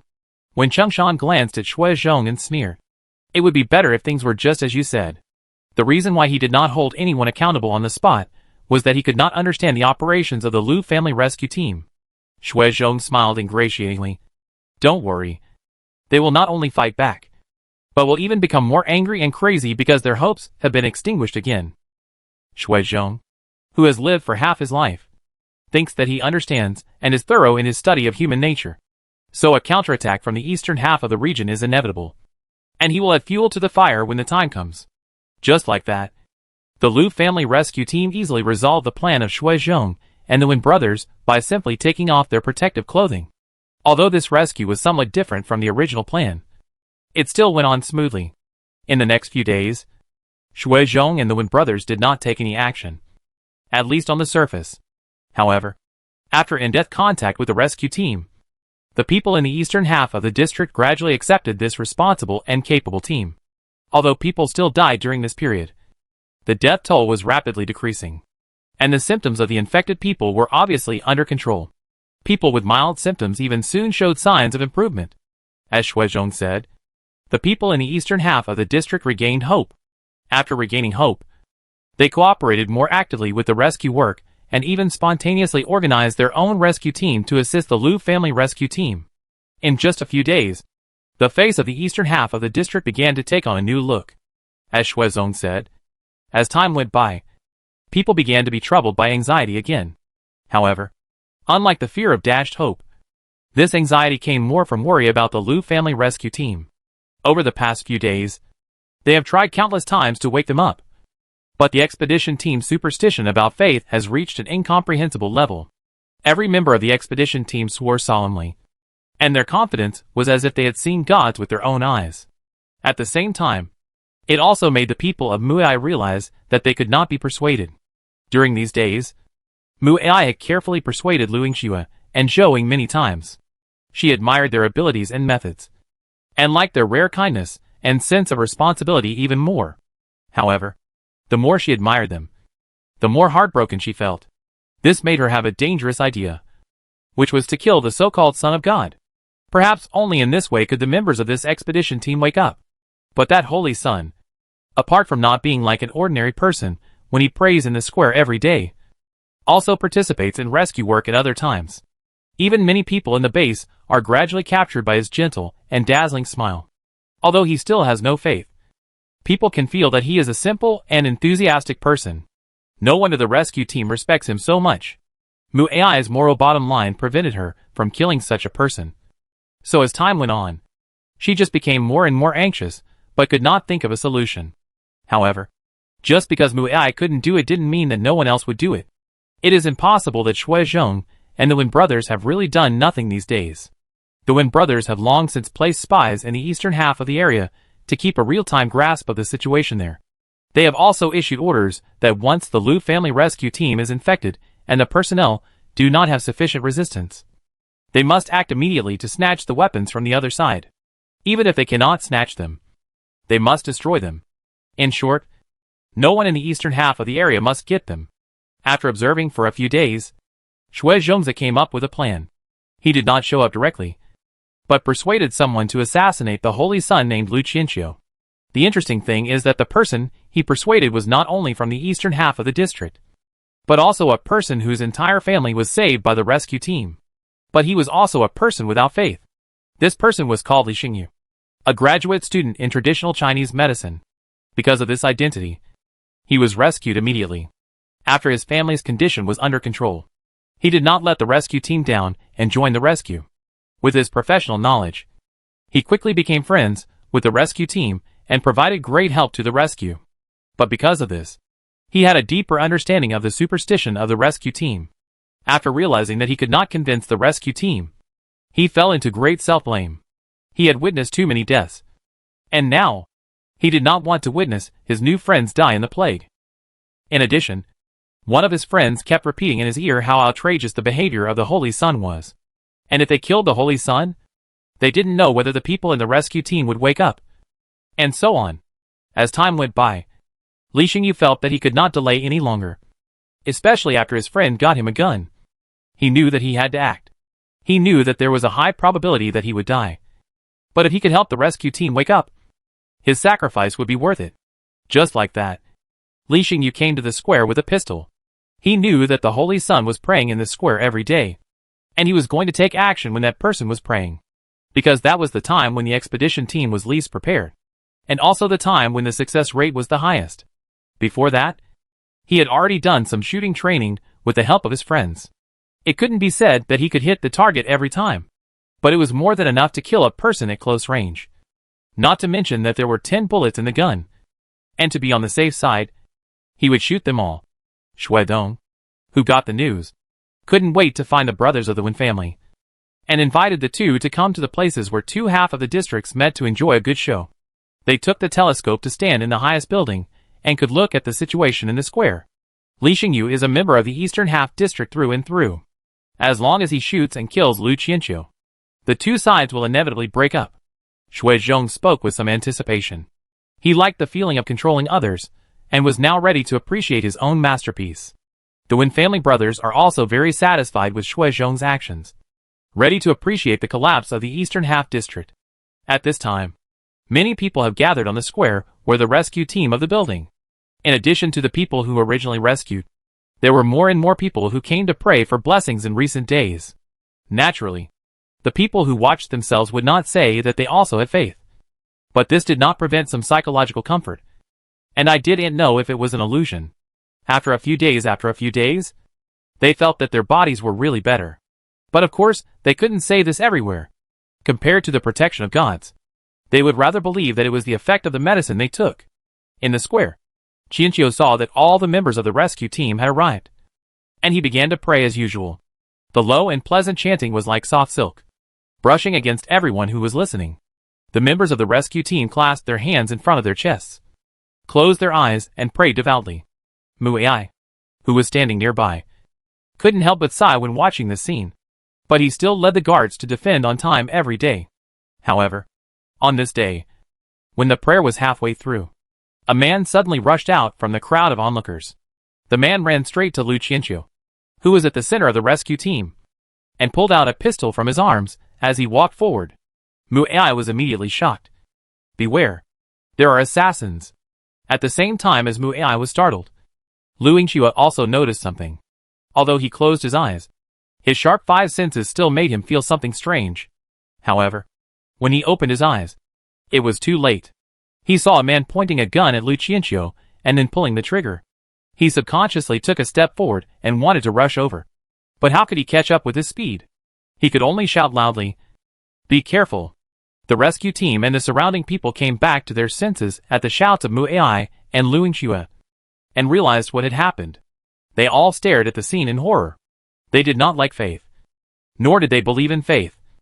But they were not stupid. They knew that the Holy Sun named Lu Qianqiu must not get into trouble, because if anything happened to the Holy Sun, the Lu family rescue team would probably immediately become their enemies. In the midst of everyone's panic, as their hearts suddenly stopped, Li Xingyu pulled the trigger repeatedly at Lu Qianqiu. Once, twice, 3 times. However, the scene was completely silent, and the expected gunshots were never heard. Many people who had subconsciously prepared to cover their ears and lower their heads stopped doing so. Li Xingyu's gun jammed at this time? This situation was obviously beyond everyone's expectations. Even Li Xingyu himself was confused. After pulling the trigger several times without any response, he subconsciously pointed the gun at the ground and fired another shot, wanting to test whether there was really something wrong with the gun. Boom! There was a deafening gunshot, and the bullet hit the ground fiercely, breaking the silence at the scene. Many people screamed in fear, because Li Xingyu had quickly adjusted the muzzle of the gun, aimed at Lu Qianqiu again, and pulled the trigger. Then 1, 2, 3 times. The screams at the scene gradually quieted down, and they just watched Li Xingyu's gun jam again. At that moment, everyone's face had the same confused expression as Li Xingyu. After the gun jammed again, Li Xingyu fired 2 more shots at the ground in despair. The 2 gunshots indicated that the gun was working normally. But this time, he did not have the chance to shoot at Lu Qianqiu again. After a gunshot, the gun in his hand was knocked away by a huge force. The person who fired the gun was Lu Yingxue. It was he who shot the gun out of Li Xingyu's hand. The other members of the rescue team also reacted at this time, and quickly rushed forward, controlled Li Xingyu, and pinned him to the ground. The people in the surrounding eastern half of the area also recovered from the huge shock. The overly strong emotional fluctuations made them feel a little at a loss. At first they were terrified, then shocked, then confused, and now bewildered and angry. Who is that person? Are you crazy? It must be sent by the western half. It's horrible. Luckily the gun jammed. Otherwise I can't imagine the scene now. When it comes to these two words, people have been silent again. Yeah, thanks to the card of the gun. But this card is too coincidental. At this time, he went to see Lu Qianqiu, and he was even praying. Everything just interrupted him. Is this self-confidence? Essence. Li Xingyu, who was pinned to the ground, was still confused. He had thought about his own death, and also about the possibility of failure due to various accidents. But no matter what, he had never thought that he would encounter such an accident. No one present was more shocked than him who had done it himself. Not only the people present were stunned, but also Shui Zhong and the Wen brothers, who were holding binoculars to watch the show. They witnessed the entire process of Li Xingyu's attack, so they couldn't understand it all. After a long while, when Changshan turned his gaze to Shui Zhong, "Did you prepare the gun for that man?" "Yes." Shui Zhong's brain short-circuited at this moment, and he answered subconsciously. After he finished speaking, he realized the danger implied in Wen Qingshan's tone, and hurriedly explained, "I can guarantee with my life that there is absolutely no problem with the gun. The gun is fine." "So do you mean that Lu Qianqiu is really protected by the gods?" Wen Qingshan's tone became even more dangerous. Shui Zhong broke out in a cold sweat. He almost forgot that this guy with the name Shan was not kind at all. He was even more cruel than Wen Qingxin. "No. There must be some misunderstanding. Deputy Captain 1. Give me some time. I will investigate it clearly." When Changshan stared at Shui Zhong for a long time, which made Shui Zhong feel creepy. "Then you better hurry up. I don't have much patience left." Shui Zhong nodded repeatedly, then sent away the two bored Wen brothers. After they left, he began to think about the strange scene, then raised his telescope to continue observing the situation in the square. Chapter 64 The Final Madness. Qianqiu finished the prayer very quickly. When Kei opened his eyes, he saw Li Xingyu, who was pinned to the ground with a confused look on his face. The people around him looked at him more enthusiastically than usual. In addition to the people from the rescue team, there were many onlookers with burning eyes. The coincidences impacted everyone's brains and reason. Given the background of this world, most people had faith before the end of the world. The reason why the Muai base has become so extremely anti-faith today is due to the impact of the end of the world, and the curse of the true god Nuanyang. This means that if they believe in faith, it is equivalent to admitting that the plague of the Muai base is a punishment from God. This is also a death sentence for the Muai base. It's death anyway. So they naturally won't let the enemy feel comfortable. Qianqiu could also hear the noise outside while praying, so he naturally knew what happened. Under the enthusiastic gaze of the people, Qianqiu came to Li Xingyu and asked calmly, "What's your name?" Perhaps because everything that just happened was too shocking, Li Xingyu at this moment very obediently said, "Li Xingyu." Qianqiu smiled calmly. "Li Xingyu, do you believe in God?" Li Xingyu subconsciously opened his mouth to say he didn't believe it. But the scene of himself shooting just now flashed back to his mind. His brain was stuck for a moment, and he didn't know how to answer. Li Xingyu could remain silent, but the others could not. They were extremely angry at this moment. After all, this guy just wanted to kill their holy son, which was no different from killing everyone in their base. "Sir, how should we deal with this guy?" He spoke according to Li Xingyu's request. Although it was just a question, anyone could see that he wanted to kill Li Xingyu himself. Things have developed to this point. Muai can't just do nothing. Although she once thought of killing Lu Qianqiu, it was just an idea. Now that it really happened, looking at the reactions of the rescue team, Muai could only be thankful that Lu Qianqiu was not injured. Otherwise, they would be attacked by both the Wen family and the Lu family. "Sir Saint, there must be some misunderstanding about this matter. Why don't you let me handle Li Xingyu? I will definitely give you a satisfactory answer." Muai asked for people not because she wanted to save Li Xingyu. If something like this happened at this time, Li Xingyu would definitely not survive. She was just afraid that the Lu family rescue team would have a grudge against Muai because of this. So she wanted to investigate the whole matter, no matter what Li Xingyu's purpose was. The final investigation results must not be related to the eastern half. No need to bother. Qianqiu spoke calmly, then looked at a member of the rescue team next to him. It was that man who picked up Li Xingyu's dropped pistol. He stretched out his hand to that man. Let me use the gun. The man handed the weapon to Qianqiu without any hesitation. No one from the Lu family rescue team spoke up to stop him. Although they had not seen the Son of God kill anyone with their own eyes, they did not object to him killing people. Seeing this, Mu Ai became a little anxious. Captain Lu, there must be some misunderstanding in this matter. If it ends so unclearly, the person who is the manipulator behind the scenes will definitely be the happiest. Lu Yingxiu has signaled Mu Ai to be patient. Don't worry. Qianqiu always has his own rules for doing things. Mu Ai, I know that no matter what happens, as long as they encounter this holy sun, the IQ of everyone in the rescue team will immediately drop offline. Do you believe in God? After getting the weapon, Qianqiu asked again, facing the gun. Li Xingyu, who had been in a daze, calmed down instead. After all, he had rehearsed his own death in his mind countless times, so he could accept it calmly. At the same time, he finally answered, I don't believe it. It was not a divine punishment that killed the Muay base, but a human conspiracy. It was not a god that saved the Muay base, but a rescue team. As soon as he finished speaking, Qianqiu pulled the trigger.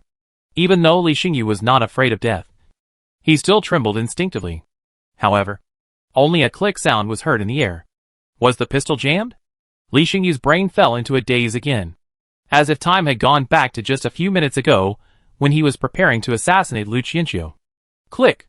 Click! There were two more sounds of trigger pulling. The sound was not loud, but it struck everyone's heart hard. The expected gunshots did not sound, but people's nerves were already stretched to the extreme. Under the gaze of Li Xingyu and the people around him, Qianqiu shifted the muzzle of the gun, pointed it at the ground, and pulled the trigger. Boom! A deafening gunshot rang out, and Li Xingyu, who was pressed to the ground, clearly felt the ground shaking violently. It was the vibration of the ground being pierced by the bullet. The scene was completely silent, and everyone stared blankly at what was happening before their eyes. Qianqiu handed the pistol to the person next to him, then looked down at Li Xingyu on the ground. It seems that God believes in you. These gentle words fell heavily on everyone's heart. After a long time, people realized what these words meant. The Son of God gave the right to execute Li Xingyu to God, and God finally chose to believe Li Xingyu. So he let him go. Lu Qianqiu left, and the rescue team let go of Li Xingyu, and then each went to complete their own tasks, as if nothing had happened. However, the people of Muay present could not be as calm as the Lu family rescue team. Everything that happened in just a few minutes was like a pot of spring rain pouring into their hearts, awakening the seedlings of faith and giving the seedlings that had almost dried up and died a faint hope of breaking through the ground and being reborn again. Muay stood there in a daze like everyone else. It took her a long time to react and look in the direction where Lu Qianqiu had left. Some of the things she firmly believed in her heart began to waver. Qianqiu appeared calm when he left, but he was comforting the scrap iron in his heart. He would be much more useful to us alive. Believe me, Qianqiu, I always believe in you. You're not angry? Qianqiu was somewhat suspicious. He could clearly sense Fieti's intention to kill someone. If Qianqiu wants him to live, he can live. You know, if Qianqiu died in this world, it might mean the eternal separation of the two people. How could Fieti not be angry? But in any matter, Qianqiu's emotions come first. Hearing this, Qianqiu didn't know what to say for a moment. He wanted Fieti to understand that the emotions of the two people were equally important, and the reason why he didn't kill Li Xingyu was because of other reasons. However, after thinking for a long time, Qianqiu gave up explaining. Fieti's concept could not be changed overnight, so he should focus on the present. Have you finished watching those TV series? Scrap iron. Although Fieti didn't say anything, Qianqiu seemed to see Fieti's wrinkled eyebrows. If Fieti had eyebrows. Come on. Watch it carefully. I'm waiting for your review. Good. Scrap answered this time, but his tone sounded very frustrated. Qianqiu calmed down Fieti, but no one was able to appease the emotions of the people in the Muay base. What happened in the square quickly spread throughout the base. Because there were so many onlookers, the authenticity of the matter was very reliable. Because of this, people's attitude towards faith had undergone some subtle changes. Although no one in the base talked about the issue of faith, everyone in the base was wavering in their faith. The hesitation of the people in the Muai base did not last long. As time went on, the Liu family rescue team proved one thing with indisputable facts. They were indeed blessed by the gods. Because as time approached the 10th day, which was the limit of the incubation period of the plague, no one in the Liu family rescue team showed any symptoms of infection without taking any protective measures. Not only that, with the help of the Liu family rescue team, the plague at the Muai base has been effectively controlled. 90% of those infected with mild symptoms have recovered, and the number of deaths and infections per day has also decreased significantly. As of yesterday, there were no deaths in the eastern half of the area, regardless of whether there are gods in this world. The Muai base is indeed gradually getting rid of the plague and returning to hope with the help of the Liu family rescue team. No one in the Muai base still took the initiative to mention the restoration of faith. But it was obvious that the number of people going to the square to participate in the Qianqiu prayer had increased every day. When Qianqiu was praying, people gathered around him spontaneously, closed their eyes, and listened attentively. And some even recited the prayer silently in their hearts. Qianqiu who were praying could clearly feel that the power of faith was increasing every day. This also indirectly showed that they had gained the trust of the people in the Muai base. And even more people were regaining their faith. However, all these positive developments in the eastern half were not what Shui Zhong and the Wen brothers in the western half wanted to see, especially as time went on. After the news spread that no one in the Liu family rescue team was infected with the plague, even the people within the Wen family convoy began to waver. Originally, this team had a crack after when Chengshan left. In addition, they had to cross the crisis with food people. In the past, they didn't feel anything.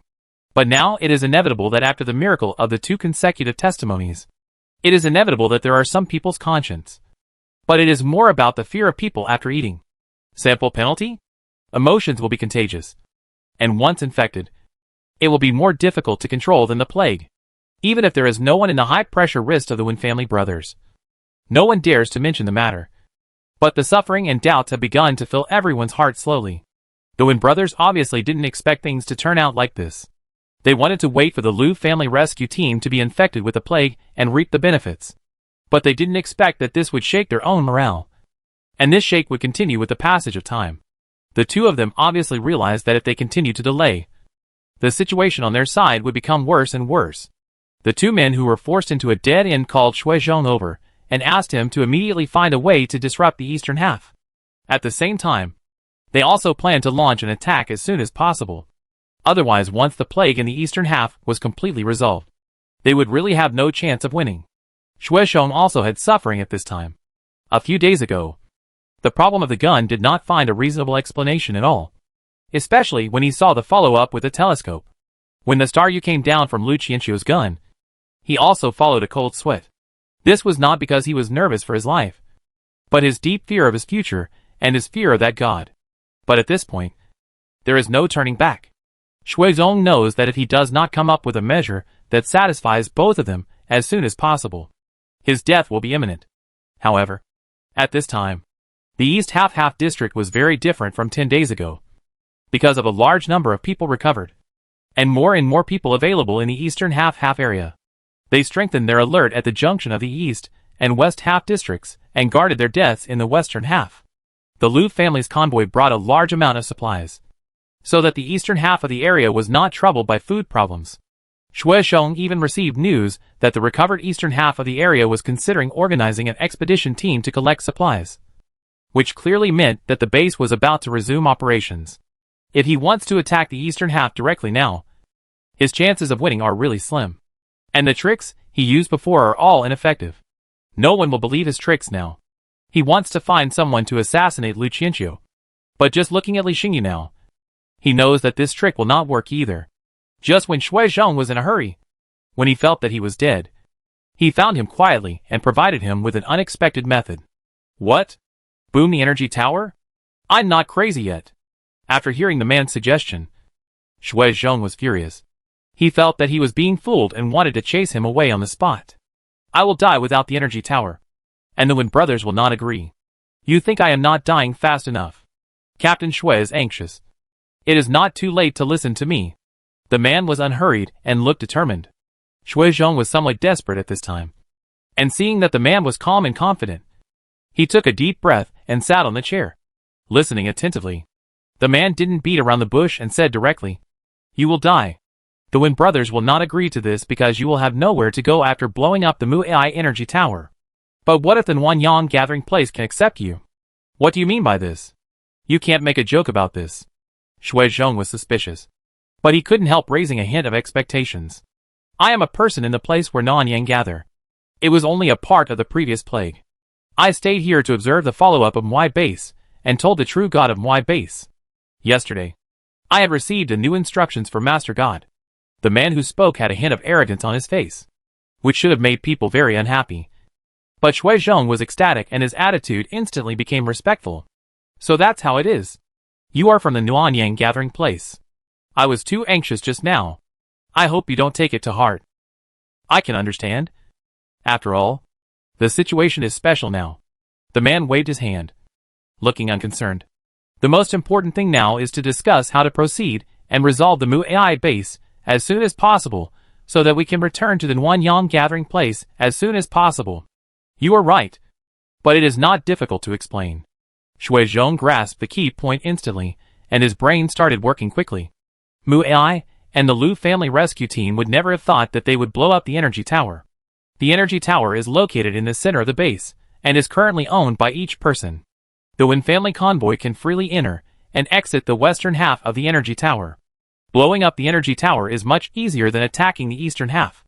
After the discussion, Shui Zhong couldn't wait to find the Wen brothers. Not surprisingly, when he proposed the idea of blowing up the energy tower, he instantly angered the Wen brothers. However, when he explained the reasons and introduced the person from the Nuanyang gathering place, both sides quickly agreed on the plan.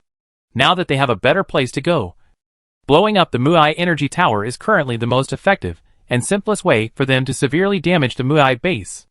Didn't the rescue team like to rescue the gods of the gods? There are more than 200 people in the east and west areas of the Mu'ai base. I want to see how they save after no energy tower. Wen Xingxin has been feeling a lot of dissatisfaction these days. They are also struggling to survive in the doomsday. But why are they as annoying as rats in the gutter? While the Lu family rescue team is so glamorous and becoming more and more popular, whether it is letting the people waiting for the death here, or taking them back to the base of the building, eating down the house is the end of the heart. Shui Zhong spoke with a smile. "Your idea is indeed a good one. I will find a few reliable people to do this secretly. Don't make it public until it is accomplished." When Chengyang said so, one was to warn Shui Zhong, and the other was to tell Shui Zhong that he could not believe that Shui Zhong had to use his own team to believe in people. Shui Zhong naturally nodded in agreement. He was relieved that the Wen brothers did not use his people, so that he would not have to take the blame if any problems arose later. There is no plan to know the crazy plan of the Wen family brothers and Shui Zhong. After all, any normal person knows the preciousness of the energy tower in the doomsday. And it is also known that the energy tower base cannot survive the cold winter. So no one will think that the western half will hit the energy tower. Moreover, the western half was quietly destroying the energy tower, while placing bombs on the energy tower. It also sent some people to harass the junction of the two half districts in order to divert the attention of the eastern half district. Mu'ai actually felt something was strange. But multiple investigations yielded no results. And the spies planted in the western half of the region also did not hear any news. So Mu'ai simply thought that the western half of the region had finally lost its patience, and was ready to take desperate measures. Finally, on a rare night with good weather, the people in the eastern half of the base, who were on high alert, never imagined that the problem was not with the western half of the base, but with the energy tower in the center of the base. After a series of crackling and piercing sounds, accompanied by a huge explosion, sparks flew from the energy tower, and the sudden fire illuminated the entire base. However, after a brief moment of light, the Mu'ai base was instantly plunged into darkness. The awakened people in the eastern half of the district walked out of their homes, and saw the energy tower still burning. The air was filled with pungent smoke and dust. People looked around in confusion, and ran towards the center of the base. When they came to the center, they saw the energy tower that was almost blown by the waste. At this time, the energy tower showed a weird blunt corner bending, and it seemed to be broken at any time. Although the situation was not seen in the west, it was not difficult to guess how serious the energy of the energy tower was damaged in the west. Perhaps the impact was too great, and it took a long time before low cries were heard from the crowd, followed by cries of collapse. What's going on? What are the guys in the western half area? How did they do? How can they cause such an accident? What accidents? Look at the damage. Obviously there are explosives. The guys in the western half area are crazy. It's completely crazy. Why is there no movement in the western half? After the shock came great despair. And then people realized that the Wen family convoy and Shui Zhong's men were no longer visible in the western half of the area.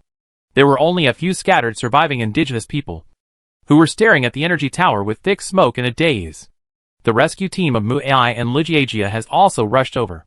I saw that the energy tower after being destroyed was a little stunned, but Lu Yingxue quickly reacted. Mu Ai came back to his senses from the huge shock and immediately led his men into the western area. Without the guards on duty, the group entered very quickly. After checking around, they found a few people to inquire about the situation. In the end, they came to a fact that was somewhat unacceptable. The Wen family convoy and Shui Zhong and his men had left from the entrance and exit of the western area 2 hours ago. After knowing that there was no hope of catching the person, Mu Ai immediately organized engineers to assess the damage to the energy tower and carry out emergency repairs to the greatest extent possible. However, all the engineers in the base were helpless in the face of this situation and could only shake their heads in despair. Some even burst into tears on the spot, their faces ashen and ready to face death. How so? The plague was finally about to end, but it was hit hard again. Mu Ai, who had persisted until now, was a little collapsed. The plague failed to defeat her because she knew that there was still hope for the Mu Ai base. But the destruction of the energy tower meant that they would not be able to survive this winter. Just when she was in despair, she saw the Lu family convoy. She immediately rushed forward, grabbed Lu Yingxue and asked, "Excuse me, is there an engineer in your rescue team? Can you help me check the condition of the energy tower? Or, Lord Saint, can you help me pray to the gods? I am willing to believe in the gods and even willing to sacrifice my life, just to ask him to help repair the energy tower." At this time, not only Mu Ai was panicking, everyone in the base had fallen into deep despair. They had been drifting in the doomsday for so long before they found such a place to settle down. But now they were back to the abyss. Hearing Mu Ai's question, people's desperate eyes gathered together, staring at Lu Yingxue and Lu Qianqiu, praying to hear a glimmer of hope from their mouths. But under everyone's gaze, Lu Yingxue shook her head and said, "The rescue team has no engineers." Qianqiu also shook his head. Scrap did not have the ability to bring the dead back to life. Even gods could not intervene so directly. What's more, Mu Ai and the people in the base were just panicked and did not really have faith. The power of their faith could not support Scrap to complete this huge project through Qianqiu. The only hope was shattered, and the Mu Ai base was instantly shrouded in despair. The gradually cooling energy tower was like their gradually cooling body temperature. It seemed that the moment the energy tower completely cooled down, they would also die. Lu Yingxue and Qianqiu looked at each other and understood each other's thoughts without any verbal communication. So Lu Yingxue said, "Although we cannot repair the energy tower, if you are willing, you can follow us to the Lu family base." Mu Ai, who looked desperate, heard this and his eyes gathered light again, but soon extinguished again. "There are at least 200 people in the base now. I'm afraid your base can't support so many people all of a sudden. For a medium-sized base with a population limit of only 1,000 people, suddenly accommodating more than 200 people is a huge challenge. Because these people cannot create resources immediately, and will only consume a large amount of resources in a short period of time. Accommodation, food, and medical care are all heavy burdens. If you are not careful, the entire base may be overwhelmed, and it is very likely to be accompanied by internal conflicts. Therefore, under normal circumstances, no medium-sized base will accommodate so many people at once. I really can't guarantee that all the people in the Mwai base will survive. But our base is in need of people right now. As for supplies, we can collect a lot on the way back to the base. Combined with the base's original reserves, we can probably get through the consumption period." Lu Yingxue had not expected that things would develop to this point. But if she could bring the people from the Muai base back to the Lu's base, the gains would be far beyond her expectations. Although it was a bit unfair to say so, the Wen brothers did force a big gift on their Lu's base. Chapter 65 Return Home. For Muai, there is actually no other choice now. But she is still a little hesitant. She is worried not only about the future of the people in the Muai base, but also the future of the Liu family base. What Lu Yingxiu said just now was too simple. It has been 2 years since the apocalypse, and the surrounding supplies have actually been collected. It is basically impossible to collect food for 200 people in a short time. Moreover, if one wants to join a new base, food is only one of the problems.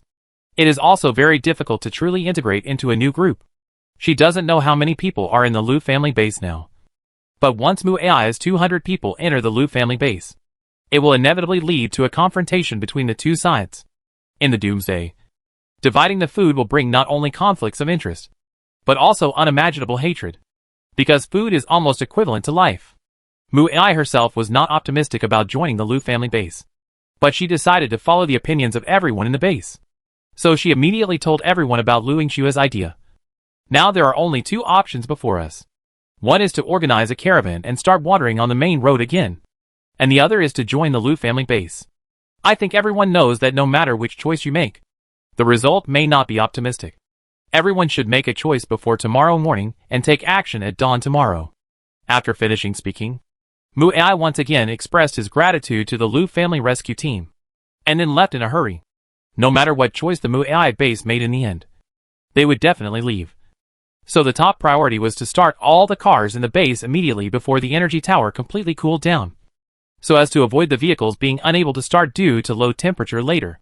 In addition, we need to investigate the western half of the area and collect all available supplies in preparation for departure. Lu Yingxiu knew that Muai would be busy next, so he did not go to disturb him. Although he hoped that the people of Muai could join the Liu family base, he did not intend to interfere with their choice. So he led his men back to the square where the vehicle was parked, started the vehicle, and then continued to carry out the rescue in an orderly manner. This day was darker than the spread of the plague for everyone at the Muai base. Everyone was thinking about the 2 options Muai mentioned. And as Muai said, the results of these 2 options might not be optimistic. Their caravan had wandered for a long time before, so they naturally knew the risks of a wandering caravan. Going hungry and full was the norm. What was even more terrifying was that the supplies near the main road would only become less and less over time, and the caravan would fall into a vicious cycle if it could not collect supplies. Therefore, a wandering caravan was not a long-term solution, as supplies would eventually run out, and by then, even the most powerful caravan would face the end of starving to death. But if they joined the Liu family base, they also had concerns.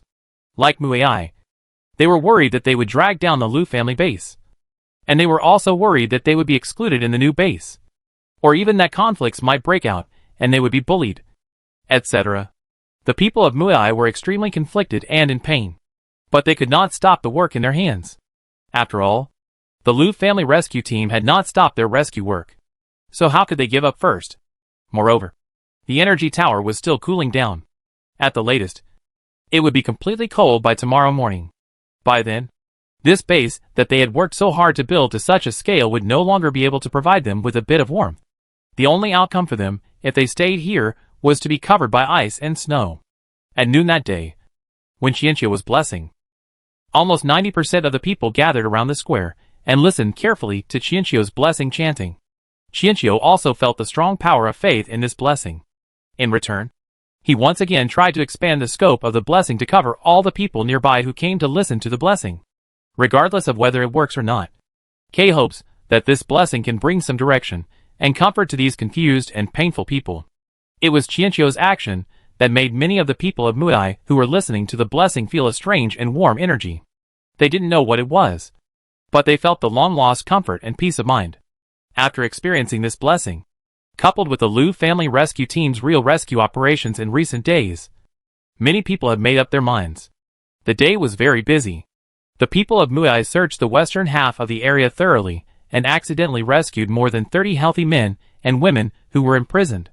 These people were kept in captivity like livestock. Everyone was trembling with fear.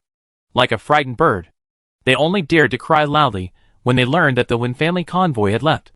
The people in the eastern half of the region soon learned from them the horrific cannibalistic behavior of the Wen family convoy, and then buried the bodies of their companions who had been killed. At this moment, people's hatred towards the Wen brothers reached its peak. They blew up the energy tower, committed cannibalism, and buried so many people alive. People only hated themselves for reacting too slowly. Otherwise, they would have died together and killed those beasts who were worse than pigs and dogs. It seems that the Wen family's convoy left in a hurry, and they were worried that the true god Wan Yang would not accept their cannibalism. So they did not take these people with them. Lu Yingxue felt that this was a blessing in disguise, as it did not result in the deaths of more than 30 people. One day was not enough for the people of Mu'ai to sort out all the supplies. But they did not have any more time. So that night, almost no one in the base rested, and everyone was sorting out supplies overnight. They wanted to take away everything they could, and even some wooden houses were dismantled on the spot. After all, wood was an extremely precious material in Doomsday. Fortunately, as a medium-sized base, Mu'ai has enough vehicles for people to transfer supplies to various vehicles. The roar of cars lasted all night, and people were busy all night. When the sky brightened the next day, the Mu'ai base had been torn into pieces, and people had reached the moment of decision. When Mu'ai announced the choice, people were still hesitant at first. They looked at each other, but no one was the first to take action. Mu'ai did not urge them. This choice was about life and death, so they really had to treat it with caution. In the dead silence and agonizing waiting, someone finally stood up. He walked out of the crowd and stood next to the Lu family convoy. It was obvious that he chose to join the Lu family base. People were not surprised by this choice. But what surprised people was the person who made the choice. This person turned out to be Li Xingyu, who attacked Lu Qianqiu a few days ago. If it were anyone else, people wouldn't react so strongly.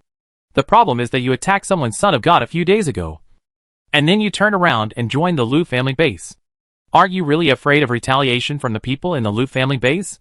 Facing people's shocked and puzzled eyes, Li Xingyu's expression was very calm.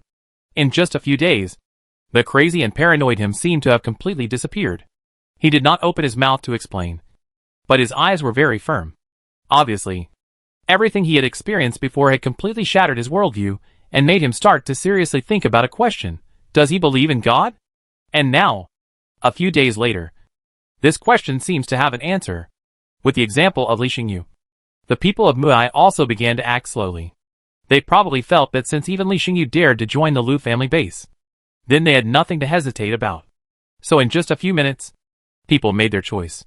What shocked Mu'ai was that almost everyone chose to join the Lu family base. And the few who chose to wander with the convoy were all the elderly people, and those with serious infections in the base.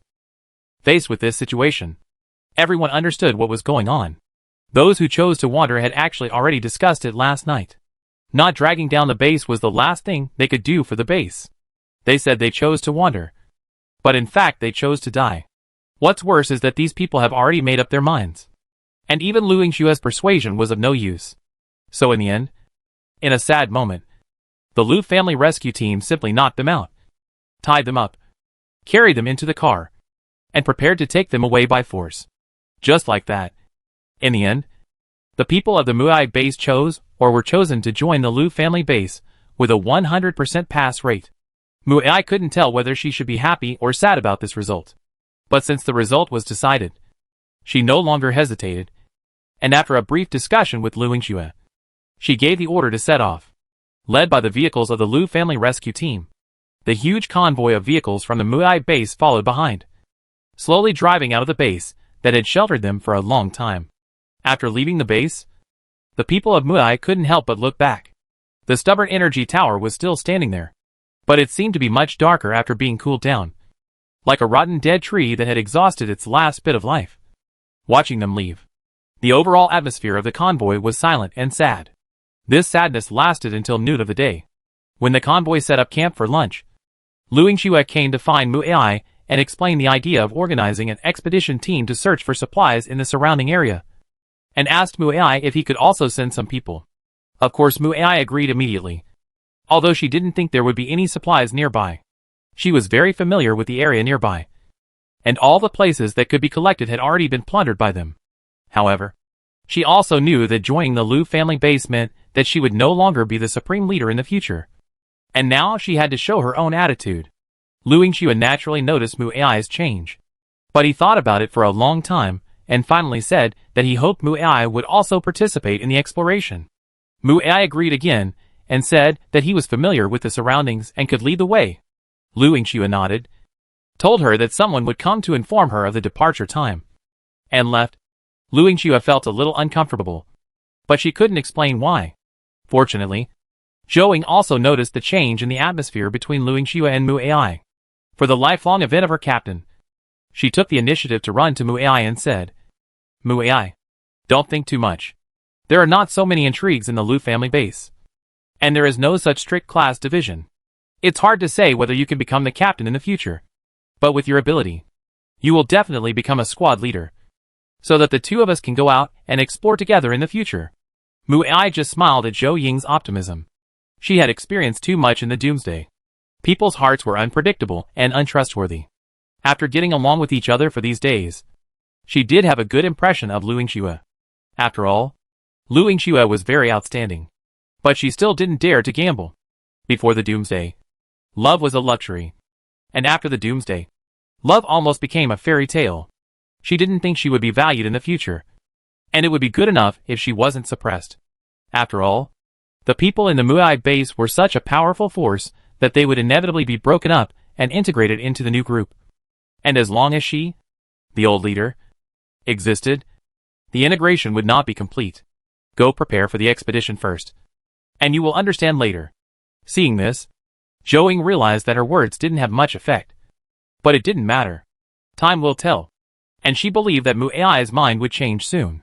After leaving, Zhou Ying ran to find Lu Qianqiu again. This rescue activity made Zhou Ying and Qianqiu familiar with each other, although she used to think that the Holy Sun was very friendly.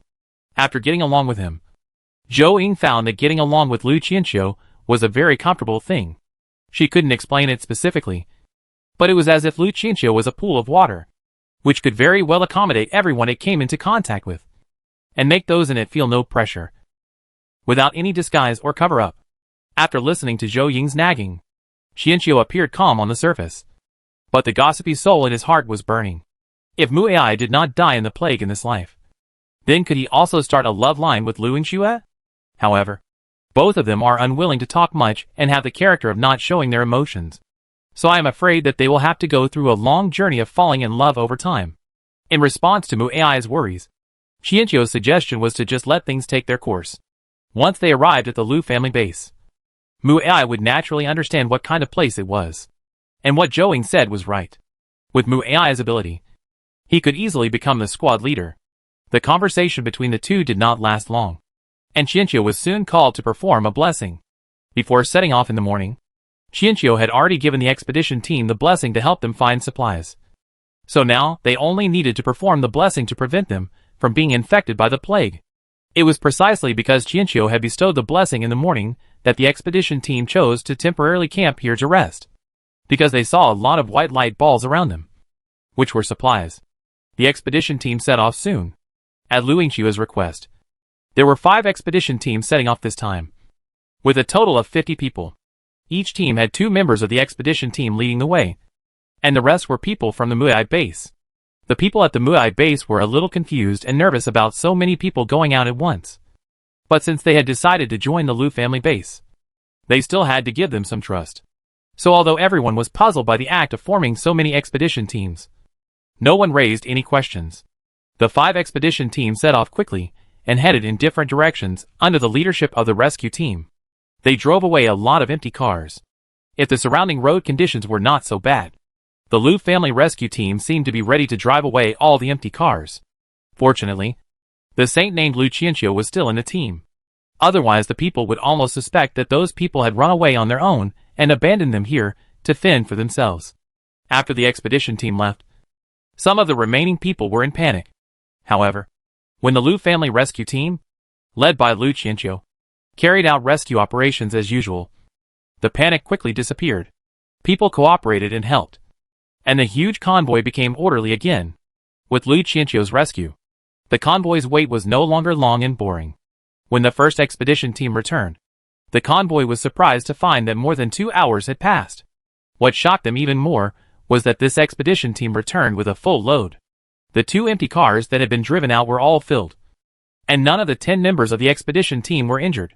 Everyone in the convoy excitedly welcomed the expedition team and curiously asked them where they had found these supplies. Unexpectedly, the expedition members, who were asked were even more excited than they were. They didn't even need any further questioning as they began to actively tell about their magical experience. From their mouths, everyone in the convoy soon learned that the two rescue team members of the Liu family seemed to have supernatural powers. They were able to lead them to find the supply points accurately, and then obtain the supplies in the shortest and simplest way. The expedition members' excited narration stunned everyone in the convoy.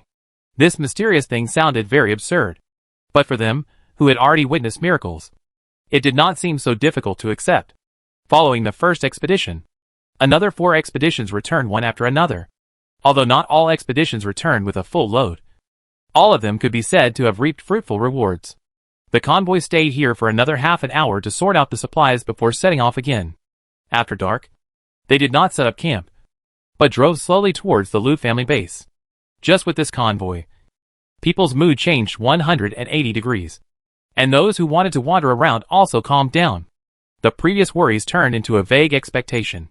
If future explorations can maintain this efficiency and yield this kind of results, then food will not be a problem. So the next thing they have to face is how to integrate into the new group. If the people in the Liu family base are as easy to get along with as the rescue team, they feel that this is not a difficult task, because we have expectations for the future. Our efficiency in traveling has improved a lot. In the following days, under the leadership of the Liu family rescue team, the convoy stopped several more times. The expedition team sent out to collect supplies never returned empty-handed. The mental state of the people in the convoy became better day by day. In addition, medical rescue never stopped. No one died of the plague at the Muai base, and those with moderate infections were recovering day by day. There were no more seriously infected people at the base. The people in the convoy knew that they had finally defeated the plague. Like most people in the base, Muai's mood also improved significantly. From her initial restraint and concession, she slowly became confident again, just as Zhou wished. They soon became good partners for going out together. Under such circumstances, when this huge convoy arrived outside the Liu family base, it unsurprisingly caused quite a stir. However, after experiencing repeated shocks, the Liu family base quickly calmed down, calmly checked the convoy, calmly confirmed that there was no problem with their captain and personnel, and calmly looked at the large number of laborers abducted by their captain and the Son of Heaven. God knows how short of manpower the base construction was after the captain took away 20 people. Before leaving, the captain gave them a lot of orders, asking them to speed up the construction of greenhouses, focus on coal mining, and build wooden houses. This demand for both has plunged the people who remained in the base into a crazy 996 schedule. Although it was hard work, those who had experienced the horrific winter had no complaints and volunteered to work overtime. However, even so, there was still a serious shortage of manpower. After the captain left, no new personnel came to join the base. The Liu family base later learned from the radio that the Nuanyang gathering place had unilaterally declared war on them. It couldn't be said to be a declaration of war, but the true god of Nuanyang stated that he was the only true god in the world, and that the Liu family base believed in the evil god and would soon be attacked and punished by the Nuanyang gathering. Under such circumstances, there would be no fearless people who would come to join the Liu family base. So after working so hard until now, when they suddenly saw so many laborers, everyone in the base was almost in tears and welcomed the newcomers very warmly. The convoy slowly drove into the base amid the warm welcome of everyone at the Liu family base. The people of Muai were a little caught off guard by this overwhelming enthusiasm. They had imagined many scenes of entering the Liu family base, but they had never expected to face this kind of scene. However, this panic was soon replaced by another more shocking thing. That is, there was no energy tower in the center of the Liu family base. The energy tower was huge, so it could be seen without getting close to it. But now, they were very sure that there was no energy tower there. For a moment, people felt as if they had fallen into an icy cave, and thought that their efforts had been a meaningless act of relocating graves. However, when they got off the car, they quickly realized that something was wrong. There was no energy tower at the Liu family base, but the temperature seemed to be a few degrees warmer than their original Muai base. There were so many people all around that the people of Muai couldn't see clearly what was going on in the center of the base. They could only respond to the enthusiasm of everyone in the Liu family base with a confused look on their faces. Fortunately, at last Luing Xue gave an order, and all the people in the base headed towards the center. Surrounded by the crowd, The people of Muai also arrived at the center of the base and saw the thriving sapling. The sapling was as thick as a wrist, with fiery red branches and leaves, and looked about 2 meters tall. Apart from that, there was nothing special about it. However, the people around the Liu family base fell silent, and the atmosphere on the scene suddenly became somewhat sacred. Liu Yingxue briefly explained the circumstances of this outing and the reasons why the people of the Muai base joined the Liu family base. While Liu Yingxue was speaking, the people of the Muai base nervously observed the reactions of the people of the Liu family base. What made them feel relieved and moved was that the people of the Liu family base did not show any rejection, except for their indignation and contempt for the Wen brothers and the Nuanyang gathering place. They also expressed welcome to their arrival. After introducing the general process of this rescue operation, Liu Qianqiu began to bless. Along the way, the plague in the Muai base had been cured, but there were still people recovering. For the sake of everyone in the base, Qianqiu decided that the blessing to prevent infection should continue for a while. This time, perhaps because the people of Muai have officially become a member of the Liu family base, or perhaps because there is a sacred tree blessing them, Qianqiu feels that the effect of the blessing is very good, and at the same time, he has gained a lot of power of faith. And for the first time, the people of Muai also clearly felt the warmth brought by the blessing. Only then did they understand why the rescue team had been so confident. Because this warmth was like a little sun contained in their bodies, making them believe that they could resist the plague. In the next few days, due to the sudden increase in the number of people, the Liu family base was really busy for a while, and the food reserves in the base were also rapidly consumed. But the large amount of supplies collected on the way back gave them enough confidence. Moreover, when the base stabilized, Liu Yingxue immediately resumed the expedition team's outings. Because of the population surge, the Liu family expedition team is now financially capable of sending out 3 to 4 expedition teams every day. In addition, the expanded greenhouse has been put into use, so there is no need to worry about food problems at the base. Without the worry of food, Liu Yingxue and Mu Ai learned about the basic situation of the people of Muai in detail, selected elite talents to quickly put them to work, and assigned the rest to different fields according to their abilities. Mu Ai naturally became the team leader, and no one in the base questioned or objected to this. After all, Liu Yingxue's abilities were obvious to all. And what reason did they have to question someone who had once served as the top leader of the base? Mu Ai had only been in the Liu family base for a few days, but she felt as if she was in another world. Over time, she had escaped the plague, lost her home, and joined a new home. The actual situation at the Liu family base was so perfect that it didn't seem like the end of the world. The stunning sacred tree, the simple and warm-hearted residents, the rich resource reserves, and the spirit of unity all shocked her deeply. In just a few days, she completely accepted the Liu family base and willingly became a member of it. Chapter 66, Crouching on a Branch. Due to the dramatic population increase, the Lojiao base entered a period of rapid development. More greenhouses were built, and the tents where people lived were replaced with more comfortable and safe wooden houses. Expedition teams came and went constantly, bringing back large amounts of supplies almost every day. In addition to these infrastructures and resources, the medical and education systems that Liu Yingxue had always dreamed of have also been perfected. Speaking of this medical system, people have to thank God again, because the newly developed medical bed in the medical room is said to be the result of the doctor's dreaming of extremely detailed design drawings while he was sleeping, and he still remembered it clearly after waking up. This set off a great wave of faith within the Liu family base at the time. And in the following days, some people did dream about the power transformation system. So now in the Liu family base, praying in front of the sacred tree once in the morning and once in the evening every day has become an unshakable habit, regardless of whether they can dream of new technology or not. They are grateful to the gods for giving them the life they have now. Qianqiu was very happy to see that the base finally had a modern look. It was worth it that 6,161 transmitted the results of his transformation to the people in this world through dreams. Unlike the previous world with ample private space and time, life in this world is destined to be lived in groups. And Qianqiu didn't want to expose himself too much, so he and 6161 came up with this method. With the help of the power system, people can obtain electricity from the roots of the sacred tree through energy exchangers. At first, people were worried about whether doing so would have an impact on the sacred tree. However, the Holy Sun quickly explained that the converted electricity would not have any effect on the sacred tree. As long as people's faith continued, the energy would continue. At this point, the people were finally relieved and electricity was free again. So soon the supplies collected by the expedition teams became more diverse.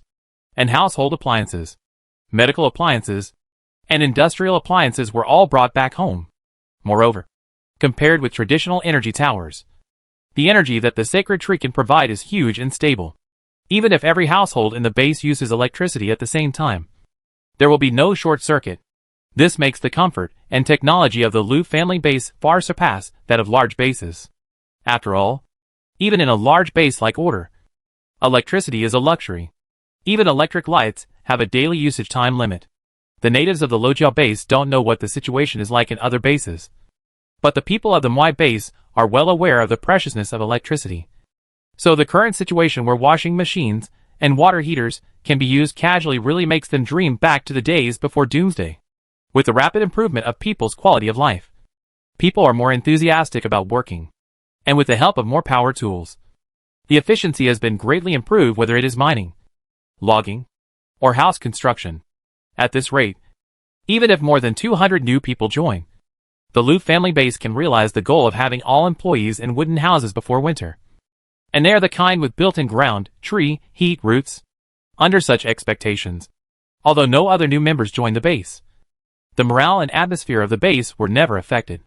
Muai and the natives of Muai were actually a little happy that no one else joined the Lu family base, because they had suffered losses before when accepting new people, allowing those guys carrying plague items to enter the base, which led to everything that happened later.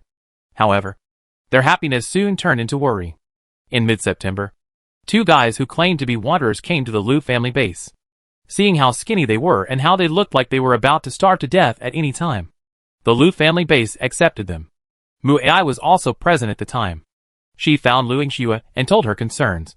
Since the true god Nuanyang has spoken, he will definitely do something. But now it seems that he seems to be tripped up by something. There has been no movement these days. Winter is about to come, and we can't let anything go wrong at the last minute. Having suffered a loss once, Muai felt that he should not take risks for two people. What if this was another conspiracy of the Nuanyang gathering place? The Lu family base might follow the same fate as the Muai base. According to Lu Yingxue's original character, he also wanted to act cautiously. But thinking of the many disputes he had with Lu Qianqiu in his previous life over the issue of accepting vagrants, he decided to follow Lu Qianqiu's opinion this time. And what opinion could Qianqiu have? Of course he agreed. After all, who can refuse labor? After learning of Lu Qianqiu's opinion, Muai said nothing more. When she realized this, she found that she had unknowingly established a strong trust in Lu Qianqiu, the son of God. The level of trust even exceeded that of Lu Yingxue in some aspects. Just like that, the two sudden wanderers successfully joined the Lu family base. And as time approached October, several more waves of people came to the Lu family base, ranging from a few to more than a dozen people. Most of them were wandering caravans that could not sustain themselves, or people wandering along the main road. As winter was about to come, the caravans could not find fuel, or could not find a caravan that could accept them. So they tried their luck and looked for a base that could accept them. Looking at those pairs of expectant eyes, and then looking at the base which was still far from having 1,000 people, Lu Qianqiu waved his hand and said that anyone who was willing to abide by the base rules could join the Lu family base. Lu Yingxue also calculated the current resource reserves of the base, and then sent a message through the radio that the Lu family base would recruit people within a limited time, with no restrictions on age, gender, or major, at a time when people are busy stockpiling supplies and limiting population in preparation for winter. The news about the Lojia base instantly sparked public opinion. Unfortunately, people now have no platform for expressing their opinions, and can only discuss the matter with everyone they meet after hearing the radio news. Some people think that the Lu family base has gone crazy, and that this is the fulfillment of the prophecy of the true god Nuanyang, while others think that this is an opportunity to stabilize, and want to go and give it a try. So in the next 10 days, the Lu family base received more than 50 people. Some of these people had no way to retreat, while others came to investigate the situation. After seeing from afar that there was no energy tower in the Lu family base, they chose to leave. Lu Yingxue did not stop or explain. She treated all those who joined equally, and did not reject anyone. Today, The first big snowstorm of winter arrived as expected. The temperature dropped sharply in early October, reaching minus 30 degrees Celsius. And this is just the beginning of winter in the Liu family base, because there are enough manpower and supplies. All the people who have joined the base have moved into wooden houses, because there are tree roots underground for heating. The temperature in the wooden houses is maintained above zero. If the temperature drops again in the future, they will have enough coal to burn. Some buildings are also equipped with heating systems, but the heating energy collected outside is limited, so it is given priority to the medical room and the college. The students in the college happily leaned against the window to watch the snow for the first time after the doomsday. Children's happiness is so simple. When someone creates a small warm world for them, the heavy snow that once frightened them becomes beautiful again. After the first cold wave came, the construction work at the Lojiao base stopped. But coal mining continued. No one knew how severe this winter would be, let alone how long it would last. The summertime has been getting shorter in the past 2 years, and people are afraid that this winter will be forever. So as long as people are not frozen to death, coal mining must not be stopped. In addition to the suspension of the college, the medical room, the greenhouse, and the kitchen, there are also a large number of people. Therefore, although the temperature has fallen, the coal production of the daily mining has increased. After more than 10 days, the temperature is approaching minus 40 degrees. Essence. Qianqiu's cabin is in the innermost layer closest to the sacred tree, so it can receive a certain amount of heat from the sacred tree. The temperature in the house is relatively high, but it is a bit uncomfortable to go out. The temperature outside is minus 40 degrees Celsius, which makes even a bird feel cold. 6161. Is there any technology that can convert cold into heat? 6161. I am a serious system. I do scientific trading, not a wish service. Although he was criticized, Qianqiu knew that this request was a bit difficult to fulfill. He still had to rely on magic at the critical moment.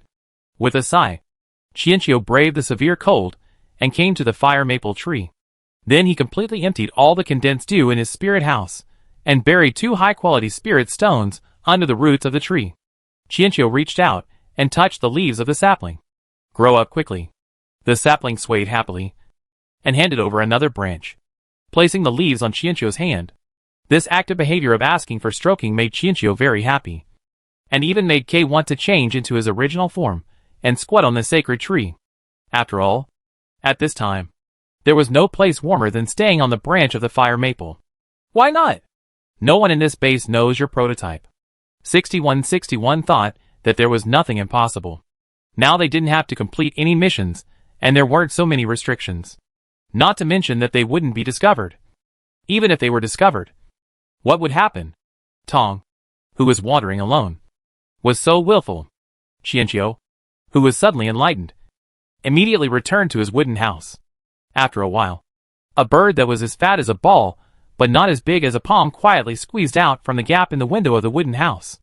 The bird was pure white overall, but the tail, wings, and feathers on the chest were light blue. In the mountain and sea world, birds like Qianqiu were collectively called spiritual birds. However, in human society, Qianqiu had investigated and found that he probably belonged to the long-tailed tit. But there was still a little difference between him and the real long-tailed tit, such as his bright color. But it didn't matter. Human dyeing and perming business was very developed, and they must be able to easily accept their different colors. The little bird flew to the fire maple tree against the cold wind, then picked a branch and squatted on it. At that moment, Qianqiu felt the long-lost warmth and the comfortable posture. There was nothing more comfortable than squatting on a branch. Not to mention a branch that could generate heat by itself. As a spirit plant, fire maple can naturally identify this blue little bird and Liu Qianqiu as a person. So I readily accepted the landing of Qianqiu, and even took the initiative to make the leaves over to provide a full range of heating services. In this lack of gorgeous colors, this blue quickly attracted the attention of the base. People were surprised to watch the unknown little birds inhabiting the tree. They were surprised that the birds had not yet extinct, and they were so cute. But they were really cute. No one in the base knows what the bird it is. But because it falls on the god tree, people dare not rush forward. Just look at it from a distance, and then go back to talk to the family. Qianqiu, who fell asleep because he was too comfortable squatting on a tree branch, didn't know that he was being watched. Now he should be grateful for the cold weather outside that prevented people from staying outside for a long time. He should also be grateful for the devout beliefs of the people in the base, which made them love the bird as well as the people in it. Even children would not hurt this elf-like bird. At the same time, because he fell asleep, Qianqiu lost the opportunity to prove to everyone that he was just bloated. When Qianqiu woke up, he saw that there was no one around. So he quietly flew back to the window of the wooden house, and then squeezed back into the house again, thinking that no one had discovered him. Qianqiu slowly realized when he went to the kitchen to eat at night that people around him were discussing the blue bird on the sacred tree. Some people even came to ask Qianqiu what he thought about it. Of course, Qianqiu answered righteously. The creatures that can appear on the sacred tree are not ordinary creatures. There is no need to deliberately contact or disturb them. The gods have their own arrangements. So, in the next few days, people would occasionally see traces of the blue bird, and some people even tried to put some bread crumbs under the tree. However, although the little bird was fat, it was very reserved and never accepted feeding from people. People sighed. It is indeed a magical bird that can maintain its round body shape without eating anything. Hearing Qianqiu's sigh, the little bird, crouching on the tree with its feet uncovered, stood up in an instant, raised its head, puffed out its chest, and tightened its feathers. Wow! It's really meaty. What nonsense! It's obviously round and cute. The children who came to watch the blue bird exclaimed. Chiaki? Little bird looked down at himself, and was sure he was a small circle. Those human cubs were dual standards, and they were thin when they were small. In this way, Qianqiu got a happy life squatting on tree branches, and the people in the Lu family base got some happy topics to talk about. The smart, cute and furry little creatures can always heal people naturally, and soon they discovered that in addition to the blue bird, there was something else on the sacred tree. It was a golden snake that was as thick as a finger and less than 20 centimeters long. It had strange horns on its head. The snake was coiled on the branches of the sacred tree and dozed off next to the blue bird. With the precedent of the blue bird, the appearance of a snake that looked abnormal and had not hibernated did not seem very strange to everyone in the Lu family base.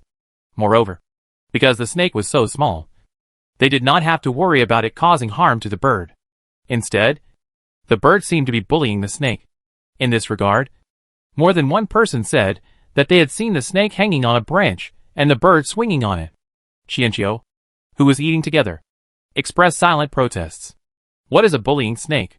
He obviously massaged the snake to prevent the scrap iron from a young age, and the cervical spondylosis, lumbar disc herniation, and other diseases. Of course, the swing is indeed a little fun. In the eyes of everyone, the scrap metal, as the target of bullying, unexpectedly received a lot of gentle and sympathetic looks. Some people even saved the scrambled eggs and brought them under the tree to feed the little snake. Compared with the aloof little bird, the little snake was different. It quickly got down from the tree, then went up the tree with the scrambled egg crumbs in its mouth, came to the little bird, and handed the egg crumbs to the little bird. Everyone at the Lu family base? So is there something wrong with this food chain?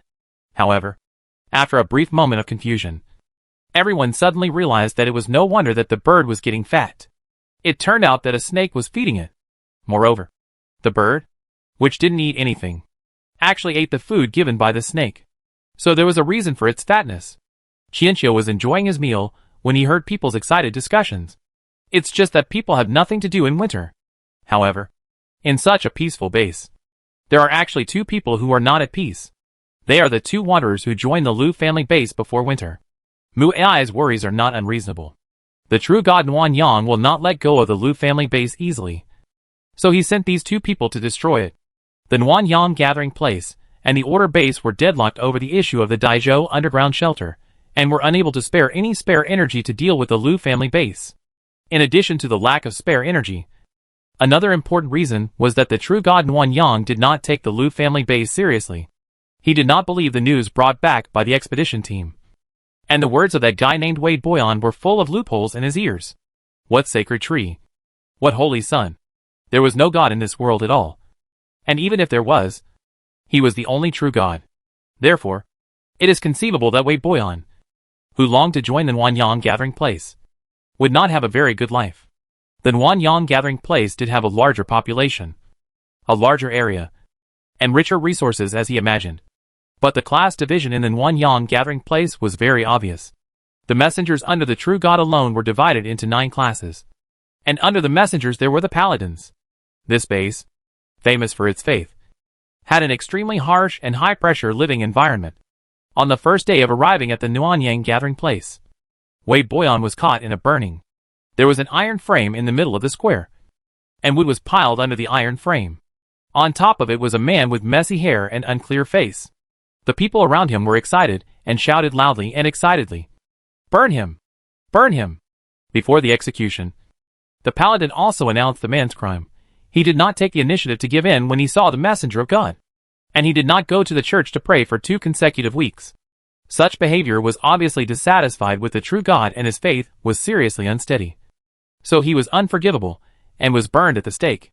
Wei Boyan, who had just arrived, didn't know what was going on, but he felt that the accusation was a bit outrageous.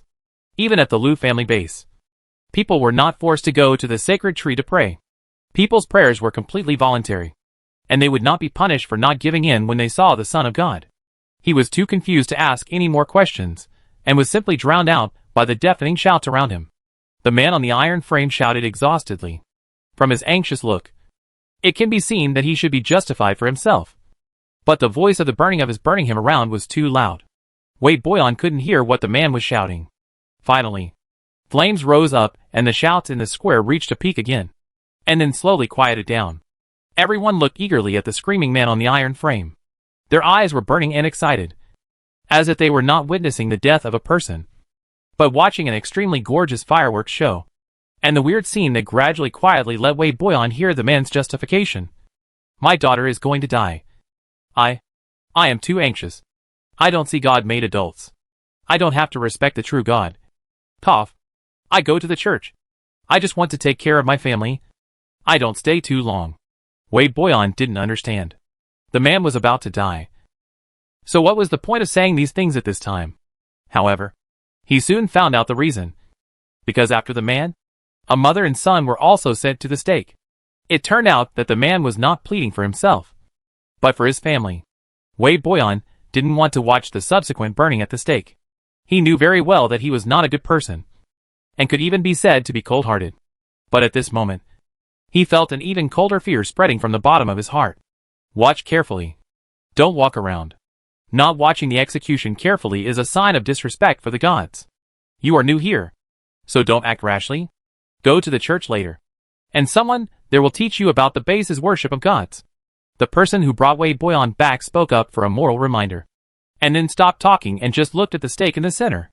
Wei Boyan almost collapsed for a moment, and soon the deafening cheers and shouts rang in his ears again. He stood there in a daze, not knowing where he had come to. But the days that followed gave Wei Boyan the answer. He had come from heaven to H.L. The Nuanyang gathering place does have abundant resources, but the distribution of resources here is very extreme. The upper class enjoys the utmost luxury, while the lower class can only afford to eat and wear. Wei Boyan had no special skills and no connections, so he could only do the lowest level jobs. He started doing the coal mining job that he hated the most. Moreover, this time it was a long-term job with no rotation. In addition, the food quality dropped sharply, and the rest time was greatly shortened. If he wanted to be lazy, he would be whipped, or even dragged away to be punished in serious cases. In even more serious cases, he would be taken to the square and burned. In just 1 month since arriving here, Wei Boyan quickly lost weight. His eyes became dull, and he lived in fear and regret every day. Every night, when he slept in the big bunk bed, he would always think back to the time when he left the Lu family base. No wonder the Nuanyang expedition team was reluctant to leave the Lu family base. No wonder on the way back, the members of the expedition team looked at him more and more strangely. In their eyes, he was probably a fool. Under such high pressure, Wei Boyan once thought about escaping back to the Lu family base. But after witnessing a slow execution that accused him of betraying the true God because of escaping, Wei Boyan was completely frightened and lived in a daze all day long. Later, a car team of the Wen brothers joined the Nuanyang gathering place. He heard some rumors that this car team had eaten people, and some light ignited in his eyes. He felt that someone was finally going to replace his coal mining job. However, what he did not expect was that the people of the Wen family car team won the favor of the true God. became guests of honor, and participated in the battle with the Order base to seize the Daizhou underground shelter. Their status can be said to have risen, even on the night of a small victory. The true God publicly rewarded one of the Wen brothers. A man who should have been executed by hanging was given to the Wen brothers as a reward by the true God in the name of atonement. Wei Boyan did not see how the man died with his own eyes, but his bones appeared in the garbage dump the next day. Since then, Wei Boyan has worked harder, for fear that he will become the next gift. He also deeply understands a word. What is the way he choose? And he has to go down. Everything he suffered now was the result of his own stupidity and past actions. By some strange coincidence, Wei Boyan actually began to believe in God. The first thing he did every day when he opened his eyes was to pray silently in his heart, praying that God would protect him and allow him to get through the day safely. However, he never dared to express this prayer. Like other people, he went to church regularly and saluted when he passed by the statue of the true God. His behavior became more and more like that of an one young person. Chapter 67, Surprise. As time gradually approached October, there was still no sign of stopping work at the Nanyang gathering place. When the first cold wave hit, and the temperature approached minus 30 degrees Celsius, Wei Boyan did not get the rest he had been longing for, but instead received a notice to extend his working hours. He needs to get up at 6 a.m. every day and work until 8 in the evening. Workers who dig coal have also achieved rotation during this time. But it is not what Wei Boyan expects. Workers who have been rotated are frostbite. In the case of medical shortage, there are not many people who can survive after amputation. Moreover, those who were lucky enough to survive had their labor force greatly reduced due to their physical disabilities, and they belong to the lower class of the lower class in the Nanyang gathering place. People like Wei Boyan with intact hands and feet could still guarantee food and clothing, but many of those who had amputation starved to death. This is the Nanyang gathering place of the true God. Because of the true God's mercy, they will not abandon or drive away those disabled people. As for whether they will eventually freeze to death, starve to death, or die of illness, it is all the will of the true God. When the cold wave came again, when the temperature was approaching minus 40 degrees, the coal digging work continued, and the working hours were extended to 10 p.m. Wei Boyan felt that he was probably not long. He was not only in his body that he could not support it, but his spirit was rapidly dying. Fear, pressure, regret, collapse, and other negative emotions entangled him every day. He was like being trapped in a swamp, sinking continuously and unable to break free. Just when Wei Boyan was ready to face death, his daily prayers seemed to have worked. The God seemed to have really heard his call. After a heavy snowstorm, the temperature dropped again to minus 50 degrees Celsius. Under such circumstances, even the gathering place of the divine warm sun would not allow people to go out to work for a long time. Wei Boyan finally bid farewell to his all-day coal digging job. He and others squeezed into a dormitory and warmed themselves around the stove in the house. The dark and thin face, combined with a pair of unprecedented pupils. No one spoke. Everyone's face was numb, and the stopping seemed to bring a trace of joy to their lives. The dead water was finally broken on the cold wind in the afternoon. At that time, Wei Boyan was nothing to do, and the whole person shrank into the quilt. Suddenly, he came up with a person. Wei Boyan thought that the person sleeping next to him didn't care, but the person quickly pushed him, which made him open his eyes confused. You have to know that in the Nanyang gathering place, the relationship between people is very cold. Unless they are relatives or friends before joining here, the relationship can be closer. For others, just nodding acquaintances are considered good relationships. When Wei Boyan opened his eyes, he saw a man who looked somewhat familiar, but the two had never dealt with each other before. So he just looked at the man in confusion, and did not make any other moves. The man was mysterious and secretly signaled the two to talk outside the dormitory. Wei Boyan looked at the dormitory that had a large number, but was extremely quiet, and followed the man. He followed the man to the toilet. At this time, there were two people in the toilet. Wei Boyan felt a little flustered. He even wanted to turn around and leave. Just as he was about to leave, the man took the initiative to speak. My name is Song Yumming. I was a college graduate before the end of the world. Hello. The man extended his hand to Wei Boyan, which was a rare expression of goodwill in the Nanyang gathering place. Wei Boyan hesitated for a long time, and still did not extend his hand. He just asked cautiously, What do you want? Song Yumming retracted his hand, and didn't mind Wei Boyan's vigilance. Are you from the base? Wade Boyan nodded. This was not a secret, and there was nothing to hide. And because of the rescue of Muai base in the building base, he was also famous here. Of course, it was not a good reputation. The various behaviors of the building base were obviously saying with the true God. Wade Boyan from the home base was strange. Can the building base really maintain the temperature without the energy tower? Is that God tree real? Song Yuming spoke directly. Wade Boyan was startled, his eyes becoming more alert. There is no such thing as a sacred tree. It's all a trick played by the Liu family base. Didn't the true God say that the Liu family base might be stationed on a coal mine? The heat generated by the burning of the underground coal mine maintains the base's temperature. Maybe one day it will burn directly to the ground. Living there is really playing with fire and getting burned. Is that so? Did the Liu family base really take in more than 30 children and open a school? Song Yuming continued to ask. Didn't everyone say that? They are just seeking fame and reputation. It's the end of the world. What can they teach? It's just another way to exploit the children's labor. Those children not only have to learn greenhouse management and planting, but also have to run errands with the doctor and help in the kitchen. It's not like our Nuanyang gathering place, where the children are well protected. Speaking of the end, Wade Boyan's mind flashed through the first day when he came here. In that case, if you were given a chance to return to the Liu family base, you would definitely not be willing to do so? Wade Boyan's boasting was stuck for a moment, and it took a while for his brain to react and return to normal. His eyes were red, and he said angrily, "Please don't joke with me like this." After saying this, he seemed to have been insulted in some way and turned away in indignation. The two people at the door of the toilet wanted to intercept it, but Song Yuming waved his hand, and Wade Boyan left. Yuming, what do you think? This Wade Boyan doesn't look like he's lying. I'm afraid the Liu family base isn't a good place to go. Two people walked over to the door with heavy expressions. Song Yuming shook his head and whispered, "The news that the third brother brought back may be true.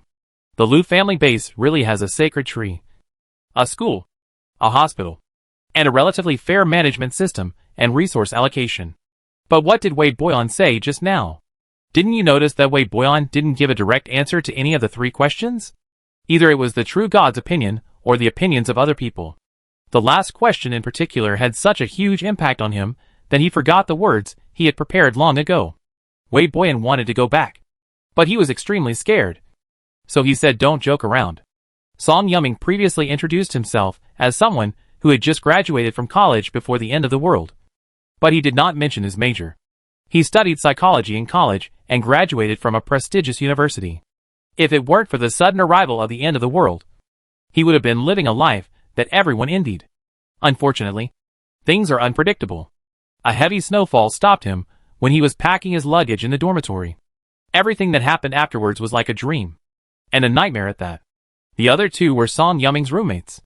They knew him very well, and knew that he was not the kind of person who would joke or brag. Moreover, the third brother, who went to the Liu family base with the determination to die, was also their roommate, and was also a trustworthy person. Now this verification is just because the news from the third child has become more and more outrageous, making them doubt whether there was something wrong with it. If all this is true, we will be going to the Liu family base next year. We really don't want to stay in this damn place for even a minute longer. Prepare the supplies privately first. You still need to be careful about leaving. After getting the exact news, the three of them were a little excited.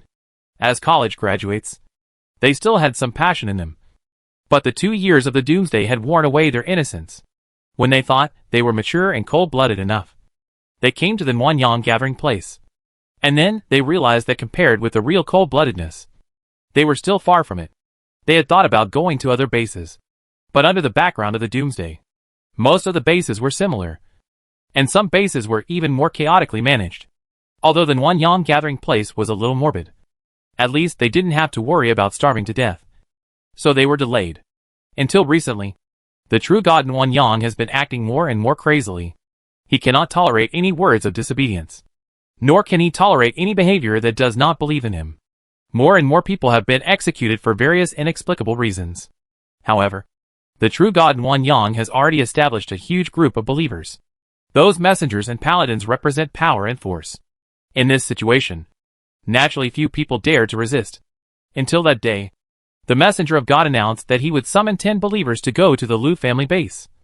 And the condition of the summons was to be ready to die at any time. This kind of summons had been made once before the plague broke out at the Muai base. For most people, they did not know what the relationship was between the plague at the Muai base and this call. But Song Yuming happened to have caught a glimpse of the truth at the time.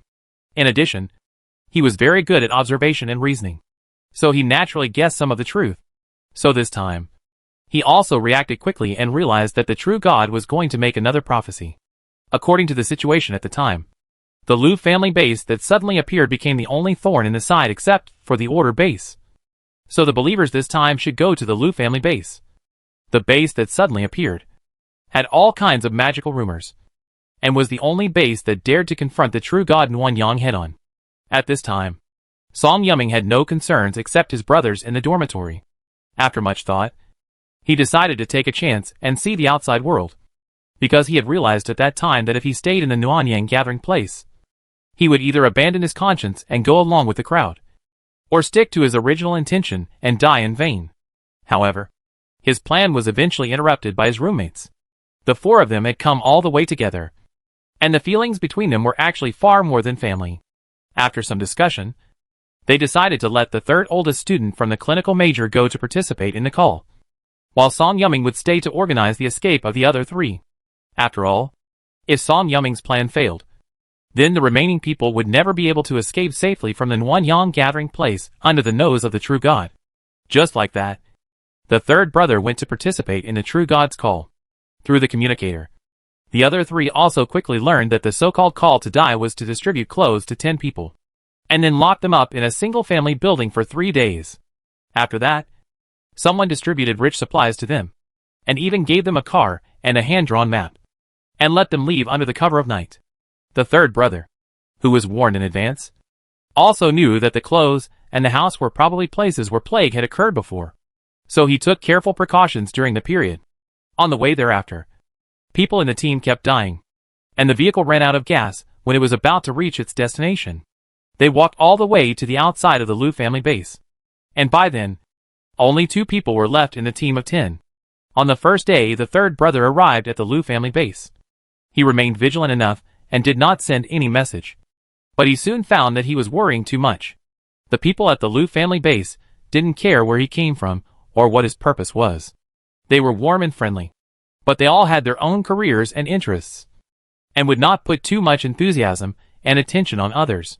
He saw a group of children learning to grow crops under the guidance of greenhouse farmers, and saw injured people being rushed to the hospital.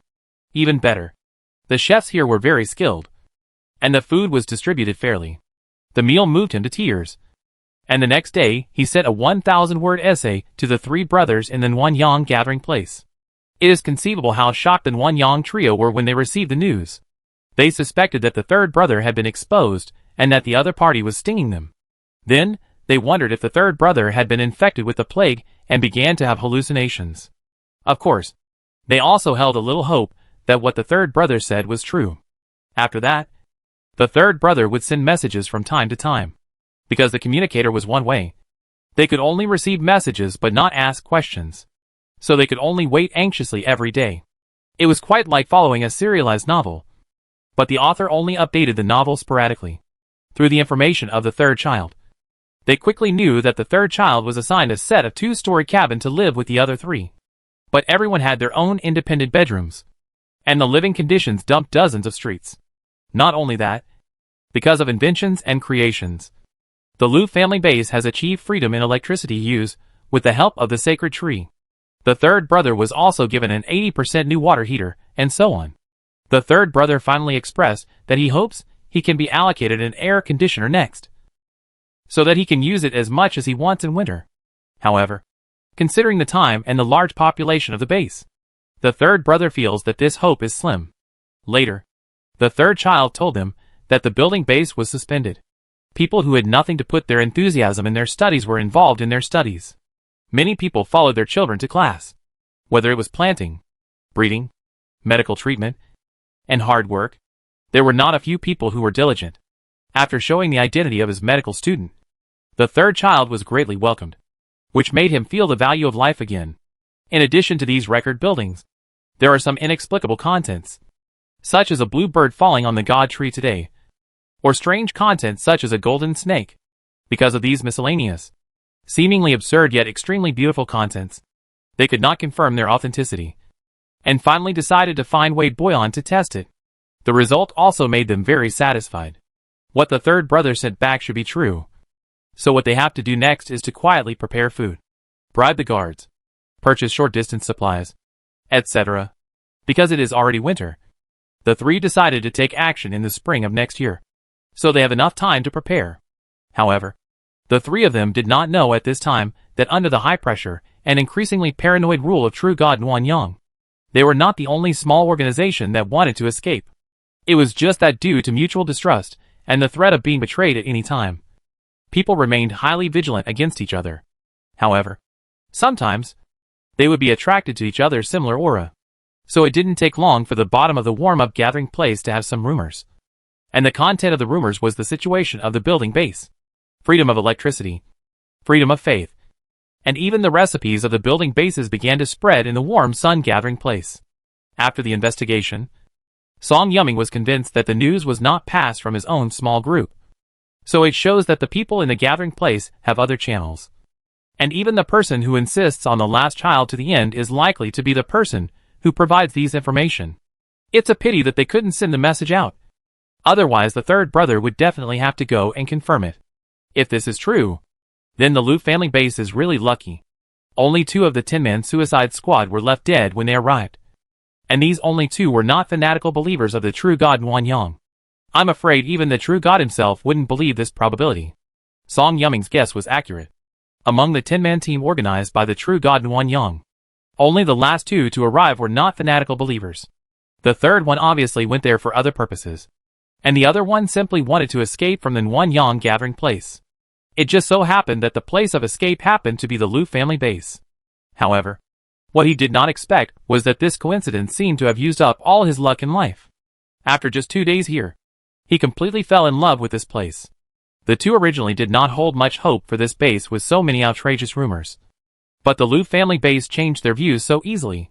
This was because the equipment and houses in the base could be disguised. But the mental outlook exuded by the residents could not be disguised. To put it in a more literary way, the people here all had light in their eyes. These 2 spies from the Nwanyang gathering place are not the only spies. Many surrounding bases have sent spies before winter. No matter whether the Liu family base is an enemy or a friend, there is no harm in knowing the true situation of the other base. What's more, the Liu family base accepts all outsiders. How could they give up such a good opportunity? However, no matter how they calculated, they did not expect that the spies they sent out would eventually roll into a giant boomerang in the winter, and then hit them back in the face in the summer. In order to maintain information communication, these bases equipped their spies with communication equipment. And the spies often did not carry only a communicator. After all, who doesn't have relatives and friends? Or it's good to earn some extra money. For the spies who had communicators, it meant they had a means to talk. After 2 years of forced internet disconnection, people who were used to using mobile phones suddenly discovered a place like the Liu family base, which was a paradise on Earth. How could they resist sharing it? Especially when they had enough food and drink and the base had stopped working due to a snowstorm. Even those who had failed Chinese all year round would not be able to resist writing about recent interesting things. In this way, every change and progress in the Liu family base, even the recipes of the Liu family base, became a hot topic among the spies. When the spies further discovered that the Liu family base completely ignored their behavior of sending messages, they let themselves go and even began to privately study 100 ways to improve their writing skills. So without Liu Xue and Qianqiu doing anything, the Liu family base successfully had a large number of enthusiastic and motivated propaganda staff. In previous winters, all bases had actually found the winter difficult to endure. But this year's winter seemed to have become even more difficult. Not only was the temperature lower and blizzards more frequent, but also because they had a comparison.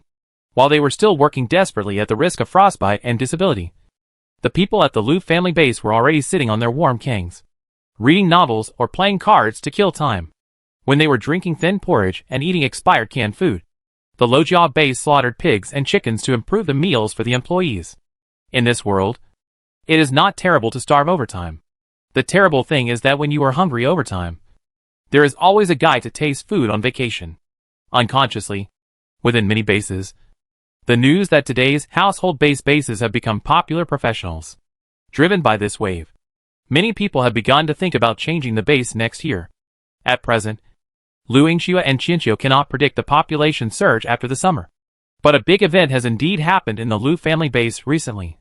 That is, the sacred tree has been upgraded again. But this time, the sacred tree did not grow taller and bigger. And it still looks the same as before.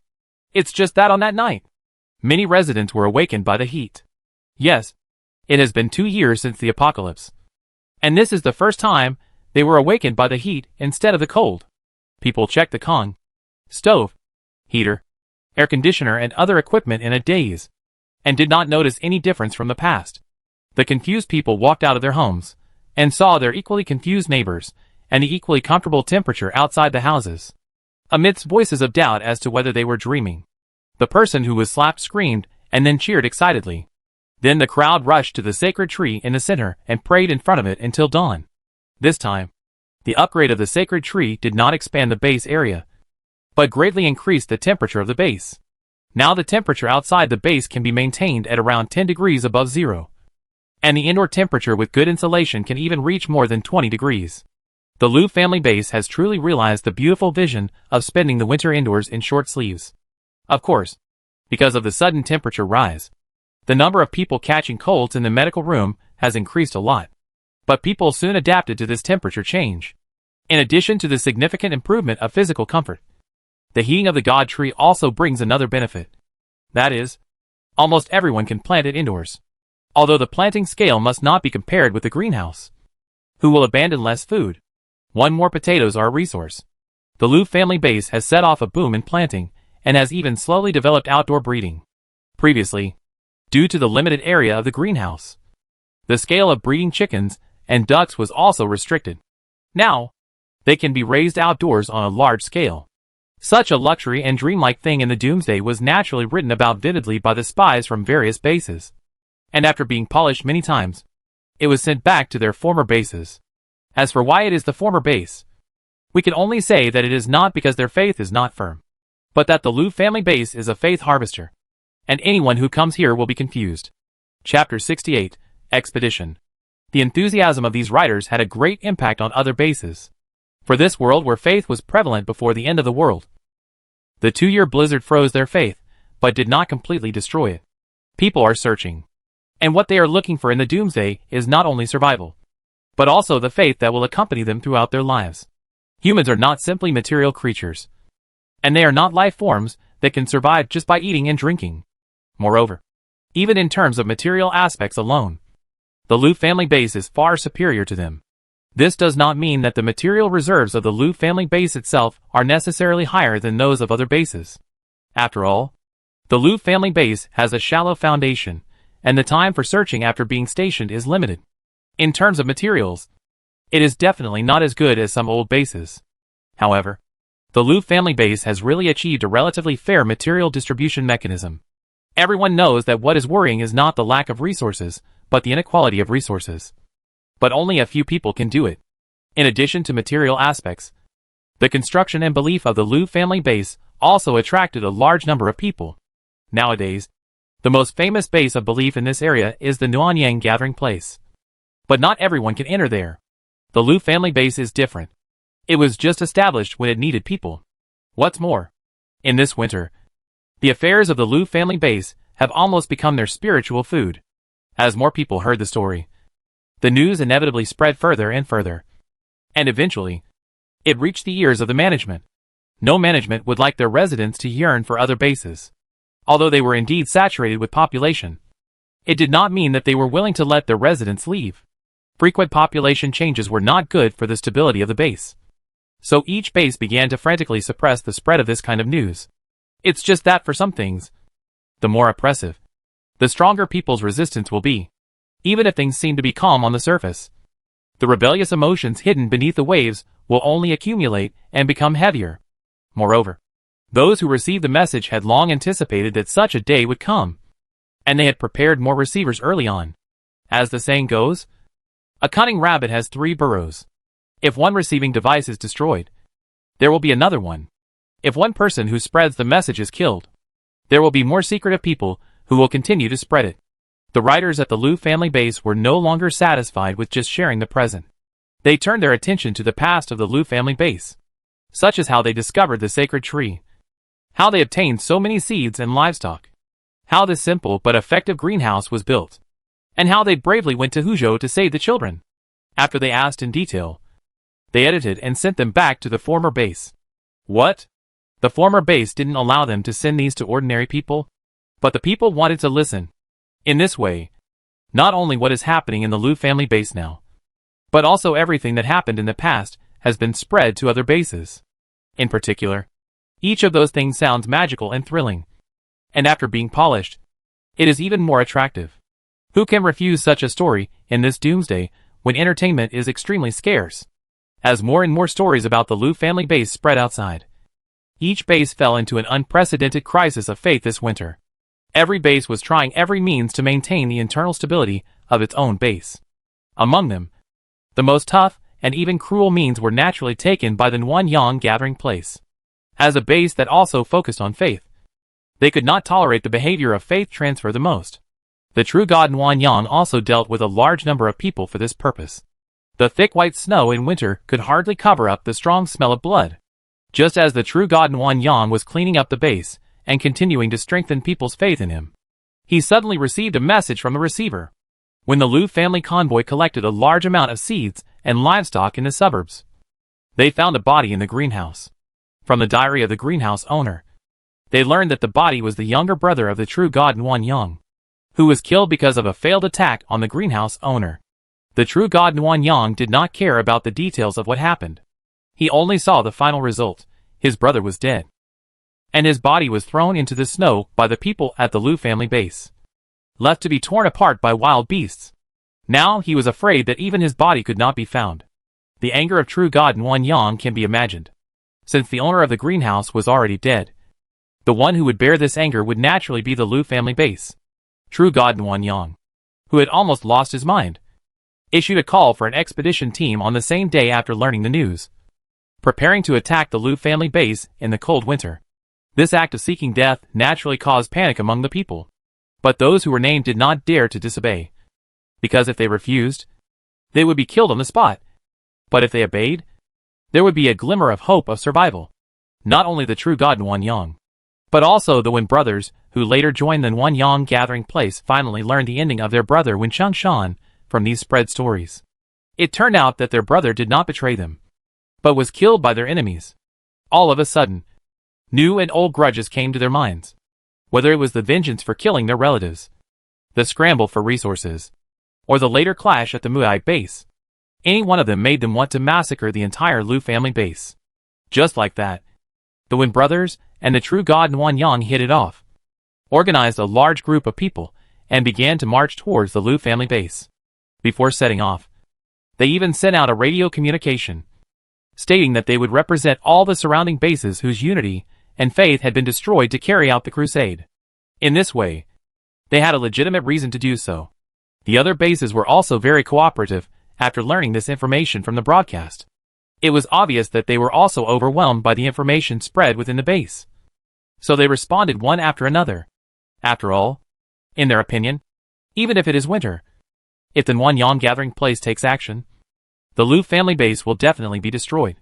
At this time, of course, they should seize the opportunity to make their team clear.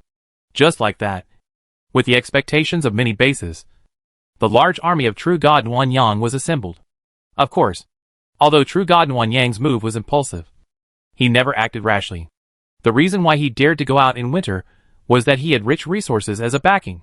Plenty of car fuel, charcoal for heating, heavy winter clothes, warm tents and sleeping bags, rich and sufficient guns and ammunition. He took out supplies from the warehouse generously in order to ensure that most people could reach the Liu family base. He recruited 200 men for this expedition, since they were carrying mortars, an extremely rare but extremely lethal weapon. He was confident that as long as they reached the vicinity of the Liu family base, they would be able to destroy this sudden force of thugs. In the Liu family base, people naturally learned from the broadcast that the Nuanyang gathering place was going to attack. and the once leisurely and happy atmosphere in the base inevitably became a lot heavier. After a summer of development, the Lu family base was indeed well built. And with the sudden addition of the Mu'ai base before winter, the population was quickly replenished. However, they were still very self-aware. With the current Lu family base, they were afraid that they would not be able to confront the Nuanyang gathering place head-on. If they were really allowed to reach their doorstep, the situation might be really bad. Lu Yingxue also convened the first meeting since the beginning of winter. In fact, when he was not controlling the transmission of information, he had anticipated today's situation, so he was not too panicked. The Nuanyang gathering place was actually not too far from the Lu family base. Under normal circumstances, it could be reached in 2 months. But that was when the weather was good. In a winter like this, 2 months was almost impossible. So this was destined to be a long-distance expedition with a high mortality rate. In this case, the Lu family base had the advantage. In fact, there will be a battle between us and the Nuanyang gathering area, and we will not be able to attack them in a short period of time. So they can only attack us. Compared with summer, we have more advantages in winter. Lu Yingxue spoke in an orderly manner, which instantly put everyone present at ease. Captain, you did it on purpose. I was wondering why you didn't care about the spread of the news at all, and even secretly encouraged and supported it. When Dong reacted quickly and immediately understood Lu Yingxue's thoughts, the other people in the room also gradually reacted and naturally quickly got rid of their worries. There is really no better time than this winter. Next summer our base will definitely develop even faster. The Nuanyang gathering area will not tolerate it for too long. Mu'ai nodded, agreeing with Lu Yingxue's idea. At the same time, he felt in his heart that Lu Yingxue was indeed a capable and intelligent leader. Not only could he take 1 step and look 3 steps ahead, but he also had the corresponding courage. There was really no need to worry about the future of the Lu family base. It can't be said that it was intentional, but I just didn't let go of any possibility. Lu Yingxue didn't say much. He actually had other preparations, but he never expected that those spies were so powerful. They angered the Nuanyang gathering place simply by spreading information. However, this was also due to the care that the true god Nuanyang had for his younger brother, as well as their many connections with the Wen brothers. It could only be said that it was a coincidence. Lu Yingxue then assigned tasks to everyone. His opinion was that the base itself must not be allowed to become the main battlefield. So traps and fortifications should be set up outside the base in advance. These should actually be built sooner or later. We have plenty of time, so we only need to carry out the operations in good weather. We can't fall before the enemy arrives. Qianqiu, do you think there is anything else we need to prepare? After arranging everything, Lu Yingxue asked Qianqiu for his opinion at the end. Although he had also asked Lu Qianqiu for his opinion when arranging the tasks. The process of asking the Son of Heaven at the end seemed to have become a fixed pattern. If Lu Yingxue was people's cardiac stimulant, then Lu Qianqiu was their reassurance. As long as they got Lu Qianqiu's affirmation, there would be absolutely no worries. Everything is fine. There is nothing else to prepare. I even think that I have prepared a bit too much. Qianqiu gave a very affirmative answer. At this point, people completely relieved. The Lu family base, which had been idle for a long time, began to get busy again. Winter is not suitable for working outside for a long time. Fortunately, they did not pursue speed. The fortifications were built up slowly step by step.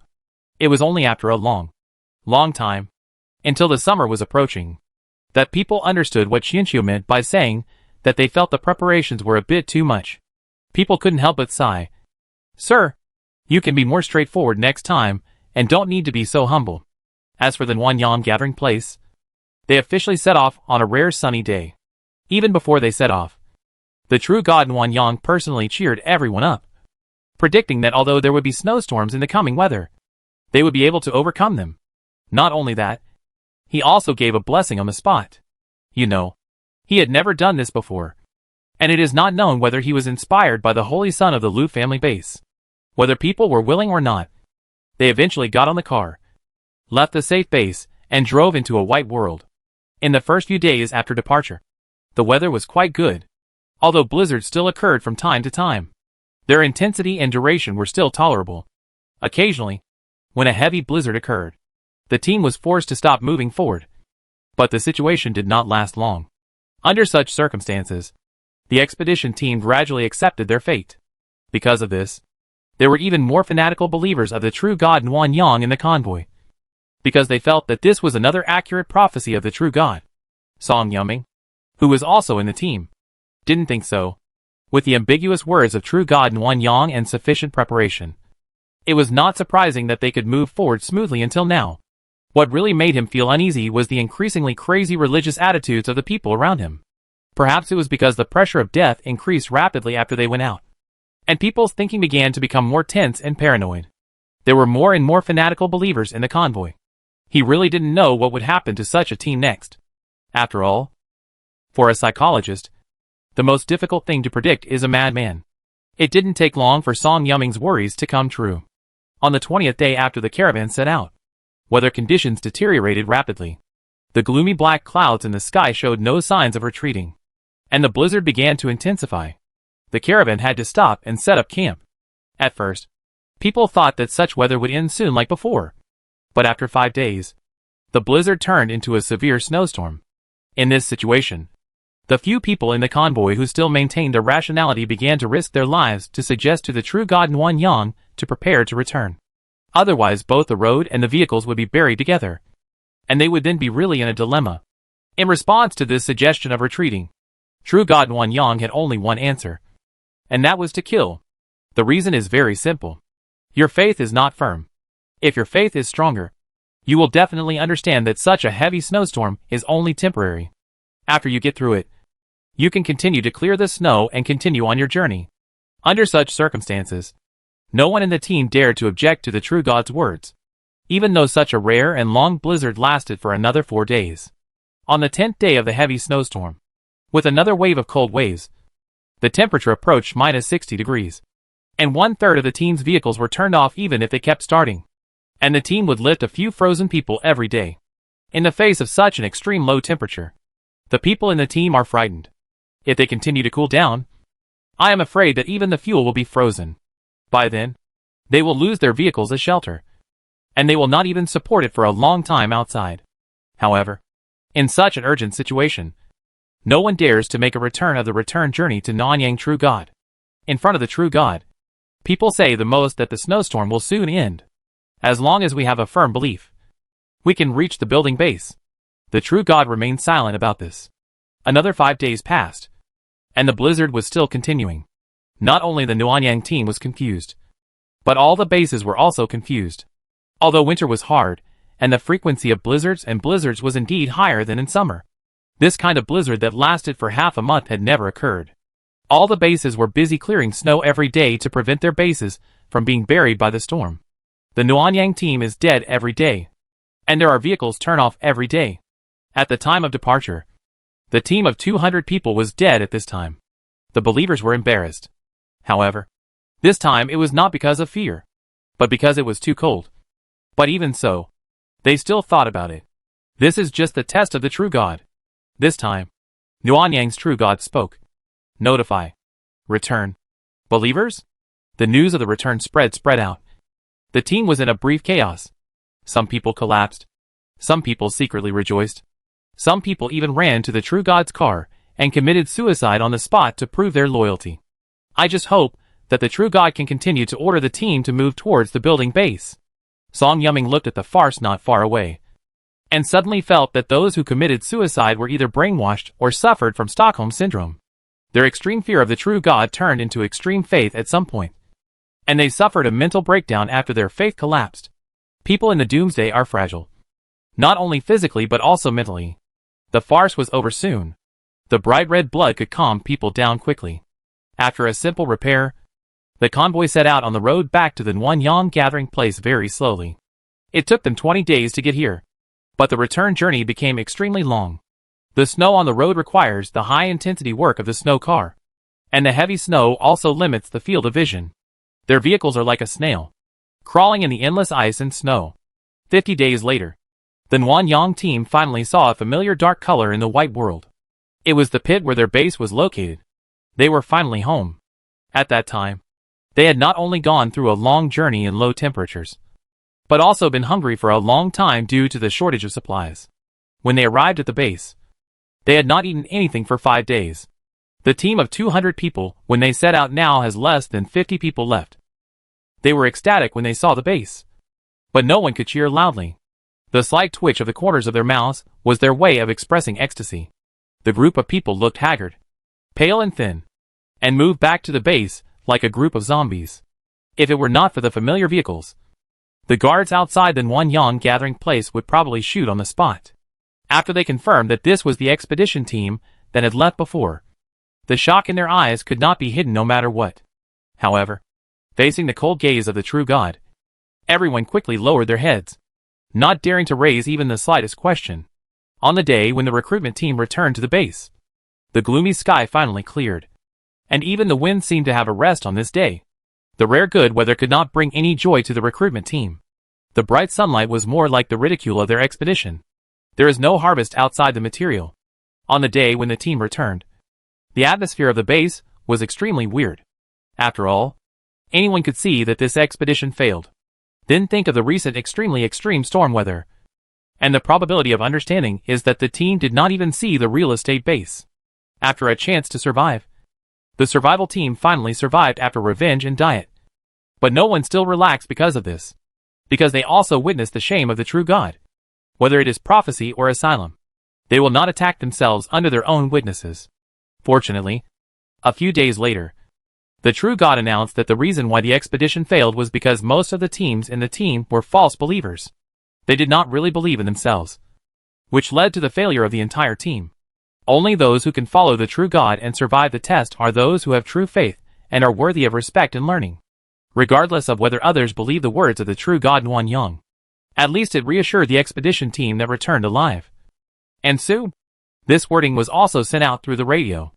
In response to this, other bases also sent broadcasts in succession, saying that they had also experienced this protracted blizzard and understood that the Nanyang expedition team had done their best. Some even said that it was a miracle that so many people in the expedition team could come back alive. And this miracle was certainly inseparable from the protection of the true God Nanyang. It must be said that the true God Nanyang was very satisfied with this broadcast response. He immediately stated that this time it just happened to be the extreme weather. It won't be long before he will organize another expedition to attack the Liu family base. Those heretics who destroyed the unity of the base will not have much time to be proud. The Liu family base, which also received the broadcast. We are really not proud. We just build a defense work and have nothing to do. The cold winter is equal to holidays. Holidays are boring. Both are equivalent to looking forward to the warm-up team. But we did not expect to be disappointed. Since the situation was already absolutely hostile, Liu Xue quickly issued a broadcast. The content of the broadcast included understanding for the return of the Nanyang expedition team, sympathy for the dead and injured, and comfort for the true God Nanyang. In short, every word was comforting and heartbreaking. In addition, Liu Xue also strengthened cultural output, continued to encourage the enthusiasm of text creators, and wrote the warm-up base as a small composition. It is conceivable how true God Nanyang would react when he heard these things. He was lucky enough not to pass out on the spot. For a true God who always cared about his reputation, this kind of comfort was more difficult for him to accept than insults. So after only half a month, true God Nanyang could not help but make another broadcast to the public, announcing that he would organize a second crusade. The Liu family base immediately responded by broadcasting, "Okay. Okay."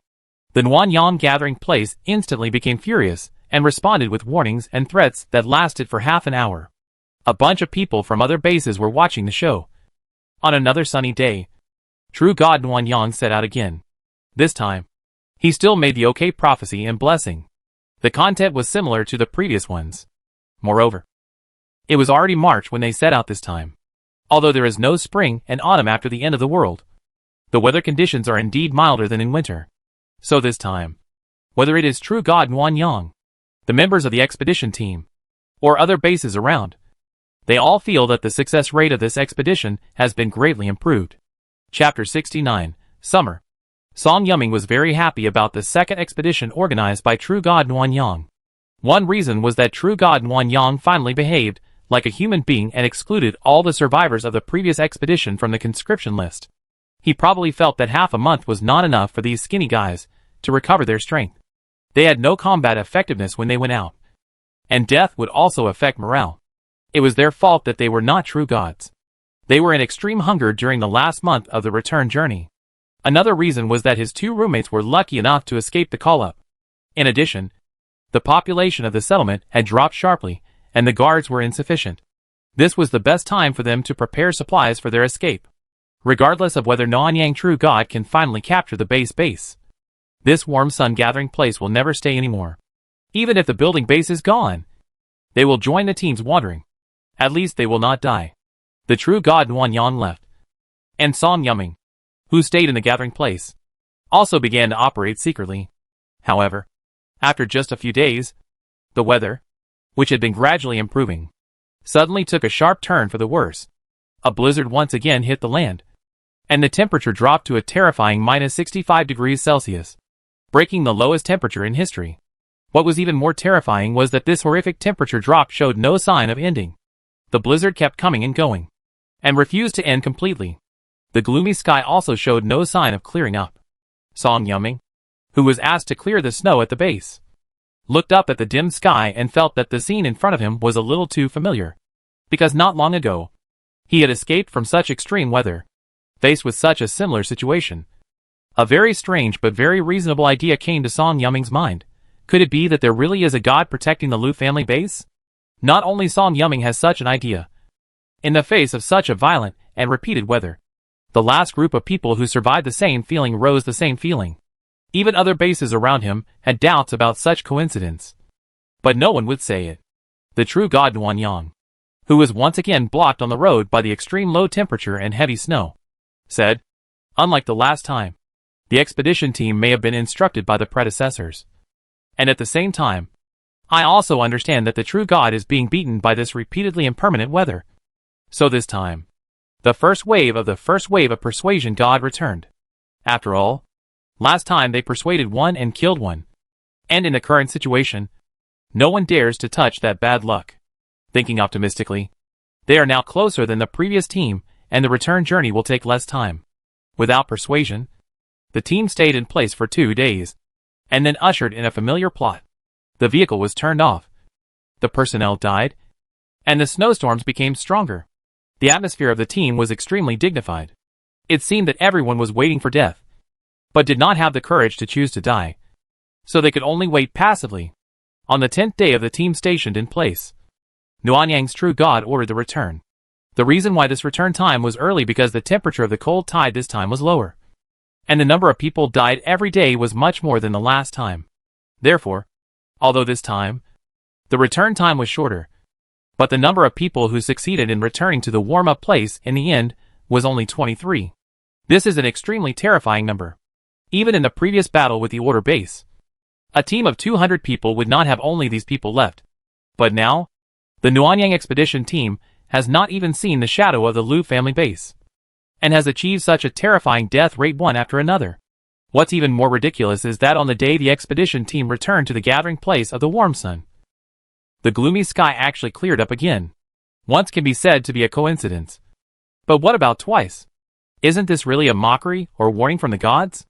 The people in the Nanyang gathering place became more shaken because of the two outrageous actions of the True God Nanyang. In the gathering place, the already depressing living environment became even more difficult to breathe. Fortunately, just like last time, the True God Nanyang attributed the problem to lack of faith, and did not make things difficult for those who returned alive. However, the response received after this broadcast was obviously not as many as last time. Obviously, these coincidences one after another made the surrounding bases murmur. How could it be such a coincidence that such a rare blizzard happened on the way of Nanyang's expedition? And more than 300 people died in the Nanyang gathering place without even a fight. You know, the upper limit of the population of a medium-sized base is 1,000 people. And before anything has been done, 1/3 of them have died. If it happened to you, would you be scared? Although there were some words of comfort in the broadcast response, this time, True God Nanyang could not feel much comfort from them. Moreover, soon, the Lu family base also responded through the radio and began to comfort the Nanyang gathering place. Such blatant ridicule almost made the True God Nanyang suffer from comfort stress disorder. After that, no matter which base he heard comfort from, he would suspect that the other party was mocking him because of his own failure. Once the skeptical seeds germinate, it is difficult to die by itself. It will only grow older and larger over time. The true god Nguyen Yang wanted to go on the third expedition immediately. But this time, even the Nguyen brothers did not support his decision. They thought it was a bit weird. How could the weather help the Lu family base every time when they were both gods?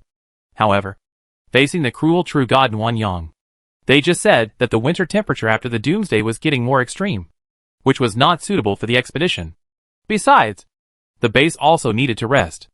Anyway, it was going to be summer, so they might as well wait until the weather got better before organizing the expedition and taking down the Lu family base in one fell swoop. Looking at the report in his hand, in addition to the more than 300 people who died in the expedition, nearly 100 people froze to death in the base during this extremely cold winter. Without his knowledge, the population of a medium-sized base had shrunk by nearly half after a winter. Under the current circumstances, it was indeed not suitable to go on an expedition. The weather is warm immediately. One winter passes, and the resources of those stray teams are almost consumed. We will not lack people. In addition, we will strengthen the guards, optimize people in the base, find out to run away, or have intended escape. Nguyen Yang true god put down the pages of paper, and his eyes were difficult to cover up. The Nguyen brothers felt a chill down their spines. They always felt that the true god Nguyen Yang was too concerned about their younger brother. They also lost brothers, but none of them were as crazy as the true god Nguyen Yang. Looking at the true god Nguyen Yang's appearance, he would probably take the team out again without hesitation as soon as the weather got warmer. This behavior was beyond their comprehension. After coming out of the reception room, the Nguyen brothers walked back to their residence. Passers-by along the way looked hurried, and when they saw them from a distance, they consciously bowed and took shelter, not daring to make any offensive move. Brother, isn't that person a bit too paranoid? Don't talk nonsense. Don't we also want to avenge Chung Shan? Wen Qingxin looked around and signaled Wen Chung Yang to pay attention. Of course, you have to report it, but you can't put your own life. Otherwise you don't have to lose it. Wen Chung Yang still couldn't understand the crazy behavior of the true god Nguyen Yang in this winter. It's almost June anyway, so we should hurry up and recruit people. We have suffered heavy casualties in these 2 times. Wen Qingxin felt that the most important thing now was to strengthen his own strength. Seeing that Wen Chung Yang still couldn't let it go, he lowered his voice slightly and said, "Once we capture the Lu family base, we must not throw this piece of fat meat away. After what happened twice, that person will definitely not want to live there. Who do you think he will let manage the Lu family base?" Wen Qingliang's eyes lit up. "Brother, you are smart. I understand." He instantly understood the significance of Wen Qingxin asking him to recruit people and immediately became active. Wen Qingxin shook his head and sighed. "I can't do that. If Chen Shan were still here, he would definitely have thought of more and more comprehensive things." Wen Chung Yang didn't say anything this time. He had hated his second brother, who was extremely smart, since he was a child. And he was not too sad even when he learned of Wen Qingshan's death after the doomsday, because they were afraid of being abandoned by Wen Qingshan and also afraid that Wen Qingshan would starve to death. They secretly fed Wen Qingshan human flesh for a period of time. The initial human flesh came from the 2 children and the eldest brother's sister-in-law. But such a thing cannot be concealed for long. Ever since Wen Qingshan knew the truth, Wen Qingliang had a feeling that his second brother had gone crazy. The kind of madness that could not be seen on the surface. So his disgust for Wen Qingshan gradually turned into fear. "What are you going to stay? Go." Wen Qingxin patted Wen Qingliang on the shoulder, bringing him back from his memories. He responded with a smile and quickly walked away. In the Nguyen gathering place, the Wen brothers are not the only force coveting the Lu family base. They all firmly believe that as long as the weather improves, they will be able to successfully reach the vicinity of the Lu family base, and it will be easy to capture the Lu family base. Therefore, before summer comes, the open and secret struggles within the gathering place have already begun. Such a chaotic situation also caused certain troubles for people like Song Yuming who were preparing to escape. Various forces were frantically recruiting people, and the guard force outside the base was also strengthened. And the interior began to strictly prevent people from fleeing in the summer. The situation of the warm-up base is not an example. In the past, it was exactly when various bases supplemented the population to lose the population in the winter. And there was no need to worry about the outflow of internal personnel. After all, after a winter consumption, the population of the outside team's population was definitely more serious. But this year, they really dare not guarantee that if they are not controlled, Well, their bases go to the building, so it may be exaggerated. But the internal population inside the base is not enough to cause the mad group attacks by foreign madness. Amid the strict defense of all parties, time has come to the long-awaited June. But people did not wait for the long-awaited summer. Instead, they waited for the news that the Liu family base was upgraded again. The Liu family base began to broadcast to the outside world, opening up 1,000 residency places. No matter whether you are male or female, young or old, and whether you have any skills or not, as long as you can abide by the rules of the base, the Liu family base will accept you. This news is as panicked like the summer that has not arrived. What is going on? Didn't the building base upgrade once in the winter? What base can upgrade so fast? After a rational analysis, most people think that this should be a smokescreen released by the Liu family base. After all, it is already June. Although this year's summer seems to be late. As long as summer comes, the Nuanyang gathering place will definitely attack. Faced with this situation, the Liu family base must find a way to deter the Nuanyang gathering place on the one hand. And on the other hand, it must expand the population frantically in a short period of time. After all, compared with the Nuanyang gathering place, they are probably only superior in population now. However, whether it was the broadcast or the news sent back by the spies, they all said that the Liu family base had been upgraded, and the content still maintained a high level of outrageousness. According to the information sent by the spies, the area of the Nuanyang gathering place has not only expanded by more than 5 times, but the temperature has risen again. Now people don't need to wear heavy cotton or down jackets when walking outside, and the average temperature outside the house can be maintained at around 10 degrees. For this scene that dreamed of dreaming, people outside the building base are naturally unbelievable. And the base upgrade continuously is also very outrageous. You talk about where the base comes from the base. Those who try to deny the information of Lijianxing base are tried to use science and use logic to refute. However, they obviously forgot that the building base is not a traditional energy tower base. For most of the convoys and wandering teams that are now wandering outside and about to run out of ammunition and food, the broadcast from the Liu family base is the last straw. No matter how outrageous the content of the broadcast is, no matter whether the Liu family base wants to use them as cannon fodder to deal with the Nuanyang gathering place, they will go and take a look. As long as the Liu family base can give them a bowl of porridge and a bite of steamed bun, they will willingly be cannon fodder. As the Liu family opened up their residency rights to the outside world, other bases were also forced into internal competition and gradually opened up their residency rights. However, there was a practical problem before them.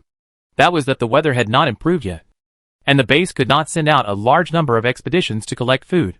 The greenhouses in the bases also stopped working due to the extremely low temperatures. Unless the temperature warmed up to minus 40 degrees Celsius, the greenhouses would not be able to work. So even though the right of residence has been opened up to the outside world, the number of people each base dares to accept is very limited. What if the weather does not improve in time, and the base is bankrupted by the large number of people it accepts? The Liu family base does not have such worries. One reason is that the 2 upgrades have kept the temperature in their base very good. The improved greenhouse is always in operation. Moreover, since livestock can be raised outside, the supply of meat has increased rapidly. Another reason is that they have enough inventory, and the base is not saturated with people. As a result, the food consumed throughout the winter is only 20% of the inventory. Sometimes, in order to ensure the freshness of the stored food, the people at the base have to eat aged pork belly with tears in their eyes just to make room for the newly slaughtered pork. Fortunately, before the summer, the area of their base expanded again. Although it is not as large as a real third-level base, it is enough for them to continue to expand warehouses, build greenhouses, and farms. And as far as the current temperature of the base, they can even search for some low-temperature resistant plant seeds and start to plant outdoor planting. In today's global frozen world, where can there be such a small life? The residents of the Lojia base are very satisfied with their current life. After the base heated up again, they spontaneously began to resume production completely, building houses, mining coal and cutting wood. Except for not being able to go out to explore, their lives are not affected at all. So when the first group of wanderers dragged their dying bodies to the outskirts of the Liu family base, they thought for a moment that they were dying and had hallucinations. They had also witnessed from afar the hugeness and magnificence of the third-level base. In terms of area alone, The Liu family base was only half the size of the third-level base. But it was much larger than the second-level base. And what people think that they have an illusion is the people in the winter season, which is very lively. You can't imagine that a group of people do not wear cotton coats. Nor can they imagine that in the front courtyard of the households, there are chickens, ducks and geese, and even in front of some open windows. And there are bare green plants. It wasn't until the guard of the building base stopped them that people suddenly asked, "I'm not dreaming. Are you here to join the building base?" The guard smiled and asked so much that party couldn't wait to nod quickly. Even if it was really a dream, they were willing to die there. "Go. I'll take you in." The guard led a group of people with dreamy faces into the Liu family base. When they actually stepped into the territory of the Liu family base, they finally confirmed that they were hallucinating due to being on the verge of death. Otherwise, why could they feel warmth in the snow and ice? And it was that kind of strong and comfortable warmth? It is said that people who are about to freeze to death will feel very hot and take off their clothes unconsciously. As they were thinking this, some people in the team couldn't help but take off their coats. Just like this, the expressions of the group of people were both sad and happy. On the one hand, they thought they were going to die. But on the other hand, they were inexplicably moved by the long-lost warmth. They were eventually brought before the leader of the Liu family base. And after a brief questioning, they were told that from now on they were citizens of the Liu family base. What happened next began to convince them that they had completely transformed from the near-death state to the state of death, and had gone to heaven after death. They were assigned comfortable housing with household appliances, and it was very warm, with the room temperature reaching at least 25 degrees. They could eat delicious and fresh food in the cafeteria every day, and they could go to the medical room to see a doctor to check their bodies after a winter of running around, etc. Why do I need to see a doctor when I'm in heaven? And why do I still feel pain when the doctor diagnoses me? Something seems to be wrong. In this way, it took 3 full days from the time they joined the Liu family base to the time they realized they were not dreaming. This cannot be blamed on them. Everything in the Liu family base is simply too dreamy. After experiencing an extremely cruel doomsday survival, everything here is indeed worthy of the word paradise. Chapter 70. Outrageous Expedition Team. People's long-awaited summer did not make them wait too long. Half a month later, the first wave of warm current arrived, and the temperature rose to more than 40 degrees below zero. The frequency and intensity of blizzards also weakened. All bases breathed a sigh of relief. Although summer was delayed, everything would be fine as long as it came. All bases have begun to organize the resumption of work, and greenhouses have also resumed production. If the temperature drops a little more, an expedition team will be sent out to stockpile supplies for this winter. While other bases were resuming production in full swing, the Nuanyang gathering place was also busy. However, unlike other bases, the hottest topic in the Nuanyang gathering place now was not the resumption of work, but the third summons of the true god Nuanyang. Although people in the gathering place were still afraid of going out and fighting, the chances of survival this time were much higher than last winter, considering that there are only more than 500 people left in the base. True god Nuanyang only brought 100 people this time. He was also afraid that if most of the base's forces were withdrawn, others would take advantage of the opportunity to sneak in and steal the base. Moreover, when the weather warms up, the order base will definitely come to harass him. He must fight quickly and decisively, and return to defend quickly after conquering the Liu family base. So the team should not be too complicated, since they carry heavy weapons and a large amount of ammunition. True god Nuanyang feels that these 100 people are enough. After all, there are only more than 500 people in the Liu family base. Although they have been publicly recruiting people during this period, it is only half a month earlier than other bases. Now other bases have also opened up a large number of residence quotas. With a population diversion, how many people with unclear minds will go to a base that is about to be attacked by them? Nuanyang? The Wen brothers were worried about the number of 100 people. But after the true god Nuanyang took them to see the weapons and equipment, their doubts were instantly dispelled. The true god Nuanyang also said that the main strategy this time is to fight quickly and decisively regardless of the cost. Once we get near the Liu family base, we will not care about anything else, and will use 20 mortars and 100 LS to launch a massive bombardment. After doing this, the surviving defeated troops will no longer be a threat. Such abundant and extremely lethal weapons instantly overwhelmed the minds of the Wen brothers. Both of them rarely left the village before the end of the world. so one can imagine the shock that the mortar must have caused them.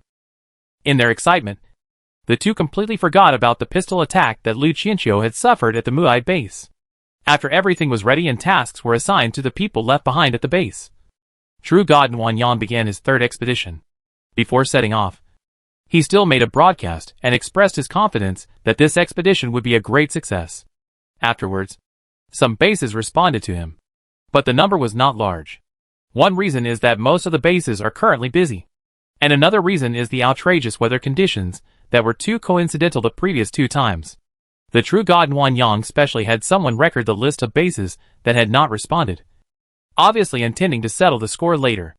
In the eyes of the True God, there would be no room for even the slightest grain of sand. The expedition team set out with trepidation. Since the departure, the first thing the team members did when they woke up every day was to check the weather outside the car window. Especially when the convoy reached the 10th day, the overall atmosphere of the convoy became much more solemn. Fortunately, the expected blizzard did not come. Instead, the world once again welcomed a warm current, and the temperature rose by about 10 degrees again. In this situation, the team's spirits were boosted. This time, they finally saw hope of arriving outside the Lu family base. The True God Wanyang and the Wen brothers also breathed a sigh of relief. This at least showed that the previous 2 times were really just coincidences. There was no so-called divine protection at the Lu family base. After winter, the weather returned to normal. In the eyes of the 3, everything seemed to be moving in a good direction. But the actual situation within the team was much more complicated than what the 3 saw. Because among the team assembled this time, there were many people who were secretly preparing to leave the Nuanyang gathering place and join the Lu family base. The reason for this situation is due to the extremely high death rate in the 2 expeditions of the True God Nuanyang, the weird weather coincidences, and the high-pressure belief rule in the Nuanyang gathering place, which caused more and more people with faith to lose faith in the True God. After losing their target, people naturally turned their attention to another base of faith, the Lu family base. This conscription after the winter is over still makes many people afraid. So when the news of conscription comes, those who want to stay in the base start to bribe the conscription officers early, or spend a lot of supplies to let others replace themselves. As for those who wanted to leave, they chose the latter without hesitation between going alone and following the group. After all, this was safer. They could wait until they were near the Lu family base and then find a chance to escape. After all, there were 100 people in the convoy, and one less person would not have much of an impact. True God Wanyang wanted to end the battle quickly, and he could not delay the process for himself. Originally, there is nothing wrong with this idea. But the problem is that there are too many people in the team who hold this idea. So even though no one froze to death on the road due to the warmer weather, the number of people in the convoy still began to decrease as they drove to the second half of the journey. At first, 1 or 2 people did not attract the attention of True God Wanyang, although the convoy would count the number of people every day. When you are out there, any accident could happen, and personnel losses are normal. Moreover, the person counting did not know whether the 2 missing people were dead, lost, or escaped. Since True God Wanyang did not ask, he naturally would not say anything. Soon after a few days, there were only 90 people left in the convoy. God Wanyang then realized something was wrong and asked what was going on. After investigating for a few days, the man gave his guess that someone had escaped. The True God Wanyang was naturally furious, but seeing that it would take more than 20 days to reach the Lu family base, it was understandable that some cowards, who were afraid of fighting, would run away. So he just ordered people to strengthen management and speed up the journey. The managers thought it was not a big problem, but the others in the team were getting a little anxious. How could someone run faster than them? And it was not just 1 or 2 people. Now the team had already stepped up their guard. If they didn't run, would they have no chance? The team was panicking. Some thought that after the increased guard, it was not the best time to escape, while others thought it was the last chance. So on the second day of the increased guard, of the 83 people left in the Nuanyang expedition team, 7 escaped overnight. 2 of them were shot dead on the spot after being discovered, and 5 escaped successfully. Although True God Wanyang was so angry that his lungs ached, he also felt that with this warning, the team should be able to calm down and arrive at the Lu family base safely. As a result, after one night, there were only 69 people left in the expedition team. Yes, yesterday's warning did work. making those who had been prepared face reality again and resolve to leave the Nuanyang gathering place even if it meant death. Some people also felt that with 2 deaths among 7 people, the mortality rate was not high and the vigilance capacity was limited. So escape was indeed feasible. True God Nuanyang listened to his subordinates' reports with a terribly gloomy expression. He looked at the convoy in front of him and felt that everyone was like a deserter. Those who escaped from the battlefield and betrayed the true God will surely be punished by God. And those who have firm faith will also be rewarded by the true God after returning to the Nuanyang gathering place. In addition, compile a list of the escapees and publish it. Anyone who accepts the people on the list will be an enemy of the Nuanyang gathering place. I want to see how those cowards can survive alone. The trick of true God Nuanyang seemed to work. Although there were occasional people escaping in the next few days, when they successfully arrived near the Lu family base, the number of people in the convoy remained at 64. In order not to alert the enemy, the true God Nuanyang ordered to set up camp and prepare to lead everyone to launch a surprise attack after dark. In the camp, everyone began to get busy according to the orders of true God Nuanyang. Yumming, what should we do now? Gufeng asked in a low voice somewhat nervously. The 3 of them had originally wanted to escape halfway, but they didn't expect Song Yumming to change his mind at the last minute. In addition, the supervision became increasingly strict in the later stages, so they followed them all the way to the outskirts of the Lu family base. Song Yumming was not that nervous. He even thought it was good to be able to take the bus all the way to the destination. However, the upcoming battle would be very dangerous. The camp is in chaos right now. If you don't want to participate in the battle, you can leave now and come out after the battle is over. What's the meaning? Gufeng felt a little strange. Why do you still want to join the battle? Are you crazy? Hush. Song Yumming signaled Gufeng to be quiet, then quietly lowered his voice. Don't worry. We are not alone in this camp now. I have other preparations. Gufeng thought about it and realized that Song Yumming was often not in his car during the journey. He appeared and disappeared mysteriously, and no one knew what he was doing. However, it seemed that he was in contact with other people in the convoy who wanted to escape. Finally, he gritted his teeth and said, I'll stay too. I know what you're thinking. I'll go tell Lao Si and let him make his own choice. After saying that, he turned and left, without giving Song Yumming a chance to persuade him. Song Yumming sighed. This was the bad thing about being too familiar with someone. Even if he didn't say anything, the other person could still guess what he was thinking. Compared with the arrogant true God Nuanyang and the Wen brothers, Song Yumming felt that there would be a lot of people joining the Lu family base, and the Lu family base would soon be full. In this case, joining the Lu family base was not an advantage. He wanted to give himself and his brothers some capital to fight. A capital that would at least make the other party look up to him. It was getting dark. In order to avoid being discovered, the true God of warm sun ordered no firing. People ate an extremely cold dinner. Their already low body temperatures were further depleted of heat, coupled with a low temperature after dark. People felt they were almost frozen to death. This difficult situation lasted until midnight, when the true God Nuanyang finally issued the order to start the journey. The stiff people began to move their hands and feet like zombies that had just awakened, then picked up their weapons and followed the mortar team in the front. The range of the mortar is between 400 and 1800. To be on the safe side, the true God Nuanyang chose 800 meters. This way, it would not be easy for the enemy to discover it. It would also allow them to quickly lead the machine gun team into the Lu family base to clean up the battlefield after the bombardment.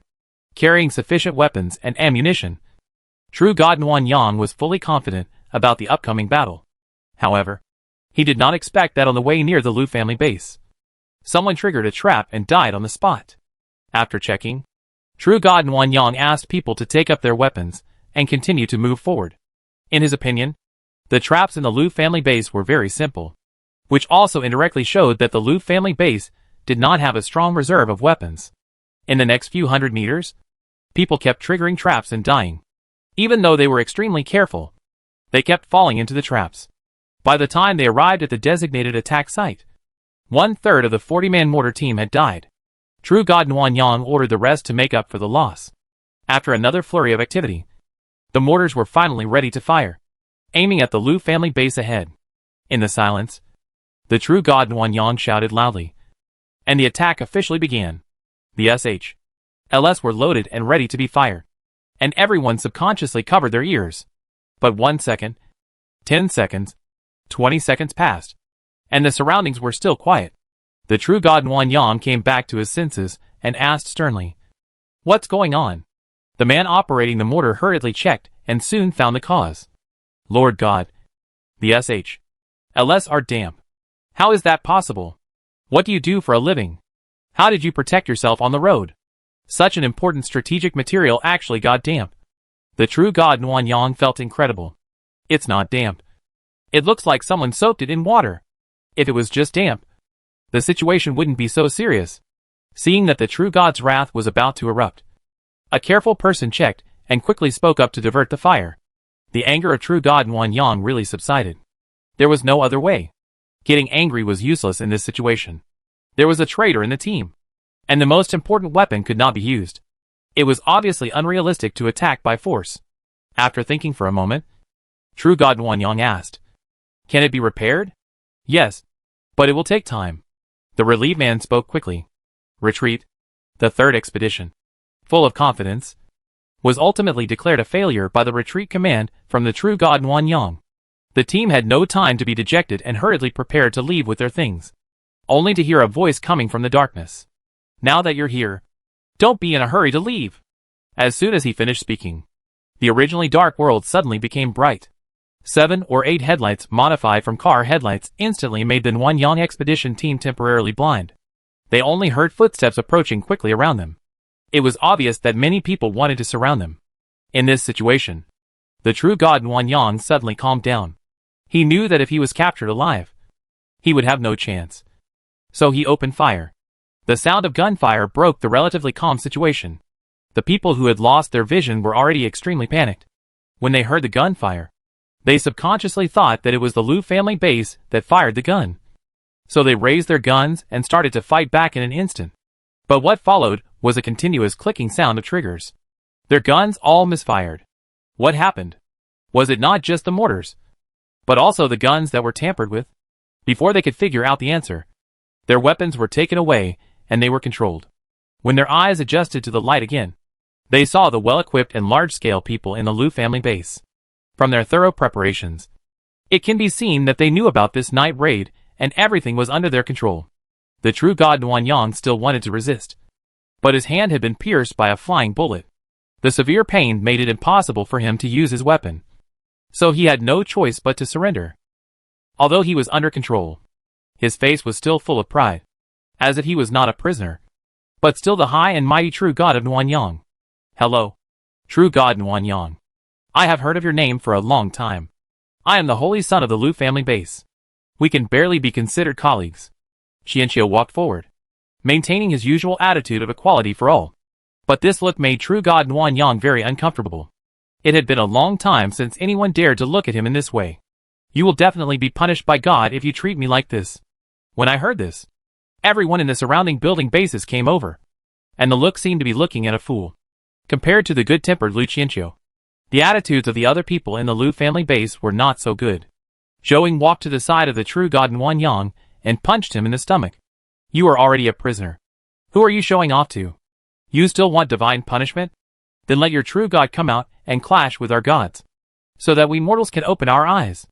It took true god Nguyen Yang a long time to straighten up. When he finally caught his breath, he stood up and was about to speak. But he was soon stunned again, because he saw people from the Liu family base chatting happily with some people in his convoy. They looked very familiar.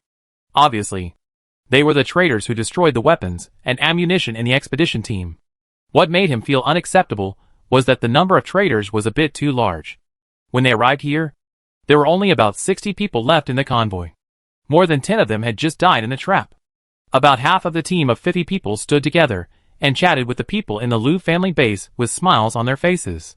Therefore, this one who thought it was a must-have, from departure to arriving at the destination of nearly half of the people, and even half of the people left were traitors.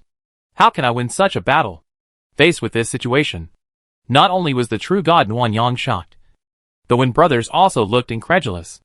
They did condone their subordinates taking bribes and allowing the base to carry out the call-up substitute work. After all, in their view, there were 100 people, and the 10 or so people they let in would not have any impact. Moreover, Those who were forced to participate in the call-up because of supplies would be grateful to them, making it easier to control them. But the Wind brothers had no idea that the other gods' messengers who were in charge of responding to the call also had a tacit understanding at this moment.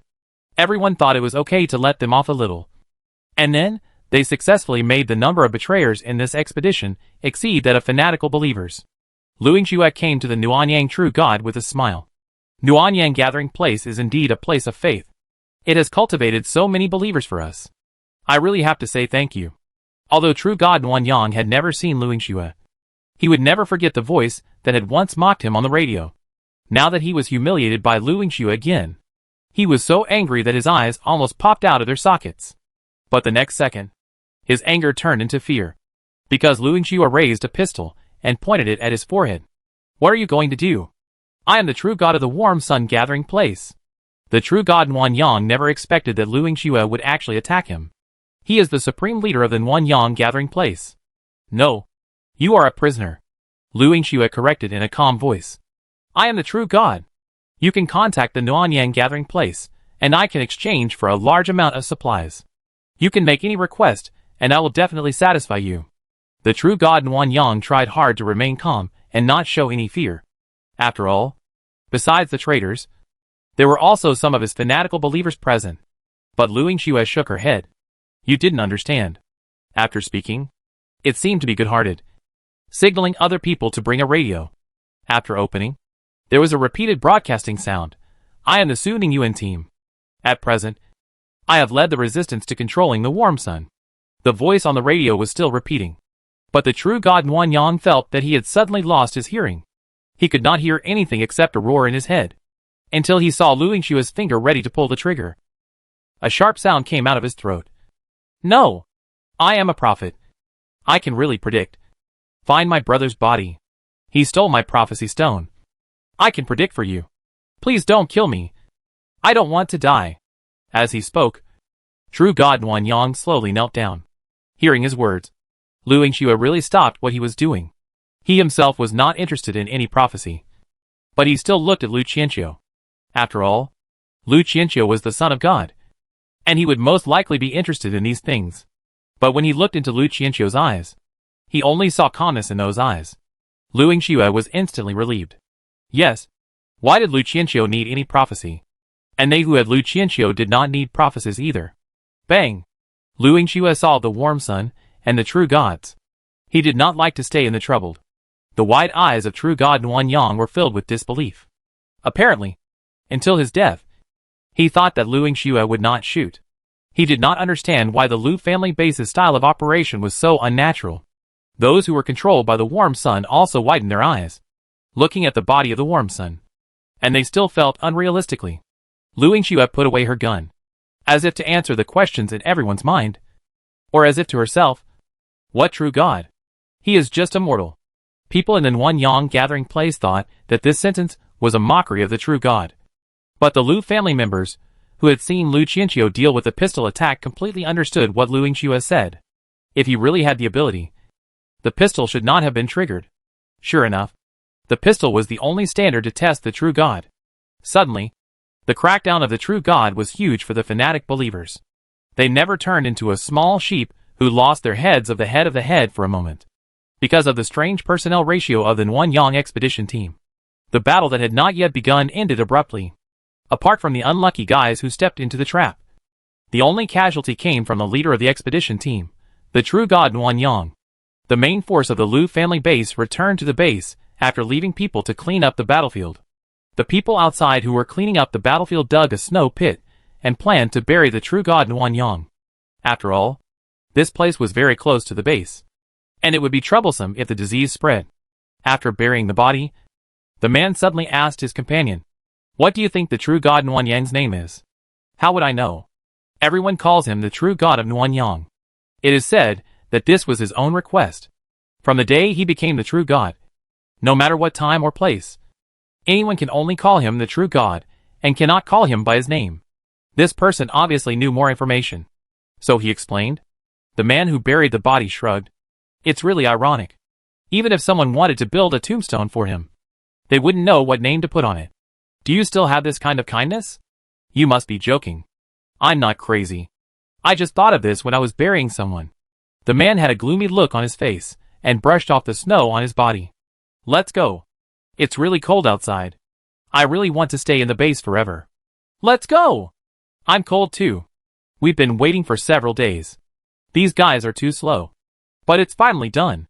As they talked, the two quickly packed up their things, and ran towards the brightly lit base.